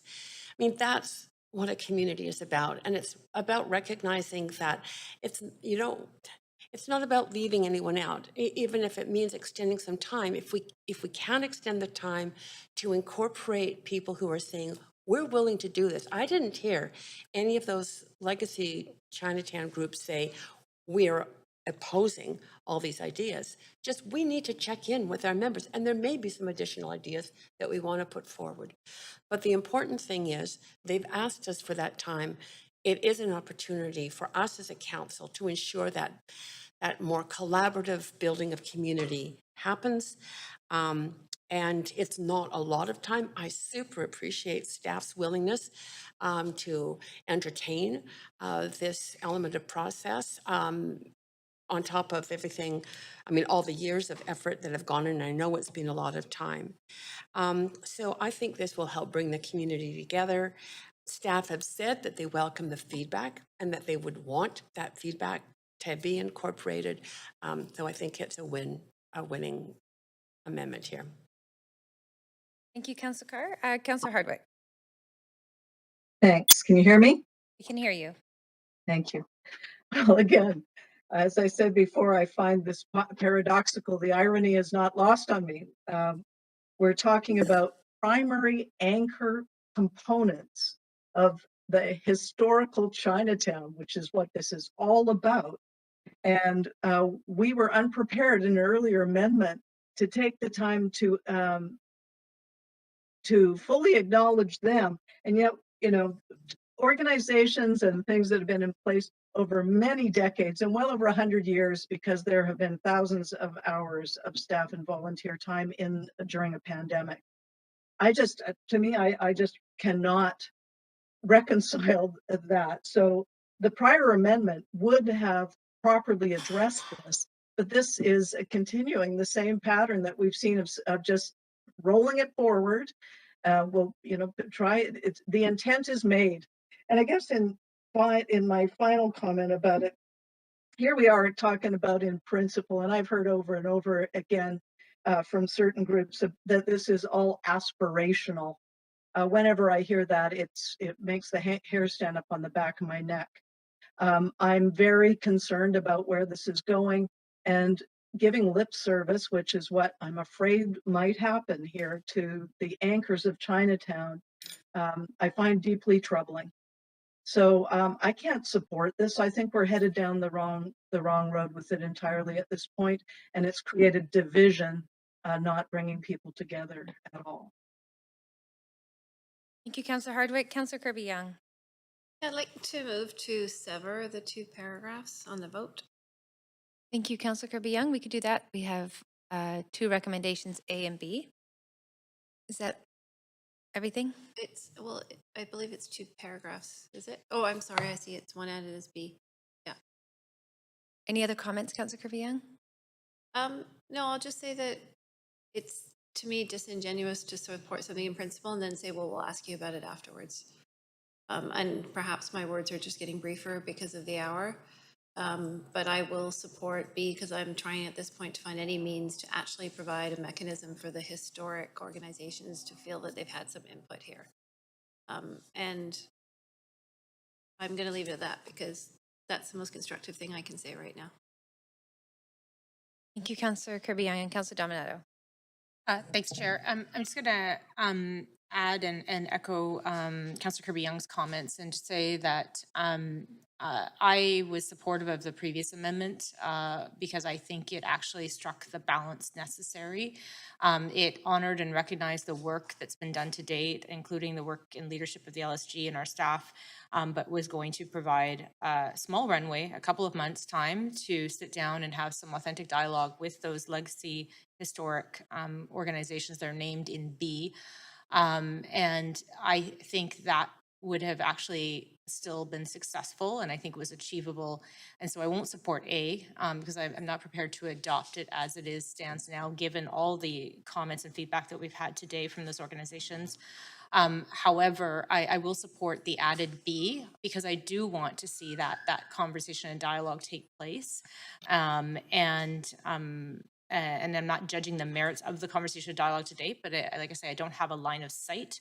But I can only go on what I've heard through the number of speakers and meetings that we've had. So I will support B, but I just want to be very clear on the record that my preference and reason for not supporting A is because I actually preferred the other path forward, which was proposed earlier by Councillor Kirby Young. Thank you, Councillor Dominato. Councillor DiGenova. Thanks. I just want to reiterate, because there have been so many changes, why I am not supporting B. Although I do appreciate the amendment that Councillor Dominato made. I think that it adds a little more teeth to this. But at the same time, in principle, this is moving forward with what Councillor Carr called the legacy groups. That was a direct quote, the legacy groups. So these legacy groups, we're going to approve this in principle, even though they sat here for hours today asking us not to do that and instead to refer it, that they would take time off of their summers, they would do things, but they didn't want to see it move ahead in principle. They were asked that. They were asked that very question by a number of councillors, the different groups, the BIA, the Chinatown Foundation, Sun Yat Sen Garden. And I think that it's really important that we respect that. And that's what I'm going to do above all else. And I have to ask you, Council, would we do this with the Musqueam, Squamish, and Tsleil-Waututh if they came to us and asked us for some more time? As a city of reconciliation, and considering this report started out with the apology in Chinatown, that I feel very honored and proud that I got to be a part of that council along with Councillor Carr when we gave that apology to the Chinese community. But because of that, I will not be supporting B. And I ask you, I urge you to ask yourselves, would we be doing this if this was Musqueam, Squamish, Tsleil-Waututh standing in front of us today asking us to do this? I don't think so. So that's why I won't be supporting B. I won't be supporting the overall report, unfortunately, because I feel that we need to bring everyone together, and instead this is going to, as was well said by a number of the speakers on behalf of the legacy groups that were stated, I don't need to relist them. This is about trust, and this does not build trust. Thank you. Thank you, Councillor DiGenova. Councillor Fry. Well, I just have to close on this and remind that this is an approval or adopting in principle.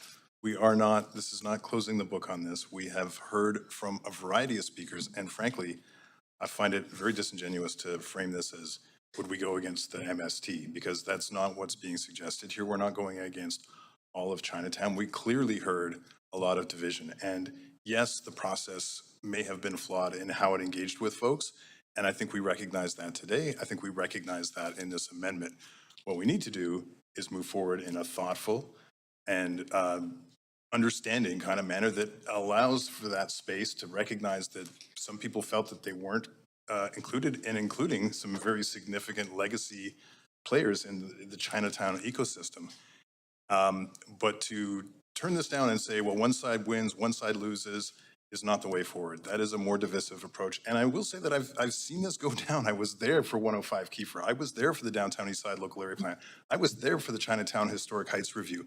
I saw how ugly and messy and divisive city policy direction took things in an ugly way. And I recognize that. And I work a lot in Chinatown. So I resent the notion that this is some kind of assault on Chinatown. May not have, well, no, I'm not going to go there. But anyway, I hope council sees this as a positive way forward rather than harping on the negative. Thank you, Councillor Fry. And seeing no other councillors on the queue, we're going to move to a vote. Oh, so just a reminder, we are voting on A first and then B second. Okay, thank you. So we're voting on A. Yes. My point of order, Chair, is section 6.1C, questioning the motives of a council member, and it was said that I'd staged an assault. And I'd like you to rule on that. And please caution the person who just said that. Councillor Fry, I would suggest that any language that would suggest a staging of an assault would be inappropriate directed at anyone in this chamber, staff or elected otherwise. Okay, thank you. We're going to move to a vote.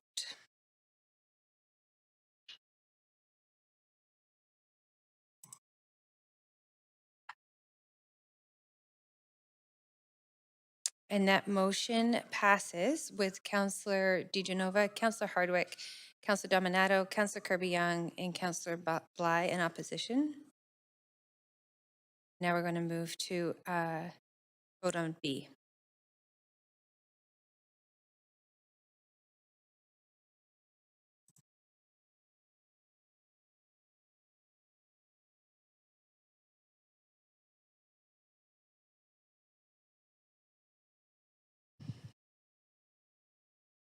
Councillor Kirby Young.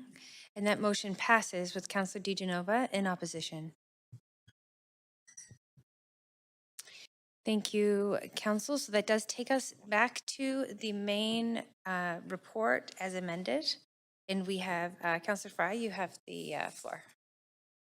I'll hold on for just now. I wasn't quite, thanks. Mayor Stewart.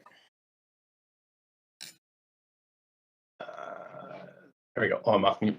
Yes, I have a question for staff. A point of information. Feel free, please go ahead and pose your point of information. Thanks. So, you know, the feds are watching this pretty closely. Like it is something that, although there is a date off in the future for reconstituting the UNESCO list, it doesn't mean that there's a pre-list where things get listed.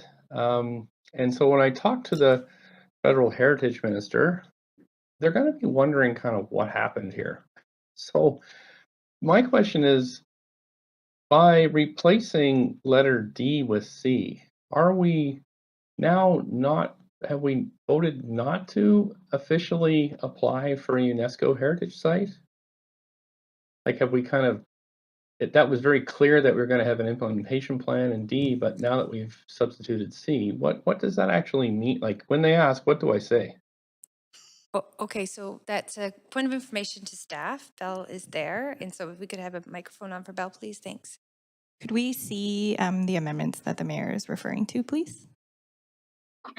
So what we're looking for is, We struck the letter D. thank you, Mayor. Thank you, Mayor. I'll just, the clerks are just pulling it up here. Okay, thanks. So what we have on the screen here is the C, the language in C remains and the language in D was struck. But E on this list would still instruct staff to initiate the process towards the national tentative list. So your response is that it still directs staff to? Yes, ultimately, the implementation plan is needed, but what the mayor is referring to is still up on the screen under E. Okay, thanks. And just if I can ask a further point. So substituting C for D means then that staff would come back to, I'm not quite sure what the difference is with having an implementation plan and then instead coming back with possible implementation strategies. I'm just wondering how staff sees that difference. I think At the moment, staff would take C as the delivery of the financial and delivery strategy to be analogous to the implementation plan. Just to clarify, for the UNESCO bid to advance, the implementation action plan is a necessary step, and so we would move forward with the assumption that the implementation strategies and actions and the financial and delivery strategy would together constitute the implementation action plan. Okay, thank you. That helps a lot.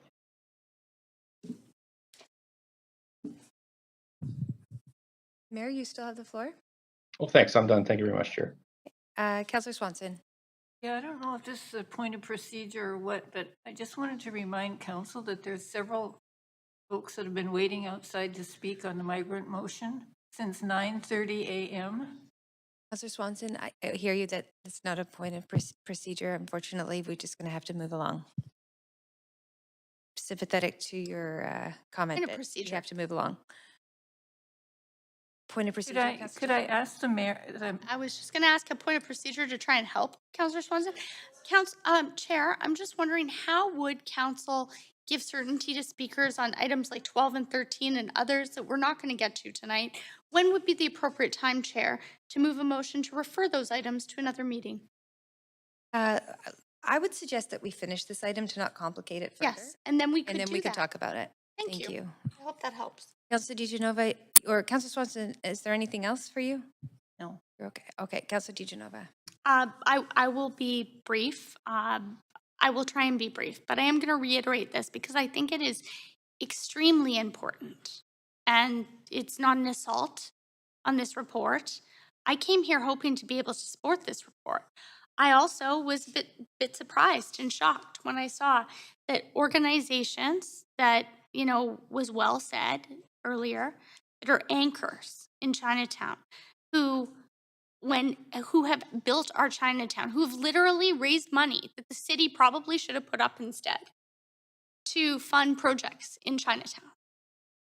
When we tell those organizations, you'll need to run behind us to catch up, and let's hope we don't steamroll you and run you over in the process, I can't see us moving forward without those organizations. Mayor Stewart, I share your concerns about UNESCO and the funding and what it looks like to not move together as a council. I felt that same way with the Olympics. But if that's the way council felt, then maybe they could have come to the compromise to support Councillor Kirby Young's, you know, well thought out amendments. You know, she and I had talked about these amendments since seeing these letters earlier. And I think we could have found a way to possibly all come together. But I'm not going to vote for this at the expense of the legacy groups in Chinatown that have said to us today that if we do this, that this will further erode the trust and that there are already trust issues. So I want to be pretty clear, Council. I really, really, really support a lot of this work. I appreciate the volunteer hours that the Legacy Stewardship Group that many people put in, because I know that there's volunteers beyond just committee members, and I appreciate the work the committee members do too. I also want to thank our staff team, and I'm sorry for putting you on the spot with some hard questions today, but I really do appreciate the hundreds, thousands of hours, weeks and years you put into this. I do. But I am concerned that we're going to see these legacy groups walk away or part ways in a sense. And they didn't say that they do that, but they did talk about trust and that further eroding, and that they didn't feel that they had a voice, specifically in CHAMP. So for that reason, I won't be supporting this, but I wanted to be very clear in my reasons why, and I hope that as we move forward that we'll hear them come back. And I don't have the confidence that Councillor Fry has right now that they're going to come back and tell us everything's just great, just hunky-dory in August or September. But if they do, I'll support that. It's also not coming back to us, is my understanding. That we're approving this in principle regardless of that. So had it been done differently, I could have supported it slightly differently. But I really do appreciate what we're all trying to achieve here. Hopefully, the next time we have the opportunity to hear from these groups, they will feel that they've been fully consulted. I know that our staff have heard from them today and understand the need to bring everyone to the table beyond even the Legacy Stewardship Group. And I do have hope for Chinatown, but only if we include those groups that are so fundamental to Chinatown. And as was said before, these were the people who were in Chinatown when they had no other place to go. And they built the Chinatown today that we're essentially saying, thanks so much, we'll take it from here and we'll make the decisions. And I don't think that's right. Thank you. Thank you, Councillor DiGenova. Councillor Boyle. Thanks so much. I am just going to speak to the work overall. I want to say, I know this has been a challenging discussion. There are a lot of, there's a lot at stake and there's a lot to balance in how we move forward. What has struck me in reading this report and in hearing from so many people is the huge amount of care and time and commitment that has gone in from across Chinatown. And as we heard from folks outside of Vancouver who have history in Chinatown, who are invested in and committed to the future of it. So many voices who have been part of this process, who want to be part of this process moving forward. Staff mentioned, and I've said this before, 16,000 engagements, 50 plus members of the Legacy Stewardship Group. I'm struck in particular by the contributions of the two co-chairs of the Legacy Stewardship Group and the huge amount of time that has gone into bringing this really exciting report to us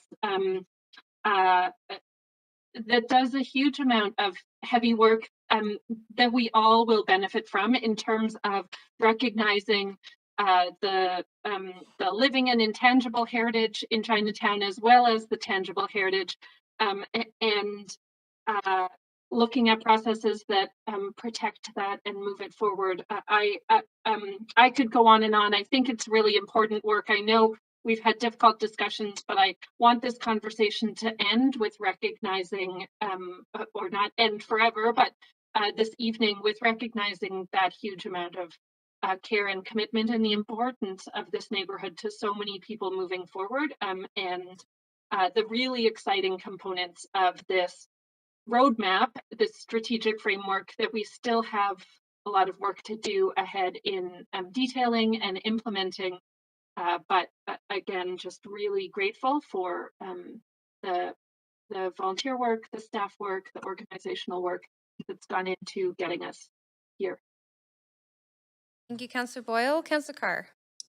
Yes, thank you. I just want to echo, number one, to start the point made by Councillor Boyle regarding the incredible amount of work that has gone into this report. On the part of staff, on the part of the community, I mean, one of the things that really impressed me about all the speakers today, those who've been involved in the process are really excited by what they've accomplished.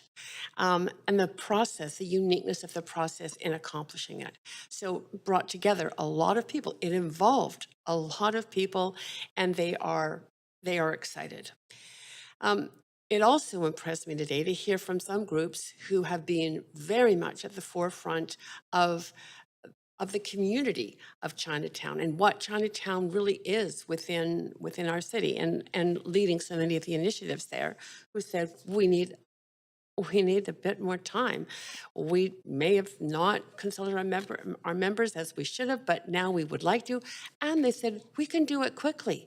They didn't say they needed months and months. They said they could do it in a matter of a few months. So I think we have an opportunity to bring these two groups together. And I just want to emphasize this because I am so distraught so many days about how divisive things have got in our world as a whole. And our city, our country, other countries. I mean, it's very disparaging to think about. I mean, disappointing to me to think about how we can face that and not try and overcome it. We have to, I believe, do everything we can in the role of government to actually diminish the divisiveness and increase the collaboration. And that's what I think the amendments to this report have done. I think they've really helped pull things together, pull people together. And I'm super appreciative of staff's willingness to be open to that. It's extra work, extra time, but thank you for saying, yep, we can work with this, we can do it. Because I think the outcome is going to be that much better for Chinatown, that much better for our city, that much better for the people who are so devoted to Chinatown. I also just want to emphasize that in principle, I kind of looked it up. In principle means, it doesn't mean that you're accepting it fully, but it does mean you are accepting the basics of it. I looked it up and I lost it on my phone now. But the notion of in principle is one that you accept the gist of what something is. You may not necessarily know all the details. You may not necessarily know if it's feasible. That's at least the standard definition. But you accept what it really is about. And that's why I think the language in principle, which was put forward by Councillor Fry, is incredibly important.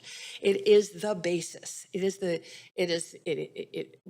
understands and accepts all the work that had gone into this, knowing that there may be adjustments. And I think that's what staff have said to us. There's bound to be adjustments as we move forward.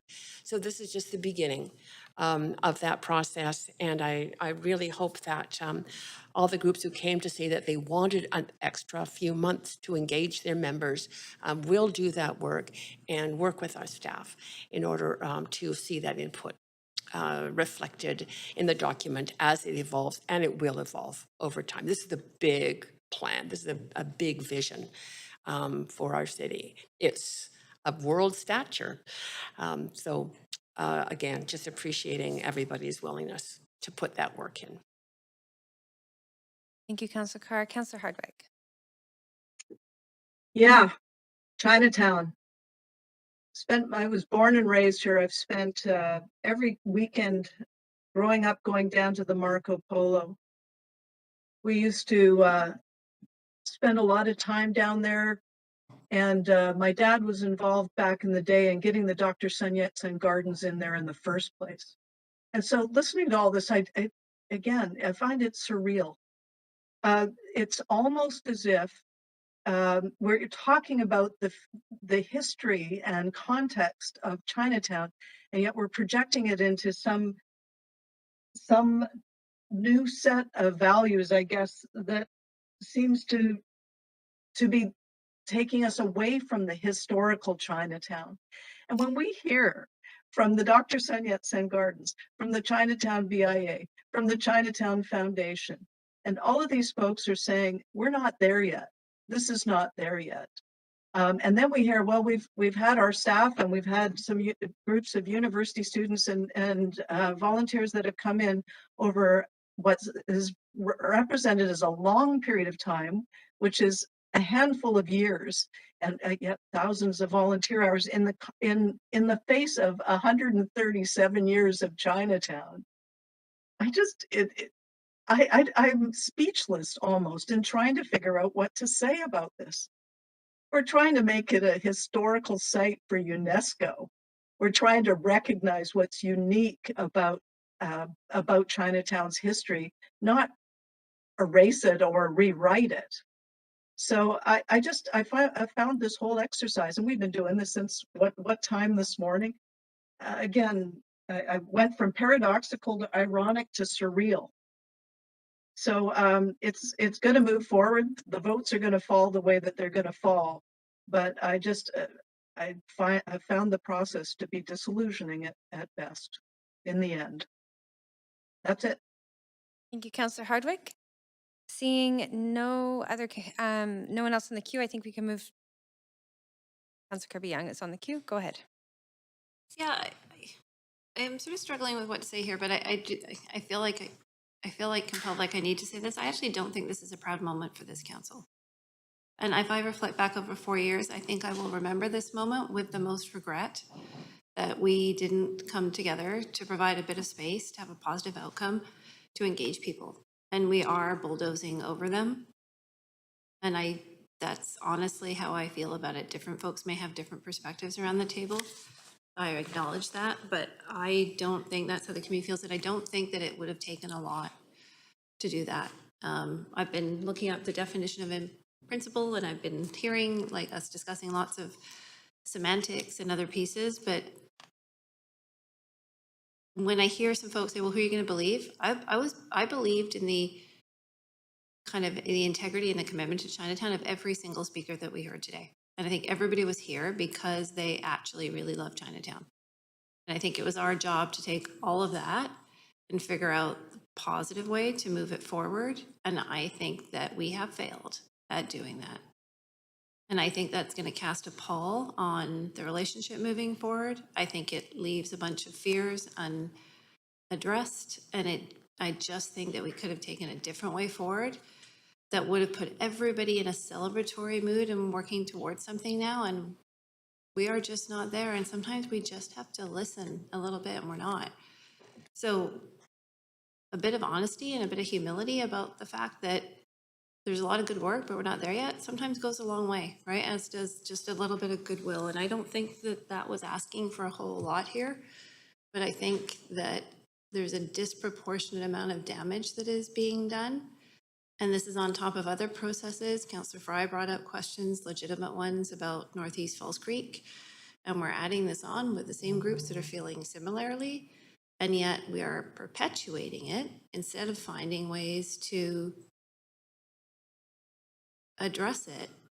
But I'm really struggling as to why we wouldn't want to take that opportunity that's in front of us with people that have said, give us a chance to have the conversation. We might not even agree, but we want to come back to you with that feedback and those ideas. They didn't even say they needed consensus. Like, I think there was a lot of honesty there.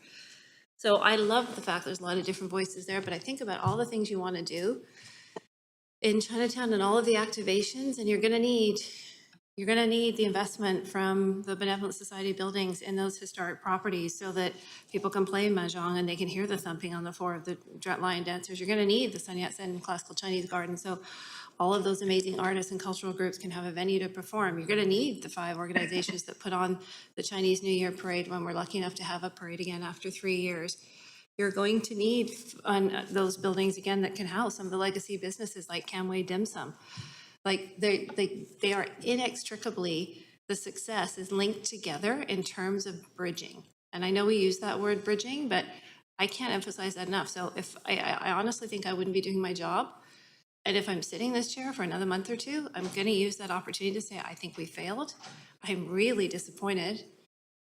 And I'm just not going to sugarcoat words on it. I think that council missed a fundamental opportunity today, and that's on us. So I hope that we can bridge forward with some of this work, but boy, we're going to have some digging out to do. Thank you. Thank you, Councillor Kirby and Councillor Fry. This was not an easy day for sure, but I do want to reflect that what we're about to vote on is a framework, and it's a framework that's really setting up a lot more work that's coming forward. We heard 30-something people who were really in support of this work. We heard 5 people, I think maybe 6, who represented larger groups too, who acknowledged that there was some really good stuff in here, but that they felt that they hadn't been consulted and that there was more work to be done. I think the amendments here do actually address the opportunity to do some more of that work, to do some more of that consultation, and recognizing that this is a framework for many, many, many, many more steps to come. And I don't think this is not a fait accompli by any stretch of the imagination. There's more work to come. And I do have to recognize that as much as we say, we could try and get this done in September or something, we spent the entire day on this. And I don't think we can get this done by September.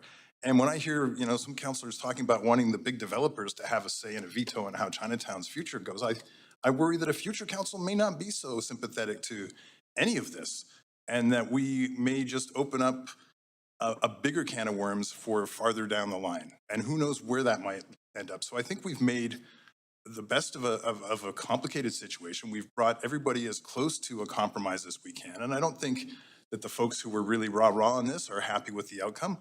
And I know that the folks who weren't in support of this aren't essentially happy with the outcome. But what we've done is said, we recognize that there's more work to be done. We recognize that fundamentally this framework is something that everybody kind of agrees on in varying degrees. They recognize that there's some really good stuff in here. Everybody, I heard that from everybody tonight, that they recognize that there's some good stuff in here. They recognize that there's a lot of important work to do in Chinatown. And we've added a significant amount of amendments that really thoughtfully address not just that challenge, but also some of the many challenges that Chinatown's facing as we look at the situation with crime and graffiti and the financial situation. So I think we're heading in a direction that will still afford us an opportunity to have that report back, to have that engagement with the larger community, including groups that felt that they weren't represented at this table. They will have an opportunity to contribute on not just the framework, but on the engagement and the next steps. And I am more optimistic, having seen planning processes with Chinatown go very sideways in the past. I think that this has taken a very complicated situation. And as we know, there's complicated politics in every neighborhood and community, but there's a lot of complicated politics in Chinatown. There is not one uniformity of opinion, and I think we've managed to stitch something together here that I'm hopeful will work out in the months and years to come, and will set us on the course for a revitalized Chinatown and a successful UNESCO bid, and something we can all be proud of. Thank you, Councillor Fry. Councillor Dominato. Thanks, Chair. I'll just add a few additional comments to the points I made earlier, and I'd like to echo some of what I've heard from my colleagues, also from speakers today, is that there is a clear passion for Chinatown and the future of Chinatown. That came through very clearly. I say that despite the fact there have been some differences in terms of the path forward, and I think often that is common in governing, is that people have broadly the same goals and objectives, political parties, but they have different views of how to get there. It's the journey. And I've been in the midst of, and some of you may have read it, Daniel Francis's book about Becoming Vancouver, and some of the history of Chinatown. And I want to read this passage because I think it also speaks to why people are so passionate. The Chinese were not allowed to vote, to hold professional jobs, to own property, or to operate businesses outside of Chinatown. Chinese Vancouverites tended to congregate to be close to relatives and certain cultural services, but segregation was not wholly a choice. It was enforced by law. At the same time, employers paid Chinese workers lower wages than white employees, and the labor movement, which was vehemently anti-Chinese, feared that they would drive down white incomes and monopolize the labor market. We have a sordid history here in the city of Vancouver, and this entire chapter is, I tagged at the time when I was reading, is all about intolerance. And I think that part of the work that we're trying to undertake is to remedy that. And there is, I think, actually more alignment in terms of what I heard from different speakers and legacy organizations around the desire to protect Chinatown, to revitalize Chinatown, to recognize not just the tangible physical assets, but the intangible and the heritage and the contribution. And I do see that as part of the work, the longer term piece around UNESCO.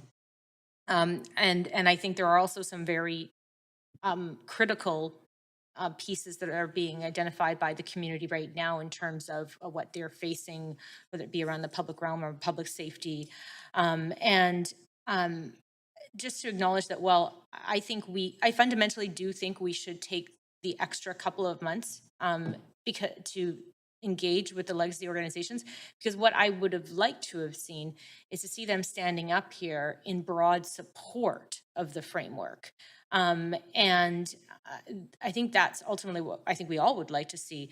I appreciate that there are additional recommendations now embedded in the report around engaging further and sitting down, having more authentic dialogue. But I'm not prepared to adopt the framework as it stands right now, simply because I think that further engagement and dialogue needs to happen, because we want everyone to be standing up and championing. And I think I did hear really positive feedback from speakers who also spoke, so I want to acknowledge that. And I know that a ton of work has gone into developing the framework as it stands today. But just to reiterate that there is, I think, a common thread here of a desire to see Chinatown thrive. I know it's been very challenging times over the last number of years, and I think we need to keep that vision, looking ahead.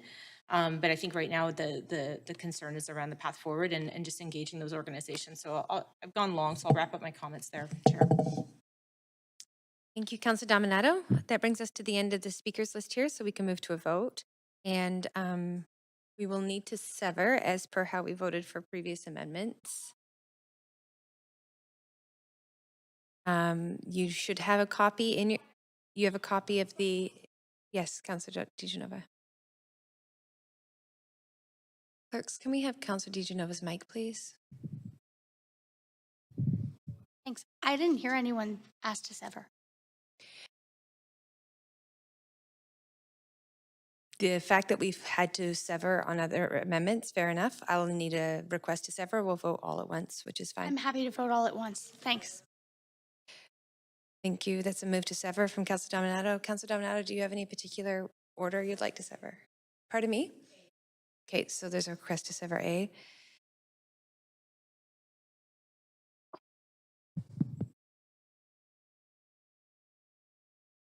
Clerks, can we have the vote for A, please?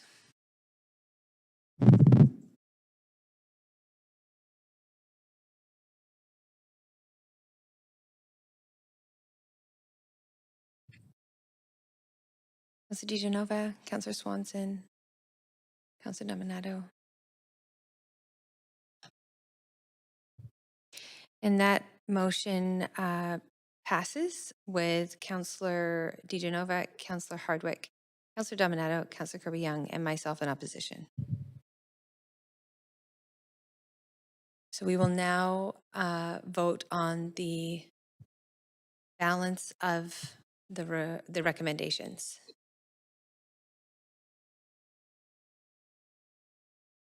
So that's B through G.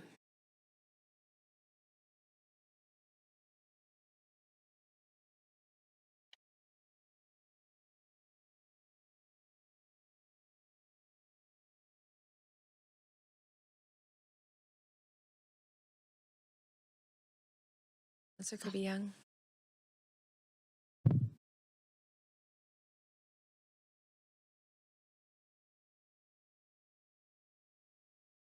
And that motion passes with Councillor DeGenova and Councillor Hardwick in opposition.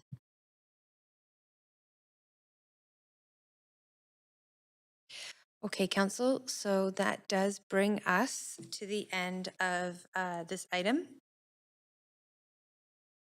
And thank you very much to staff. That was a long day and an important conversation. So thank you for all your work, and thank you to Council for your work. So we are now moving to our next item on the agenda, which is item number 2. Yes, Councillor Carr? We absolutely can. My hope was in this couple of minutes we would make a plan with speakers and items to give speakers who are waiting on the line for other items some clarity. And I wonder if we want to do that now or after a quick recess.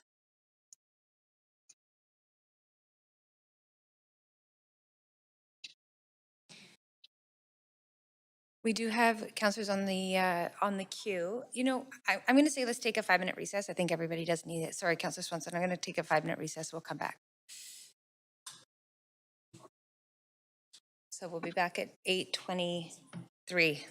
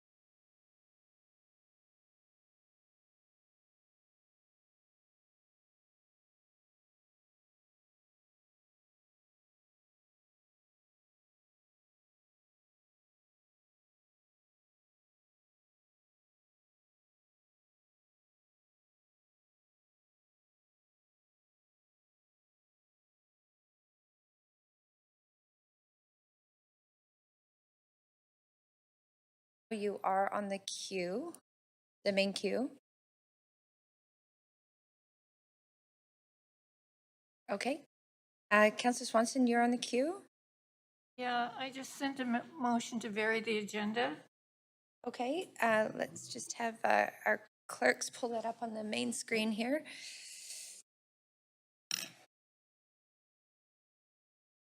And if you'd like to introduce your motion, Councillor Swanson?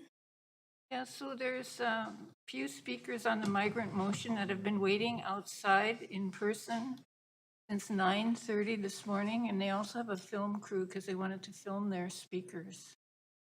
And so it'd really be nice if they could get heard tonight. So I would also like to really hear the daycare stuff. So I made a motion, this motion would vary the agenda so we could hear the speakers for the childcare, but waive the presentation. And then hear speakers on the migrant motion and have the debate and decision on that. Okay, thank you, Councillor Swanson. So to the motion, Councillor Kirby Young? Yeah, quick question, because I think the childcare report is important. Is that time sensitive? Could staff advise? Could that go to a future meeting? We have had 3 speakers on the line for about well over an hour, but I can ask if the decision on the childcare report can be deferred to a future meeting. I'll look to the city manager first. The decision could be referred to a meeting, so it's not a decision that council needs to make today. Whether it's a reserve date for this meeting or referred to a separate meeting, I think clearly we're going to be at a reserve date anyways, so that might be where it lands. Okay, because if this motion is debatable, I'd be supportive of hearing speakers, but I'd like the opportunity to ask staff questions and still have debate on that motion, and I don't want to preempt council considering. So do you have an amendment to the proposed motion? Well, if we waive, maybe you can just clarify, if we waive the presentation, will we still have a question to, will we still have an opportunity to ask questions and do debate and decision, or does this need to be reworded and referred to a future meeting? I think it needs to be reworded to be clear. Okay, I'll send something in. I'll put Thank you very myself back much. Councillor DiGenova. Thanks. I'm just wondering, the speakers that are in person, those are only to the migrant motion, is that correct? We don't have speakers in person to the childcare. Correct. We have 3 speakers on the line to the childcare motion. Okay, but, Sorry, and I do one want to see the speaker now. presentation. One speaker now. Oh, we have 1 speaker on the line. Yeah, to the childcare motion. To the childcare motion. So I'm just going to suggest, you can just bear with me and let my clock run. But can I ask a point of information of the city manager? What meeting should that go to? I can let you know. Our reserve dates are June 15th from 3 to 5 and June 16th from 3 p.m. onwards for this meeting. And Chair Bligh, just to confirm, I believe we have 1 speaker in person for the childcare motion as well. That's not what I understand. Childcare report. But okay, I don't understand that. Can you confirm that for me? Is that? Thanks, Councillor DiGenova. If I could confirm, this was a speaker from the Public Partners Group that was part of the childcare presentation. So we had embedded her comments in the staff presentation. So we could pull that piece out. Understood. Councillor DiGenova. I am just sending in an amendment. And I'm just wondering, is Councillor Swanson suggesting we debate the migrant motion tonight or just hear from the speakers? It says that we are going to hear the speakers and have debate and decision on the migrant motion. So this motion is debatable or amendable. So whichever you'd like to do, you have 3.5 minutes on your time.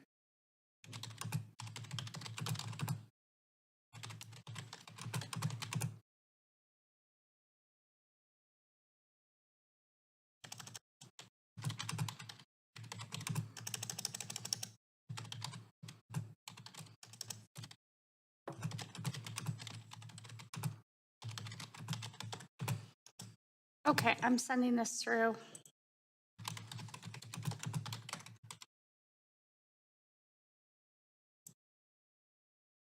Bear with me, I was typing on the fly. So what I'm suggesting is, I think in fairness, we would hear from speakers tonight because they've all been here and waiting, but not have debate and decision on either motion. I would like to see the childcare presentation. I really mean that. I want to see it. So I would suggest we also refer that. But we could hear from the speakers on both items, is what the intent of my amendment to Councillor Swanson's motion is. And I hope it's considered friendly because it would allow us to We'll move to an amendment Q1, and Councillor DiGenova, you can go back on the queue, and then this also is debatable, and I'll ask clerks to pull this up on the screen, please. So bear with me, Council. Apologies if I wasn't so clear. I was typing it as I was on the queue here, but my thought was that it would be fair to have debate and decision for both of those on a separate night, but to hear the speakers that were here in person and hear the speakers for the childcare strategy, I suppose, although I would like to see the presentation and have debate and decision on the reserve date. But it would allow the speakers for those two reports to move forward. That's my hope. Okay, thank you very much. I see Councillor Swanson on the queue.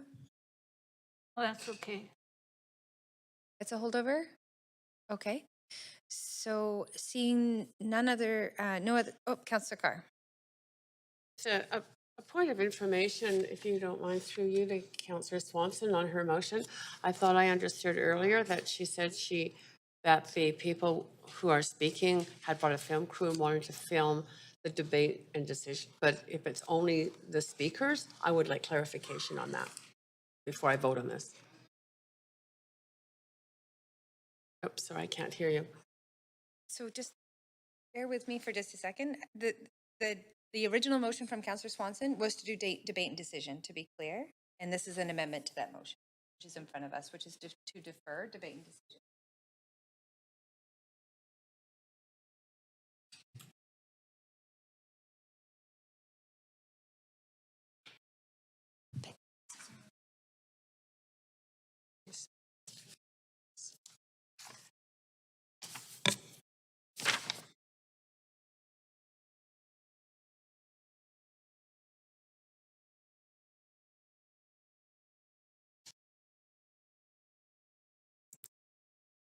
So we are good. We have a motion up. I would just suggest maybe we just call the motion B2, just to be clear. And Councillor Swanson, you're back on the queue. Good if we could make the decision on the migrant motion tonight so that the film crew could get it. Okay, understood. Councillor DiGenova. This may sound ironic, but I'm happy to support that. But I wanted to say that for reasons of not having endless childcare and parenting responsibilities, I may not be here for debate and decision then. Okay. But I will try and stay as long as I can. Okay, fair enough. So we're going to move to a vote on the amended motion that's up on the screen right now, which reads, further that council refer the childcare presentation debate and decision to the reserve date on June 15th, and further refer debate and decision on the migrant motion B2 to the reserve date also. I'll just say to that chair, if I may, I'd like to withdraw that. That was my intent. Because to not withdraw it would mean that we couldn't hear debate and decision, unfortunately. Okay. And because we're an amendment to amendment, I can't amend it again. Councillor DiGenova, are you looking to withdraw your Yes, amendment? that was my intent. That's what I said before my comment. Okay, so we need unanimous support to withdraw what's on the floor right now. All those in favor? Any opposed? Hearing none opposed, we now can take this off the floor and just go back to the main queue where we have a motion on the floor by Councillor Swanson. Actually, I'm still on the queue. Am I not? You are. So I am going to, but I understood that it would be better that we put a date in there. So what I'm doing is I'm resubmitting an amendment that says, I'm going to read it out loud as I submit it. Further, that council refer the childcare presentation, debate, and decision to the reserve date on June 15th. Because then we can hear the migrant motion and everything else. So I've just resubmitted. Okay, so we're on to an amendment Q1. Councillor DiGenova is still within the 5 minutes on the original main queue. So this is now over to an amendment Q1. And the motion now is to be brought up on the screen by the clerks. Further, that council refer the childcare presentation, debate, decision to the reserve date on June 15th.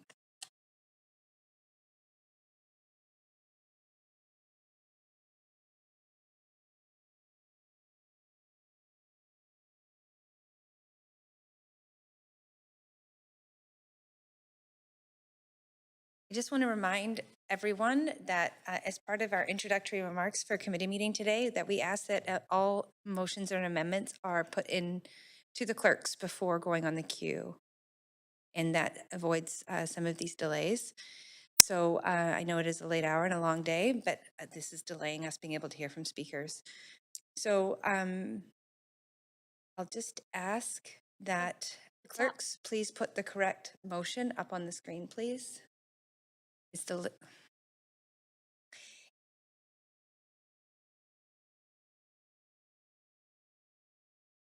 I sent it.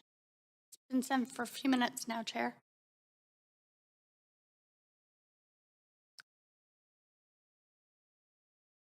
Okay, so the correct motion is up on the screen right now. And Councillor DeGenova, do you I have have? nothing more except to clarify, there is no way I could have predicted this, so I did not send it ahead of time. Okay. But it's there. Okay, Councillor Swanson. Yeah, thank you for the help, Councillor Dominato, and profuse apologies to the daycare folks. Councillor Swanson, Councillor DeGenova is putting this motion forward, not Councillor Dominato.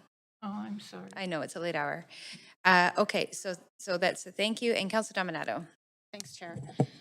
I'm going to speak in opposition to this motion, and I'm going to be really clear why. We have staff sitting here. They've been sitting all afternoon to do a presentation on city business around childcare. And I appreciate we have member motions, and we're all passionate about lots of different issues. And I'm not judging the merit of the member motion that's coming up or any other member motions that we have on the docket. But we are punting off work that we need to get done. And otherwise, staff would not have brought it to us. They would have brought it after the election, right? But so I can't support this. I can't support either of the motions, and maybe I'm tired, but I just want to be really clear. I'm not doing it. I'm not supporting this. We have work to get done. And yes, it took us many, many hours to deliberate on the other item, but it was an important item. And I'm appreciative that council really invested its time on the discussion around champs. But here we are. It is 8:39. And I think we should just continue the business, get it done. And I'm not prepared to support referring this report. Thank you, Councillor Dominato. Councillor Boyle. Thanks. I'm admittedly a bit lost. Can I just ask as a point of clarification, Chair, possibly to you, we have speakers for this childcare presentation who have also been waiting? Is that accurate? We have had callers on the line, yes, Councillor Boyle. We have a public body representative who's been part of the work with staff who have also been waiting to do the presentation and that is sitting in the chamber. And now we have 2 callers on the line out of 3. Okay. I also won't be supporting this, and it's of course difficult. We want to hear from everybody. I feel very badly if we don't get to the speakers who are waiting and have been waiting with the film crew all day. But I agree with Councillor Dominato. This is important work we need to be doing, and these folks have also been waiting. So that's tough. I know I find it tough, but I won't be supporting this. Thank you, Councillor Boyle. Councillor Kirby Young. Yeah, I agree with Councillor Dominato. We have staff waiting in the chamber. We have callers waiting on the line, and it might be helpful to point out that all of our meetings are recorded. So that footage is available and downloadable for any video and audio that people would like to do afterwards. So I would just offer that up. And also I would suggest it might be helpful for councillors when, if you pre-look at the speakers list, you could tell people not to wait from 9:30 because it's quite clear we wouldn't get to that part of the agenda at least until the end of the afternoon. That would be optimistic, and that might help people so they don't have to wait for so long. I hope that's helpful. Thank you. Councillor DeGenova. Well, the irony of this all isn't lost on me. And maybe like Councillor Dominato, it's a late hour. But I was just trying to, although I respect and appreciate our staff time, I really do understand that for speakers, it can be very, very difficult unless you have endless childcare, and some don't. So that was the intent here in working with what Councillor Swanson had put forward.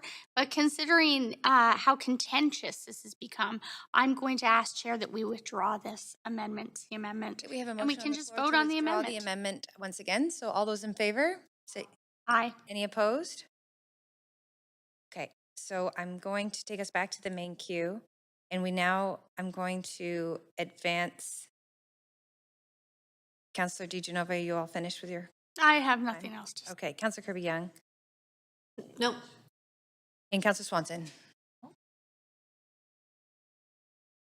Councillor Swanson, you're on the queue? I have anything to say, though? Okay, so that is all for comments. We're going to move to a vote. And we are voting on the original motion, Councillor Swanson, that the clerks have put on the screen. Thank you very much.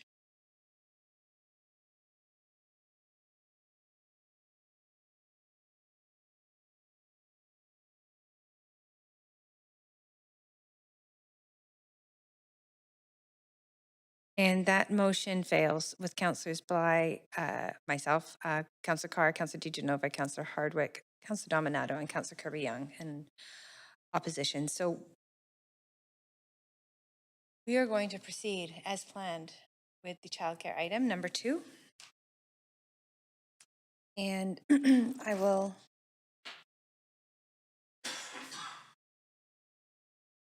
just pause for one moment to find us in the right spot. So we are, yes, at item number 2, making strides, Vancouver's childcare strategy and early actions. And we have Vanessa Kay, social planner and social planner in the Social Policy and Projects Division of Arts, Culture, and Community Services here in the chamber to present the item.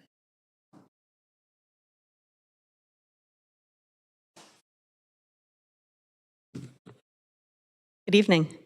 My name is Vanessa Kay, and I'll provide an overview of the proposed Making Strides strategy. This title honors the children who are at the center of this work and who may be taking, oh, sorry, are you seeing my screen? I just want to make sure that it's on the main screen there. Just takes a moment to come Okay, up. perfect, thank you. What they need to do. There we go. This title honors the children who are at the center of this work, who may be taking their first steps attending quality childcare programs within their neighborhoods, and who develop their physical stepping skills as well as their social, emotional, and academic skills with the support of skilled educators. Today's presentation will cover a bit of context, engagement, scope, the proposed policy framework, and early actions. This slide just shows the recommendations to Council to approve, making strides to report back, to direct staff to report back next year, to approve the framework for a capital grant program, and finally, some recommendation around advocacy. Developing a proposed childcare strategy for Vancouver has come at a transformational time for childcare in BC and in Canada. For the first time, provincial and federal governments are aligned and working towards a universal childcare system for children ages 0 to 6 at a target cost to parents of $10 a day. These goals generally align with the community-led $10 a day plan here in BC, and that plan has been endorsed by City Council most recently last year. A 2021 agreement between federal and provincial governments identifies their mutual commitments for childcare serving children younger than school age. These include affordability measures, reducing fees by 50% this year and leading to $10 a day for all licensed spaces, and capital investments towards space creation, committing to 40,000 new spaces across BC by 2028, with that creation focused in nonprofit, public, and Indigenous operated spaces. As well, an Indigenous early learning and childcare framework was adopted in 2017 at a Canada-wide level. It identifies a coordinated path forward for childcare to meet the needs of First Nations, Métis, and Inuit children and families, including urban Indigenous families.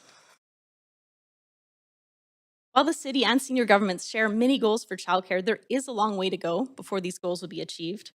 And working towards these shared goals, 3 tasks will require aligned efforts from the city, senior governments, and all partners. These are building capacity and networks for a functioning system. That includes building capacity of operators to make a service expansion possible. Mobilizing to support senior governments to land childcare funding here in Vancouver. The city and our key local partners, including the Board of Parks and Recreation and the Board of Education, have critical roles in joint planning to identify sites where these new investments can be realized. And finally, planning for, investing in, building, and securing licensed facilities to increase equitable access. The city has a unique role to convene all partners to identify and secure sites to enable this expansion and to develop new tools and new models of facilitating childcare, such as co-location with housing and workplaces. Making Strides is a proposed 10-year strategy to guide the city's role in childcare, including the city's part in supporting and enabling a senior government-led and Indigenous-led universal childcare system. It will establish clear directions, roles, and responsibilities while maintaining flexibility to respond to changing contexts. It'll address the undersupply of licensed childcare relative to need and inequities in access to that childcare. These updated directions will help us prepare for the future of childcare. The proposed Making Strides strategy reflects and aligns with emerging senior government directions. We can see 3 key perspective shifts about how thinking about childcare is changing in BC and in Canada. While in the past, childcare has been seen as an amenity that can be delivered through development or conversely as a market good, BC and Canada are moving towards a future where childcare facilities are essential infrastructure that requires intentional planning to meet community needs. In the past, the city has been working in the absence of a coordinated system, but we are now moving towards a more effective early learning and childcare ecosystem led by senior governments where cities and other partners will have more clear roles. And finally, childcare has often been seen as solely a social program, but today, senior governments have clearly recognized that childcare is a universal and essential service. This shift is reflected in the recent provincial creation of the new BC Ministry of Education and Childcare. So I'll now share a bit about the engagement that informed development of the proposed strategy and its identified scope. In developing the proposed strategy, staff gratefully acknowledged the contribution of many individuals, staff across departments, including the Board of Parks and Recreation, and childcare operators, advocates, senior governments, and community members. Diverse engagement has included discussions with 19 public and community agencies, including the Joint Council on Childcare and a dedicated community advisory panel, conversations with childcare operators, a survey shared with 178 childcare operators about extended and flexible hour care. 63 responses on this are shared in Appendix F. As well, throughout preparing this strategy, staff have been grateful for the close guidance of the Early Learning and Childcare Planner at the Metro Vancouver Aboriginal Executive Council. The scope of the proposed Making Strides framework focuses on those areas of the greatest city influence and potential impacts. Space creation is a significant area of city influence. When we look at the current supply of licensed spaces in the city that serve children younger than school age, approximately 40% were created with support from the city. Land use, regulation, and municipal tools enabling childcare creation are also strongly within scope. The city has a role in sectoral coordination and a key role in building capacity of the nonprofit sector, as well as advocacy to senior governments and partnerships. Advancing early learning and care for urban Indigenous communities in Vancouver is a strengthened focus as well, reflecting gaps in current services and city commitments to reconciliation and equity. Other areas where the city has less influence are largely out of scope for this proposed strategy. That includes core childcare operating funding, regulating childcare fees, wages, or working conditions. These areas are the purview of the province. Likewise, unlicensed childcare is out of scope. So, for example, informal care in children's homes. There are other topic areas that remain within scope for the city but are not a central focus of this proposed strategy. For example, school-age childcare, that's care serving children ages 5 to 12 before and after school. Planned expansion of school-age care is supported by the city in some cases, but it is most critically aligned with public school boards and community partners, including community center associations and some nonprofits. Likewise, the proposed strategy aims to develop favorable conditions for all kinds of childcare to expand, but city supports contemplated in the strategy focus on nonprofit and Indigenous-led space creation. This is in alignment with senior government directions. So with that background, we can now explore key components of the proposed policy framework within Making Strides. The proposed policy framework is attached to the staff report as Appendix A. It includes vision, values, principles, directions, and goals drafted to guide the city's work on childcare over 10 years. Appendix A also identifies 5 early actions that could be underway over the next year without requiring additional resources. To develop a robust longer-term implementation plan, staff also seek direction to develop a 4-year action plan. This fully scoped and resourced action plan would include a financial strategy and would recommend childcare expansion targets. The proposed vision statement both for a 30-year timeframe and the 10-year timeframe of the proposed strategy are shown here, working towards a future where all families can have equitable access to childcare that meets their needs. The policy framework proposes principles to guide the city's efforts and approaches to childcare. One principle is at the core, and that's childcare as an integrated city priority. If approved, this strategy will lay policy groundwork for integration across service groups to address childcare together with other city priorities, including housing, climate action, equity, and reconciliation. An integrated approach enables effective and streamlined city processes and systems. Building on that core principle, 5 other principles are proposed to guide more specific aspects of the city's efforts around childcare. Reconciliation in planning and action means building relationships to enable coordinated policies and programs that support the needs of Indigenous children and families. Equitable access using an equity lens means working to reduce inequities in access to childcare across intersections of race, gender, ability, geography, and more.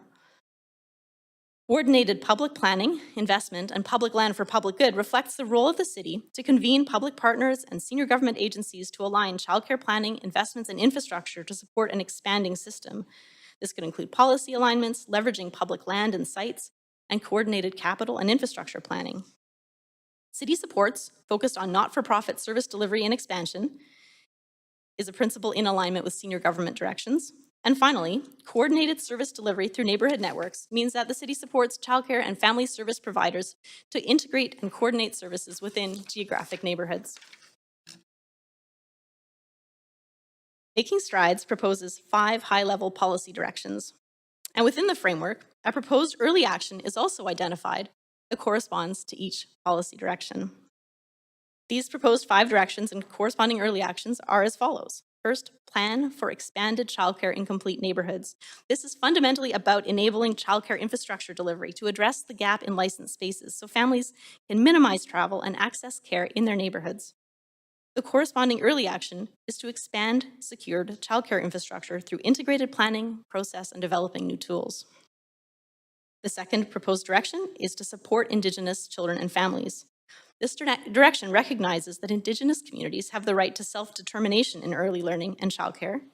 Indigenous children and families have the right to access Indigenous-led, culturally anchored childcare programs or culturally safe care in the broader community.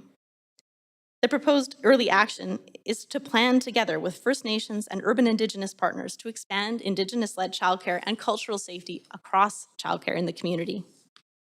The third proposed direction is to expand equitable access to quality childcare.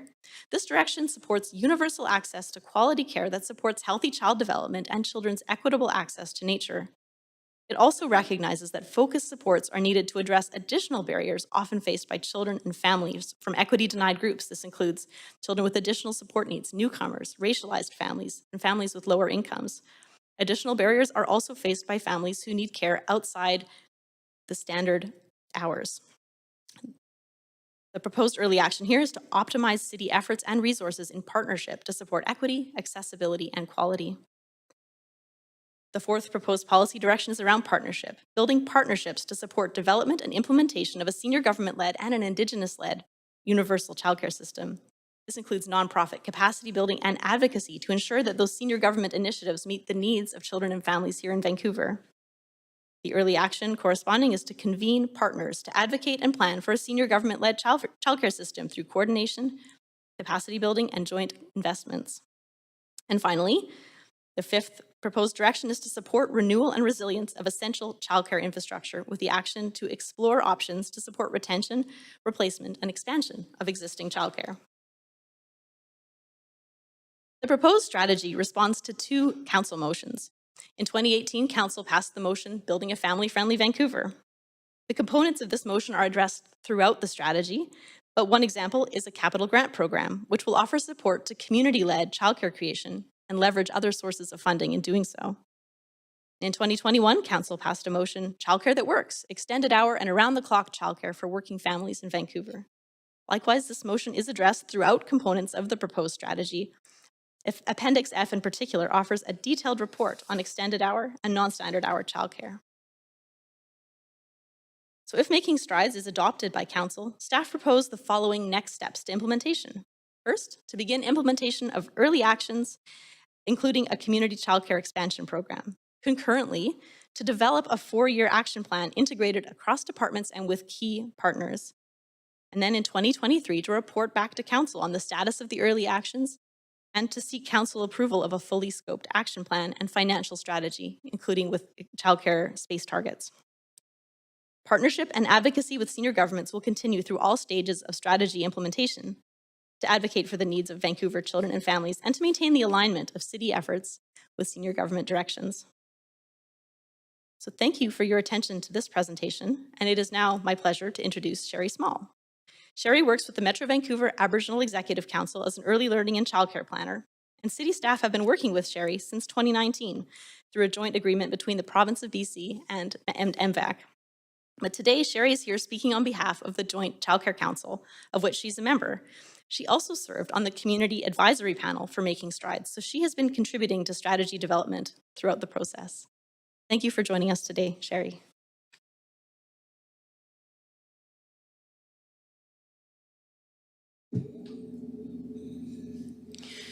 Good evening. I waited all morning to say, Emma Heathlook, good morning. And I had to wait all day to do that. Good evening. My name is Sherry Small. I am Niska from the territory of Niska Valley. I am from the village of Lakalzap, which formerly was Greenville. I have been privileged to live and work within the 3 host nations. And I originally moved to Vancouver to go to college university. I haven't returned until a short time. I lived in the Nass Valley for 7 years, shortly after I got married to a Black man from the United States, and had my 2 children and raised them the first 5 years in my village, in my nation, at which time I was very instrumental in the development of the Niska Constitution and laws, and was the co-chair of the ratification process of the Niskan Treaty. So watching you all day and listening brought me back to those days. And so that memory popped up very strongly today.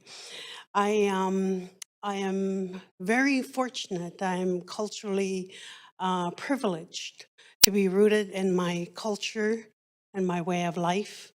I'm also privileged to have 2 master's degree within the white system's educational system.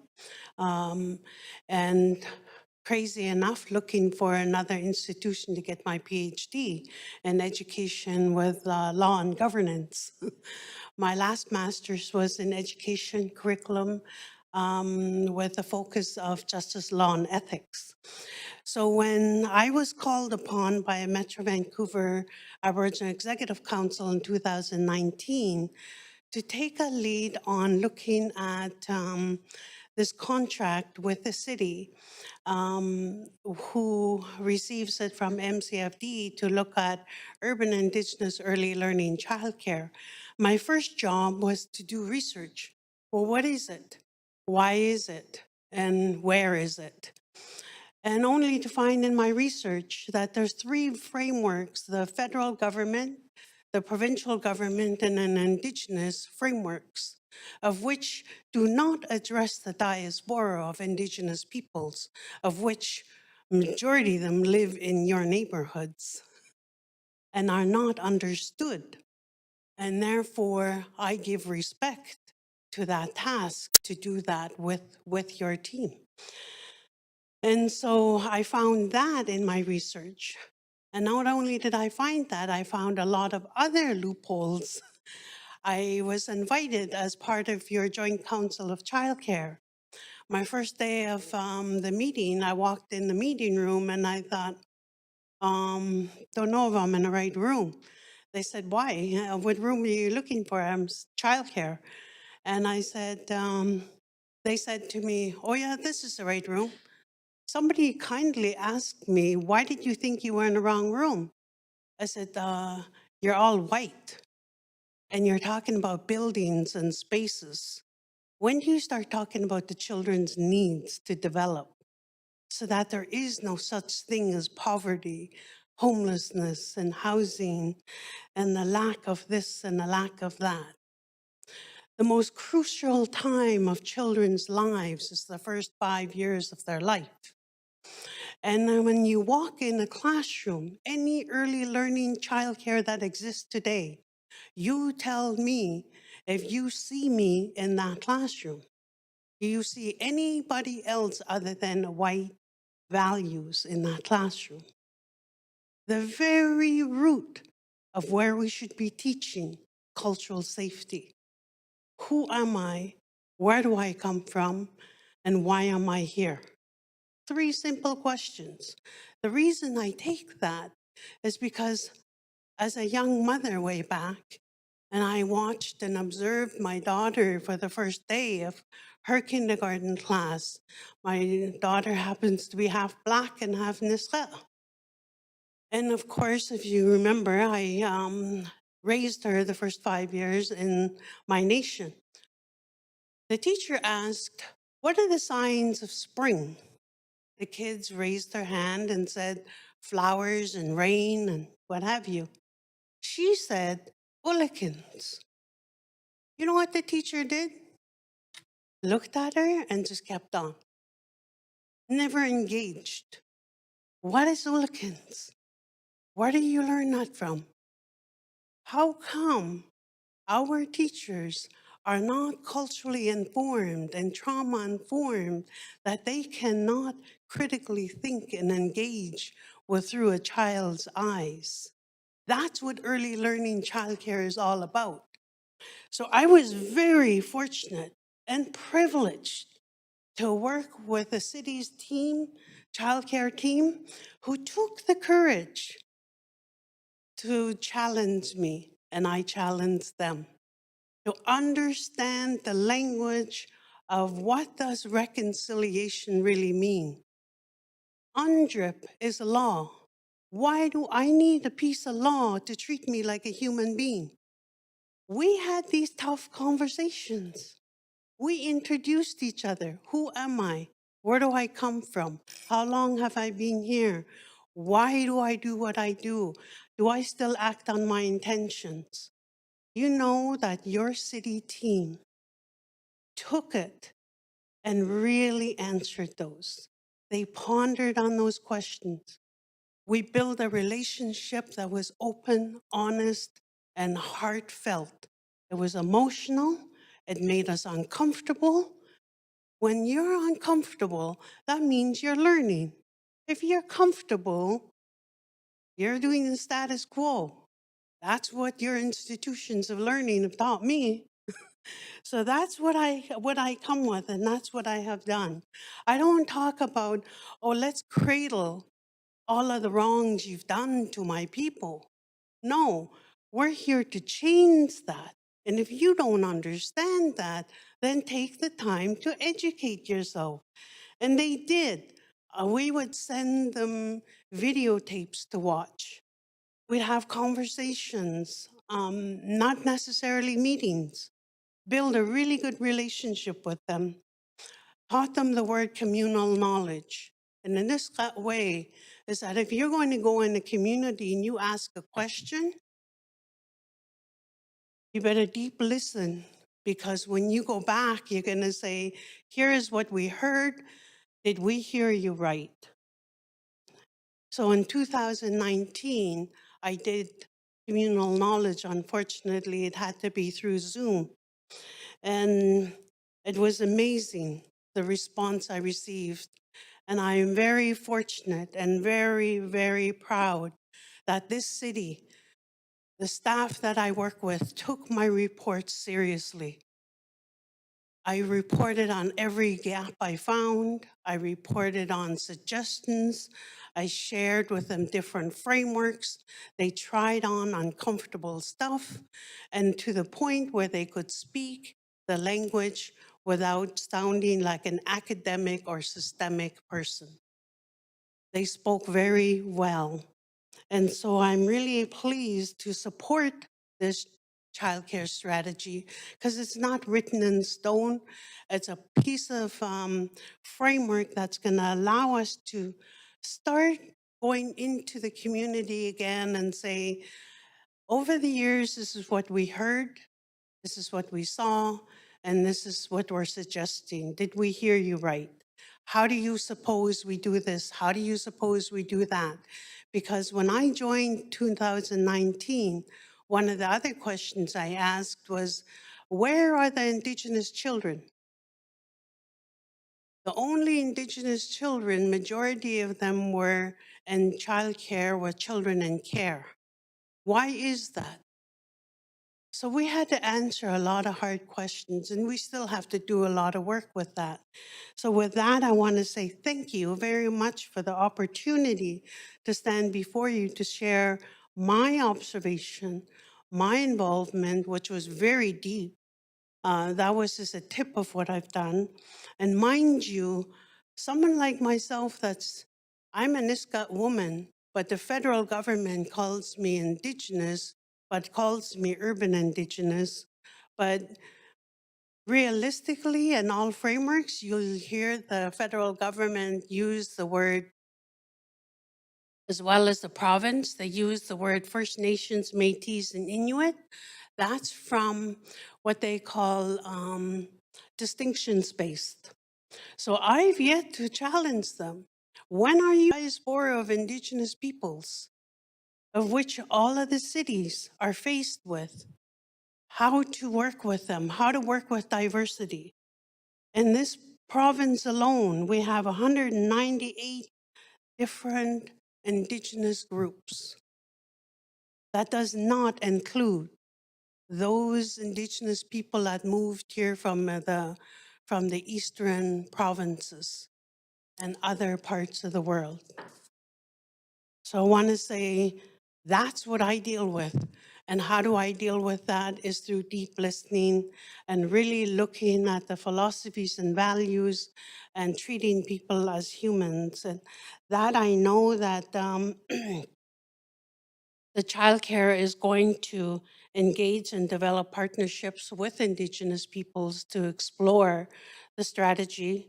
We're going to do capacity building, and that's going to be a lot of fun because we have a huge recruitment retention plan that we have to deal with that the system doesn't know how to cope with or even entertain, and I believe we can do it. We're going to support cultural safety so that our children have an option to go to school in the early learning childcare and anywhere in this city and not necessarily just Indigenous run. With that, I want to say thank you very much for your time.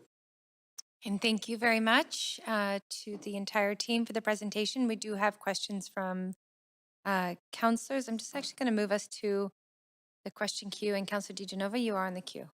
Thanks very much. Bear with me. And I did have to text a little through the presentation to see if I could extend my childcare. I'm sorry, but I really want to be here for this vote. And I really want to appreciate and thank staff for all of the work that you've done on this, together with all of the partnerships. And I know that there's been a lot of work going on. And I want to preface my questions by apologizing for asking you questions for several months over and over and over again. I see Sandra nodding her head a little bit. My first question is about I understand that you're looking at phasing the strategy here and sort of different steps to it. And I really appreciated the report and all of the work and the shared and all of the information that was just shared. I wanted to ask right now if there are childcare providers out there that wanted to do extended hour childcare. I'm hearing that they're having trouble with planning and development because there aren't any policies right now to allow them to do that. Can you tell me right now, if someone wanted to move forward with that, would they be able to? Would they be able to work with ACCS and PDS to make that happen? Outside of the strategy, I mean, I understand how important it is we do this right, but I'm just wondering if you can share some more information on that, considering the need. Thanks for the question, Councillor. I'm Mark Pickersgill, Senior Planner for Social Policy and Projects, and I lead the childcare team. I think to answer that question, I think the best way to put it in I guess an overall way is that the role that the city ultimately plays in that is relatively limited. In general, we feel that the policies that we have to support the creation of spaces are equipped in order to be able to allow for extended hour or 24-hour or any kind of care beyond that. So the physical space is not necessarily the issue. However, that's where we have the greatest amount of influence. In general, it's the province that will have a greater role in being able to support that kind of programming ultimately for childcare. And ultimately, we will need operators to look to the province to be able to get the kind of funding, staffing support, all of those kinds of things, the kind of curriculum that you need. We don't even really know necessarily if the type of care that you need and say like on weekends or late at night or overnight, if it's different and what is needed. And really it is the province's role to step in there. And we do know that the province is working with us. The city is sitting on the current provincial reference table in order to explore what is needed and what's going to be part of a universal system and how is that going to be funded. Looking at flexibility, extended hours, overnight care, all of those things are on the table and are being pursued. And I think the city is taking an active role in advocating to the province to really put their money where their mouth is ultimately. Thank you. And I appreciate that. And I've had the opportunity, along with some of my colleagues from Vancouver, from here and also on my own, to speak with Minister Katrina Chen, the Minister of State for Childcare. And she has said there is funding for this. They've done pilots for this in Kitimat. And also concurrently that we would need policies, because right now, if you look in our sort of in the policies that we have in the programs and incentives, there's nothing there about 24-hour or extended hour childcare. So sorry to put this back to you, but I'm just wondering if we had a childcare provider and a developer come to us, or the owner of a space that wanted to retrofit that and said, hi, city staff, can we turn this into extended hour childcare? We have funding from the province, or we have a funding model. Would you be able to help them with that right now? Yeah, there would be no barrier ultimately. That's the most, that's what I was trying to understand. I understand it's not our job and role completely to step into the province's lane, but when it comes to policies, and I'm sorry to just talk about spaces, because spaces aren't the most important thing, I understand, in childcare, but when we're trying to make sure that childcare providers are able to think outside those traditional boxes, I'm thinking about spaces, because that's what I hear. So my question to you is, do we have to do work in planning and development, or is that something in this strategy that could start to be advertised in planning and development? There isn't a lot of time to sufficiently respond to that question, Sorry. unfortunately. It's at 5. I'll ask you as a point of information in my closing comments. Sure, thank you. Councillor Boyle. Thanks so much for this work. It's really exciting. I'm excited to see it. My own kid keeps popping in because he's having trouble falling asleep. So it feels relevant for me too. I am wondering, one of the things I've heard from folks is around capacity of existing nonprofit childcare organizations and societies to expand when there's new space, when we have the option of new childcare in partnership with a school or something like that. So I'm wondering if we can, if there's anything we should know or can be doing in terms of supporting that expanded capacity, or if that's a concern that we've seen when these new and exciting opportunities come up.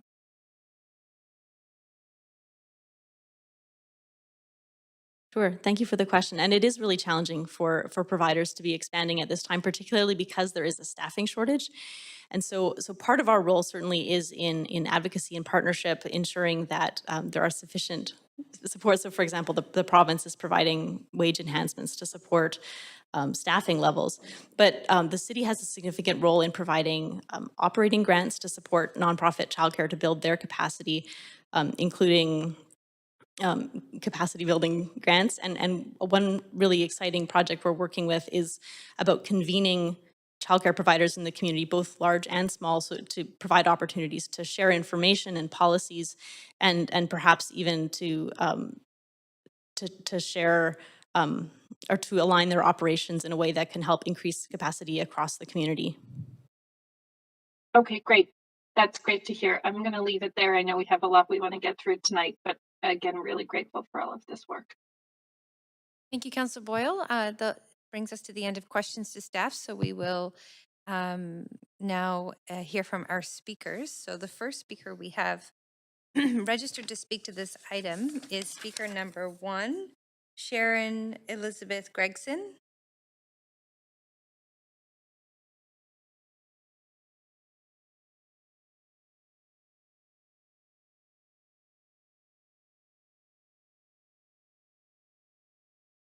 I'm not hearing speaker number 1. I'll just call again Sharon Gregson.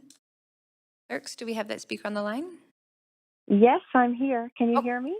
Yes, we can hear you now. That's great. You have 5 Okay. minutes to speak to council. Please go ahead. I will. Thank you.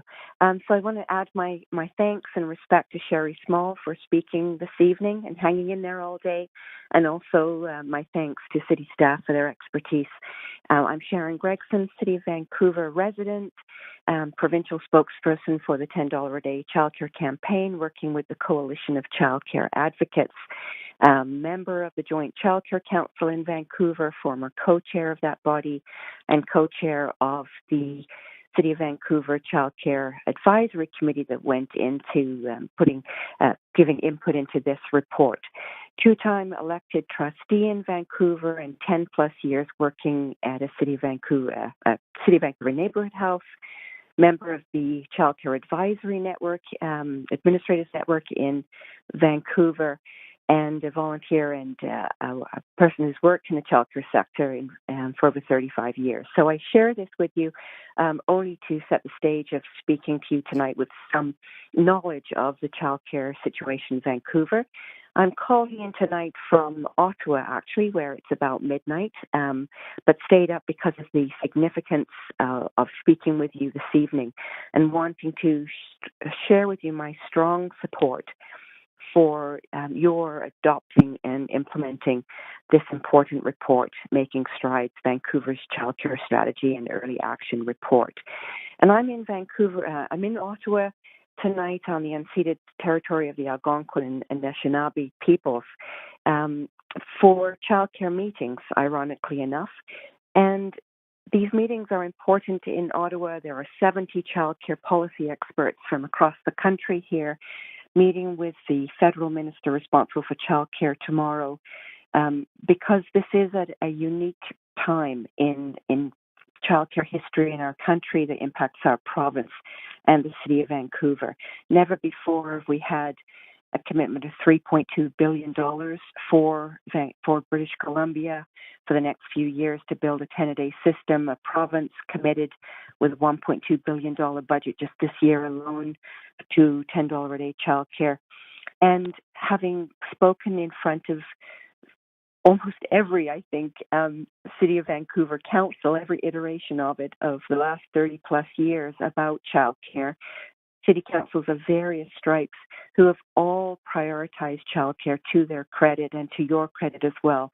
To have this report come in front of you at this moment in time, positioning Vancouver to leverage this unique opportunity to expand childcare to meet the demand of Vancouver families for $10 a day childcare, while expanding into quality facilities with public dollars to build childcare as a public good and move it away from a commodity, meeting the needs of families for extended hour care, as Councillor DeGenova has highlighted.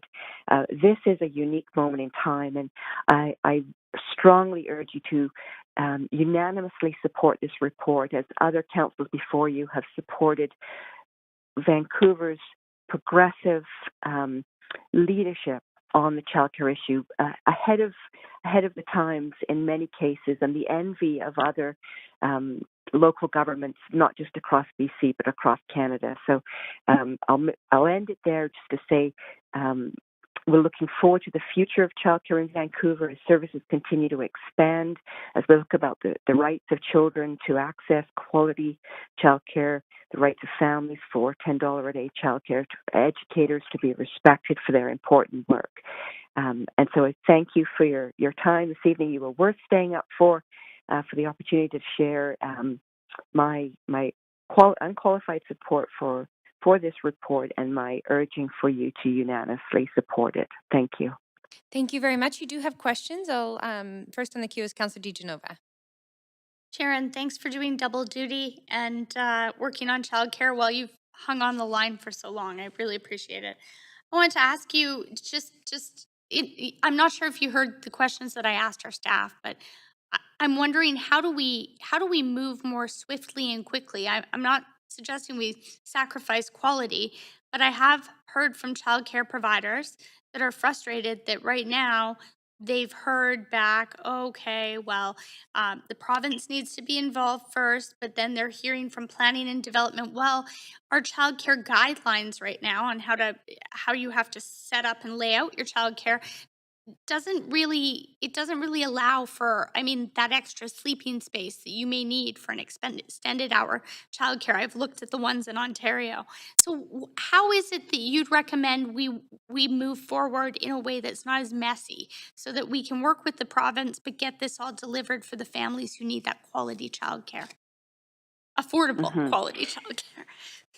Right. So I am not in favor of sacrificing quality, as I'm sure you wouldn't be either. And that has already happened to some extent over the years as our requirements for example, outdoor play space have shrunk so that children have little more than the size of a parking space per child to play in yards. So let's not erode quality any further. Let's build the kind of system that meets the needs of families in all their diversities.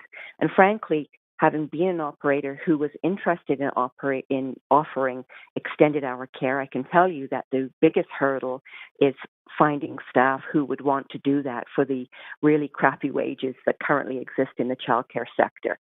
And so the province has to first deal with recruitment and retention. Maybe there are incentives that need to be made available for educators to work those extended hours, overnight hours.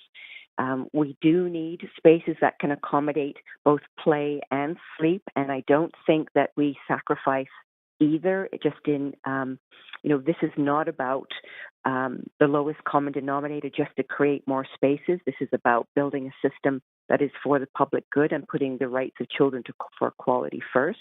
And so this report does allow for that kind of expansion and leverage the unique provincial and federal opportunities that are created with more commitment and more funding. And so we can't build that kind of system without investing in the people who are going to work in it and about thinking long-term about the space and the affordability for families. Exactly. I really appreciate your comments on that and building on that, especially because one of the reasons I had named the motion building a family-friendly Vancouver is it's not just about the childcare. But I really appreciate you hanging on the line to speak and for your very qualified comments on this. Thank you. Thank you, Councillor DiGenova. Perfectly timed. One more. We do have another councillor. Councillor Swanson. Questions of speaker. Yeah, thanks for calling in, Sharon, and thanks for staying up so late waiting for us.